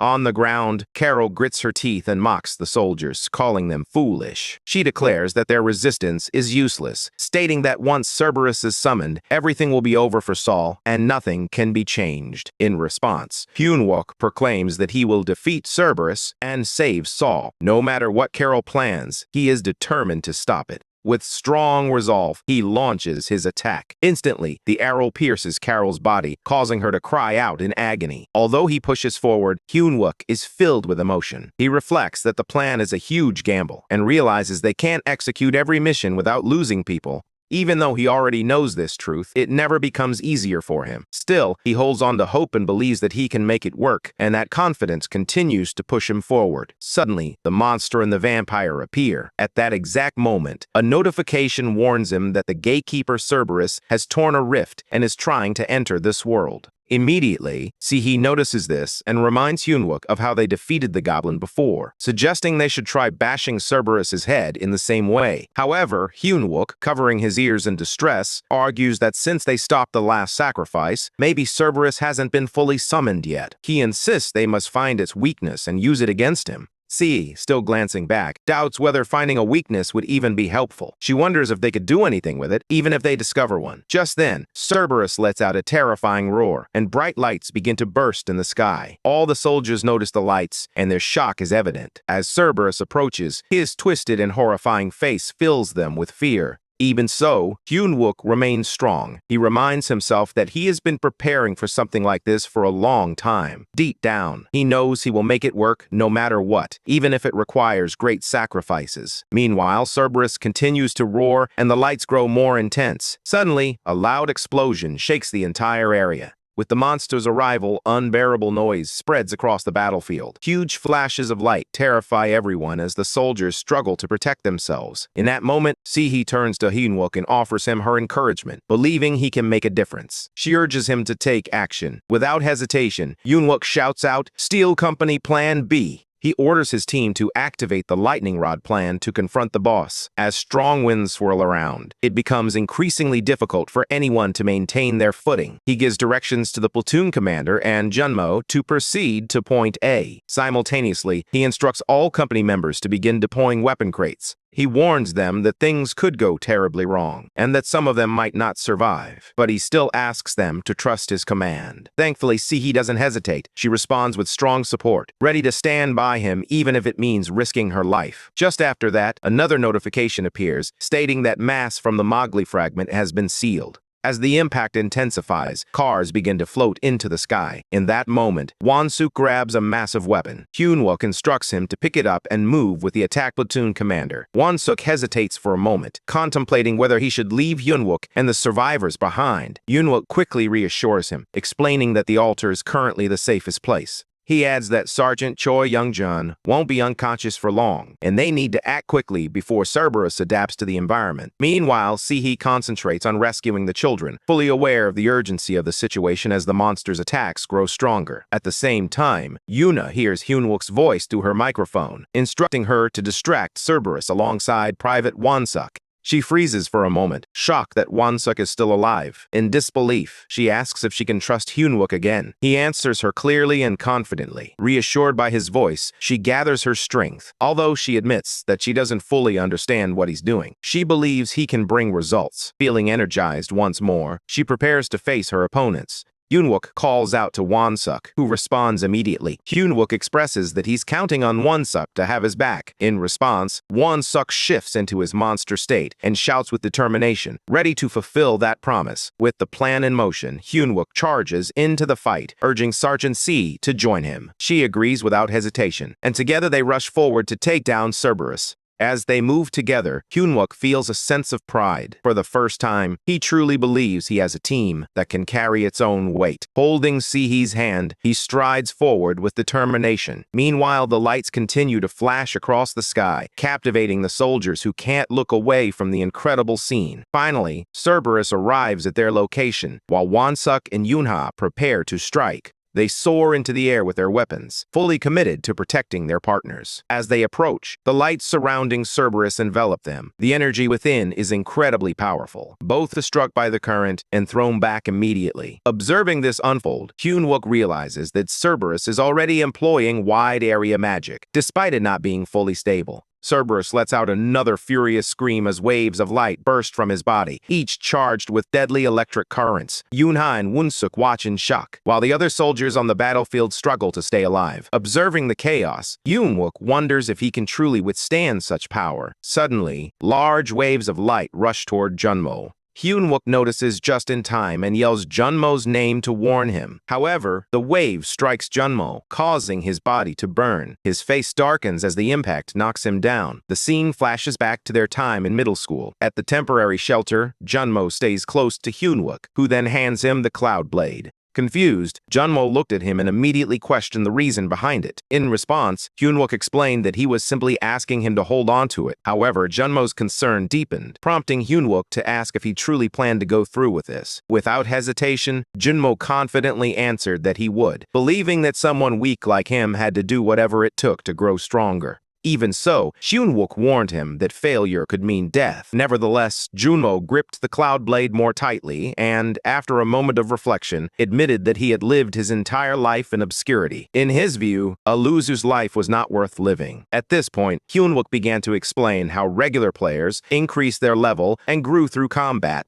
In contrast, both he and Junmo were unique cases known as out-of-level growth players. As a result, they had to discover unconventional ways to develop, with no standard path to guide them. Although Hyunwook had already attempted several methods to help Junmo enhance his electric attribute, each one had failed. Now, Junmo firmly declared that he would not continue to live that way. Hearing this determination, Hyunwook revealed that only one method remained. Instantly, Junmo assured him that he was ready and fully prepared to meet his standards. He called him Sergeant Hyunwook and stood proudly. Meanwhile, a storm brewed in Hyunwook's mind as he reflected on how he didn't remember Junmo from his previous life. This was because Junmo had died too early. As a result, doubt creeps in. He wonders what will happen if this gamble fails. What if he's wrong? Can he truly take responsibility for another's death? Soon after, on the present battlefield, Junmo finds himself under a brutal attack from Cerberus. In that moment, Hyunwook is shouting for him to endure. Bright light floods the air as Junmo's helmet falls to the ground. He is badly wounded by the electric current and the intense light. Watching this, Hyunwook pleads with him to hang on. However, waves of magical light continue to rain down, pushing Junmo to his limits. Despite this, Junmo does everything he can to fight through it. Against all odds, he manages to stay conscious. Suddenly, a notification appears, congratulating him on unlocking the skill, self-levitation. Filled with joy, he bursts into a loud cheer, proud and overwhelmed with happiness. Meanwhile, Hyunwook lights up with relief. His partner has finally awakened. Shortly after, another message appears, indicating that the area of effect magic, Clouds of Health cast by Cerberus, has been absorbed by a mysterious player. In that moment, power surges through Junmo's body, and he feels new strength and additional skills emerging. Bursting with pride, he yells out to Hyunwook that he did it, and that power is now flowing inside him.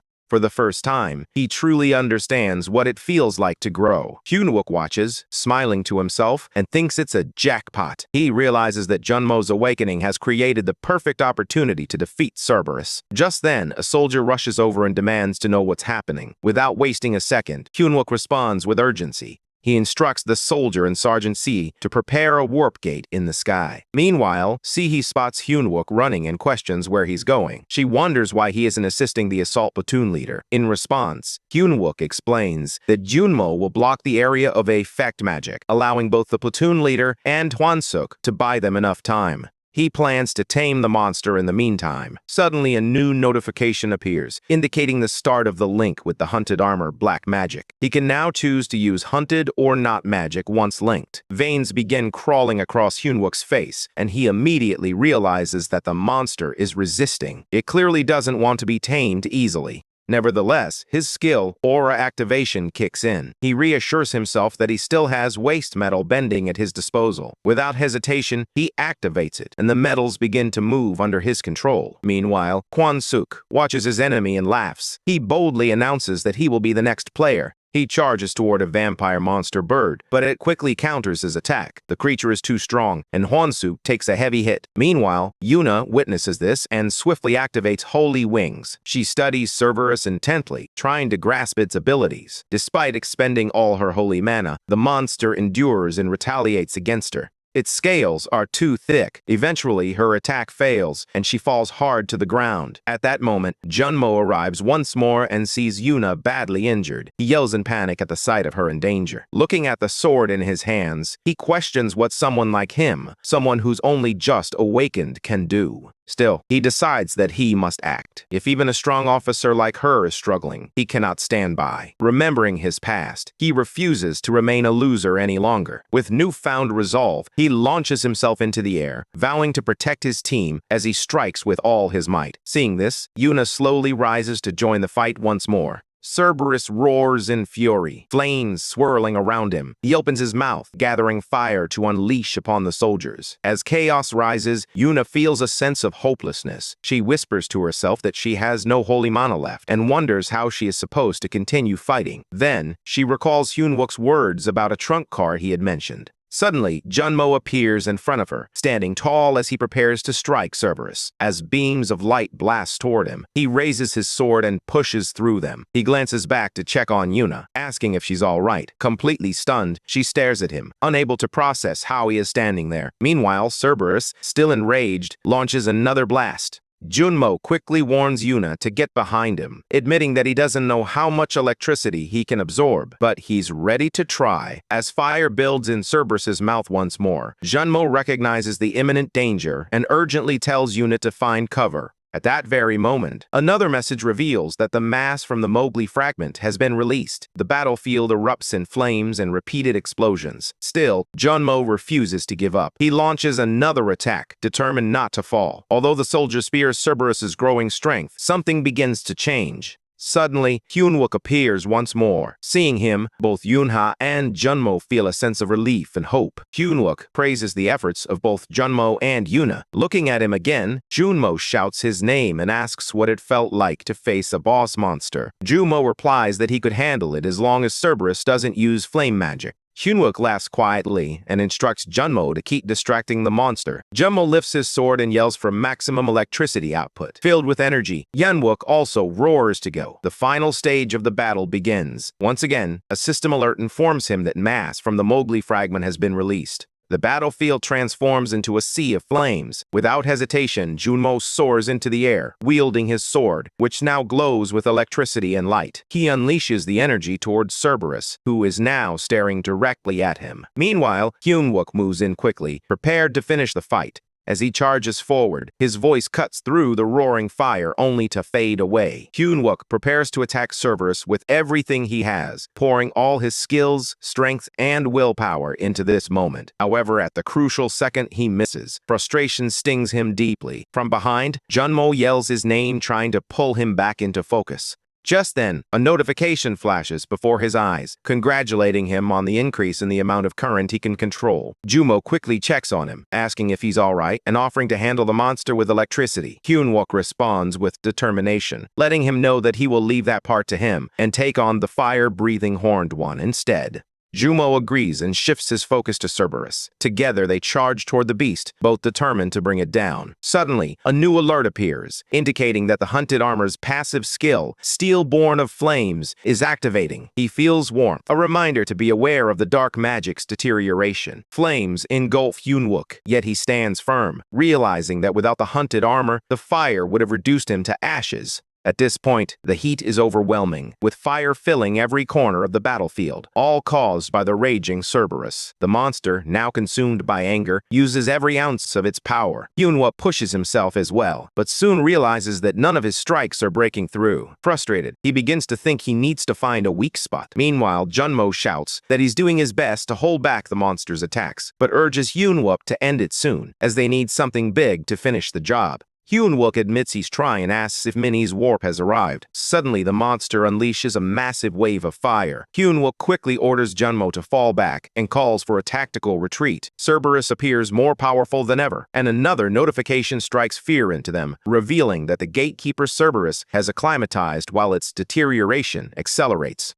As the flames spread violently, soldiers scramble in panic. One cries out that the fire is getting out of control, while another shouts that the target is moving toward the bombardment zone. They are all doing their best to stay alive and help others. Suddenly, a soldier reports that the warp setup is complete and calls to Kim Si-hee to ready the weapons. She confirms that they are prepared. He glances back, calling to Hyunwook with urgency, pleading for him to succeed, as this is their only chance. With no time to lose, their final plan begins. A helicopter descends through the heavy fire, and chaos erupts as both flames and waves of lightning crash through the area. Jumo continues to struggle with the Cloud Blade while holding the monster. Meanwhile, Hyunwook speeds in, weapon in hand. He shouts at Junmo to move aside, then charges forward and strikes the creature, yelling for it to work already. The attack lands, but only slightly wounds the monster. Instead of weakening, Cerberus draws in more power. Hyunwook's frustration deepens as he realizes the monster's skin, strength, and speed are all beyond his expectations. The creature's adapting and growing stronger. He knows he must act quickly to find its weak spot. As he observes more closely, he notices that the horned head is guarding another head that appears to be incomplete.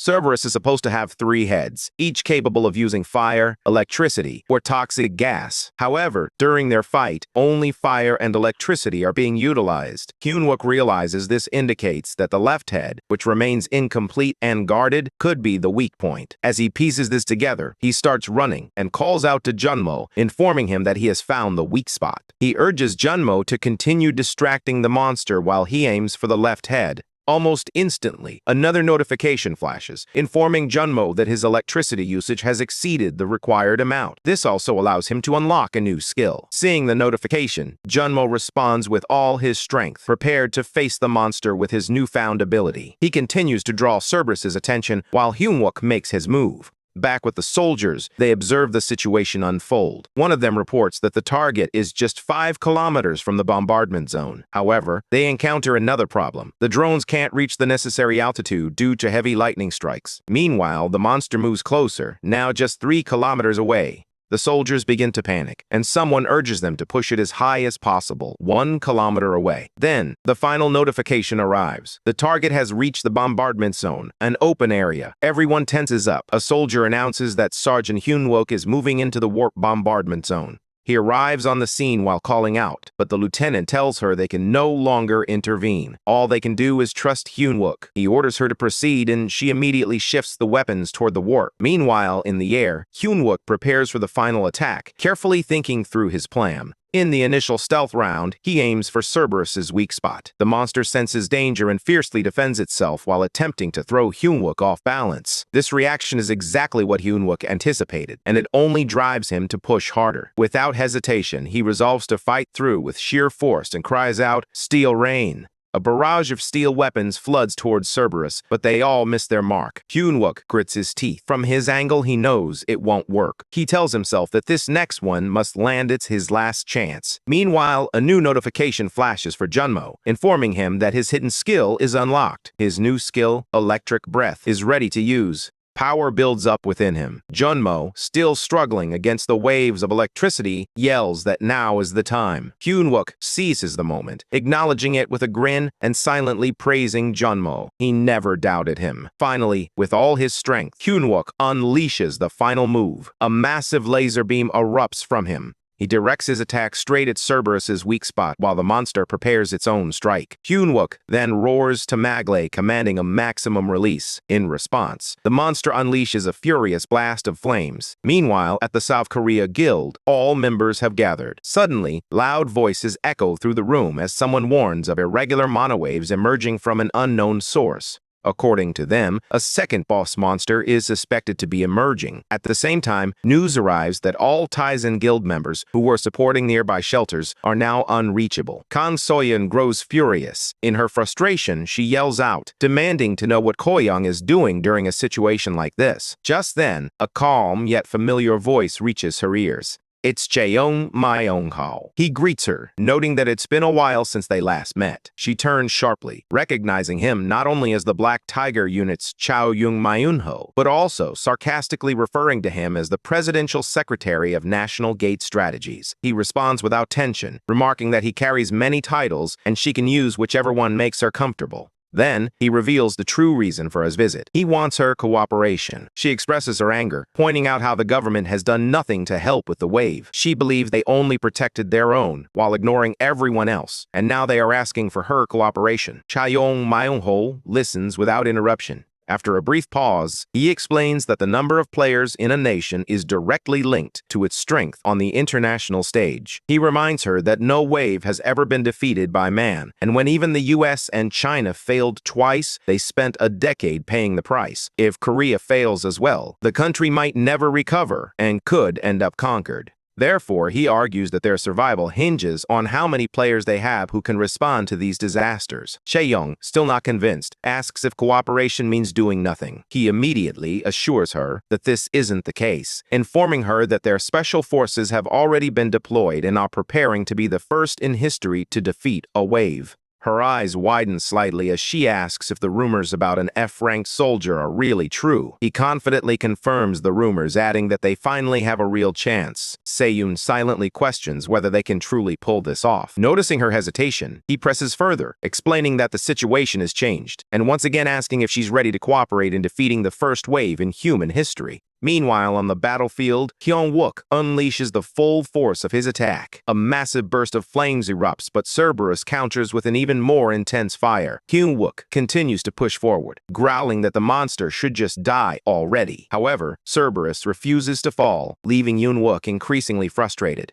He mutters that if it has come to this, he will test how far he has grown. If he has truly improved, he should be able to carry the weight of this moment. All around him, the situation is difficult to contain. Despite that, he manages to strike the monster. Then, a bright notification appears, congratulating him on defeating the Cerberus. The deterioration from this source is rapidly decreasing. He stands firm and proud, shouting that the second source of deterioration is clear. Instantly, cheers erupt from all the soldiers and civilians nearby as they celebrate their hard-earned victory. However, moments later, another alert shakes the mood, announcing that the dark magic corruption of the hunted armor is increasing. Hyun-wook reads the message and yells that it's too early to celebrate. He quickly calls Junmo to inform him that they are heading to destroy the core. Meanwhile, he commands the others to find survivors and prepare to move, and they follow his orders immediately. Hyun-wook and Junmo team up, and soon after, they successfully destroy the core wave. They are then notified that they have received a reward, the Seed of Mistletoe. Hyun-wook inspects the object with interest. Junmo glances at the seed and grumbles, wondering why they only received a stick after such a big battle. Hyun-wook corrects him, explaining that this isn't just any stick. It's Mistletoe, the very weapon that killed Balder, Odin's son. Due to its overwhelming power, it never appears as a full weapon. One must grow it from a seed, tending to it and nurturing it like a tree. Although it's troublesome, it's far better than letting it fall into the wrong hands. Junmo listens quietly and then asks why Hyun-wook still looks so serious even after clearing the source. He points out that he now knows how to level up, and all they need to do is defeat the last source. Hyun-wook's tone remains grim as he responds that it won't be easy. Another boss monster still lurks, and with the recent changes, other monsters that had previously stayed back will now flood into Seoul. He warns that from this point forward, they can't focus solely on the gate anymore. He instructs Junmo to keep his leveling ability a secret. If someone asks, he should claim he received the skill from a mission. Jinmo doesn't quite understand and asks him to elaborate. Yunwook explains that he isn't strong enough yet. If people find out, every guild, organization, and country will come after him. Hearing this, Junmo grows visibly afraid. Shortly after they reach the soldiers, Hyun-wook raises his voice, declaring that monsters will now start appearing even in areas without gates. He names the main assault team, which includes the platoon leader, Jun-mo, Kim Kyung-jin, and Lee Won-suk. Everyone else is instructed to head to the temporary shelters to protect the survivors. However, one soldier steps forward, refusing to stay behind, and others join him in solidarity. Hyun-wook looks at the soldiers and reminds them that fighting isn't their only duty. Without players at the shelters, the survivors are defenseless. He asks if they are truly willing to let them die. The soldiers understand and quickly return to formation. Hyun-wook commands everyone to mount up, stating they will leave as soon as everyone is aboard.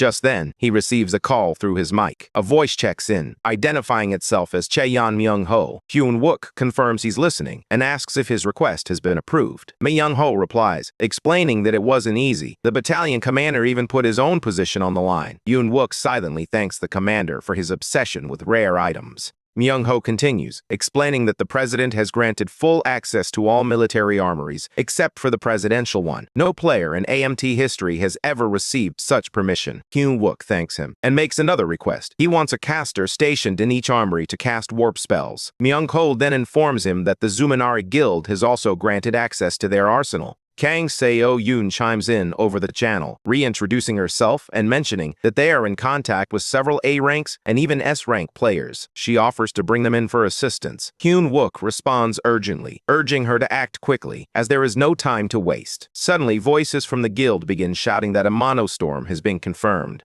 The source is identified, and it's growing rapidly. One member shouts that it's nearly 20 times larger than a normal gate. Seo-yoon gasps, demanding to know how that's even possible, as she stares at the expanding threat in disbelief. Meanwhile, fire erupts once more on the battlefield, and loud noises boom across the sky. From a hole in the air, a massive hand begins to emerge, freezing the soldiers in horror. A terrifying new monster starts to take shape as a portal opens wider. Suddenly, a warning message appears, indicating that Beelzebub is attempting to enter this dimension. Meanwhile, Cheon Myung-ho reaches out once more. He speaks softly to Kang Seo-yoon, asking if she truly believes they can stop it. Another notification appears, indicating that his advent is delayed due to incomplete deterioration. Still, fire rains down as the massive monster continues to push through. Watching it all, Hyun-wook vows to himself that he will be the one to end the soul wave. Meanwhile, sitting alone, Young-jun begins to recall the voices of the children who used to call him Teacher Young-jun.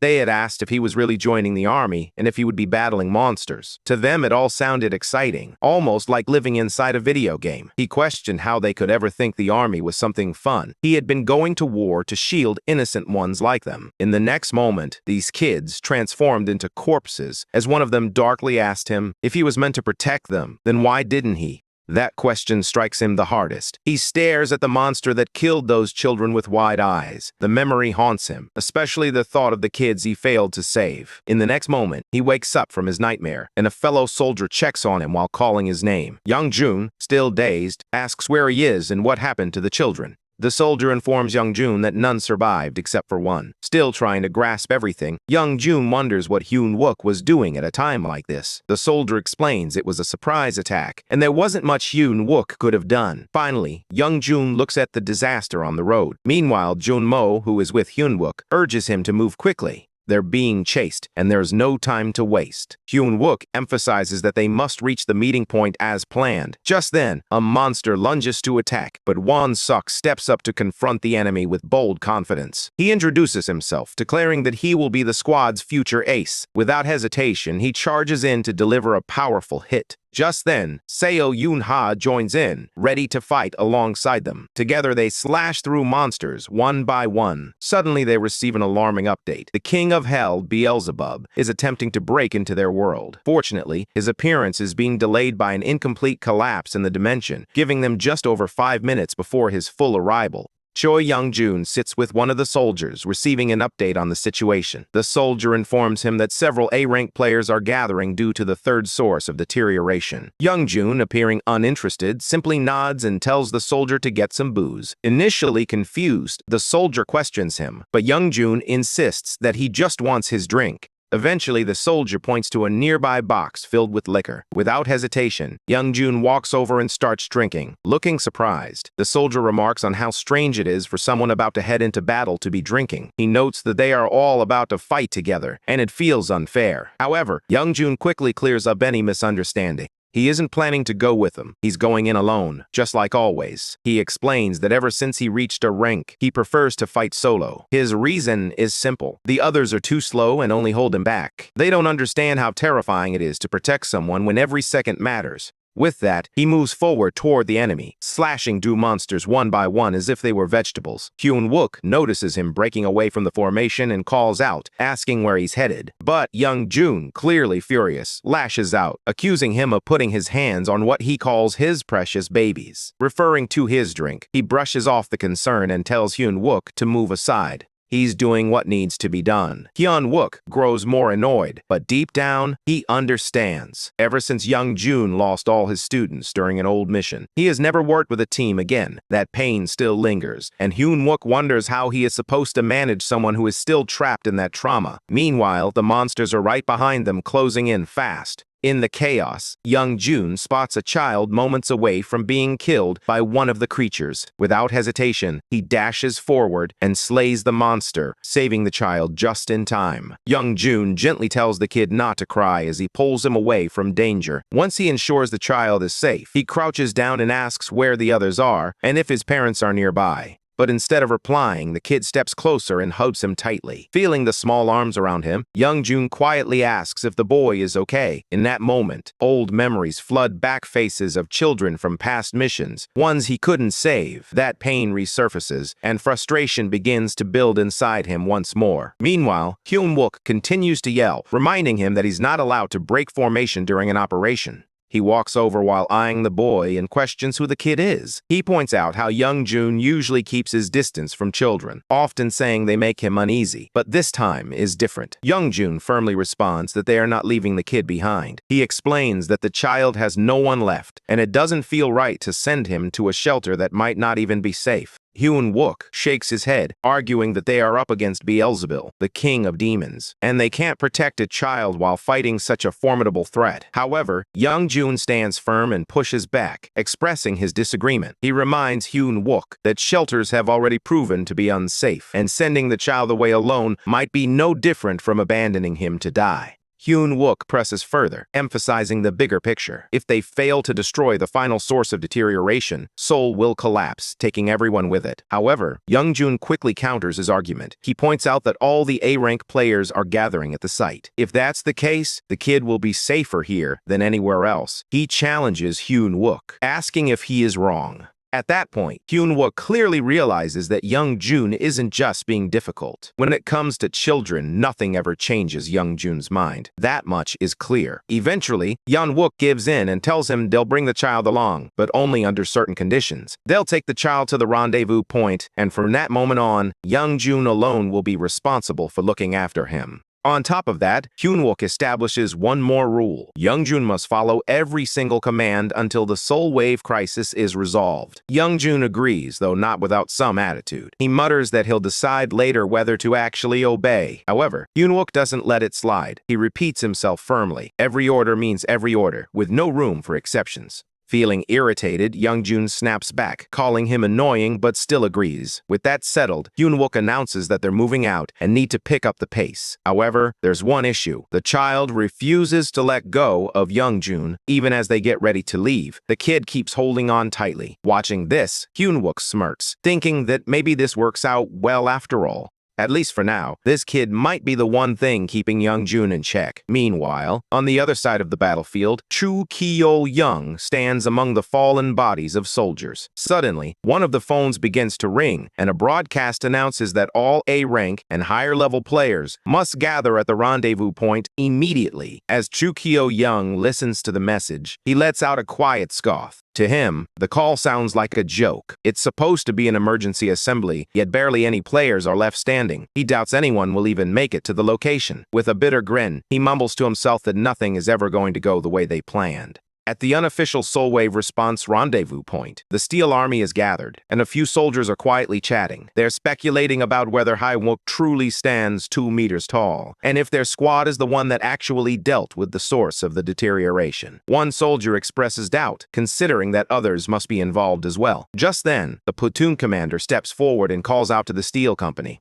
They quickly report for duty. He gives a brief nod of approval to Hyunwook, expressing his trust and reminding him that things aren't over just yet. Suddenly, a huge shadow appears out of nowhere, and strange creatures begin heading toward them. The Steel Company instantly shifts into battle mode, staying sharp as Yunha shouts for everyone to get ready. However, the commander quickly stops them, instructing them to stand down. It turns out that it's not an enemy, but an ally. He casually admits he was only checking how prepared the unit really is. The whole squad is caught off guard when they realize that Chu Kiao-young of Great Mountain is standing before them. He remarks that the military is merely a training ground for players and finds it irritating when soldiers interfere with their missions. His tone doesn't sit well with the platoon commander, who approaches with an angry expression and questions whether Chu is mocking the military. He even suggests that he would prove how serious he is if necessary. Meanwhile, Young Jun attempts to cover the kid's eyes, thinking that this entire argument is something too inappropriate for him to witness. The commander suggests that Chu should view it as a favor that the military is prohibited from harming civilians. However, Chu quickly counters, implying that the commander is simply afraid of losing his troops. Just as tensions begin to escalate, Hyunwook intervenes, questioning what everyone is doing and clearly attempting to defuse the situation. She further asks if Kiao-young is present on behalf of his guild, and whether they should interpret his actions as the official stance of Great Mountain. That instantly annoys Kiao-young, and he snaps back, demanding to know who this ordinary soldier thinks he is to interrupt. However, the platoon commander steps in to clear up the confusion. He explains that Hyunwook isn't just any soldier. He played a major role in eliminating the source of deterioration in Seoul. Not only that, but he is also leading the mission to take out the final source. Still, Kiao-young can't believe it. He scoffs and questions whether there has been an actual military appointment, like a formal enlistment in command, and wonders if they've lost their minds. However, Hyunwook calmly explains the situation. He shares the 3 gates have opened, one in Gangbuk, another in Gangnam, and one more in Gangseol, all in response to the rise of the King of Hell. Over time, these gates will merge into one, and that's when they expect Beelzebul to appear. To counter this, the AMT Player Alliance is preparing to arm themselves with holy weapons and unleash powerful holy magic. However, Kiao-young dismisses this plan, brushing it aside as nonsense. He argues that the gates can't be destroyed in that manner, and that, at best, it might only delay the King of Hell's arrival. What he really wants to know is whether there's a concrete plan to defeat the creature. Hyunwook honestly admits that, given their current strength and supplies, killing the main body of the King of Hell isn't possible. Kiao-young loses his temper at this revelation, furious that a high-level player was summoned without a proper strategy in place. He accuses them of dragging him into the conflict. Yet, before the argument escalates, the platoon commander steps in again, asking him to settle down while stating that Hyunwook doesn't speak without reason. He encourages him to listen first. Hyunwook continues, clarifying further. Technically, they can't destroy the main form of the King of Hell that remains on the far side of the gate, but they can attack the parts of its body that extend into Seoul. That might not completely eliminate the threat, but it's a way to deal damage and slow it down. Kiao-young sounds a bit skeptical as he repeats the idea back to him. They can't kill it, but they can essentially tear it apart. He questions what the real outcome of that would be, and whether such a plan is even realistic. In response, Hyunwook confirms that it's definitely doable.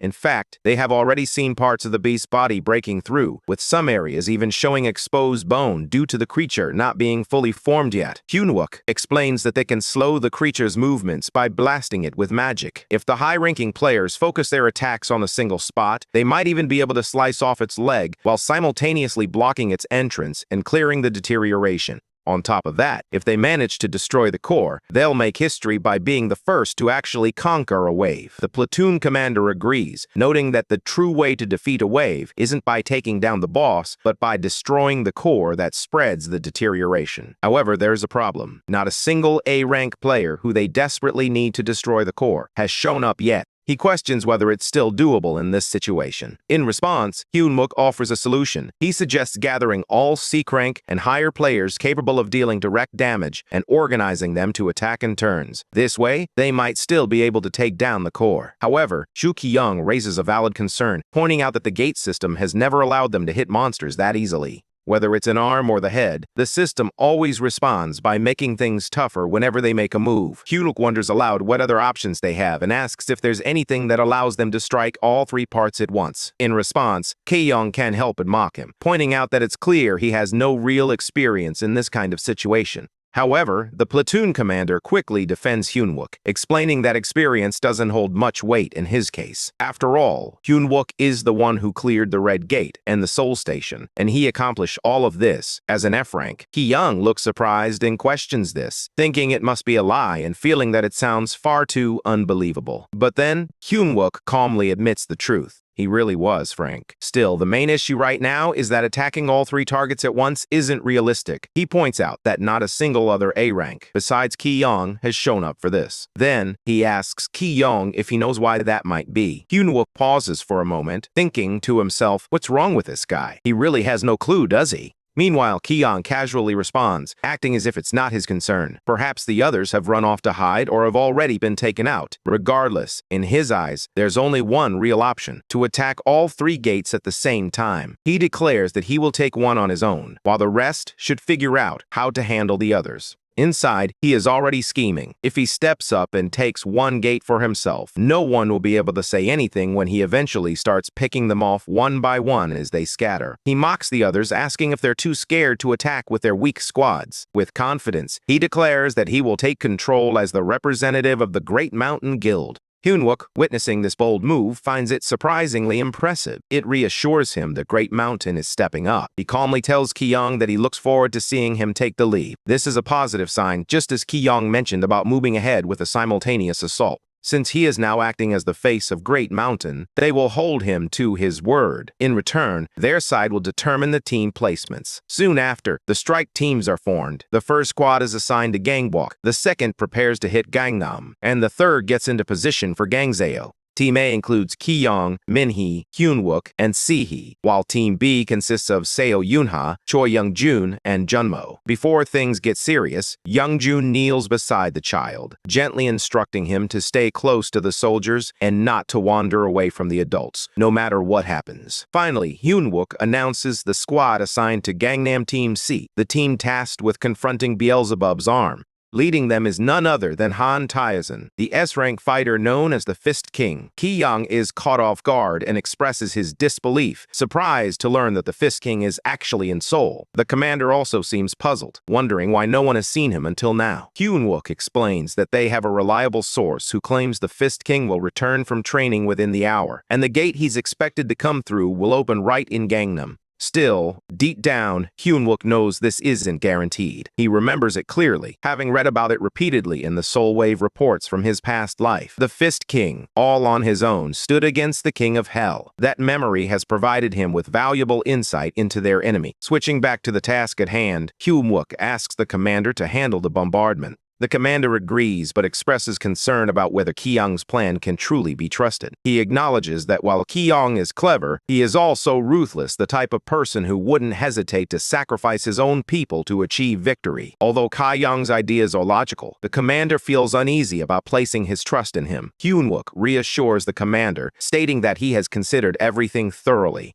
That's exactly why he placed Ki-young on the same team as himself to keep a close watch. The commander feels thankful but also a bit guilty. He apologizes for putting so much pressure on Hyunwook, but Hyunwook calmly responds that he has had plenty of chances to grow through all of this. This wave is his opportunity, and he's determined to give it everything he's got. Impressed, the commander gives the signal to begin. The order is issued, and the soldiers launch a full assault. Explosions light up the area as monsters charge through, absorbing the hits but pressing forward. Hyunwook then instructs the platoon leader to take Sehee and Kyunjin and head to Point P. They immediately follow his command. As soon as he calls for Team B to move into action, they begin advancing as ordered. Turning to Ki-young, Hyunwook says that the two of them will approach the gate together. Since there are monsters nearby, they need to move carefully. Ki-young casually responds, stating the obvious: of course there are monsters around. But then, without warning, things take a dark turn. Suddenly, Ki-young moves in close and swings at Hyun-wook. His voice drips with sarcasm as he mutters that it would be such a shame if a showy F-ranked soldier ended up dead during the mission. What an unfortunate accident that would be. He lands a blow from behind, causing Hyun-wook to stagger as he feels the impact. In disbelief, he mutters to himself that he really can't stand being betrayed. He glares at Kyo-young, already anticipating this reaction. He points out that Kyo-young moved exactly as he expected, and if he thinks he can walk away from this, he's dead wrong. A month ago, the members of the Mountain Guild were battling the enormous boss creature at Bundangwoo Park Gate. As the monster targeted one member, the other struck back.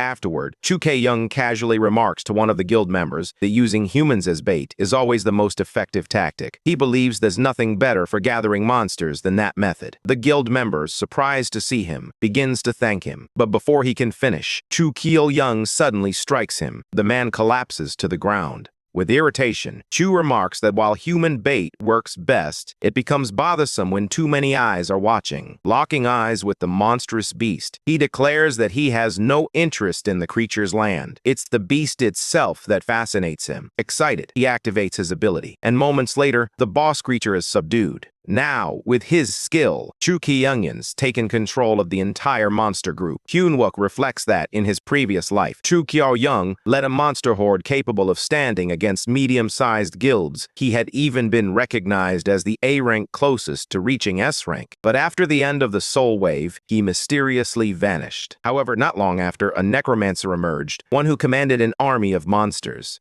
Hyun-wook wonders if the two events are linked, and whether Chu Kye-young has evolved into a necromancer. Now, Chu Kye-young stands opposite Hyun-wook. With a mocking tone, he mentions how he plans to present this incident to everyone, describing how a showy F-rank soldier died instantly during a mission, all while calling it unfortunate. However, Hyun-wook maintains his composure and responds that Chu is acting just as expected. He then warns him that he will not escape judgment for this. Hyun-wook suddenly launches an attack, but the counter-push knocks him back. Accusingly, he questions whether Chu killed all the other A-rankers alone, or if it was under orders from Great Mountain. Amused and arrogant, Chu stands before his monster army and scoffs at the idea of being restrained by affiliations, calling Hyun-wook just a pretend soldier. Since Hyun-wook knows more than he should, Chu sees this as all the more reason to eliminate him. In an instant, the monster army lunges at Hyun-wook. Overwhelmed, he struggles to fend off the relentless swarm. Frustrated, he declares that he'll force the truth out of Chu through sheer strength. He makes another attempt to land the blow, but Chu easily blocks it. Chu questions whether Hyun-wook truly believes he can defeat him without the monsters. Just then, one of the creatures ambushes Hyun-wook from behind. He barely evades the strike, but is flung back once again. As he catches his breath, Hyun-wook starts to think. So far, he hasn't witnessed any unique powers from Chu aside from monster taming. He wonders if Chu hasn't awakened yet, or if he isn't the necromancer after all. Chu Kye-young, noticing Hyun-wook's strength, appears puzzled and wonders what exactly Hyun-wook is. He is certain that Hyun-wook isn't an ordinary F-rank, leading him to ponder why he would pretend to be weak. Meanwhile, Hyun-wook continues to piece together clues. The necromancer from his previous life became stronger due to unmatched growth, suggesting that Chu must already be aware of the hidden potential of Franks. Chu Kye-young, growing increasingly curious, implies that if Hyun-wook is going to such extremes to hide his strength just to kill him, then he must be concealing something valuable. He coldly suggests cutting off Hyun-wook's arm to force him to talk. As one of the monsters prepares to strike, Hyun-wook panics when he notices something crucial. In that moment, he realizes that Chu Kye-young also possesses a fragment of Mowgli. Then, an explosion rocks the battlefield as a monster unleashes its power. A few monsters grab Hyun-wook and slam him down, rendering him unable to move. Kye-young orders them to finish him off. In desperation, Hyun-wook yells that he has critical information related to the villain quest, specifically something vital for clearing the King of Hell phase. Internally, he hopes Chu takes the bait. If he truly is the villain, that intel would be irresistible. However, to Hyun-wook's shock, Chu reacts with genuine confusion. He doesn't even know what the villain quest is. This throws Hyun-wook off balance. He thinks there's no way someone like Chu would pretend not to know something so important. The villain alliance is ruthless and never holds back. If Chu isn't the villain or the necromancer, then why is he sabotaging the wave? Chu's answer is blunt and selfish. He admits that he wants the King of Hell for himself, with his guildmaster's permission to act freely. He shows no concern for stopping the descent. Hyunwook, filled with anger, insists that even greed needs a reason. Kyo-young simply laughs it off, stating that in a world where everyone, humans, monsters, and even himself struggles to survive by killing, why shouldn't he do the same? To him, that is reason enough. This final response leaves no doubt for Hyunwook. He is certain that Chu Kyo-young is not the necromancer. Having finished pretending, Hyunwook prepares to unleash his full strength. He activates release of Mowgli, blasting away all the monsters surrounding him. Without wasting a moment, he follows up with Fail Not, and the arrows begin cutting down the monsters rapidly. He then unleashes another ability, Spear of Achilles, and finally Cloud Blade, Dark Hand of the Cloudmaster. Now, standing atop a flying weapon, Hyunwook eliminates nearly the entire monster horde by himself. Chu Kyo-young, stunned and terrified, watches in disbelief. Hyunwook coldly tells him that someone as worthless as Chu could never be the necromancer, and that he has no use for someone without valuable information. Just then, another figure suddenly emerges from a portal. Looking around in confusion, he wonders aloud where his home has gone. As he spots the destruction in the sky, he grows furious and prepares to retaliate, determined to crush whoever destroyed his house. Meanwhile, soldiers continue to battle with guns and cannons. Their commander orders the second line to reload their holy artillery. One of the men questions whether they can even damage their target. Suddenly, another soldier points up at the sky in shock. Above them, the same person arrives, now clashing with a part of the King of Hell, which has destroyed his home while declaring its intent to bring it down. Meanwhile, after hearing Hyunwook's taunt, Kyo-young simply grins, clearly insulted, as he realizes he must have been treated like some kind of joke all along. But then, out of nowhere, Hyunwook is struck hard by something. Shocked, he wonders how such a massive force could sneak up on him without making a sound. As he tries to recover, he looks up, startled by what he sees. Kyo-young stands firm and confident, now demonstrating why people say he's as strong as a medium-sized guild. Suddenly, monsters begin charging toward Hyunwook from all directions.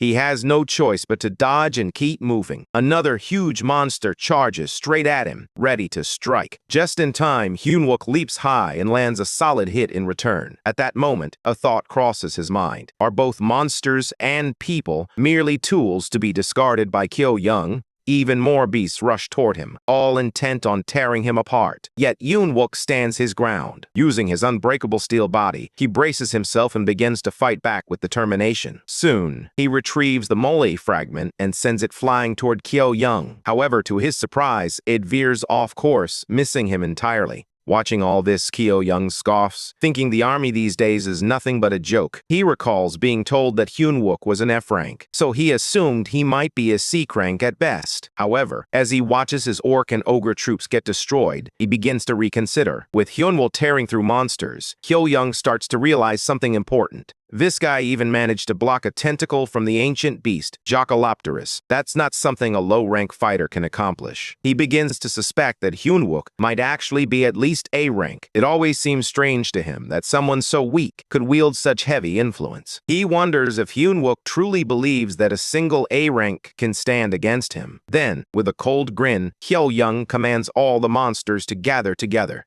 They begin to swarm together. He prepares to show Hyunwook why people consider him an A rank, nearly at S rank level. With that, the battlefield transforms into a nightmare as his sea of monsters closes in. Hyunwook wonders if Kyo-young truly summoned every single monster under his control. However, instead of planning to battle them all, he resolves to go straight for the kill. As he pushes forward, Kyo-young confronts Hyunwook, pointing out that he isn't foolish enough to think everything will end simply by targeting the leader. They clash, with Kyo-young closing in while Hyunwook counters with his spear, ducking and weaving through the strikes. Then, Kyo-young throws out a mocking question, asking if Hyunwook truly believes his power comes from merely commanding a few creatures. Hyunwook fires back, calling Kyo-young a fool and accusing him of not knowing how to properly handle the Mowgli. This strikes Kyo-young hard, leaving him frozen as he notices the Mowgli fragment zooming toward him, desperately trying to grab it in time. However, Hyunwook calmly reveals that his real target isn't Kyo-young at all. In the next instant, he unleashes the Failnaught, catching Kyo-young off guard as he clutches the fragment and tries to protect himself. Hyun-wook then pulls a small pouch from his pocket. Alarmed, Kye-young demands to know if Hyun-wook even understands what he's holding and angrily commands him to hand it over. However, Hyun-wook already knows that it's the Monster Heart inventory bag, the very one where Kyo-young had stored all the hearts he collected. Kyo-young grows desperate, warning him that if the contents are released now, all the gathered monsters will go berserk, and both of them will be torn apart. Caught off guard by Kyo-young's words, Hyun-wook realizes something important. He doubts the monsters are after him at all. In fact, they likely have a bone to pick with their so-called master first. As the mob of creatures begins to close in, Kye-young tries to reason with Hyun-wook, insisting that he won't be able to take down the King of Hell without his help. Hyun-wook simply replies that he'll give it a shot, but he refuses to team up with someone who betrays others. Frustrated, Kyo-young accuses him of lying about being an F-rank, claiming that this is just how humans are: deceitful, selfish, and violent. Hyun-wook shuts him down, insisting that's not the whole truth, and that not everyone is like him. Without hesitation, he opens the pouch. Kyo-young tries to stop him, but it's too late. The monsters redirect their rage toward Hyun-wook, and his expression twists in disbelief. He yells at them, shocked that they are turning on their master, all while trying to hold them back from tearing into him. Meanwhile, Hyun-wook joins the fray, unleashing his weapons along with the moly fragment once more. He tells Kyo-young that it's a fitting end for someone who views all life as disposable. As the chaos spreads, the city crumbles around them. Buildings crash down, stones shatter into chunks, and destruction reigns everywhere. That's when Han Tae-sun steps in, furious. His house has been destroyed, and he charges into battle, declaring that if his home is gone, then Kyo-young, or the monster responsible, will go down too. He dislikes dragging things out, so he goes in for a quick and crushing end. The nearby soldiers recognize his skills and admire the power of the Fist King as he heads straight for the monster that caused the wreckage. Then the fight breaks out between the creature and Taizan, smashing everything around them. Suddenly, a system warning echoes through the area. The King of Hell, Beelzebub, has begun to take form. The first of his 3 thought manifestations, Pride, has arrived in the world. The King of Hell reveals its true form and sends Han Taizan flying to the edge of the world. At last, the first of its 3 forms, Pride, has emerged. In the next moment, Han Taizan rises to his feet, pondering whether the civilians in the area managed to escape or if they have all perished. Either way, he concludes that there is no one left to worry about. With that thought, he resolves to take down the King of Hell. It's been a long time since he's unleashed his full potential. Meanwhile, Beelzebub delivers fierce and piercing blows, but Han Tae-san remains unfazed and focused. Standing in the heart of Seoul's Gangnam district, he feels a surge of anger, remembering that this was once the place where he dreamed of owning a home. Now it's in ruins, and the monster standing in front of him seems to care about nothing. He charges forward, determined to tear it apart. Down below, the soldiers shout to each other, urging calm as they do their best to back him up in his confrontation with the enemy. They hold their ground, resolute in their commitment to support him in any way they can.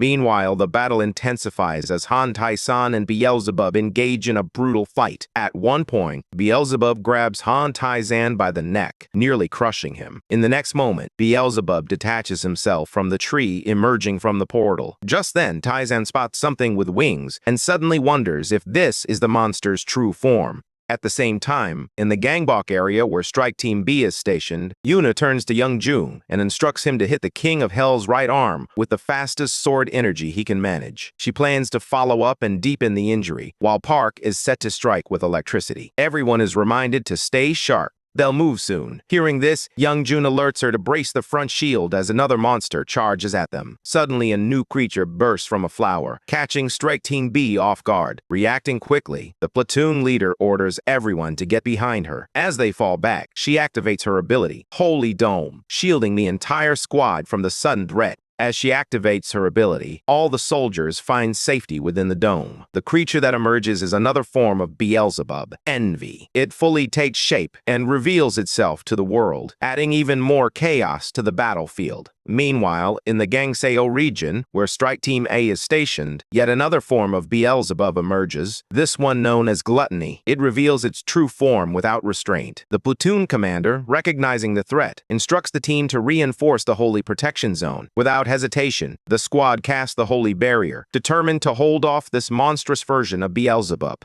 Back in Gangnam, Beelzebub grabs Han Taizan by the neck once more. The Fist King struggles, trying to shout at him to stop, clearly bothered as his face takes damage. However, Beelzebub remains unfazed by his pleas. Han mutters in frustration, urging him to let go, especially since his face is getting messed up. Still, Beelzebub shows no signs of backing off. Han Taizan, his anger flaring, throws back a sharp remark, clearly unhappy about his injured appearance. The clash between the two continues with full force. Suddenly, a huge explosion shakes the area, lighting up the battlefield. Amidst the smoke and heat, Han Taizan vows to get revenge, refusing to back down an inch. Beelzebub stands there, smiling and gripping his neck as if he is enjoying the entire situation. Taizan pushes forward again, realizing just how thrilling it feels to go all out like this after such a long time. Yet, even as the excitement rushes through him, he can't help but wonder if this guy will ever run out of steam. Meanwhile, Beelzebub bursts into laughter, clearly amused, while Han watches, feeling his irritation grow with each chuckle. Just then, the part of Beelzebub that Han Taizan had just struck begins to regenerate, which only adds to his frustration. He thinks to himself that once he fully adjusts to fighting at his peak, this monster will be finished.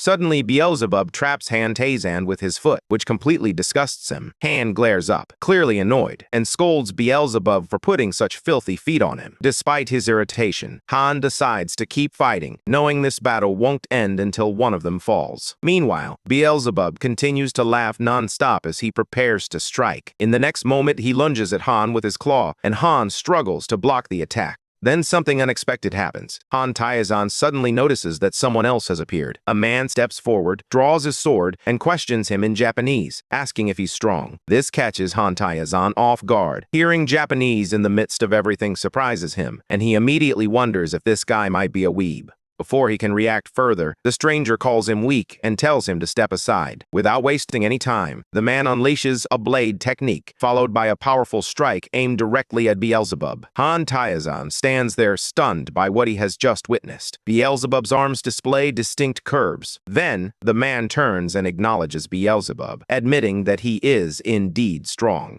Han Taizan questions the man about his intentions, but the man arrogantly claims that Taizan is weaker and should step aside. Taizan, feeling irritated, realizes that this guy is a foreigner and makes it clear that he doesn't take it lightly when someone tries to snatch what belongs to him. He warns the man to stay out of his way if he values his life. Meanwhile, flames begin to swirl around as Beelzebub steps forward. Suddenly, a blast shakes the area, and Taizan charges toward the enemy, attacking with his sword. The two enemies clash fiercely. At that moment, another man joins the fight. Taizan, confused, asks if he has lost his mind. The man, unfazed, replies that Taizan's weakness has saved his life twice already, and if he keeps pushing, he might become the next target. Just then, Beelzebub, radiating dark power, lets out a chilling cry, and in the next moment, his smile turns sinister. The man appears stunned after getting a proper look at the King of Hell. Taizan realizes something is off. Beelzebub has been holding back his true power all this time.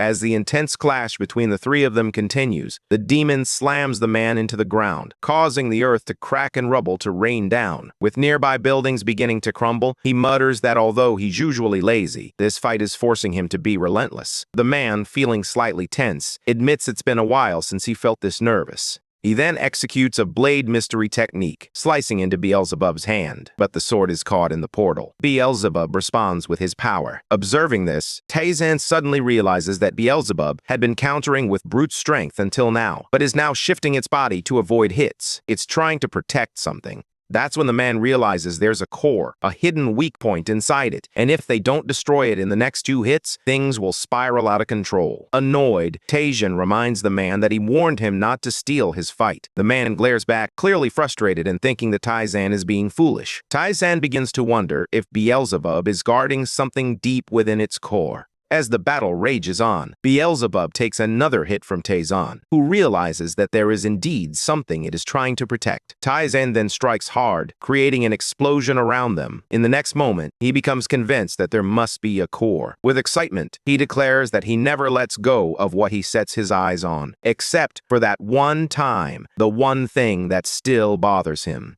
He rushes forward and slams into Beelzebub, who is now truly irritated. Beelzebub counters with a punch that sends blood gushing from Taizan's face, causing him to crash down, badly hurt. Beelzebub doesn't relent, delivering another hard punch. Now completely injured, Taizan lies on the ground as Beelzebub laughs at his condition. Meanwhile, the man observes Taizan and reflects that, although Taizan may be simple-minded, he is impressed by how he stands up to someone so strong with nothing but sheer willpower. He acknowledges that he misjudged Taizan and recognizes his warrior spirit. Grateful, he thanks Taizan for exposing a weak spot, claiming it will help him deliver the finishing blow. Then, Beelzebub turns to the man and invites him to battle. The man moves toward Beelzebub once more, unleashing his strongest sword technique as he slashes through the void, delivering a gravity-enhanced blow to his enemy. He is convinced that the final kill belongs to him. However, Taizan, still brimming with pride, pulls himself back up and charges forward again, determined to ensure that no one takes credit for his kill. In the next moment, he shatters the main core of the monster. Beelzebub screams in pain as his body begins to crumble. Shortly after, the system alerts them that one of Beelzebub's forms has been destroyed. The man, feeling slightly let down, comments that he expected Taizan to have more of a warrior's heart. He then reminds him that he was told to stay out of it. Taizan, still angry, responds that instead of apologizing for interfering in his fight, the man has been acting as if he owns it. The man then warns Taizan to get stronger, or next time, it will hurt a lot more. Just then, the crumbling buildings begin to collapse. Meanwhile, another form of Beelzebub unleashes electric energy while hypnotizing a group of soldiers, causing them to turn against one another. They are clearly ready to kill each other, completely out of their minds. A little while ago, Yuna instructed everyone to gather behind her shield as all the troops took cover inside her holy dome. Meanwhile, the Envy continued trying to shatter it, but no matter how hard she pushed, she couldn't break through. Still, Yuna knew it wouldn't hold forever. She mentioned that when she gave the signal, they should scatter. Eventually, one side of the barrier cracks. Young Jun alerts her to the breach, and she is stunned. Without wasting any time, she orders everyone to spread out immediately. However, just as she turns around, her eyes widen in shock at the sight of a large floating eye right in front of them. Suddenly, everything shifts. Yuna loses her balance and falls, landing in a place she can't recognize. Confused, she looks around, and that's when her grandfather appears, expressing his disappointment. He tells her that she has failed once again to become the leader, and reminds her, as always, that a knight commander's daughter has no room for failure. She is taken aback at the mention of her father, but the old man dismisses her feelings, telling her not to make weak excuses. In his eyes, making mistakes while having the full support of their knight family is already disgraceful. Soon after, a girl nearby chimes in, mocking Yuna, and calling her the same coward as always scared of people's opinions and never stepping out of her shadow. Yuna responds emotionally, expressing how painful it is to always be compared to others and looked down upon. Right then, her sister appears from behind. Calm and stern, she reminds Yuna that she always told her to toughen up and never show weakness to others. Angrily, Yuna tries to charge at her but finds herself stuck in a mirror. In the next moment, something pierces her body, and the scene changes again. Now, Yuna finds herself in the duel hall, right in the middle of the student leader selection. Standing across from her is none other than her sister. Meanwhile, elsewhere, Junmo gazes into his own reflection, his eyes dark and menacing. He steps forward, questioning Park Junmo about what he's doing and wondering if they're in some kind of gym. Jumo counters the challenge, asking if his opponent is ready or not. In that moment, Jumo's powers awaken. The crowd is thrilled, eager to see how a so-called awakened loser fights. However, Junmo quietly recalls Hyunwook's advice to keep his secret hidden. One of the bystanders scoffs at him, mocking his loyalty to Hyunwook and calling it pathetic, even suggesting that it's in his blood. Despite this, Junmo finally charges at Hyunwook, who keeps asking if he's serious or just playing around. The spectators shout at Junmo, urging him to stop dodging and actually fight. Feeling guilty, Junmo apologizes and promises to improve. His other form grows increasingly annoyed, calling him foolish. As tensions rise, chaos ensues, and everyone becomes embroiled in the clash. Even the onlookers are swept into the air. Finally, his other form challenges him, declaring that it's time for them to prove that no one should take them lightly. Meanwhile, outside of their conscious world, where one of Beelzebub's forms is lurking, both Junmo and Yuna are ready to kill each other. At the same time, Yuna is engaged in a tense fight with her other form within the illusion. Her other form notes how emotional she's becoming, clearly unimpressed. Yuna attempts to land a solid blow, fiercely aiming at her opponent. However, the necromancer quickly notices Yuna's unsteady movements, remarking that she can't control her emotions and that her attacks are too predictable. To make matters worse, she points out that Yuna is merely mimicking her sister's fighting style. With a mix of pity and irritation, the necromancer wonders if Yuna is actually crying. At that moment, Yuna freezes, her eyes locking with her sister's in shock as she realizes she is facing her instead of her other form. Her sister, cold and sharp, hurls cruel words at her, wishing she would just disappear and stop being a shame to their household. Yuna, taken aback, questions whether that's truly how they see her. She reflects on all she has done and how hard she has tried, yet it still feels insufficient. Her sister dismisses her efforts, labeling her as immature. To her, effort means nothing without results. Yunha has always known this deep down, which is why she ran to the military to escape the constant weight of expectations. In that moment, she feels her chest tighten, nervous and shaken. However, her sister remains calm, coldly reminding her once again to bury those weak feelings. Meanwhile, Park Junmo is locked in a fierce clash with his other form. The two trade blows, surrounded by chaos, as others join the brawl around them. In the midst of the fight, they both suggest it's time to prove who truly stands on top and who has merely been pretending all along. During the exchange, his other form turns to Park Junmo, questioning whether he also wants to show off like the others. Junmo admits he doesn't seek recognition in this way, not in a manner that feels forced or empty. Hearing this, his other form grows annoyed, and the tension between them quickly escalates into a full-on fight. He throws a sharp remark, stating that if Junmo continues to act this way, he'll remain a nobody forever, just a weakling in everyone's eyes. However, Junmo stands his ground, explaining that Hyunwook advised him to wait because the right moment hasn't arrived yet. In response, his other form takes on the face of Hyunwook, who urges him to be honest. He asks him to admit that, deep down, Junmo probably resents him the most. Hyunwook challenges him to acknowledge that he hates the way he has made Junmo grow, only pushing him when it was convenient. Even when Junmo risked everything to awaken his abilities, Hyunwook merely told him to hide it. Junmo, however, insists that this is not how he feels. Still, Hyunwook continues, stating that what Junmo has truly envied and resented all this time is someone just like him, someone who started at the same low rank, F rank, but was always a few steps ahead. That someone is Hyunwook himself. Meanwhile, outside of their illusion, both Yunha and Junmo remain engaged in their fight. Meanwhile, Beelzebub stands and watches the battle unfold. As the tension rises, Young Jun finds himself trapped in the illusion. He sees everyone praising him, with those around him admiring his strength and calling him a true national treasure. Some of the soldiers watching can't help but remark that if it weren't for him, the entire raid would have failed. They mentioned that he alone carried 72% of the operation, a feat that not even the A-rankers from Blue Flower could achieve. To them, Young Jun truly feels like the strongest among them. However, not everyone shares this opinion. He suspects that behind his back, these very soldiers begin murmuring, accusing him of merely showing off. His expressions and presence start to annoy them for reasons they can't quite explain. Youngjun, aware of their thoughts, picks up on everything. He turns his attention to a figure that looks exactly like him. He mentions that he's used to hearing things like that, brushing it off at first. But the fact that this person shares his face only intensifies his discomfort. Frustration builds inside him, and the idea of something that looks just like him whispering in his ear becomes increasingly unbearable.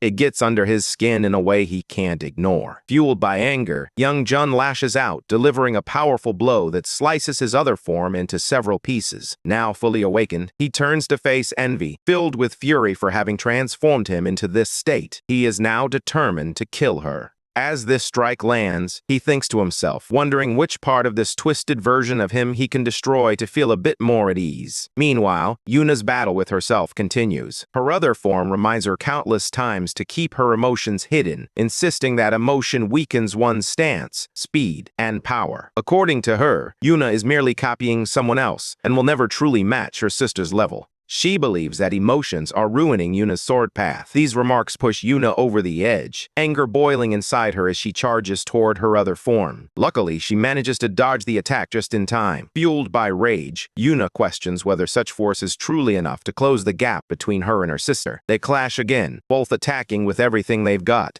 the entire area shakes with heavy bursts and shockwaves from their battle. Amid the chaos, her other form takes a sharp breath as she observes Yuna's beaten state. She harshly remarks that she won't tolerate any more of this. She demands that Yuna stop whining and figure things out on her own. It's time, she says, for Yuna to stop clinging to her like a shadow. Those words hit Yuna like a bolt of lightning, flooding her face with shock. She can't believe her own sister is saying such things. When she turns to look back at her, her sister continues to shout that Yuna will never catch up if she keeps copying others. She repeats herself again and again, insisting that Yuna should just give up. With a swift motion, her sister rushes at her, sword in hand. In that moment, Yuna feels completely shattered inside. She wonders if giving up is truly the only option. Frozen in place, she lowers her weapon. Her other form doesn't hesitate. She strikes, and her sword pierces Yuna's body. Blood spills from the wound. Elsewhere, Hyun-wook's false form confronts Junmo directly. The tension is palpable as Hyun-wook accuses him, asserting that he is the one Junmo has always hated the most. Junmo immediately denies this, shouting back in frustration. However, Hyun-wook catches the struggle in Junmo's expression. Junmo lies on the ground, broken but still breathing. With a smirk, Hyun-wook comments that Junmo still has a long way to go.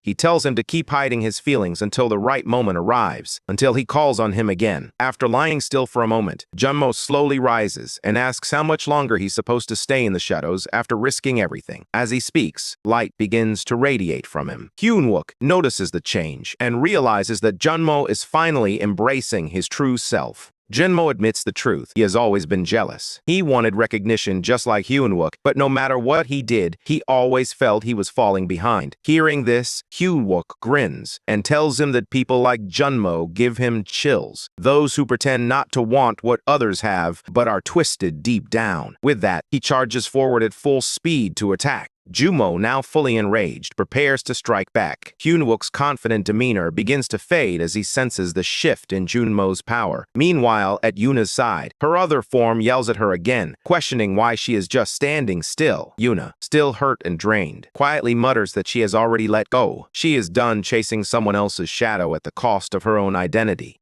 She no longer wants to become someone else. She wants to be herself. Her other form, infuriated, barks back, questioning what Yuna could possibly do on her own, insisting that she's nothing. As the assault continues, Seoul Yuna stands firm and declares that she's not alone anymore. Suddenly, memories of her teammates Hyun-wook, Junmo, and Choi Young-jun flash in her mind. She remembers Hyun-wook once telling her to finish his report. She had asked if the three of them could really defeat even a part of the King of Hell, suggesting that it might be too much. However, Hyun-wook had given her a strange look. When she tried to explain her concerns, he cut her off, stating that he trusted his comrades Junmo, Young-jun, and her. He hoped they would believe in themselves too, just as he trusted them with his back. In the present, her other form repeats these words in her mind, while her sister, still gripping the sword buried in Yuna's body, snarls in frustration. She doubts that someone like Yuna can truly trust herself. However, Yuna responds that maybe her other form is right, and that's precisely why she will trust Hyun-wook, who is her comrade. With that, the area around her shattered and her illusion began to crumble. Meanwhile, Junmo, still caught up in his emotions, admits he feels like a loser, a pretender. That's why, he explains, he is able to trust Hyun-wook so much. In response, Hyun-wook snaps, yelling at him to shut up and pick up his weapon. But Junmo, frustrated, shouts back, asking how someone like Hyun-wook could ever trust someone like him. In the next moment, his other form begins to crumble. Simultaneously, outside their mental realms, Young-jun is engaged in a fierce battle with Envy, one of the forms of the King of Hell. Envy, massive and seething with rage, unleashes a flurry of glowing waves. Young-jun refuses to back down, pressing forward and demanding that she stop dodging. He is determined to end this. Beelzebub eventually grabs him with her giant hands. Just then, she turns and sees Yuna rushing to help. Young-jun spots her as well, and yells that the gemstone at Envy's navel is the target. It's the core. Yuna races in with her sword, aiming straight for it, while Junmo also appears, channeling his lightning powers. Young-jun, confused and a bit alarmed, shouts at Junmo, unsure of what he's doing. Now conscious, Junmo yells that he's coming too. Together, they charge at Envy's core in perfect sync and break it. The combined strength overwhelms her, and they manage to take her down. Suddenly, a message appears, announcing that they have destroyed Envy, one of Beelzebub's 3 thought forms and the source of deterioration. Joy spreads among the group as they realize they actually did it. Yuna smiles, and Junmo, noticing her expression, remarks that he has never seen her smile before. Youngjun adds nervously that he nearly forgot to aim at her for maximum pain. However, reality sets in as they remember there's still one Beelzebub left. They all hear the sinister voice of the final monster echoing nearby. Jumo hears it too and wonders if Hyunwook can handle this last battle on his own. Yuna, however, assures him that he will manage. She trusts him. As Hyunwook faces the final piece of Beelzebub, he readies himself. Suddenly, a massive rift opens and the monster spots him. Hyunwook commands his team, instructing all units to initiate AMT warp. Blinding waves of AMT begin blasting the area. The monster watches in fury as Hyunwook yells, "Still rain bombardment, ready to fire!" With that, the final clash begins. Hyunwook continues battling the monster head-on, announcing that the steel rain bombardment preparation is now complete. Meanwhile, several commanders are stationed along the road, observing the battlefield. One of them urgently calls for a report on the injured, while instructing the troops to move them to the rear lines. Those still able to fight are ordered to push forward. The sub-commander, clearly stressed, responds by admitting that their current state won't hold for long. He questions whether they can truly rely on just one soldier, but his superior calmly responds that it was Hyunwook's strategies that allowed them to survive the Soul Wave. Although they are low on manpower, that is precisely why he trusts Hyunwook. He always finds a way to bring out the full potential of even a small team. The entire army, he admits, has placed the future of Seoul in Hyunwook's hands. Back on the front line, Hyunwook remains focused and unleashes the Steel Rain attack. A massive volley of steel weapons bursts through the air, directly targeting the monster. The creature, now furious, reacts violently as thick steam and pressure rush toward it. Some soldiers watch in disbelief. They murmur about Hyunwook's bold move, using what appears to be an entire armory's worth of weaponry in just one strike. They grumble that he isn't even considering the distance, calling it wasteful. However, Hyunwook knows exactly what he's doing and continues to press forward. Suddenly, Beelzebub soars down from above and strikes at him. Despite the attack, she appears unharmed.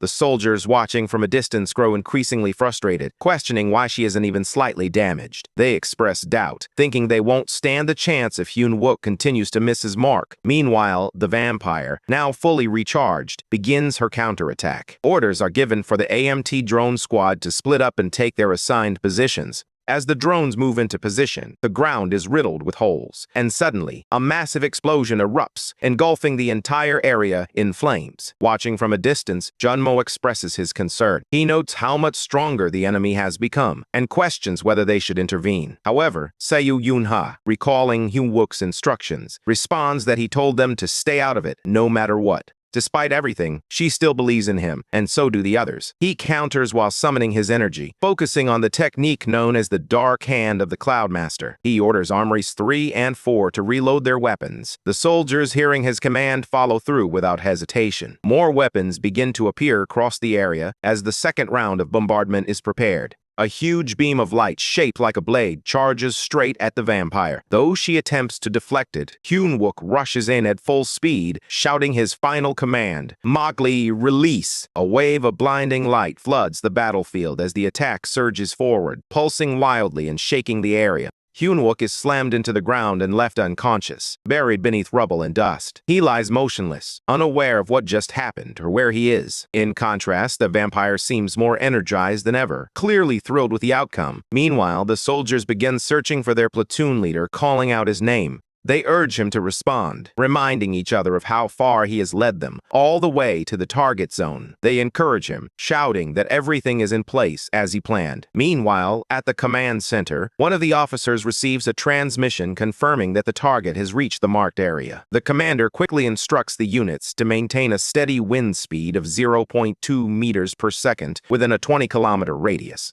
Mages begin casting wind spells, and soon a strong gust sweeps across the battlefield. Another soldier shouts that the preparations are complete. They continue calling for Hyunwook, hoping for a response. Just then, far beneath the dust and rubble, Hyunwook opens his eyes, a slight smile forming on his face. He knows the plan worked. Checking in, he declares that it's Sergeant Hyunwook, and he's back in the game. The vampire remains clueless, unaware that everything is about to turn against her. Grinning, Hyunwook silently warns her that it's going to hurt. He launches his final attack as waves of steel and wind fuse together, surging toward the vampire in one massive strike. She's pierced by the light-forged blade and overwhelmed by a wave of force. He shouts again, daring her to try dodging this. His final command echoes across the battlefield, "Come, steel rain." Then the sky opens up. A storm of 1,000 swords rains down, crashing toward Beelzebul and shaking the ground and sky alike. The steel rain has begun, leaving the surroundings in ruins from the sheer force of the attack. However, once the dust settles, Hyun-wook notices Beelzebul still standing unharmed, and shock spreads across his face. The platoon commander demands a situation report, and one of the soldiers yells that Beelzebul's thought form remains fully active. It consumed all their weapons. Beelzebul turns to Hyun-wook, who, undeterred, responds with determination. He notes that he has already studied Beelzebul's feeding behavior and warns that his greed will come at a price. With that, he charges forward and delivers a powerful metal smash directly to Beelzebul's abdomen, declaring that this is the consequence of consuming metal without proper burning. Beelzebul falls to the ground, and Hyun-wook declares the fall of the cursed soul wave. He hurls another arrow toward Beelzebul, but to everyone's shock, Beelzebul devours it as well. Suddenly, Beelzebul counterattacks. Caught off guard, Hyun-wook fails to avoid the strike, and the impact is devastating, tearing through the area. Witnessing the destruction, the platoon commander issues a command to abort the mission and orders all units to retreat immediately. The magnitude of the attack stuns everyone. Kim Min-hee informs the commander that there's no sign of Hyun-woo. Meanwhile, Yoon-ha and Choi Young-jun prepare to enter the field, with Yoon-ha insisting they move in. They need Hyun-wook alive for what's ahead. Just then, Hyun-wook rises again, activating his skill, Mogul. He commands it to release and charges at Beelzebul once more. Regaining control of the battlefield, he instructs all units to hold their ground. Turning to the platoon leader, he directs her to warp as close to the thought form as possible. Min-hee, startled, questions the order, but Hyun-wook insists that they cannot retreat now. If they do, nothing will stop Beelzebul, and the entire city, along with its people, will become his meal. Flashes of Beelzebul's earlier attack race through Hyun-wook's mind. With urgency, he urges them to act quickly. The platoon leader nods in agreement, assuring Hyun-wook that the weapons are in place and encouraging him to make it count. With renewed resolve, Hyun-wook vows to finish the mission. He once again calls upon steel rain, and steel pours from above. Yet Beelzebul absorbs every arrow once more. Meanwhile, the soldiers' drones approach the target. Min-hee confirms that the drones have reached the closest possible range, but their noise will soon give them away. While still engaged in battle, Hyun-wook responds that it's fine and tells everyone to hold steady. He plans to warp in and dive toward the creature himself, believing that this is the only way to destroy it completely. His strategy is to enter its body and detonate it from within, using Tsar Bomba. However, just as he prepares to strike, Beelzebul teleports and delivers a deadly blow that pierces through Hyun-wook's chest. While the rest of the unit engages in a fierce battle against the monstrous Beelzebul, chaos unfolds across the field. Beelzebul stands tall, while Hyun-wook lies unconscious and injured on the ground. Suddenly, a soldier yells, requesting a report from Lee Min-hee. Another immediately responds, shouting that Lee Hyun-wook has collapsed after Beelzebul pierced through his chest. The shocking news spreads like wildfire, leaving everyone stunned. Without wasting a moment, the platoon commander instructs all AMT units to retreat, vowing to buy them time and stay behind. Meanwhile, Hyun-wook lies on the ground, blood pouring from the gaping wound in his chest.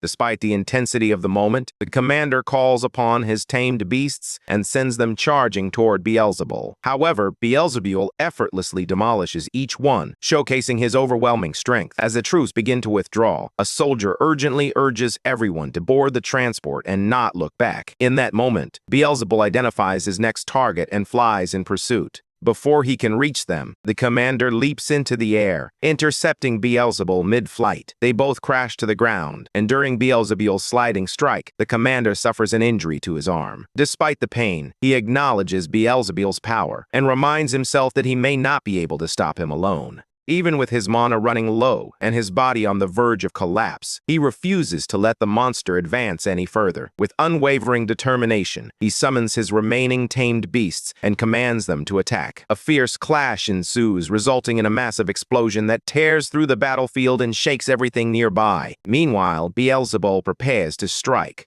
Elsewhere, a soldier kneels beside an unconscious Kim Se-hee, pleading with her to awaken. As she regains partial awareness, she anxiously asks about Hyun-wook, worrying that they hadn't confirmed his death. The soldier replies in a heavy tone, stating that Hyun-wook's heart has been destroyed and that not even an S-rank healer could revive him now. However, Hyun-wook is not entirely gone. Lying motionless, he silently suffers through immense pain. In the distance, the platoon commander endures Beelzebul's wrath. Wounded and on one knee, he watches as the monster hovers overhead, preparing for another strike. Just as he braces for the worst, Yoon-ha appears with her shield raised, blocking the incoming attack. Her sudden appearance stuns the commander, who questions her actions, but she insists that soldiers are still in the process of evacuating and that she won't leave. Above them, Beelzebul ascends once more and begins charging a powerful area attack. Realizing the danger, Choi Young-jun and Jun-mo join the fight. As Beelzebul prepares to crush everyone, Young-jun grabs his superior and urges him to escape. Panic spreads as Yoon-ha and the commander sense the incoming blast. Suddenly, a thunderous explosion erupts, engulfing them in a blinding flash. From a distance, Kim Se-hee and the soldier beside her witness the devastation, fear etched on their faces. At the same time, the blast's impact sends a shockwave through Hyun-wook's body, causing his eyes to flicker open. Everyone else is also thrown back by the force. As Hyun-wook regains consciousness, he struggles to fight through the pain. He opens his system panel and desperately attempts to substitute one of his internal organs with an item to survive. Time and again, his efforts fail, triggering system errors and repeated warnings. The system insists that he is violating its rules and commands him to stop. Yet Hyun-wook refuses to give up. He keeps trying, pushing past pain, rules, and reason. Finally, after relentless effort, he succeeds. His damaged heart is restored, and a brilliant streak of mana erupts into the sky. Visible to everyone on the battlefield, the light marks his return. In a burst of strength, Hyun-wook rises to his feet, fully healed, his body reinforced and ready for battle. Against all odds, he has defied the system itself. Standing tall with unwavering eyes, he confronts the challenges before him, embodying resilience and determination.